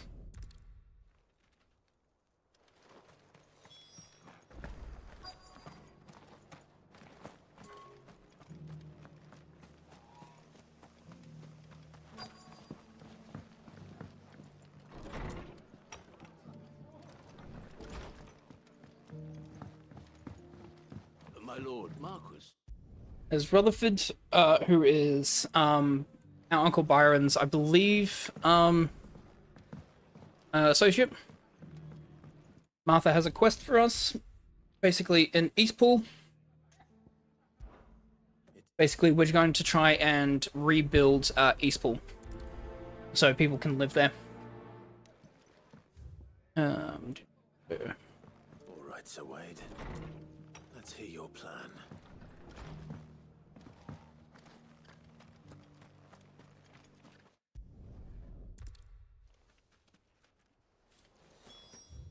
Alright.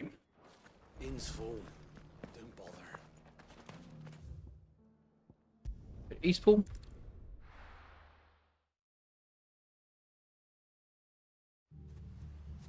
Alright, before we set that up, we are going to change this to be Flames of Rebirth, Ignition, Wind Up, Thunderstorm.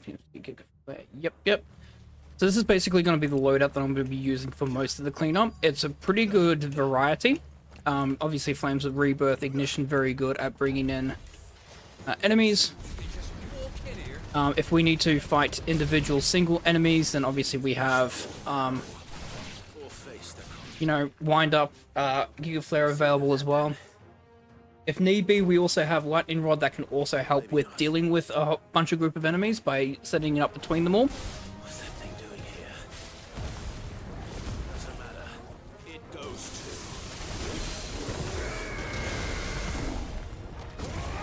to. One of the best enemy names, by the way, Chew Scoops. You're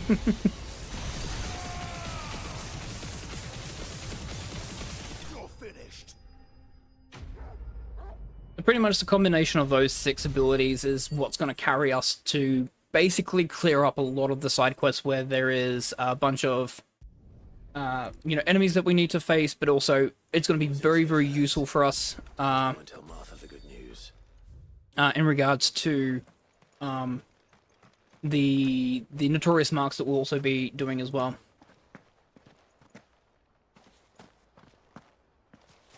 I'm not going to travel back to Martha because I want to take care of the notorious mark that's over this way.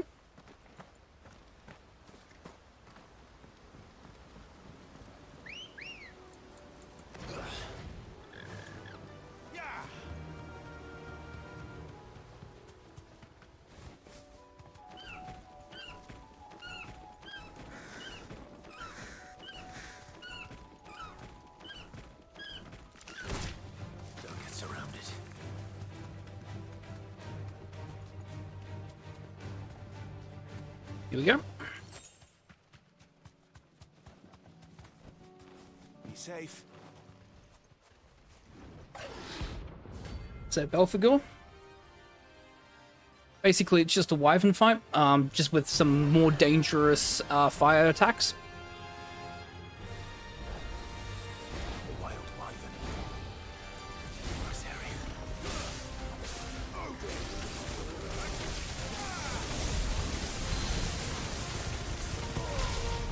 But at level 30, it really can't do much against us.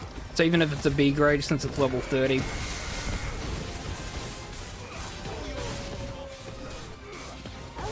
Refraining from using Flames of Rebirth and Giga Flare where possible. Main reason for that is that I want to save that. Same with my Limit Break for when there's actually more dangerous enemies to go against. There are certain situations where I can't reload to bring back my my abilities because enemies spawn in, and therefore I'm going to be stuck in a fight, which is actually terrible. Fly, Ambrosia.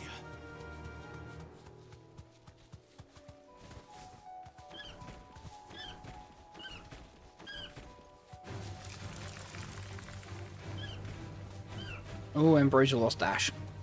So that's what happens when Ambrosia loses dash and you accidentally target an enemy for the Chocobo kick.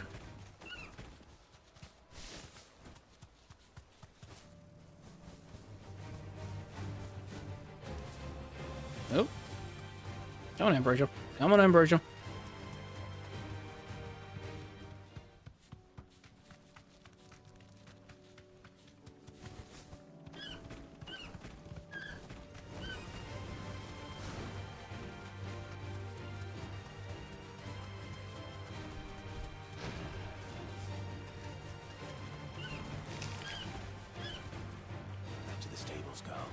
It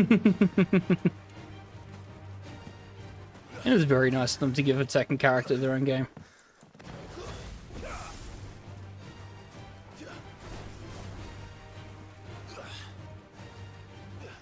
It is unfortunate we have to do this because this Notorious Mark is out of the way, but there's nothing really that we do here.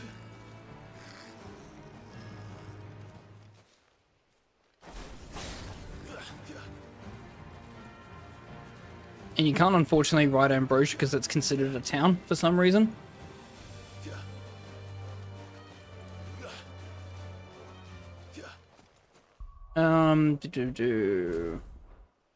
So I'll occasionally swap Scarlet's Flames of Rebirth with Rising Flame if I know I'm going into a one-on-one combat.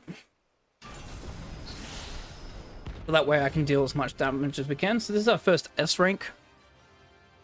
A Notorious Mark Atlas. Not too troubling, honestly. Seems this one has a little more life left in it. All right then. Basically, we want to get Mega Flare level 2 out where we can. Gonna use the Strength Tonic here to do as much damage as we can.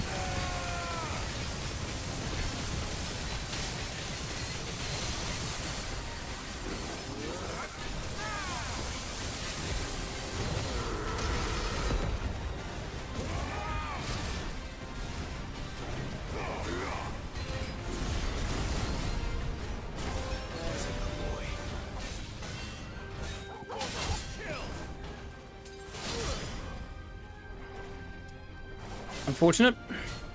Oh, come on. There we go. I was wondering where that was.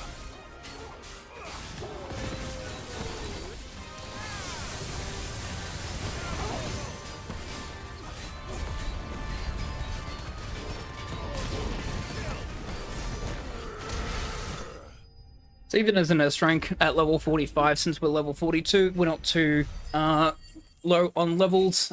Very, very straightforward fight. Actually, what I might do is I might just level up the Wings of Blight so I can get up to level 4. Because that does actually help for quite a lot of fights. Yep. And don't need to master that. That should be fine. That should be fine. That should be fine. That should be fine. Cool. Alright. Oh, actually, I can upgrade this. There we go. Alright, so that's those done. We're going to make our way back to Martha's Rest, so we can turn in that quest and open up the second quest, which will bring us back to Eastpool to finish off Martha's Rest side quests. We'll go back to Flames of Rebirth here.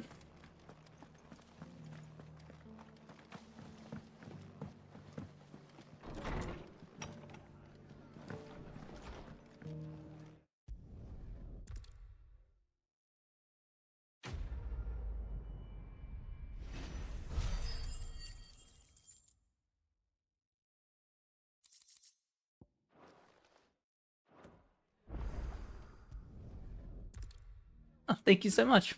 I'm glad you're enjoying it. Alright, so rekindling the flame too. So once again, this is just part of our rebuilding efforts for Eastpool. There are more monsters that are about targeting mainly Akashic monsters, so we are going to help once more. We're going to get some glacial greens basically to be able to help make the Chocobo area here viable. Because we can find out that we can actually grow geisha greens here in this area. So it's not like the area is completely dead yet. So have a chat with Wade. Get the seeds ready so we can plant it. And then we get attacked by creatures.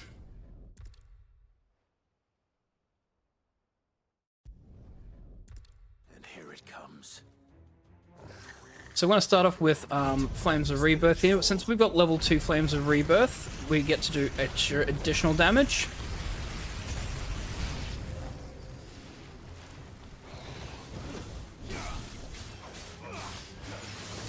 The unfortunate thing that we've got here is that we do have some flying creatures, which are going to be annoying for us to deal with since we do not have a Garuda with us to bring them down. But we can just easily combat that just by having Phoenix out and Phoenix shifting to deal with them. If Clive wants to target the right creature.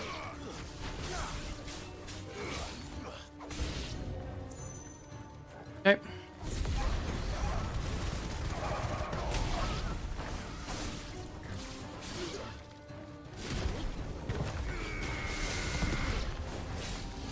And then just the thunderbolt or thunderstorm here.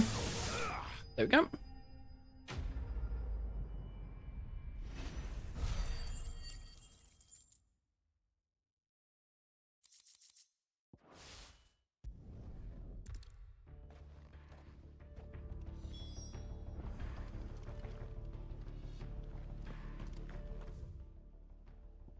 Now we're going to make our way to Rhiannon's Ride. In the interim, we are also going to take care of a Notorious Mark, but also we'll do the Phoenix Chronolith here as well, as that's now available.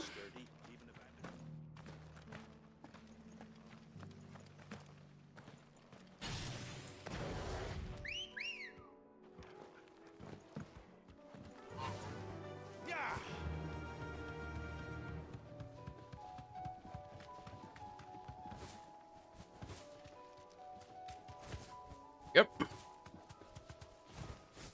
Went the wrong way. The wrong path. Up here.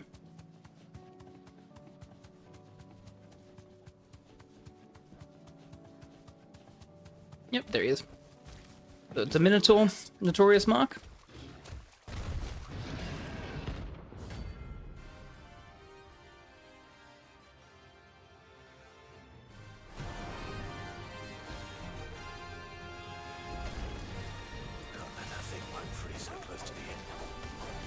I forget he does the double attack. Every time I forget.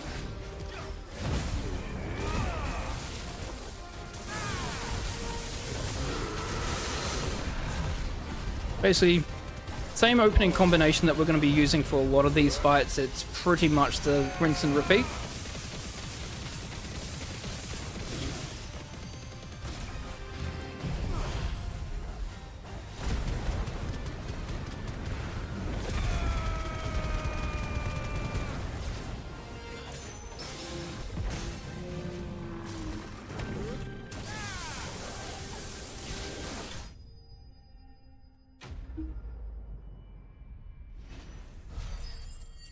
the big thing with Big Swing, which is actually really, really beneficial to using Giga Flurry against Big Swing, is that whilst the wind-up animation for Big Swing is happening, the Minotaur can't be staggered. So you can do actually quite a lot of damage with the Giga Flare without actually going through the stagger animation.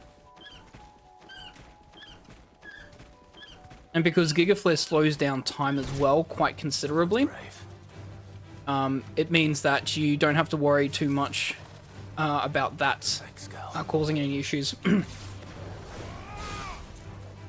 Like it going into stagger in the middle of your Giga Flare. Taking care of these creatures, the main reason why I kind of have to is because I need to get access to the Chronolith, and the only way I can get access to the Chronolith is if they're not around. Right. Hand of Hyperion. Trial by Fire. So the Phoenix Chronolith. This is our second Chronolith that we'll be doing. Phoenix one is fairly straightforward, since we use a lot of those ones in the very early game. So Rising Flame Scarlet Cyclone, for instance, we use that very considerably.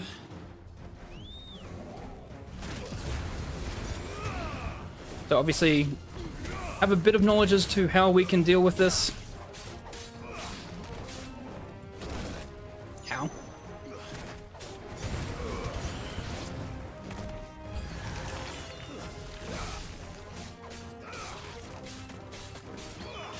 So again, the only things we have to be concerned about, obviously, with the these Chronoliths is that we can't heal. So we have to be very, very careful with our health. Luckily, with the Phoenix one, we do get Flames of Rebirth, which means Flames of Rebirth actually does allow us to heal if we need to, but also we do have our Limit Break as well. Just saving the Scarlet Cyclone for this.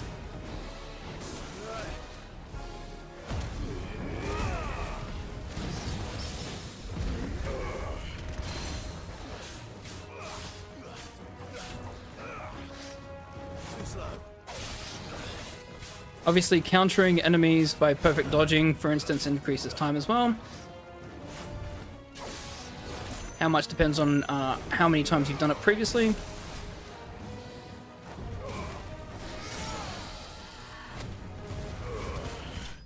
There we go. First level, stage 1. There's 4 stages for each Chronolith. They do get progressively harder and harder.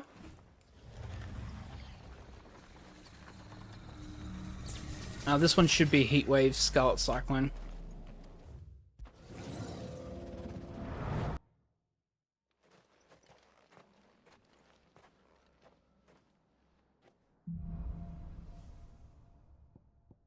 Yep. Alright, so Heatwave Scarlet Cyclone's an interesting one. The main thing that we want to be able to do with Heatwave is to do that. So that's Heatwave counter. The Firebound Guardian loves to do that move. And you get a massive amount of time for doing it, so we are trying to lure him into doing that constantly.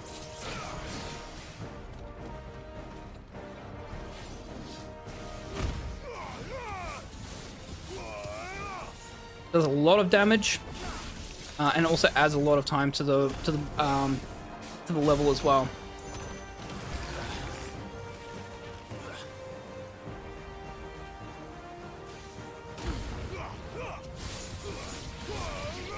It's all just about positioning yourself so you can get as many of them as you can.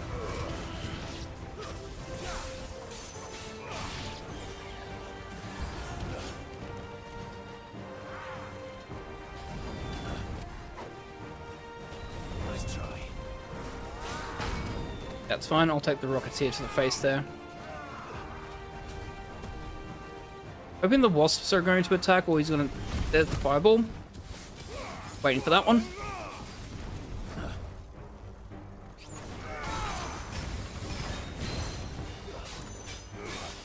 I'm actually going to do this.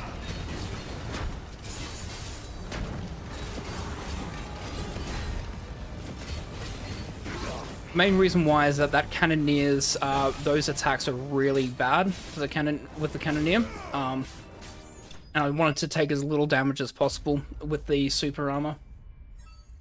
There we go. So next will be Heatwave and Flames of Rebirth.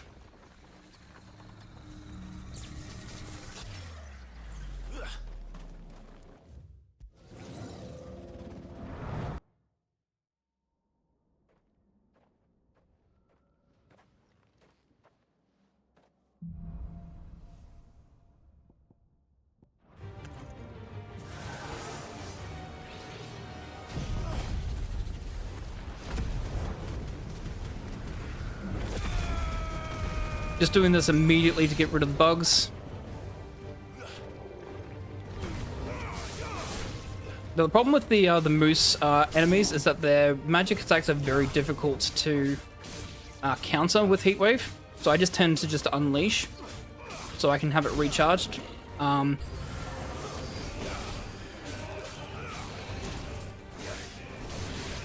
These enemies, surprisingly enough, are very annoying. They are very good at sniping you in the middle of the air.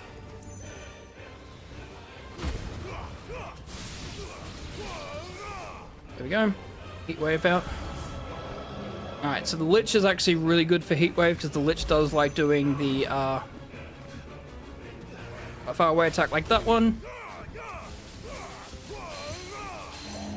which we can just go in straight away to immediately get them into stagger. Spirits Within, I am going to do this.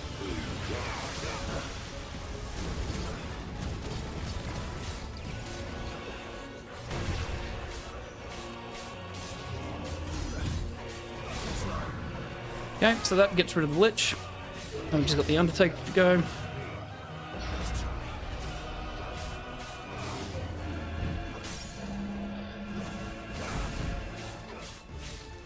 You can see how important it is actually to get the Heatwave counter because it also reduces the cooldown time for the Heatwave.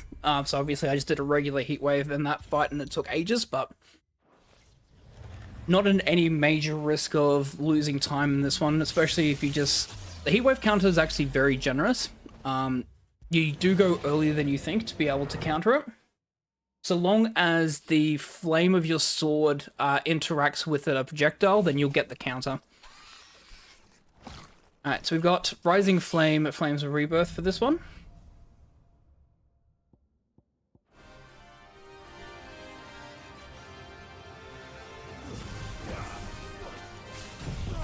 Immediately just going to activate Flames of Rebirth here. Straight away into a Rising Flame. Just burn as much of the limit break as I can.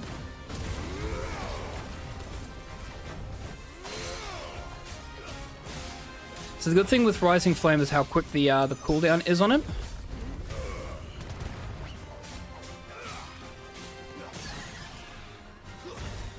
And obviously getting the parry absolutely helps there as well, because that reduces the cooldown even further.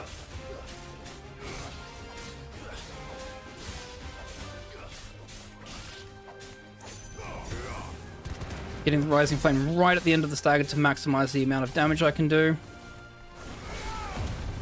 Again, I've got Limit Break again, so I'm just going to full charge Limit Break in whilst he does the magic attacks, just so I can tank them.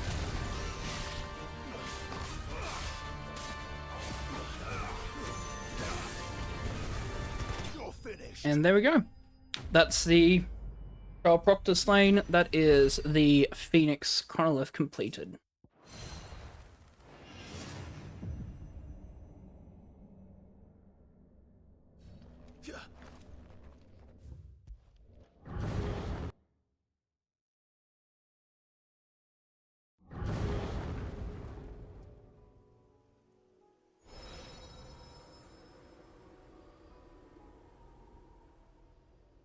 That's 2 Chronoliths down. We've got the side quest here that we still need to complete. Ready, go? Fly, Ambrosia.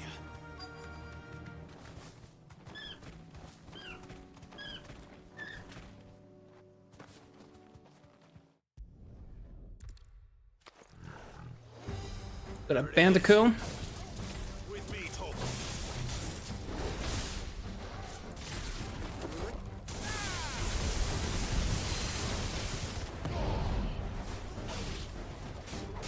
There we go.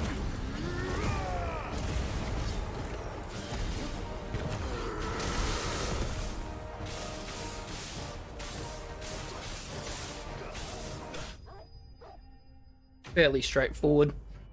The combination of Lightning Rod, Ignition, Upheaval, and Thunderstorm just instantly rinses through a lot of the smaller enemies that we have to fight and deal with.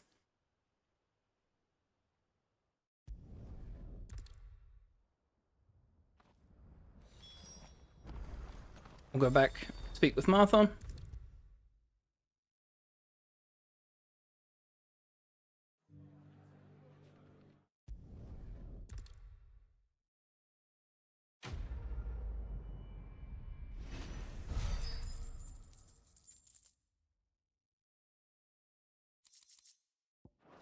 Alright, so that completes the Martha's Rest side quest for Martha. We're going to head down to the Lazarus district near Port Isolde, so we can do Torgal's mission. There's also a notorious mark in the beach further up, which is the Magnus brothers. Which is actually a really interesting fight, so you have to fight 3 sword or axe wielders together. But one thing that you'll realize, especially with the lightning rod, is it's very, very powerful against multiple enemies as well. Rookery's right through those trees. Come on. Race you there? I bet I could still beat you. Come on, Torgal. That's our little cubby hole, like treehouse that we had when we were younger. We had our sword as well. Since this is Torgal's mission, I always like to give Torgal a pet here. Because the good boy does deserve pets for how much he helps us throughout the entire run.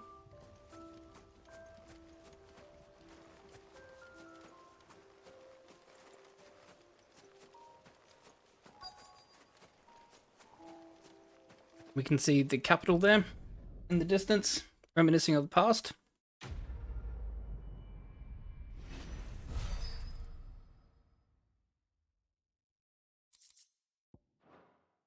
We get Clavel's Fang +1, which basically increases Torgal's damage that he does.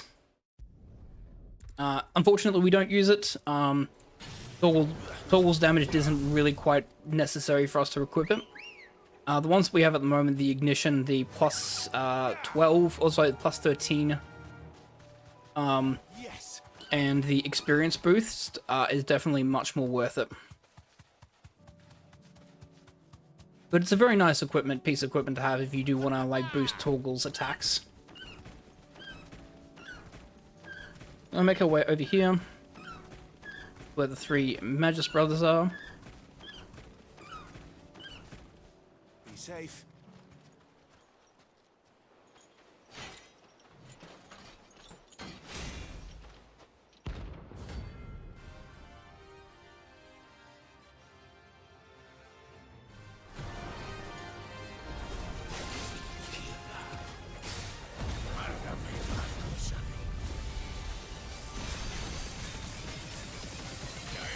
So basically the combination of having both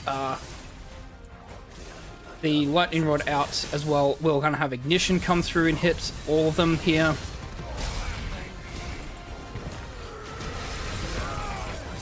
So Last Crusade is slightly annoying, can't believe they actually got that one off. And then we'll just use Flames of Rebirth here as well.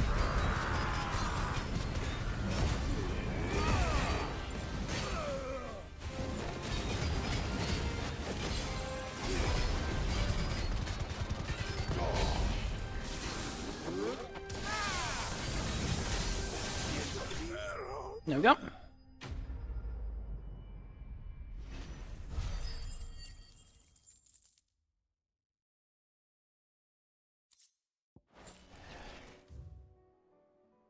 We'll go to Old Hill Docks, because there's a couple of side quests here that we'll complete.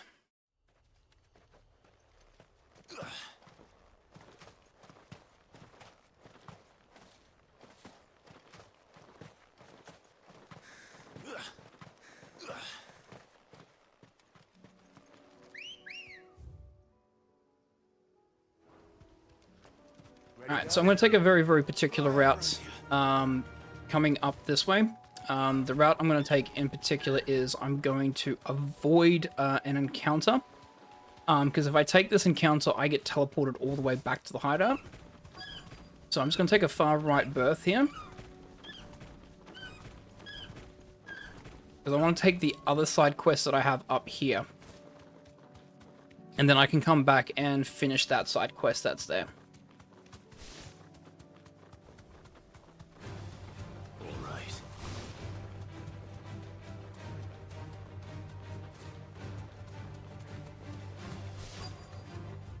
Yep. That's it. I'll need to deal with these ones first.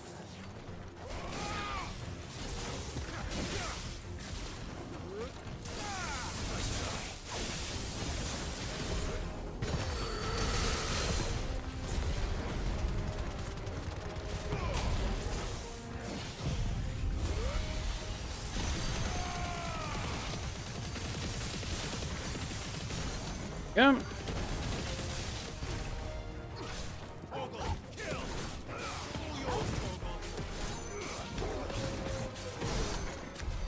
Okay. To find this spherical echo. Pick up this echo. So we're collecting 3 of these echoes to basically upgrade our potion satchel. So there's one in pretty much each of the lands that we'll have to find. So that's the one in Rosarion.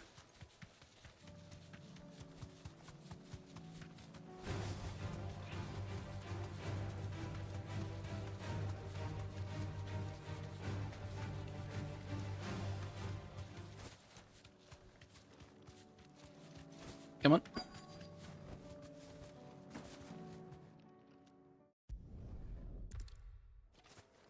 You're welcome to try.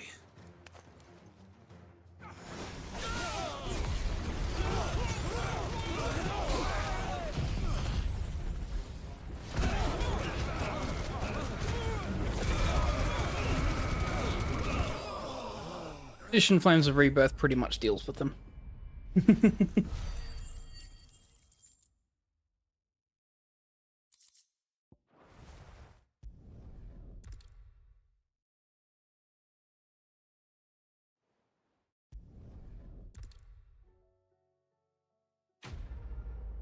As you can see, we're taking back to the hideaway.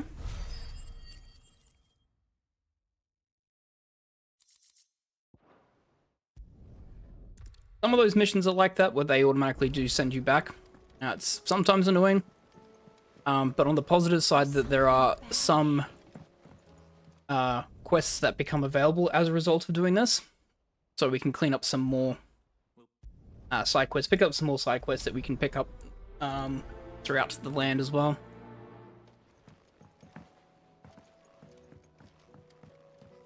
I'm just double checking that one is there. Good.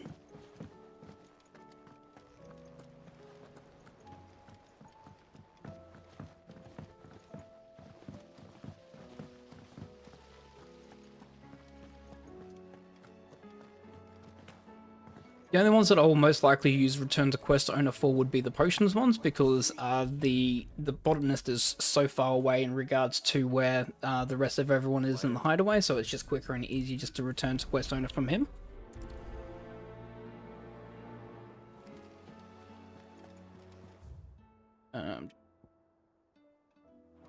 Speak with Mid first. Because I think this also unlocks Mid's mission doing this. I should speak with one of the curse breakers before I set off for Old Hill. See if...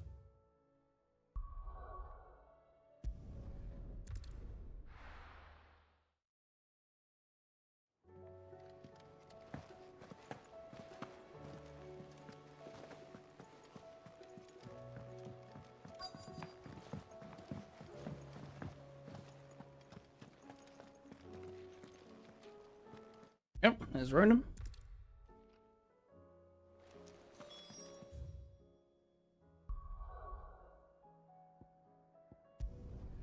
Gonna travel to 3 reeds to find. There's a side quest here. Run like the wind. Not only that, there's also a Notorious Mark. We've got Carrot, the orange mole. It was just up here. Should have spawned in by now. Yep. Straight home now.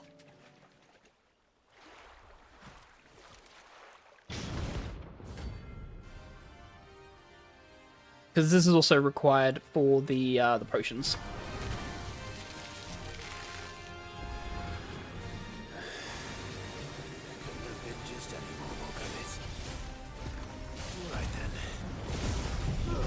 Gonna use Flames of Rebirth here.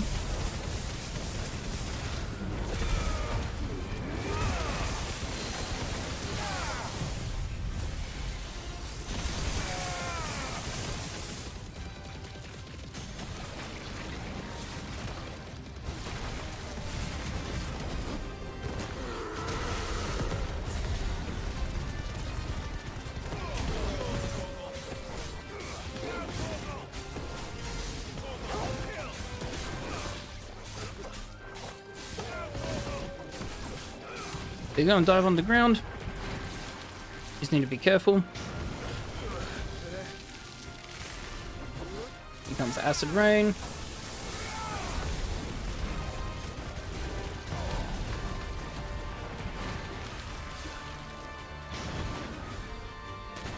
There's Burrow again.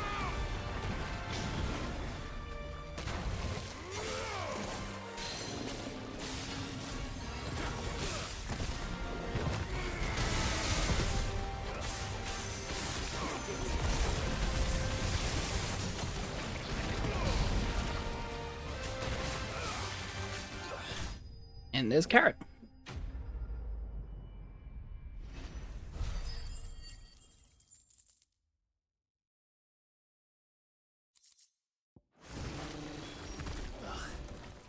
That was definitely anything but ordinary.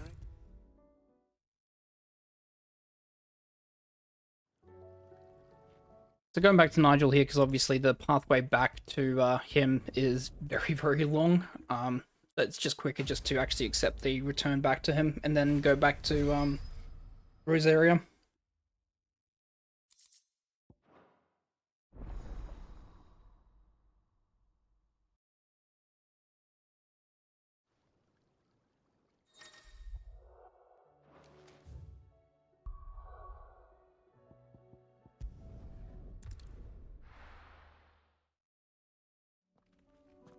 And yep. Good girl.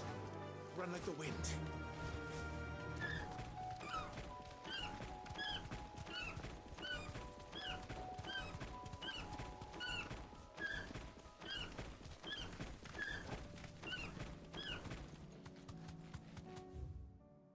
Yep, it's just over the bridge, then it's to the left. This pathway. Yes. Here's the aqueduct. Now to find our stone wart. Yote mentioned blood red petals. Just my luck. Well, I won't be picking it up too late on. There's only one thing for it.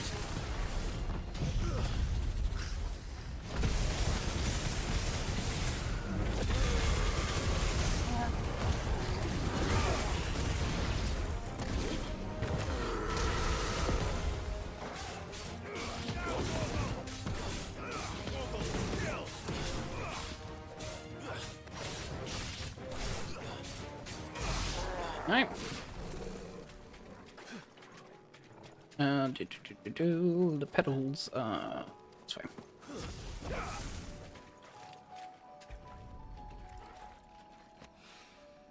Here it is. Better collect as much as I can before reinforcements arrive. All right. That should do it.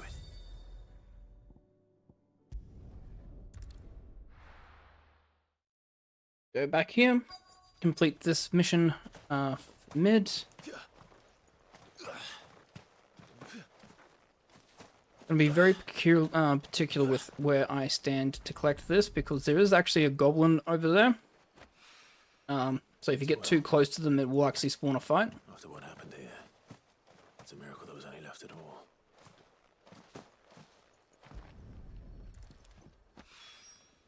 This should be enough. Okay.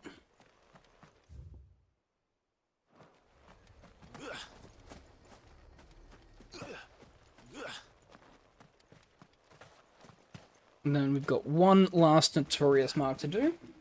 And that will complete the Notorious Marks and the Chronoliths for Rosaria. There will be a couple of missions that we'll need to do back here. Mainly Jill's mission as well as the mission for both Joshua and Clive about their father.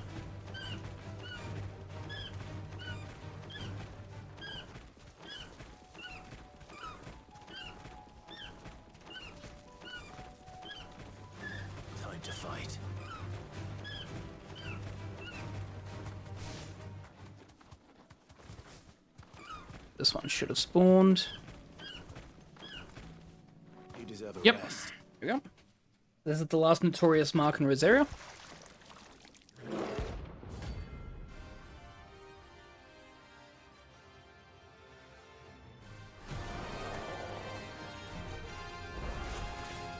you take us on a wave, did you?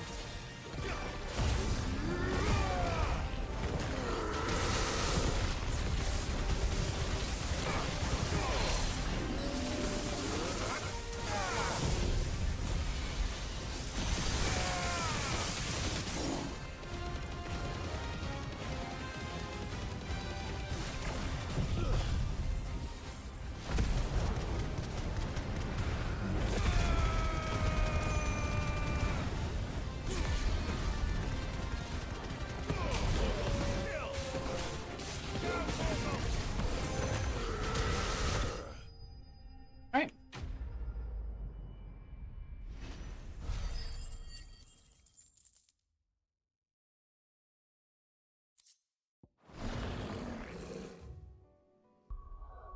That's pretty much most of Martha's Rest dealt with.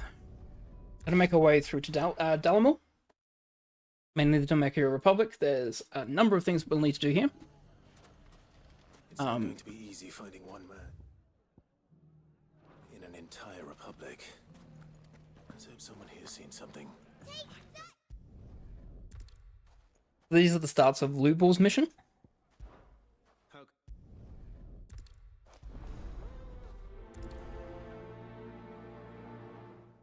What's the difference between the... A League of Outlaws.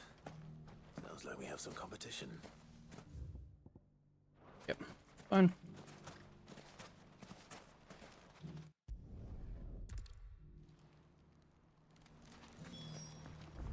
Yeah, they're all the way out in the far side.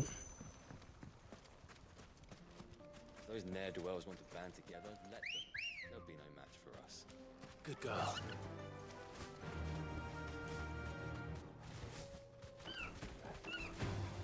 All right.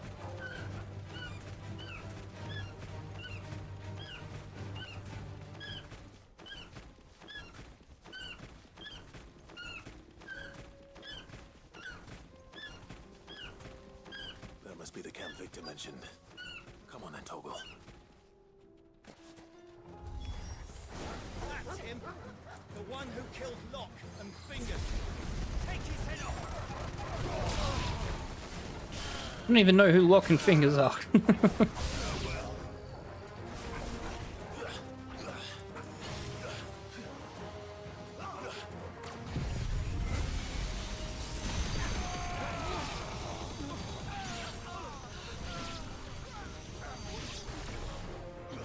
So in a bit of a pinch, you can use, obviously, Giga Flare to do a lot of damage to enemies. So if you don't have Flames of Rebirth available, Giga Flare is a good alternative.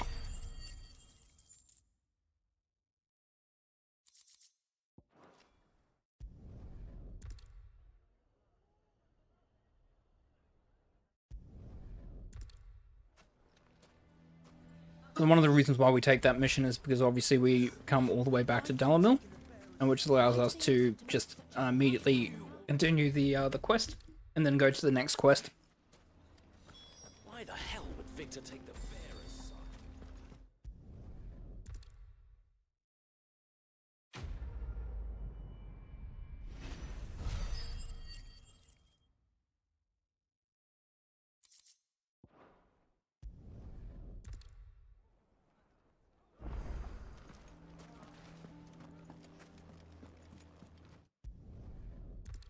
Alright, the second Lubor quest.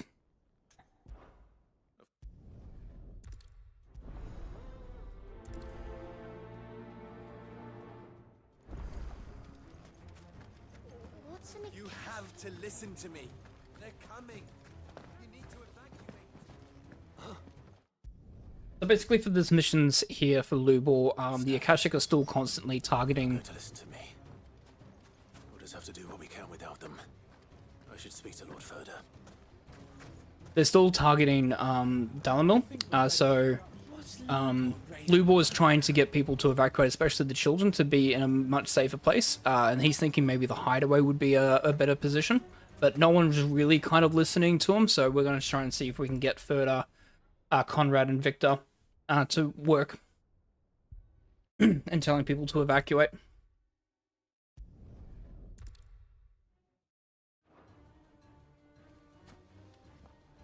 Looks like everyone's ready.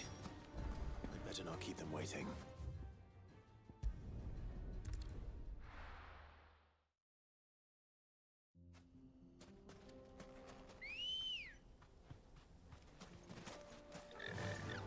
Run like the wind. There's the flood. But what's waiting for us inside?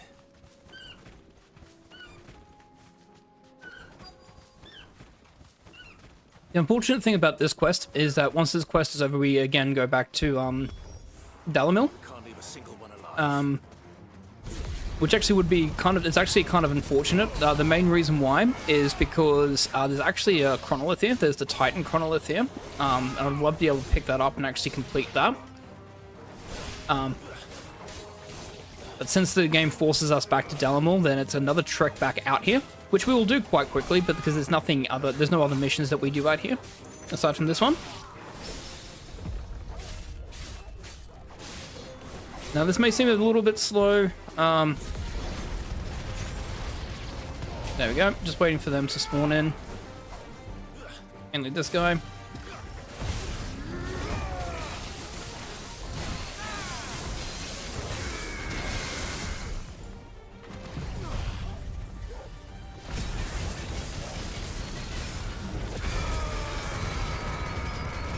So that deals with the smaller enemies, and then we can just finish them off with a Giga Flare here.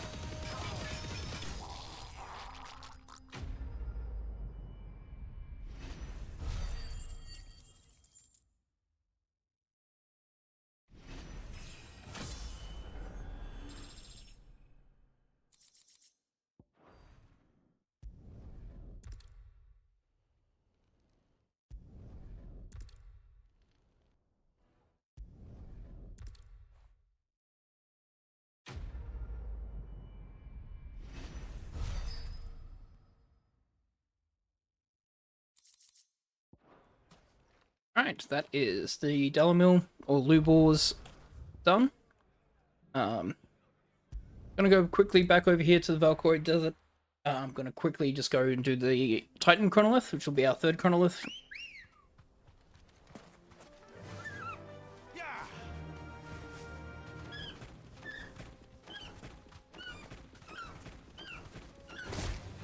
Titan Chronolith is probably one of the easier ones as well. The annoying thing is just getting to it, because it is a bit out of the way.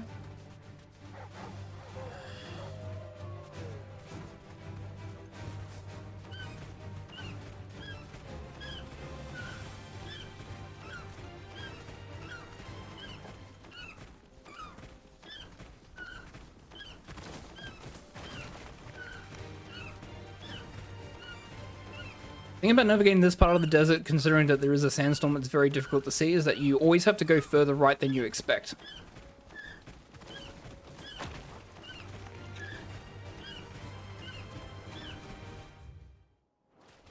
And then it's left up here.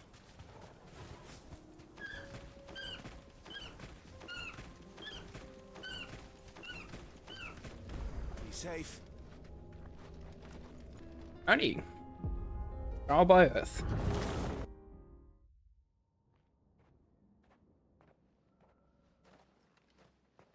Unfortunately not, because you're kind of like blocked in. Unfortunate.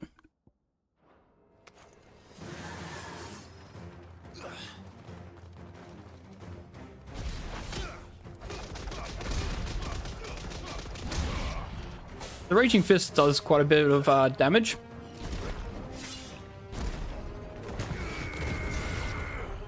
The big thing that we're looking at doing is getting blocks in though, which we will get against the bosses mainly. Yeah, there's a no pass line at the far end of the town. So there's a red, like, basically invisible wall there. You see the red line on the ground, and basically the game goes, nope, you can't proceed any further, you must complete this fight.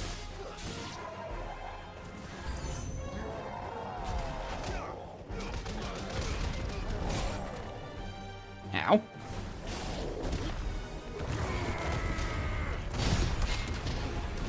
So there's the precision block there.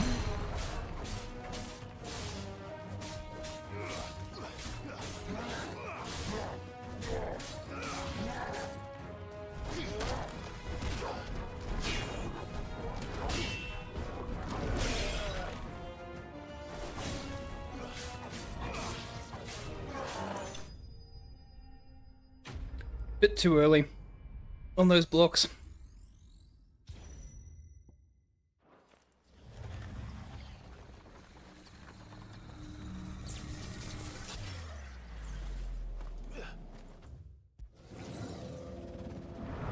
The good thing with Titanic Block is that if you get the proper counter there, it does a lot of damage.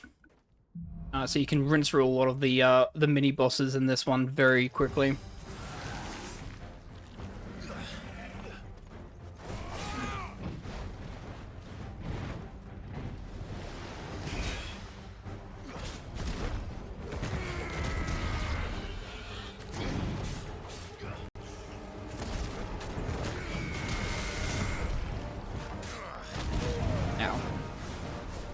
Yeah, I'm just gonna go. Because again, the tortoise is just annoying to deal with, especially because of the carapace armor that they have.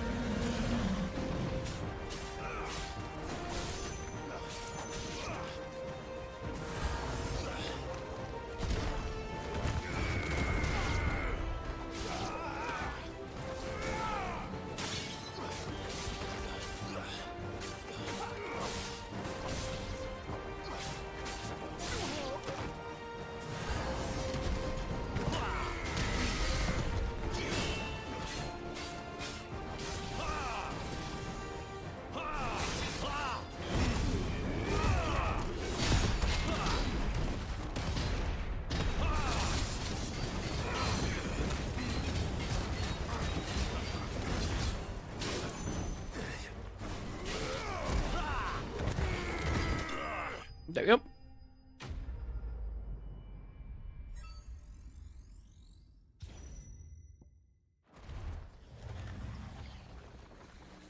Health is a little lower than I would like. This third round is fairly annoying because you have Earth and Fury, which is not a great ultimate move, honestly. It's got the longest recharge. I think it's 2.5 minutes. It is, yeah.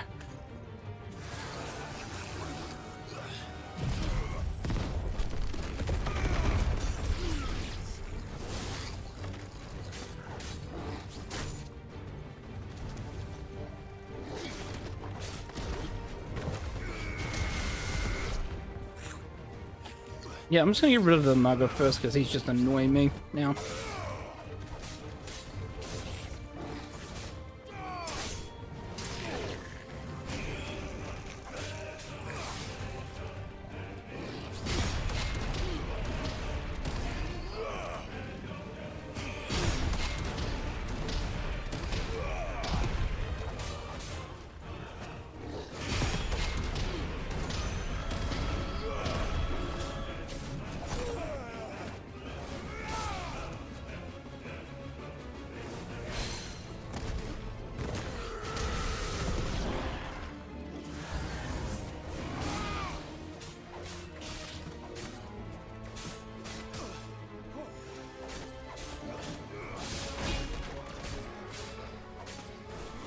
Gonna get rid of these two.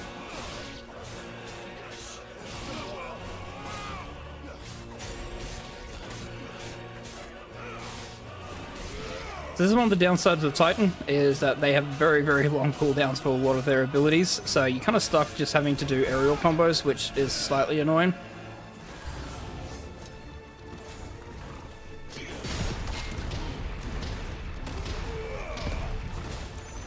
But on the positive side, the A counter is so worth it.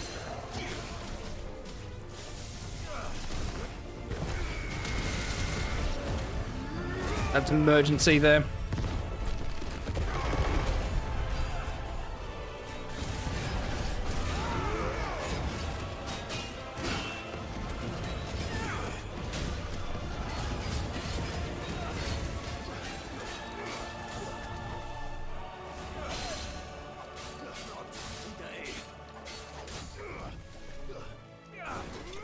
There we go. Alright, now we've just got the final boss to deal with, and we've got plenty of time. We just need to be just mindful of the health, because we're, you know, about half health at the moment. Again, luckily, like, if we need to, we do have limit break that's going to be available. I'd like not to use it, so I'd like to use the limit break to deal as much damage as we can. The positive side is that it is an Iron Giant that we are facing, so the moves to parry are very straightforward. The unfortunate thing is that we have Raging Fist and Earthen Fury, which are, two of the worst of abilities.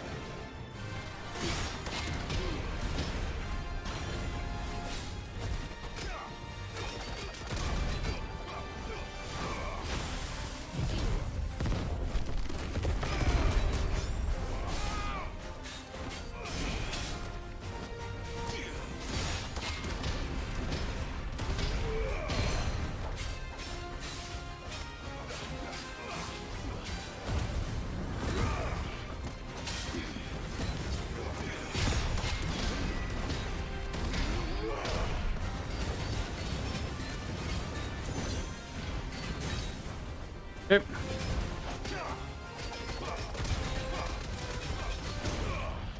The only real good side of Earthen Fury is basically using that in stagger and getting your stagger up as high as you can. It does allow for that. But outside of that, it does more will damage than you actually expect. It's kind of like a Gerudo Wicked Will, but you do have to land like all the hits for it to be worthwhile. But Titan's fairly straightforward in terms of a Chronolith, basically because of Titan block.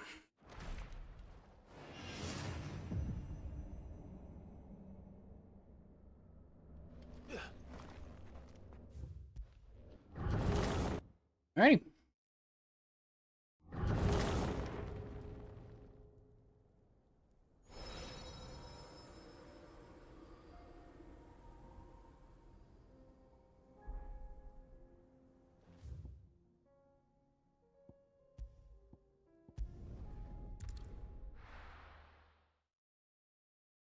A couple more quests to do in Delamere.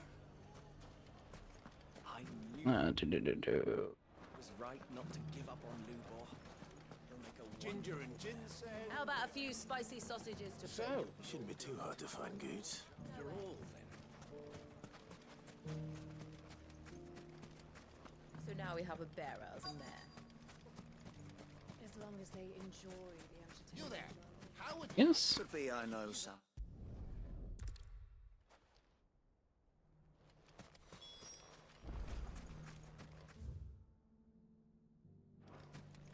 Yep, it's actually quick.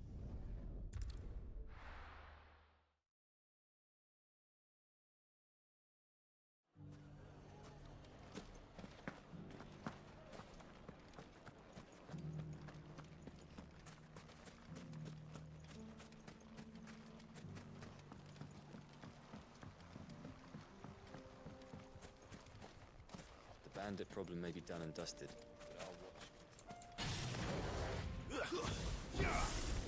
Time to brave the Viper's Nest.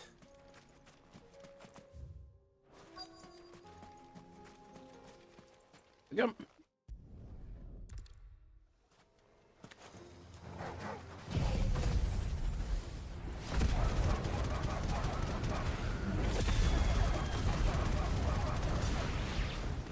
Leave now and we can pretend this didn't happen.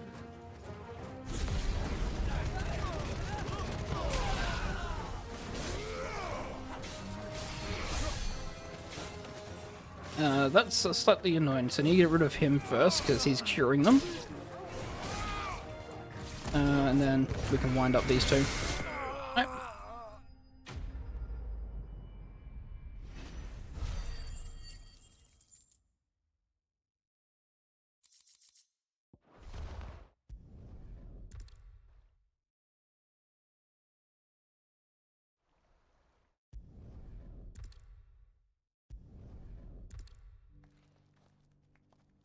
guard and keep everyone safe. That's my boy. You grow up strong. Nothing to report. A couple of side quests down here. We also need to make our way over to not Canva, but Tabor. A couple of quests there as well.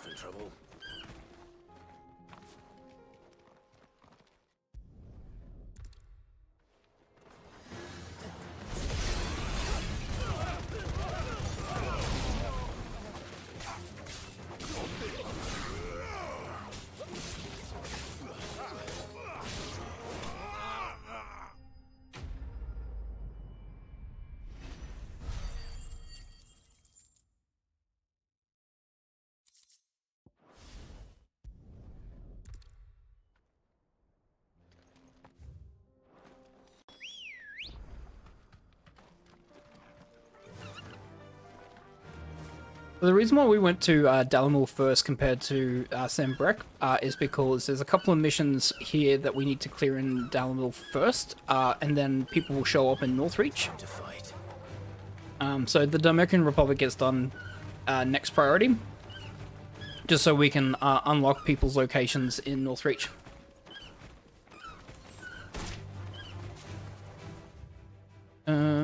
Yep.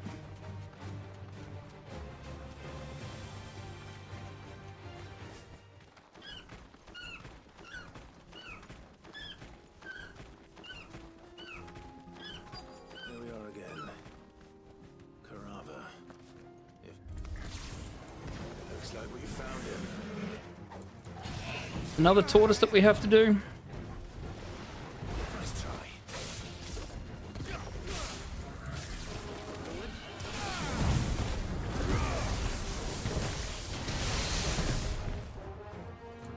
On the positive, we do have Giga Flare here.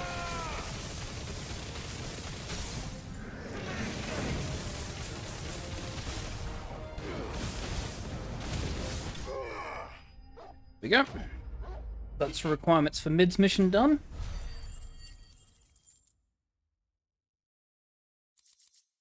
I better get these materials to Mid so she can finish her prototype.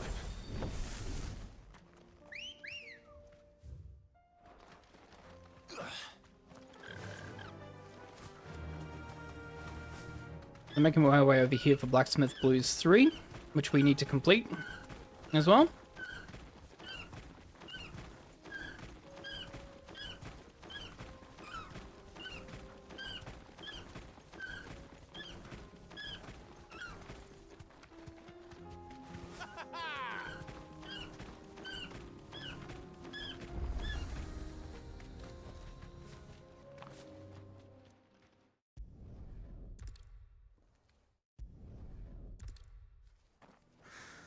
So the story behind Blacksmith Blues 3, this is actually Blackthorn's original home.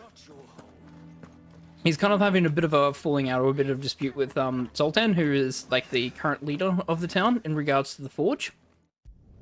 He wants to learn more of the Forge's secrets in regards to how they retain such a hot furnace. But at the moment, Zoltan's more preoccupied with defending his town against ether floods that are happening at the moment.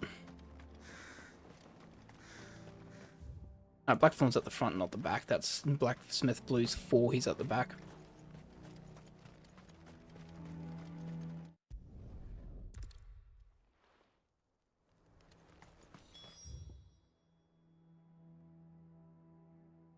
Alright, I'm gonna make my way to Tabor.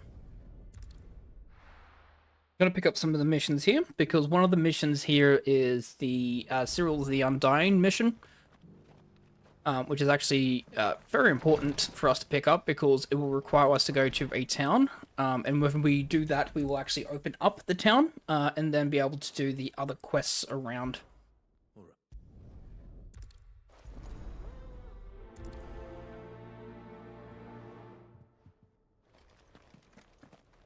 A village built around an airship. Sounds like another lost wing. I hope the inhabitants are just as friendly. This quest.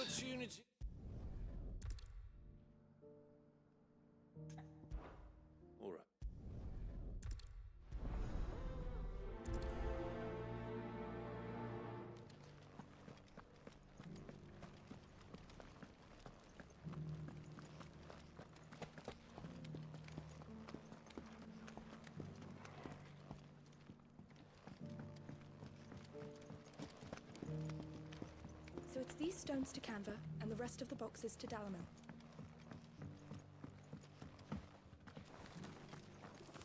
Why won't the sky go back to how it was? Went the wrong way. Went the long way.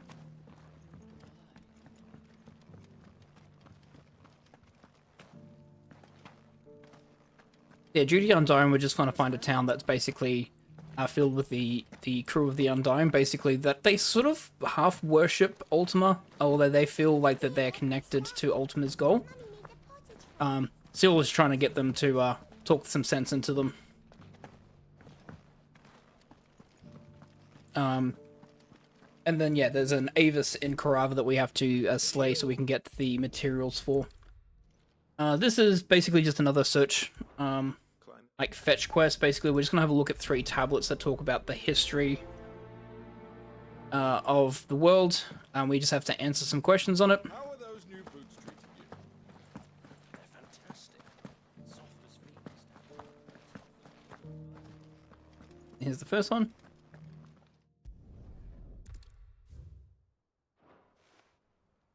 No history would be complete without mention of the mother crystals.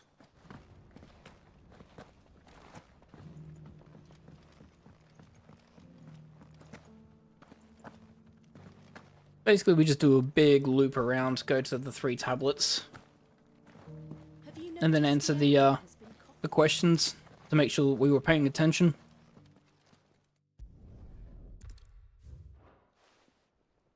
What golden plains might the wanderers have called home, I wonder?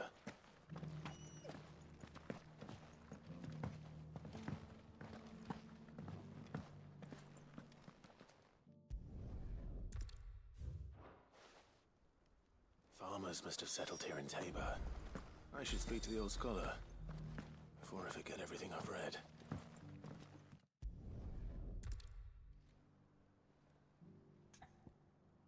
Guardians of the Crystal, so it's always top answer, middle answer, middle answer.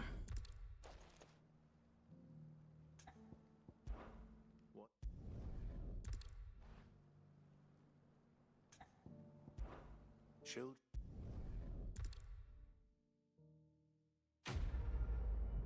Yep.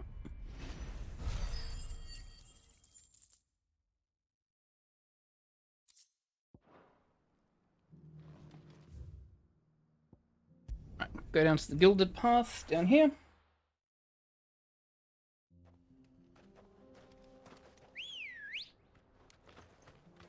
Come on. Run like the wind. Ah!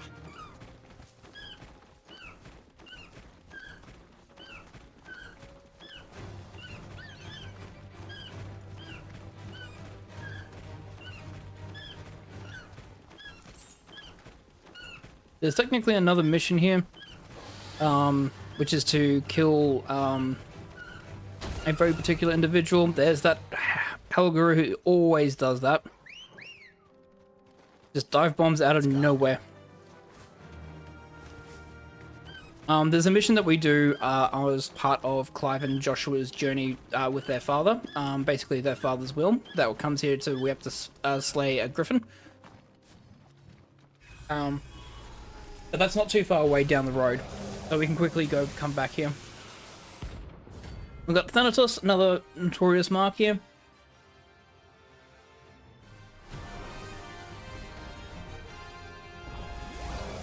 The spirits within, the spirits without. If it's me you want, I'm right here.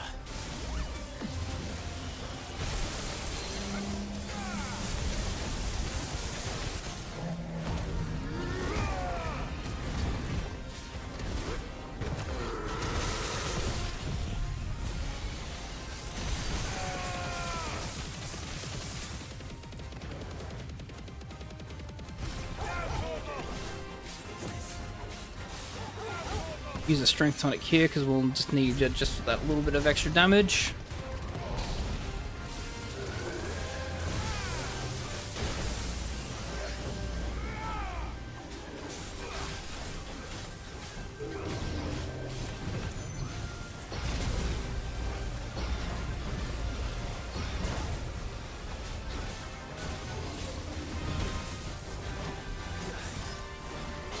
Rude.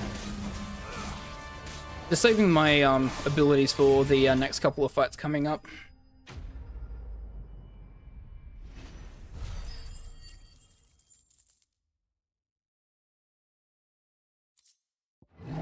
The dark steel is actually very important. Dark steel is actually what we're going to be required to have in order to get the best sword in the game. There are 3 dark steels that we'll need to collect. Basically, by doing all the hunts, we'll be able to unlock all of it.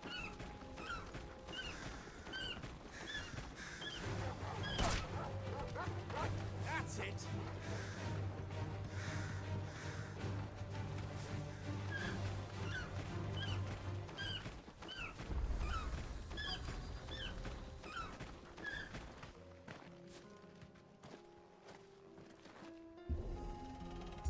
This is Kretov. This is where some of the Undying are staying, basically surrounded by the Fallen.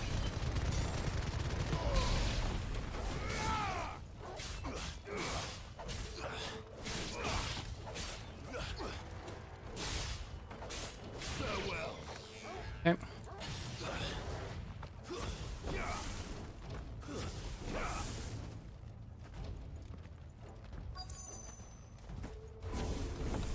Whatever that thing is, say it's their leader.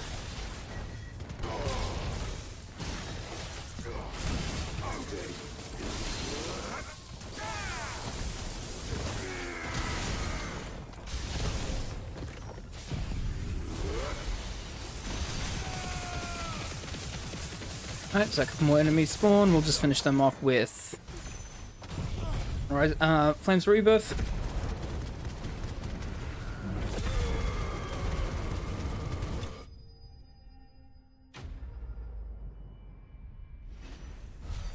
Hey.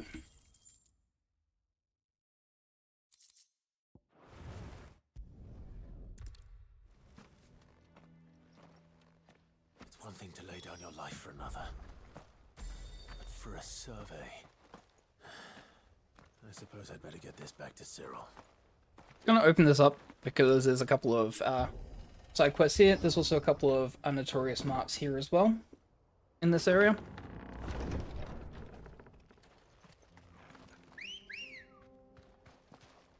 Ready, go?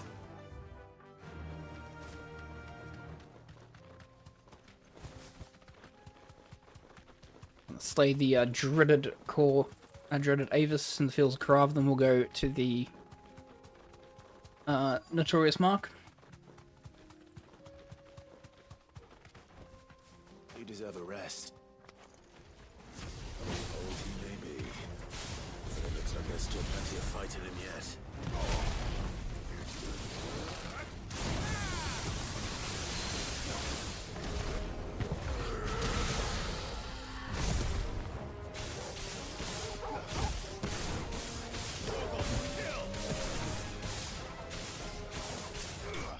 Go.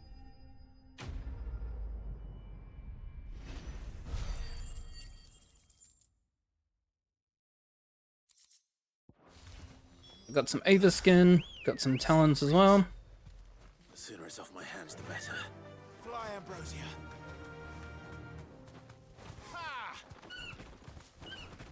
Gonna head over this way because this is where a notorious mark is.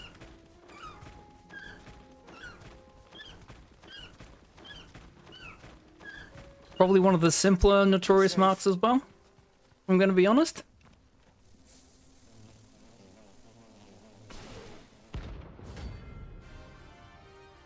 Soul Stingers.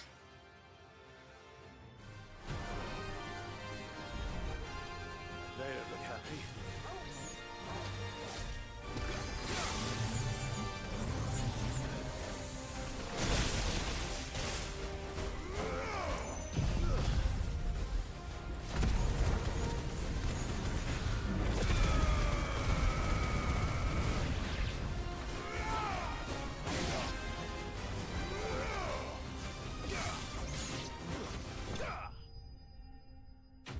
Pretty straightforward. Normally they like to, if I had Flames of Rebirth on open earlier, you can actually get them around the lightning rod there, and Flames of Rebirth will just go through their HP very, very quickly.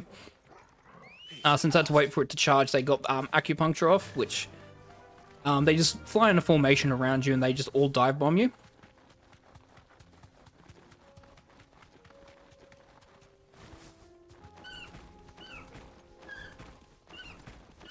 Alrighty.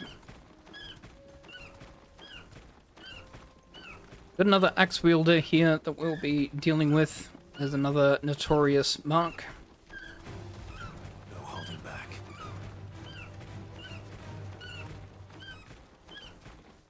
No need to ride from here.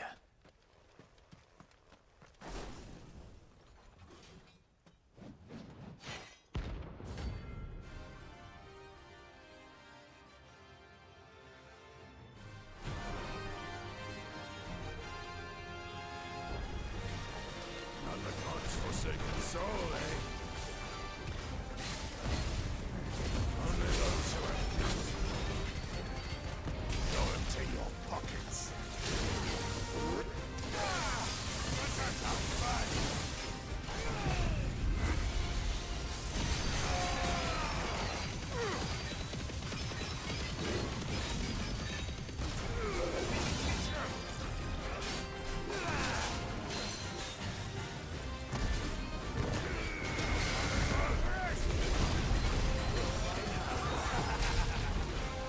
Let's try.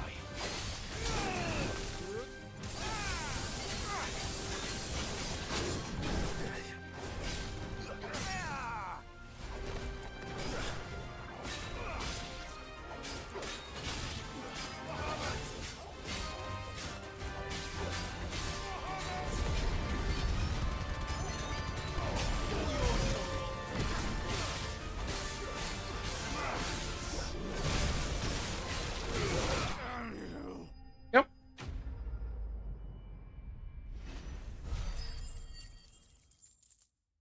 The good thing is with the how spread apart most things are actually in this game, being able to like just slowly ride towards the next location and have like most of your abilities come back up to be able to deal with the next fight is also another key part to this run. So not only is it just like making sure that you like try and, you know, link as many quests as you can together so that way you're not going back and doubling on, you know, going back to locations, but also just making sure that you have constant abilities available so you can deal with especially all the mini bosses and the notorious marks as well.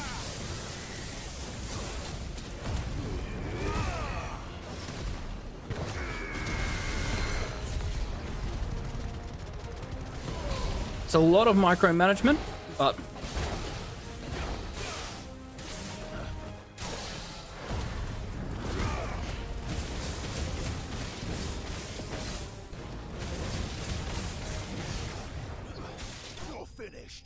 there we go.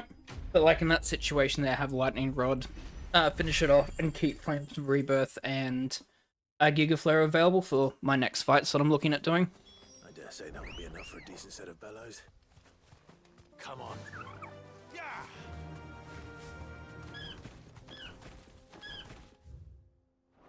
Nope, wrong way. I always go the wrong way for this one. Going to one of my favorite notorious marks in the game. The Rainbow Chocobo Comet. Be safe.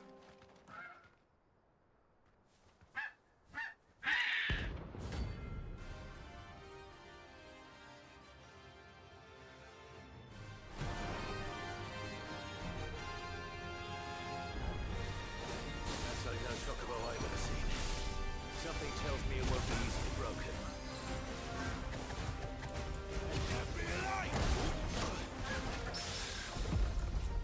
So similar to the Bomb King, this Chocobo does not actually have a stagger meter. It's treated like just a regular encounter, not like a mini boss or anything of that nature. Which means you can push around like this.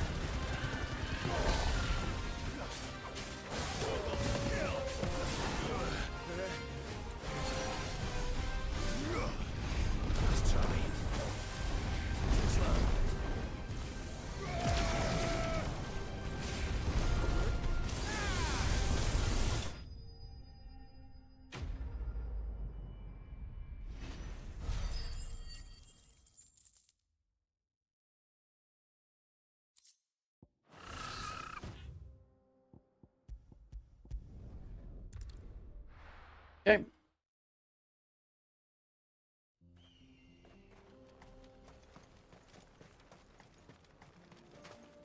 What's this all about then?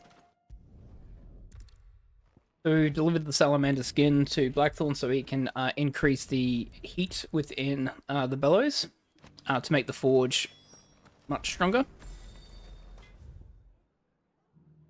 Now we're going to head back to Tabor so we can hand in these 2 quests. Pick up the second one.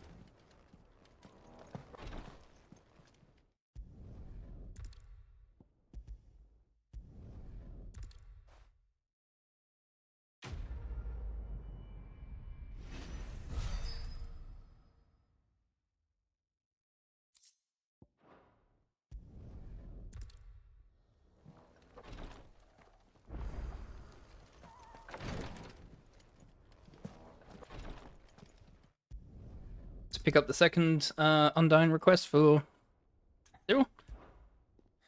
We'll need to go find the third chair, who I believe is the one in Waloed. There's another society, this one in Waloed, that also is How do you feel about a trip to Ash? praising the ruins of Third chair to find. the Fallen. Assuming he's still alive. Just quickly whilst I'm here. Here, take a look at my wares. A fine choice. Of course. Grab some potions, some strength tonics. So need to pick up one more Notorious Mark, and then basically the only thing that'll be left in Dhalmekia is one Chronolith, which we'll get later, and one Notorious Mark, which we cannot do until much, much later. Oh, actually, no, we've also got all the Boklad stuff as well that we'll need to do. Just making sure that's the right direction. Yep. Good girl. Alright, so we have these guys are annoying, this Notorious Mark. It's a bunch of wolves that we have to deal with. The problem is that they have kind of like this janky hitbox where they treated like a mini boss where they can't be staggered through like regular ignition, for instance, but they also act like regular enemies as well and can double team you.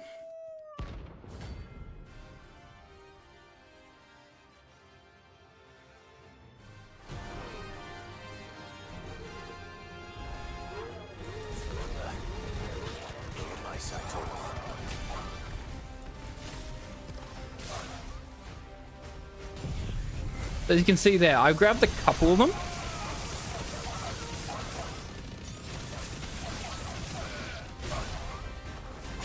Maybe because the game allowed me to grab a couple of them, even though they were doing core of the pack, which means that they should be technically semi-invulnerable.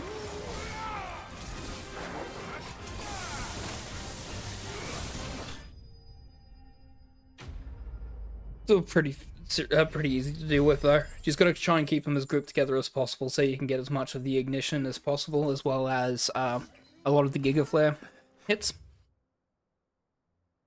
Alrighty.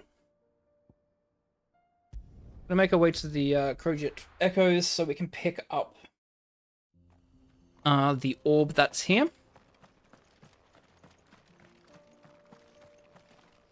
And then we will also make our way through to not Tabor, but to Boklad. And do some of the side quests that are in Boklad now as well.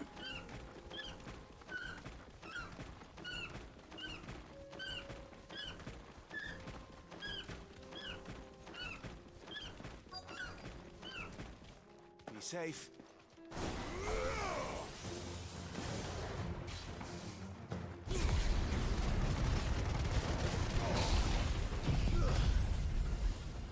Just grabbing as many of them as I can within Inferno Ignition. This should do most of the damage.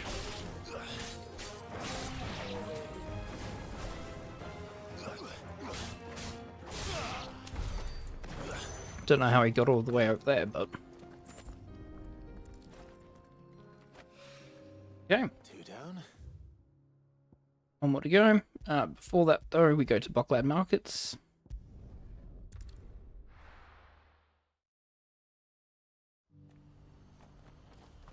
Yeah, no problem, Sid. Thanks so much. What is that thing? Do you have any fresh water? Come on, Hansa. Now I just need to see about getting... Turn my AC back on as my room temperature is just rising slightly.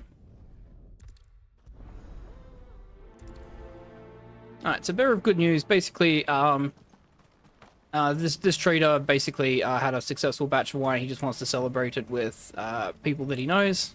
So he's asking us to go and get them to all visit so they can have the wine. How could I Trading places. So Eloise and Theodore are noticing that there are some ether floods that are happening on the west of Bocklad, and they want us to investigate to make sure it's all okay.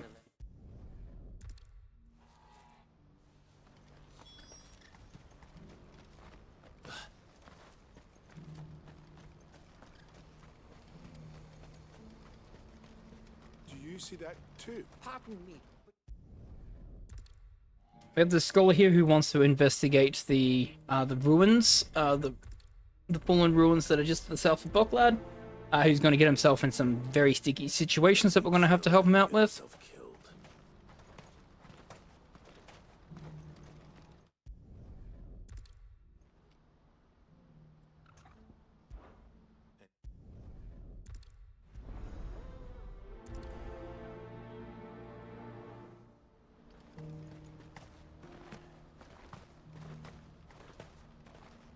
There's a sellsword that's gone missing. Potentially they think that he's been taken by bandits, so we need to investigate. We'll track him down into a goblin cave and deal with the goblin there. Please. Is it true about Twinside?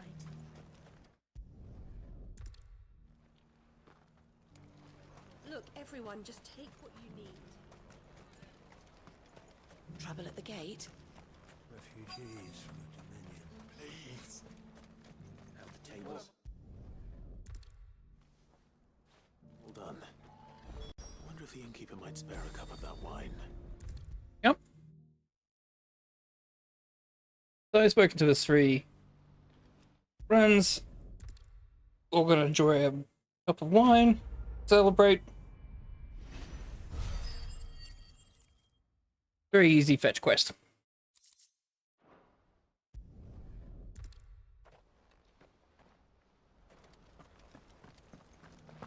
Okay. Do you have any fresh water? I hear the brothers found another I victim. thought I could go around that way. Blocked. Unfortunate. That thing? I don't like it. Come on, Hansa. Do you see that too?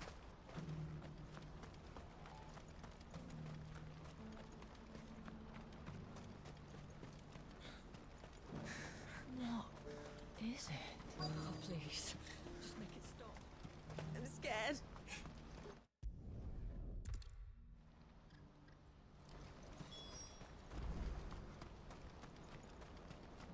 Would accompany Yakin along the road, where he's going to get accosted by bandits, goblins,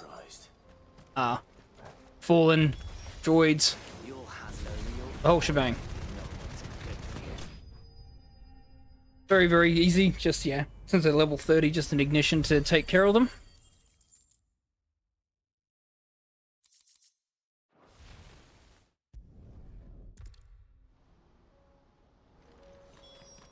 So make our way. I'll give him that. Ready, go? Faster. Also make our way to find about the missing sellsword. Heading over to the right here just to avoid that encounter with some of the birds, because if I start an encounter with them, I can't talk to this refugee.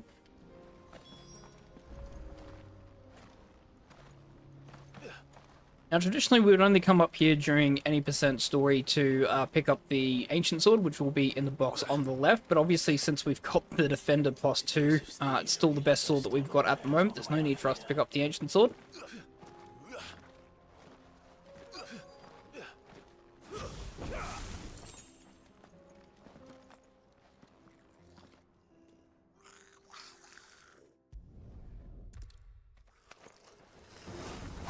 They don't look happy to see me.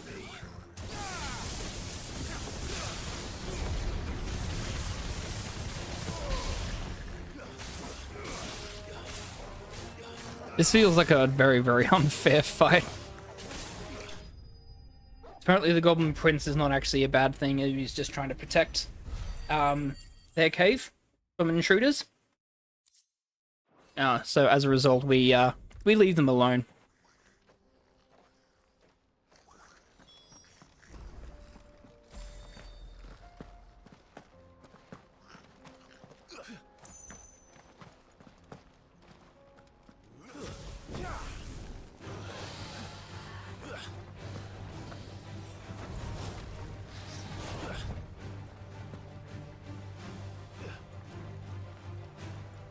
Should be out of the fight range soon.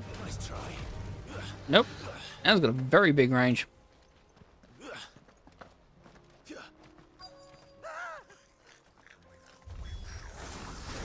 then. Who's first?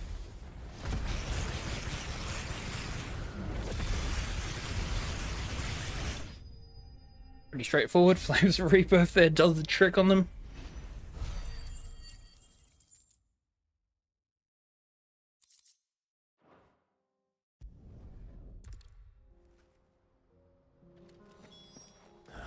Got one last fight to go for him. Be a battle against some of the fallen droids as he investigates the ruin.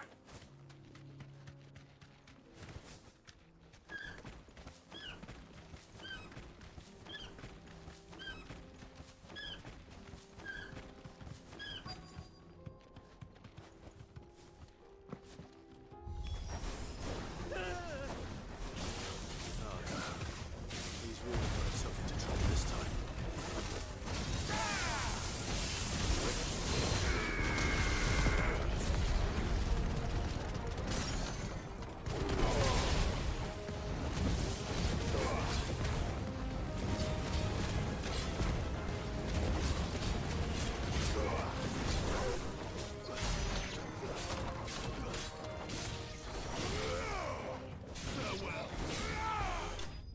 Yep.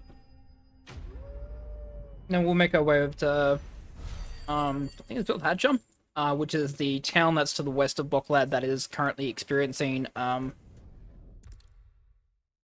a lot of Ether Flood and Akashic.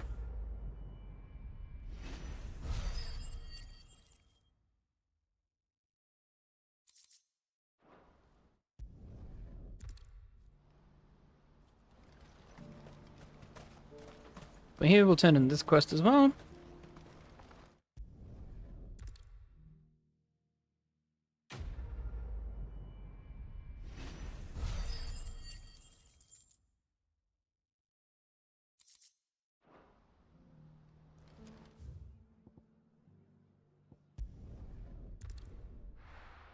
Alright, so we're going to go to Lakeny's Cleft.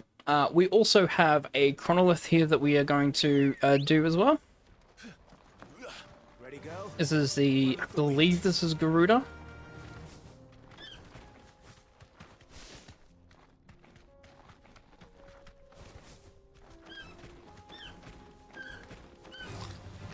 to fight. Thanks, Joe.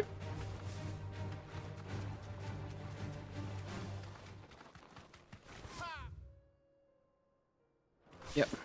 Just making sure I'm going in the right direction here. Very easy to get yourself turned around in this because it's like a mini maze.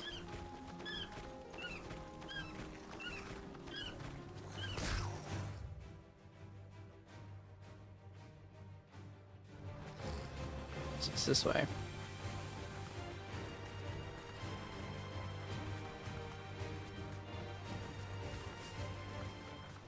Then it's up here. Yep, here we go. So this is probably one of the most out-of-the-way chronoliths that you can get. There's nothing really around here. There's no real missions that we can do around here either, so yeah, I just do it here because it's probably the earliest time we can get to it. So Garuda, fairly straightforward in terms of how that works. Obviously the benefit that we have with Garuda is that we obviously have Deadly Embrace, which makes this very easy to deal with because we can just do Deadly Embrace into a Wicked Wheel combination when we need to. And we also have Gouge available.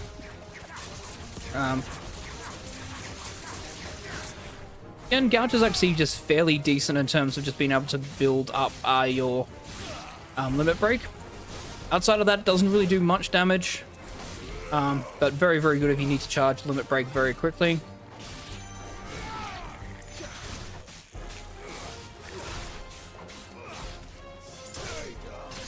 Okay.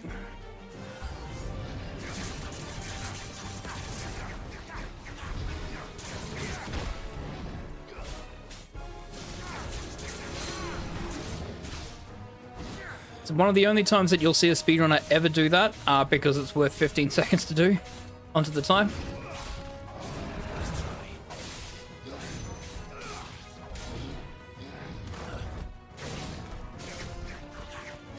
I want to get the tail end of that. Okay, good.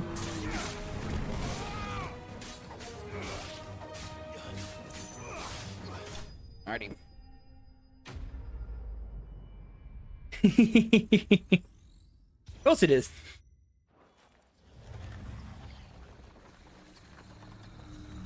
We do the Chocobo Drift into Chocobo Kicking. Which is the fastest movement that we've got in the game.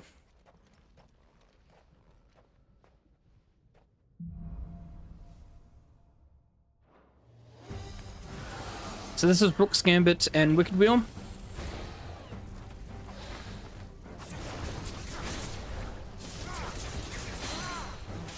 Didn't quite get the Rook's Gambit off, but that's alright.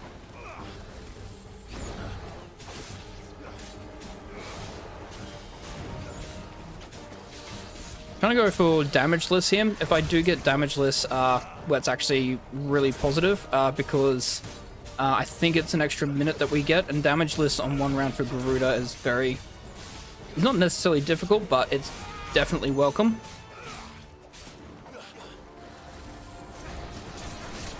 Yeah, too early in that. Okay.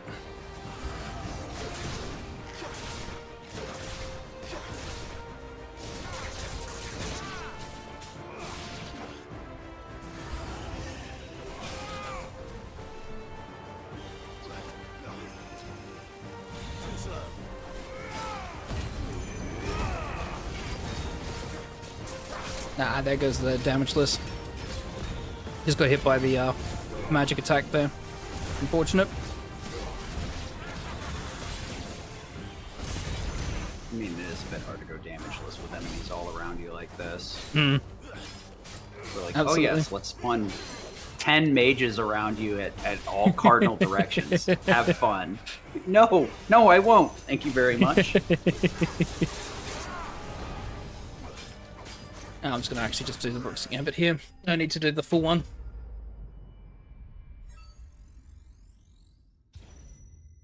One minute 37. Doesn't seem like there's a lot of time there, but Rook's Gambit, and we're going to have a lot of fun because we are going to have Aerial Blast come through. And Aerial Blast is it's just a wall of wind and chaos. Yeah, Aerial Blast is good at staggering. It does a decent amount of damage, but it also blinds you actively. I used it a ton casually, and I'm like, I don't know what's going on, but I'm having a blast. This is what we're talking about. Does a really, really good job, especially with dealing with smaller enemies as well. And then, as we say, like how much it also does in terms of just regular stagger damage, but yeah, it is near impossible to see. Yeah, it's the only problem is it's like counterintuitive to like Rook's Gambit because you have a really hard time seeing the animation of windup.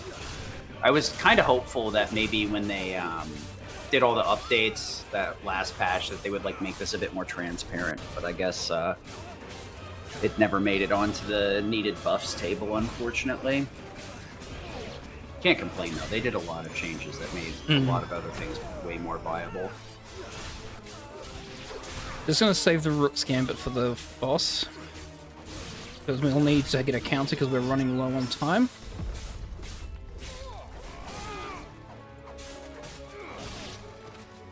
Oof. Dang it. Yeah, it's always a struggle with enemies that have ranged attacks like that. Any ranged enemy that just has like no hell that you're actually getting hit by, it's kind of frustrating. Yeah. Like, dude, what I would give for them to just be like air bomb or something. Oh, cool. These ones are actually not too bad in terms of bosses. Yeah. They're fairly weak. So we'll have plenty of time, like 55 seconds, plenty of time for the final boss, which I believe is it's a griffin. Plus we get all our cooldowns back. Mm-hmm. Yeah, I want to say it's griffin for this because it's a lot of like wind-themed enemies. Yeah, the problem is that we will still have aerial blast, which would be really good. This is the only time where it's a kill. The only time where gouge is extremely powerful is in this, because combining it with aerial blast is just a recipe to absolutely rinse through every single will gauge possible. Yeah, the only downside is like you really don't have a DPS source. Gotta make do with sword swings. Yep, so there's an immediate stagger, basically.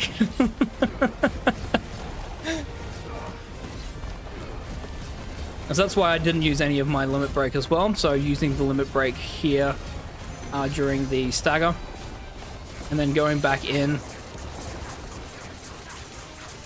This just feels a bit cruel. I feel like I'm beating up a defenseless cat now at the moment. He won't be so defenseless in a second. No pity needed. We should be able to get it just as he comes out of stagger. Yep, one last aerial combo, easy. It's probably one of the easiest final bosses you can get with Garuda, because the amount of stagger damage that you just do with aerial blast and gouge combined, you just get 2 immediate staggers and you just rinse the HP with limit break. That is our 4th Chronolith down. So we've done Shiva, Phoenix, Titan, and Garuda. So are we doing the base Chronoliths or the expert Chronoliths? Just the base Chronoliths. Okay, makes sense. Yeah, the game doesn't really track too much in terms of the expert ones, because once you defeat, once you beat all of them, the game goes, congratulations, here's a curiosity saying that you beat all the Chronoliths. There's nothing really extra that you gain for doing the expert except for bragging rights. I was pretty sure that's the case from platting it myself too. Mm-hmm. I gotta say, like, platting this game was a pretty fun endeavor. The only thing I think that was kind of frustrating was some of the time it requires you to do certain iconic feats and use them in a specific way. Getting the like permafrost, I think, really threw me off because I couldn't really understand it. Oh yeah, the permafrost Shiva one was very difficult for me as well. It took me ages to get that one. Yeah, I ended up going over to the same area where you do like the magic might, trying to get the permafrost off the slimes or whatever. Mm. Seemed to not be too bad once I finally figured it out.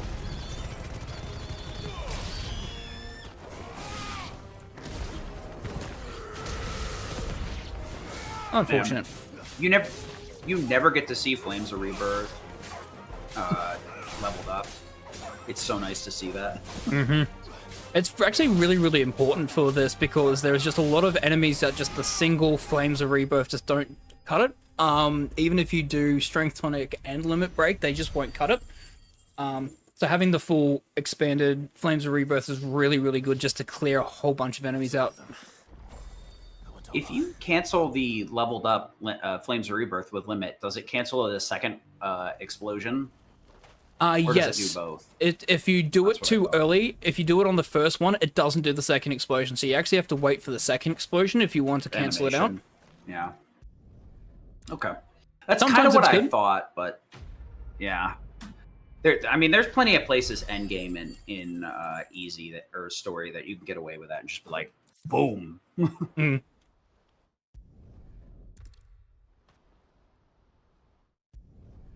That's Trading Places 1. Trading Places 2 should be ready. Yep. Which is probably one of the most depressing stories. What is it this time? Some of these stories really like hit you in the feels for sure. Do you see that too?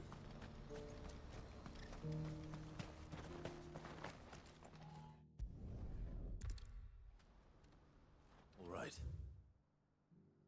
Yep, so Eloise is there. I won't come and do this yet because I need someone else here as well. So now we can go to Northreach. Now I'm going to start doing some of the same Breck stuff. So there's only one thing left, basically, except for some of the side missions in Dhalmekia Republic, mainly around Eloise and Theodore, as well as Rutherford, who we will be speaking with, because Rutherford will then end up going... there's also a mission that we have with our Uncle Byron that will also require someone to be in Boklad as well. Which is why we haven't quite done the Eloise mission yet, because we can pick up 2 missions on the way to doing that. We've got Under New Management, which is Isabella's 2 missions. Basically, it's working out who's going to be effectively in charge of the protection of the people here, whether it's going to be Isabella or whether it's going to be the Captain of the Guard. The Captain of the Guard, actually, after the incidents that happened in Moor with the Akashic, has actually resigned from his position and actually decided to not be the captain anymore. And so as a result of that, the army's kind of in a little bit of disarray, so this Duke is stepping in saying that he can help protect people because he comes from nobility. Yeah, because a lot of the troopers have been demoralized with the giant explosion of like monsters and extremely powerful monsters at that. Yeah, a lot of them have been injured. A lot of them are still recovering from injuries, trying to protect the town. So yeah, morale's at a very, very low at the moment. So everyone's trying to put together, like trying to survive, and yeah. Your perspective in this game gets a little skewed because Clive can so handily deal with everything. Him, Joshua, and the others. For the most part, like nobody else is near that power level because you got to remember he's one of the iconic chosen, and there's very few of them now. He's absorbed almost all of them at this point. So power is something every place is in just dire straits for. Yeah, basically at this point, there's only Dion, Joshua, and Clive that actually have the powers. Jill has given up hers to Clive, and she can't use Shiva anymore, and the rest are dead. I'm gonna quickly pick these 2 quests up. Most of them were fairly selfish, so I don't think they would have been helping anyway. Impress me. Oh, Ambrosia, hang on.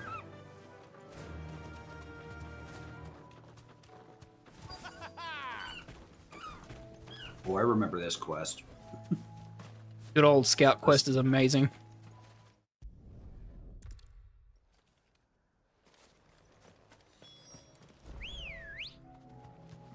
Good girl. So we're going this way because we pick up this quest. So Rutherford's assistant is being, his is Assailants here, and then just to the left is where the Scout is supposed to be going off to prove his worth for the bearers, which has very, very hilarious consequences.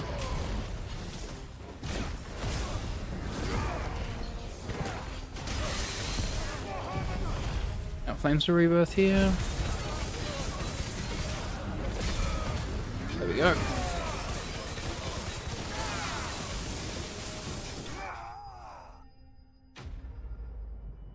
It's so good because of the explosion for the Flames of Rebirth. The second one is actually so long as well that it's worth it very much to go and cut it short, and then immediately go into something like another attack just to lay on the damage.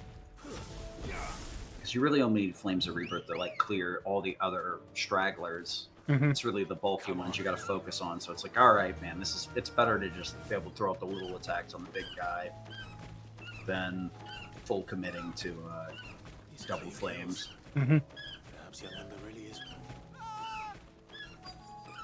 Oh, maybe not.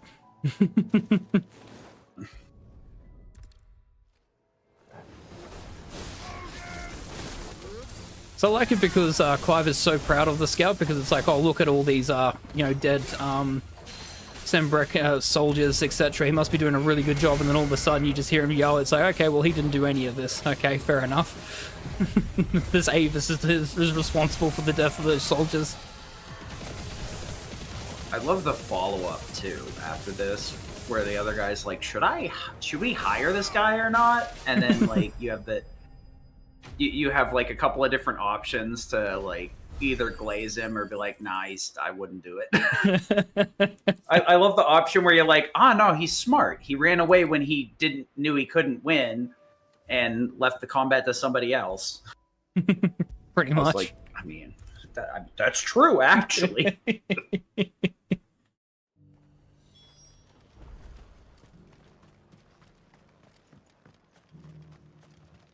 So the other interesting thing as well about having only so many quest slots, obviously it's very, very difficult to keep track of everything. You have to obviously keep in mind that you only have 3 available there, which will show on screen. The other thing as well is you have to also just remember whether or not you actually want to return to quest owner. There are certain instances where it might be tempting to do so, but in actuality, it's probably best just to wait until you've completed some more quests, and then you can just auto-complete like 3 of them in a row because they're so close by to each other. The less time we can spend in the map menu, the better. The only times I would really use the return to quest owner is for the potions, because they're very much out of the way. And right near the end when we do cleanup, because there's going to be a couple of quests that we literally can't do until everything else is done. And then we have to do those quests one at a time to unlock the other quests. So in each of those instances, it's best obviously go return to quest owner, which does save quite a bit of time. But it's also a good like escape plan that if you just really just go like, I think I need to go back and, you know, get this, or I need to get more items or things like that, then having things that like return you back to the hideaway is always a good escape plan to go, yeah, actually I'm going to head back, get some more strength potions because I'm going to tackle these notorious marks, and these are, you know, ones I have to watch out for. Let's see what Philippe makes of all this. I mean, it must be nice to have the extra potions from the side quest. So it allows you to stretch them a little bit longer. Yeah, absolutely. It also adds some interesting strats against things like Barnabas, for instance. Like the Strength Tonic lasts the entirety of the second phase, so you can just immediately pop Strength Tonic at the start and not worry too much. I totally forgot that it increases the duration too. It's like 2 minutes. Yep. Oh, wow. Yeah, because I thought it was like 30 to 60, and then after a while I like actually looked at the Strength Tonic. I was like 60. Ooh. But it's been forever since I booted up my Final Fantasy file. Also very much helps with the notorious marks, because obviously having like 2 minutes worth of strength potion tonic is basically all that you would really need, because the fights don't last more than 2 minutes. There's a couple of them, the S ranks ones do a little, but outside of that none of the others do. So it's very, very safe just to constantly pop a strength tonic at the start of it, so you can just get that little bit of extra damage. I mean, having the best weapon that you can get in new game usually helps quite a bit. And then that extra 10% is a lot more than you would think. It's like early game, you're like, oh, wow, well, I have the DLC sword, so, you know, I don't need the strength tonic. Yeah, well, it's 10% of a sword that's twice or thrice as strong as it should be. It's even better. use it. What does the dame have to say about all this, I wonder?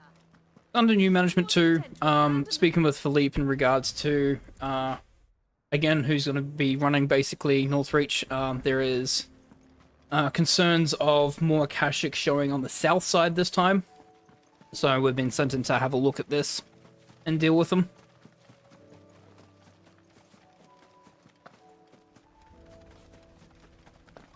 Should really be riding Ambrosia here, that's right. Damn it. The reports were true. Sometimes we just need to stretch the legs. Poor Ambrosia's has been riding for many, many hours. Yeah, it's just same thing with this. I have the same issue sometimes getting on Ambrosia. Can be it's stealth like a pretty difficult task in some instances. That should be the right position. Ambrosia's just like, yo. Yep. That's actually a really specific spot you have to do that Flames of Rebirth, because the annoying things is that the 3 Spectres are on the ridge, and you have to be in a certain position to be able to get all of them, because even though Flames of Rebirth does have a fairly big range, they're so spread out on that second phase there that you need to make sure that you're in that kind of position there where the 3 Spectres are kind of just in the range there, and then one of the other thralls is by the lake, but still moving in towards you, because otherwise you'll miss one of them. Yeah, I find sometimes they seem to fall out of Flames of Rebirth if you're not in the right spot too. Just a little bit. It's surprisingly a very technical skill to use Flames of Rebirth and get everything. Let's go. A bit of RNG, but a lot of the time, if you do it at the very start of a phase in the right position, it should be guaranteed. It's one of those, it looks a lot easier than it actually is moments. So I'm going to do something very, very strange. I'm going to intentionally avoid this and then come back for it. The reason for this is that there's a Notorious Mark all the way over here, which we cannot unlock yet. He doesn't appear yet. But basically, as part of cleanup, we need to get back here really quickly. And it's actually just quicker to go as Ambrosia earlier, unlock the map, and then head back into head back to Oriflame.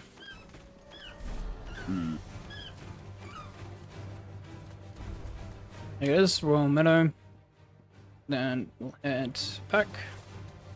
Because the other thing is that you can spawn fights like this, so you get the extended Chocobo kick, which makes traveling back very, very quick. Yeah, the getting fights near or getting faster and further kicks next to fights is super cool. But you're making it look a lot easier than it is, because it's very easy if you're not very careful with the movement to get sucked in and turned around, and then you're just like, well, there goes all the time save. That was fun. Yeah, Ambrosia does like to attack the enemy. Attack the enemy, turn itself around. There's so many different things that Ambrosia does, so the movement is a bit tricky because Ambrosia wants to kick to the side. So even if there's an enemy in front or behind, Ambrosia prefers to try and chase, and will like trying to steer you to the side, and so you have to kind of like combat that. Oh, that's neat too. You routed for the Flames of Rebirth recharge too. Yep, that's one of the main reasons why I take that time just to go to the map, because I need the Flames of Rebirth back. So it's just easier just to go to the map. Go, well, let's unlock this for later in the run when I need to go. And then Flames of Rebirth comes back just in time to take care of all, like, 20 of those. Yeah, it's either that wait for Flames of Rebirth or legit just save load, which is 15 seconds, so... Yeah, you have to be very specific where you save load as well, because if an enemy spawns in where you save load, then you are stuck in a fight and you can't get on Ambrosia, so... Fair, yeah. Not something you run into very often in a new game run. Most of the time it's like, oh, there's an autosave? Thank you very much. The one thing I learned is that especially don't do it around Notorious Marks, because Notorious Marks, if they don't spawn in, then there's always enemies around them. So when you beat a Notorious Mark, the instinct is like, oh, I can reload and then I'll go to this one, and then all of a sudden you're automatically in another fight. It's like, well, back into damn another fight, yeah. Well, I can Flames of Rebirth them, but it also means that what I just did was a waste of time. Choices. I will say, like, that though, that is the one thing that is probably the best thing that they did with 15 or 16 is the 50 save slots and auto saves after like every fight. Mm-hmm. It's such a good game in that aspect because a lot of like I usually run Remake Rebirth, so I have to suffer through 10 save slots. I went out of my way to like make extra files so I could actually do hard practice. This, I went to learn any percent, and like I barely needed a second file. And I saved for all of, like the most benign stuff. I was like, oh, okay. I have to try hard to use them all. This must be our wyvern. All right, let's get this over with. So we'll also do another interesting thing here. So there's a Chronolith over on the west side of the north part up here, as well as a Notorious mark. We're not going to touch those yet. We're going to come back for those ones. The main reason why is that Jill's mission will require us to come back here, close to where that area is. So whilst I could make the trip out there, there's actually no checkpoint out there, so I can't use an obelisk to quickly go there. So instead of actually spending the time to Just need to find the herbs. go and deal with the Notorious Mark and the Chronolith and then come back to do Jill's mission, I'm just going to wrap up all three when I get to Jill's mission there. That makes sense. There are a lot of fast travel points, but not as many as you would think. Mm-hmm. Now we get to do Lost Wing.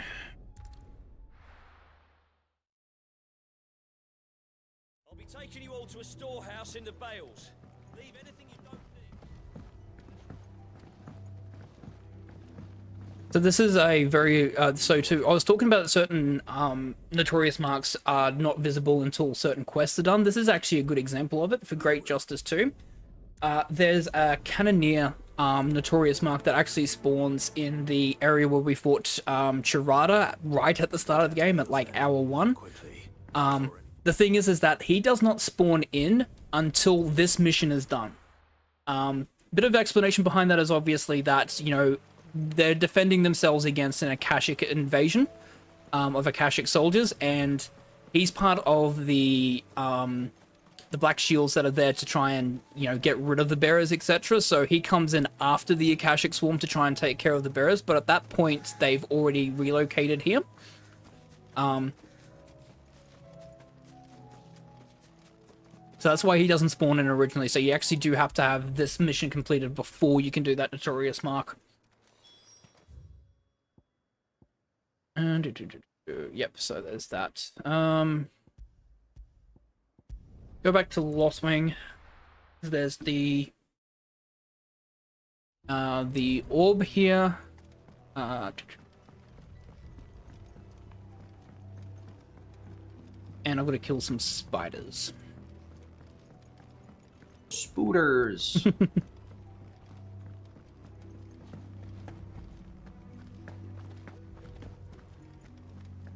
The other Notorious Marks we've got, so that one won't spawn, that one I'll take care of later. There's another one that we'll be going our way to as part of doing for Great Justice 2.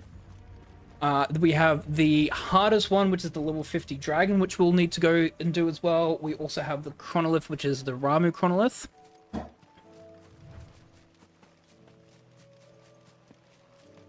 The dragon one's always the most interesting. I think I saw like a video a couple weeks ago of somebody stun locking you with frost, and I was just like, oh, yeah, I guess you could do that.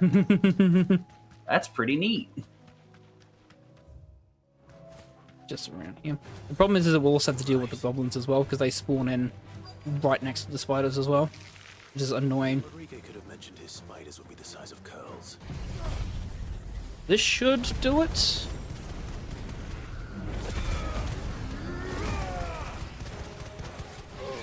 Nowhere close.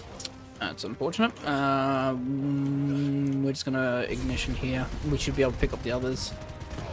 Yep, and just take care of him. Yep.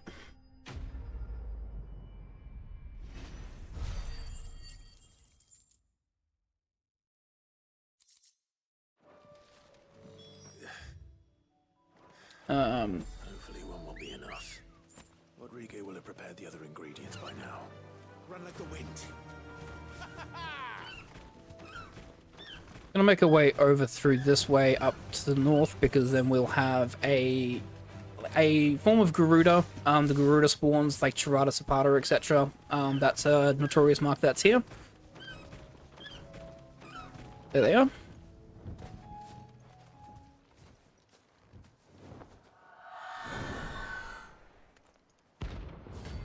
It's Runa.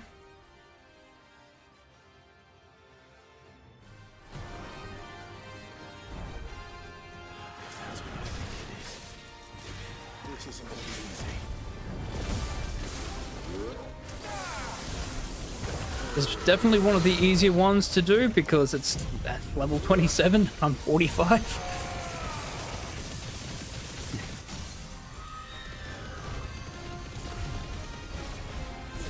Yeah, the hunts are kind of like intended to be done throughout the course of the game, so some of these don't really have much of a chance. And you know what? That's fine. Sometimes you got to live out the power fantasy. Absolutely. I know I will. Yep. Perfectly lined up there. Good.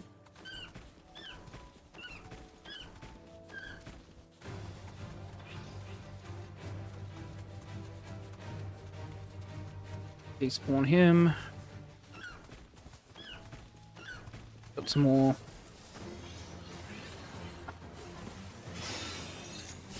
It's almost ready. Almost ready. Just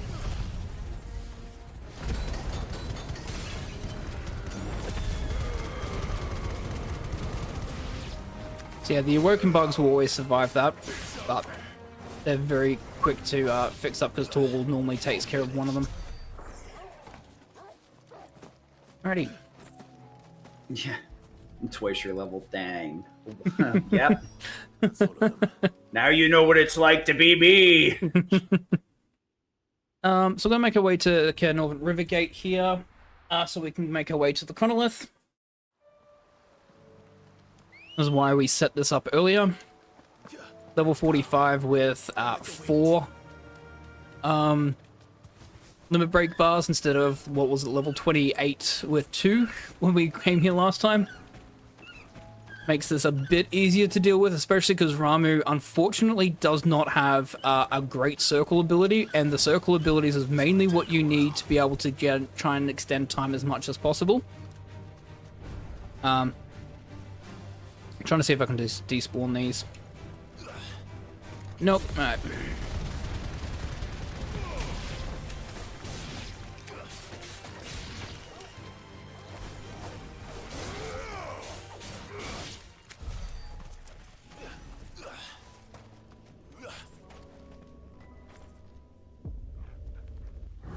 Only our 5th Chronolith.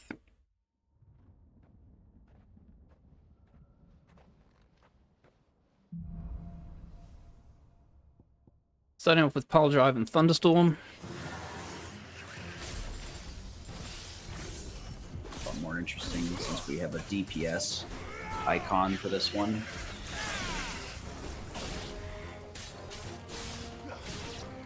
The easiest way to start that off is always just use Blind Justice wherever you can. Just about to ask if we were actually going to use this. Blind Justice used to be pretty awful before.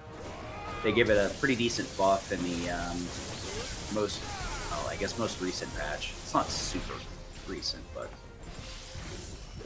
Did get a buff, but it's still not the best. If I'm gonna be honest. outside of the Chronolith, you'll never use this. No, but it's at least better than it was before. At least it has gotten like a lot consistently, a lot more damage that you can deal with it, especially if you combine it with things like Pile Drive, for instance. Like, that's a great combination to do, especially at the start. The fact that the reticle moves so much quicker, they click on quicker. There's just a lot of cool things about it. Unfortunately, for a single target, it just kind of takes a while to get to max. Yeah. Ooh, nice. Good parry. Always have a hard time dodging the fire breath. Don't know why. You think It just attacks. The attack is slower than you think it is, and then the fireball comes out faster than you think it does. The pacing in this game is all kind of weird. I needed to go faster. This is the annoying level. Because not only do we there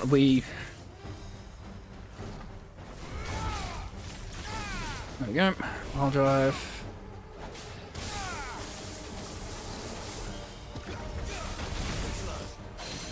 We gotta like set up the lightning rod in a good position here. And there's not one of the best bosses for the lightning rod, considering that like you have lightning rod pile drive, which is not a bad combination, but could be better. Definitely, it's definitely not the optimal lightning rod combo. That's for sure. That was rude. Also, it's such a bulky boss that it's kind of hard to place lightning rod in the right spot to where they'll hit it and not like have it be in the center. Okay, we're only getting 6 off. Fair enough.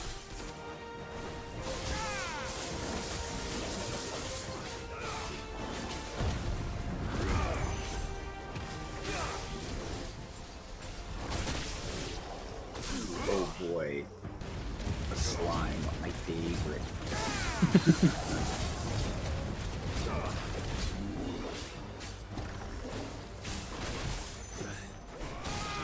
Slimes are actually really good with lightning rod because they'll end up knocking themselves out really quick. Absolutely. Pretty much stick it inside of them and then they'll constantly hit it. What is all Renown? So Renown is basically the point system in the game for completing side quests and notorious hunts. Basically the maximum Renown you can get in the game is by completing all the side quests, things such as like Blacksmith Blues, doing all the notorious hunts. Kind of an arbitrary in-game measurement of completion, yeah. Basically shows how good of a person Clive has been. Want to position that there. Systems there we go. To try and reward the player for interacting with the world, and Renowned is one of them. God, I love how good Judgment Bolt is. Oh, yeah. Yeah, I mean, like I said earlier, I straight up go out of my way to pick this up for Final Ultima. Because I'm just like, nah, man. I got the AP for it. Doesn't really lose a bunch of time. It recovers on every phase. Mm-hmm. Yeah. I might yeah, do that. That's probably the best way to look at it. It's like 100% minus DLC. There's a lot more that would actually match up to be 100%, but this game doesn't have a very cut and dry 100% like a lot of modern games. So we just kind of try and pick the closest analogous to it. Luckily, this game has some pretty decent in-game systems to like measure completion, so it's not too bad. Yeah, the only thing that I would say would be like the difference between like a true like 100% in this is that we just don't do the quest before the Oriflamme time skip, where the game goes, oh, hang on, you probably should like, you know, make sure you've done everything because you won't come back here. The only reason that we've done that is because it's very difficult to track from a review point of view for anyone that does submit it, because there's no clean way for those quests to be seen. Whereas all the other quests that we do after that point either have Renown tied to them or quests that lock quests that have Renown. So the easiest way to check to see whether you've done all the quests, all the Notorious Marks, and all the Chronoliths is, well, first of all, have all Renown. And then when you do the final Chronolith, it will tell you that all Chronoliths completed. Yep. It definitely makes it a lot easier from a moderator's perspective. Honestly, in terms of gameplay, like the early quests really don't give much, and they're not super duper interesting anyway. A lot of them are kind of just to get you used to the system and give you some minor rewards. A little bit of story, but nothing that really kind of feels super important.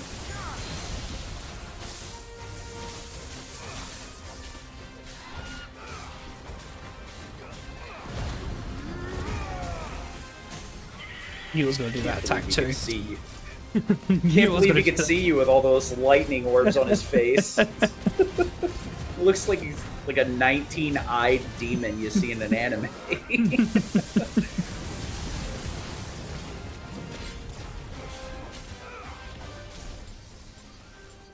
I guess we found that missing griffin we were talking about. Yeah. Oh wait, he's in this one. Oops. I knew he was here somewhere. Yeah, I knew he was a founded griffin, and I know that the Odin one's really annoying because it's the Sphinx. Yeah. And that is a very, very tough boss to do Odin damage on.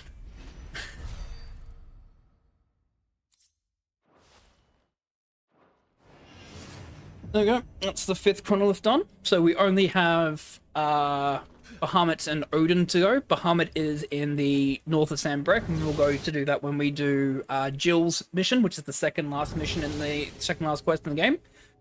And then we have Odin, which we will be doing when we get our way to Waloed. Odin's the one I'm most worried about because, yeah, the Odin quest is difficult. Yeah, the Chronoliths definitely like push your understanding of the skills and exactly how they work. Odin just in general is like intended as a big old I'm gonna kill everything button, but it requires a little bit of setup, so it's one of those that's like is extremely bad on its own. Garuda's pretty rough, but Odin's a lot worse in a lot of ways. Garuda you can get away with because it's mainly known for being all about stagger, and yeah, as we saw with the Garuda Chronolith, the combination of aerial blast and gouge, for instance, makes it like very, very easy just to rack up continuous stagger. So even if the enemy recovers from the stagger and you haven't killed it, you're immediately going back in and staggering it within like a couple of seconds anyways. Yeah, meanwhile, if you got like no damage and no stagger, Mm-hmm. kind of get stuck in that position where it's like, well, I'm darned if I do and I'm darned if I don't.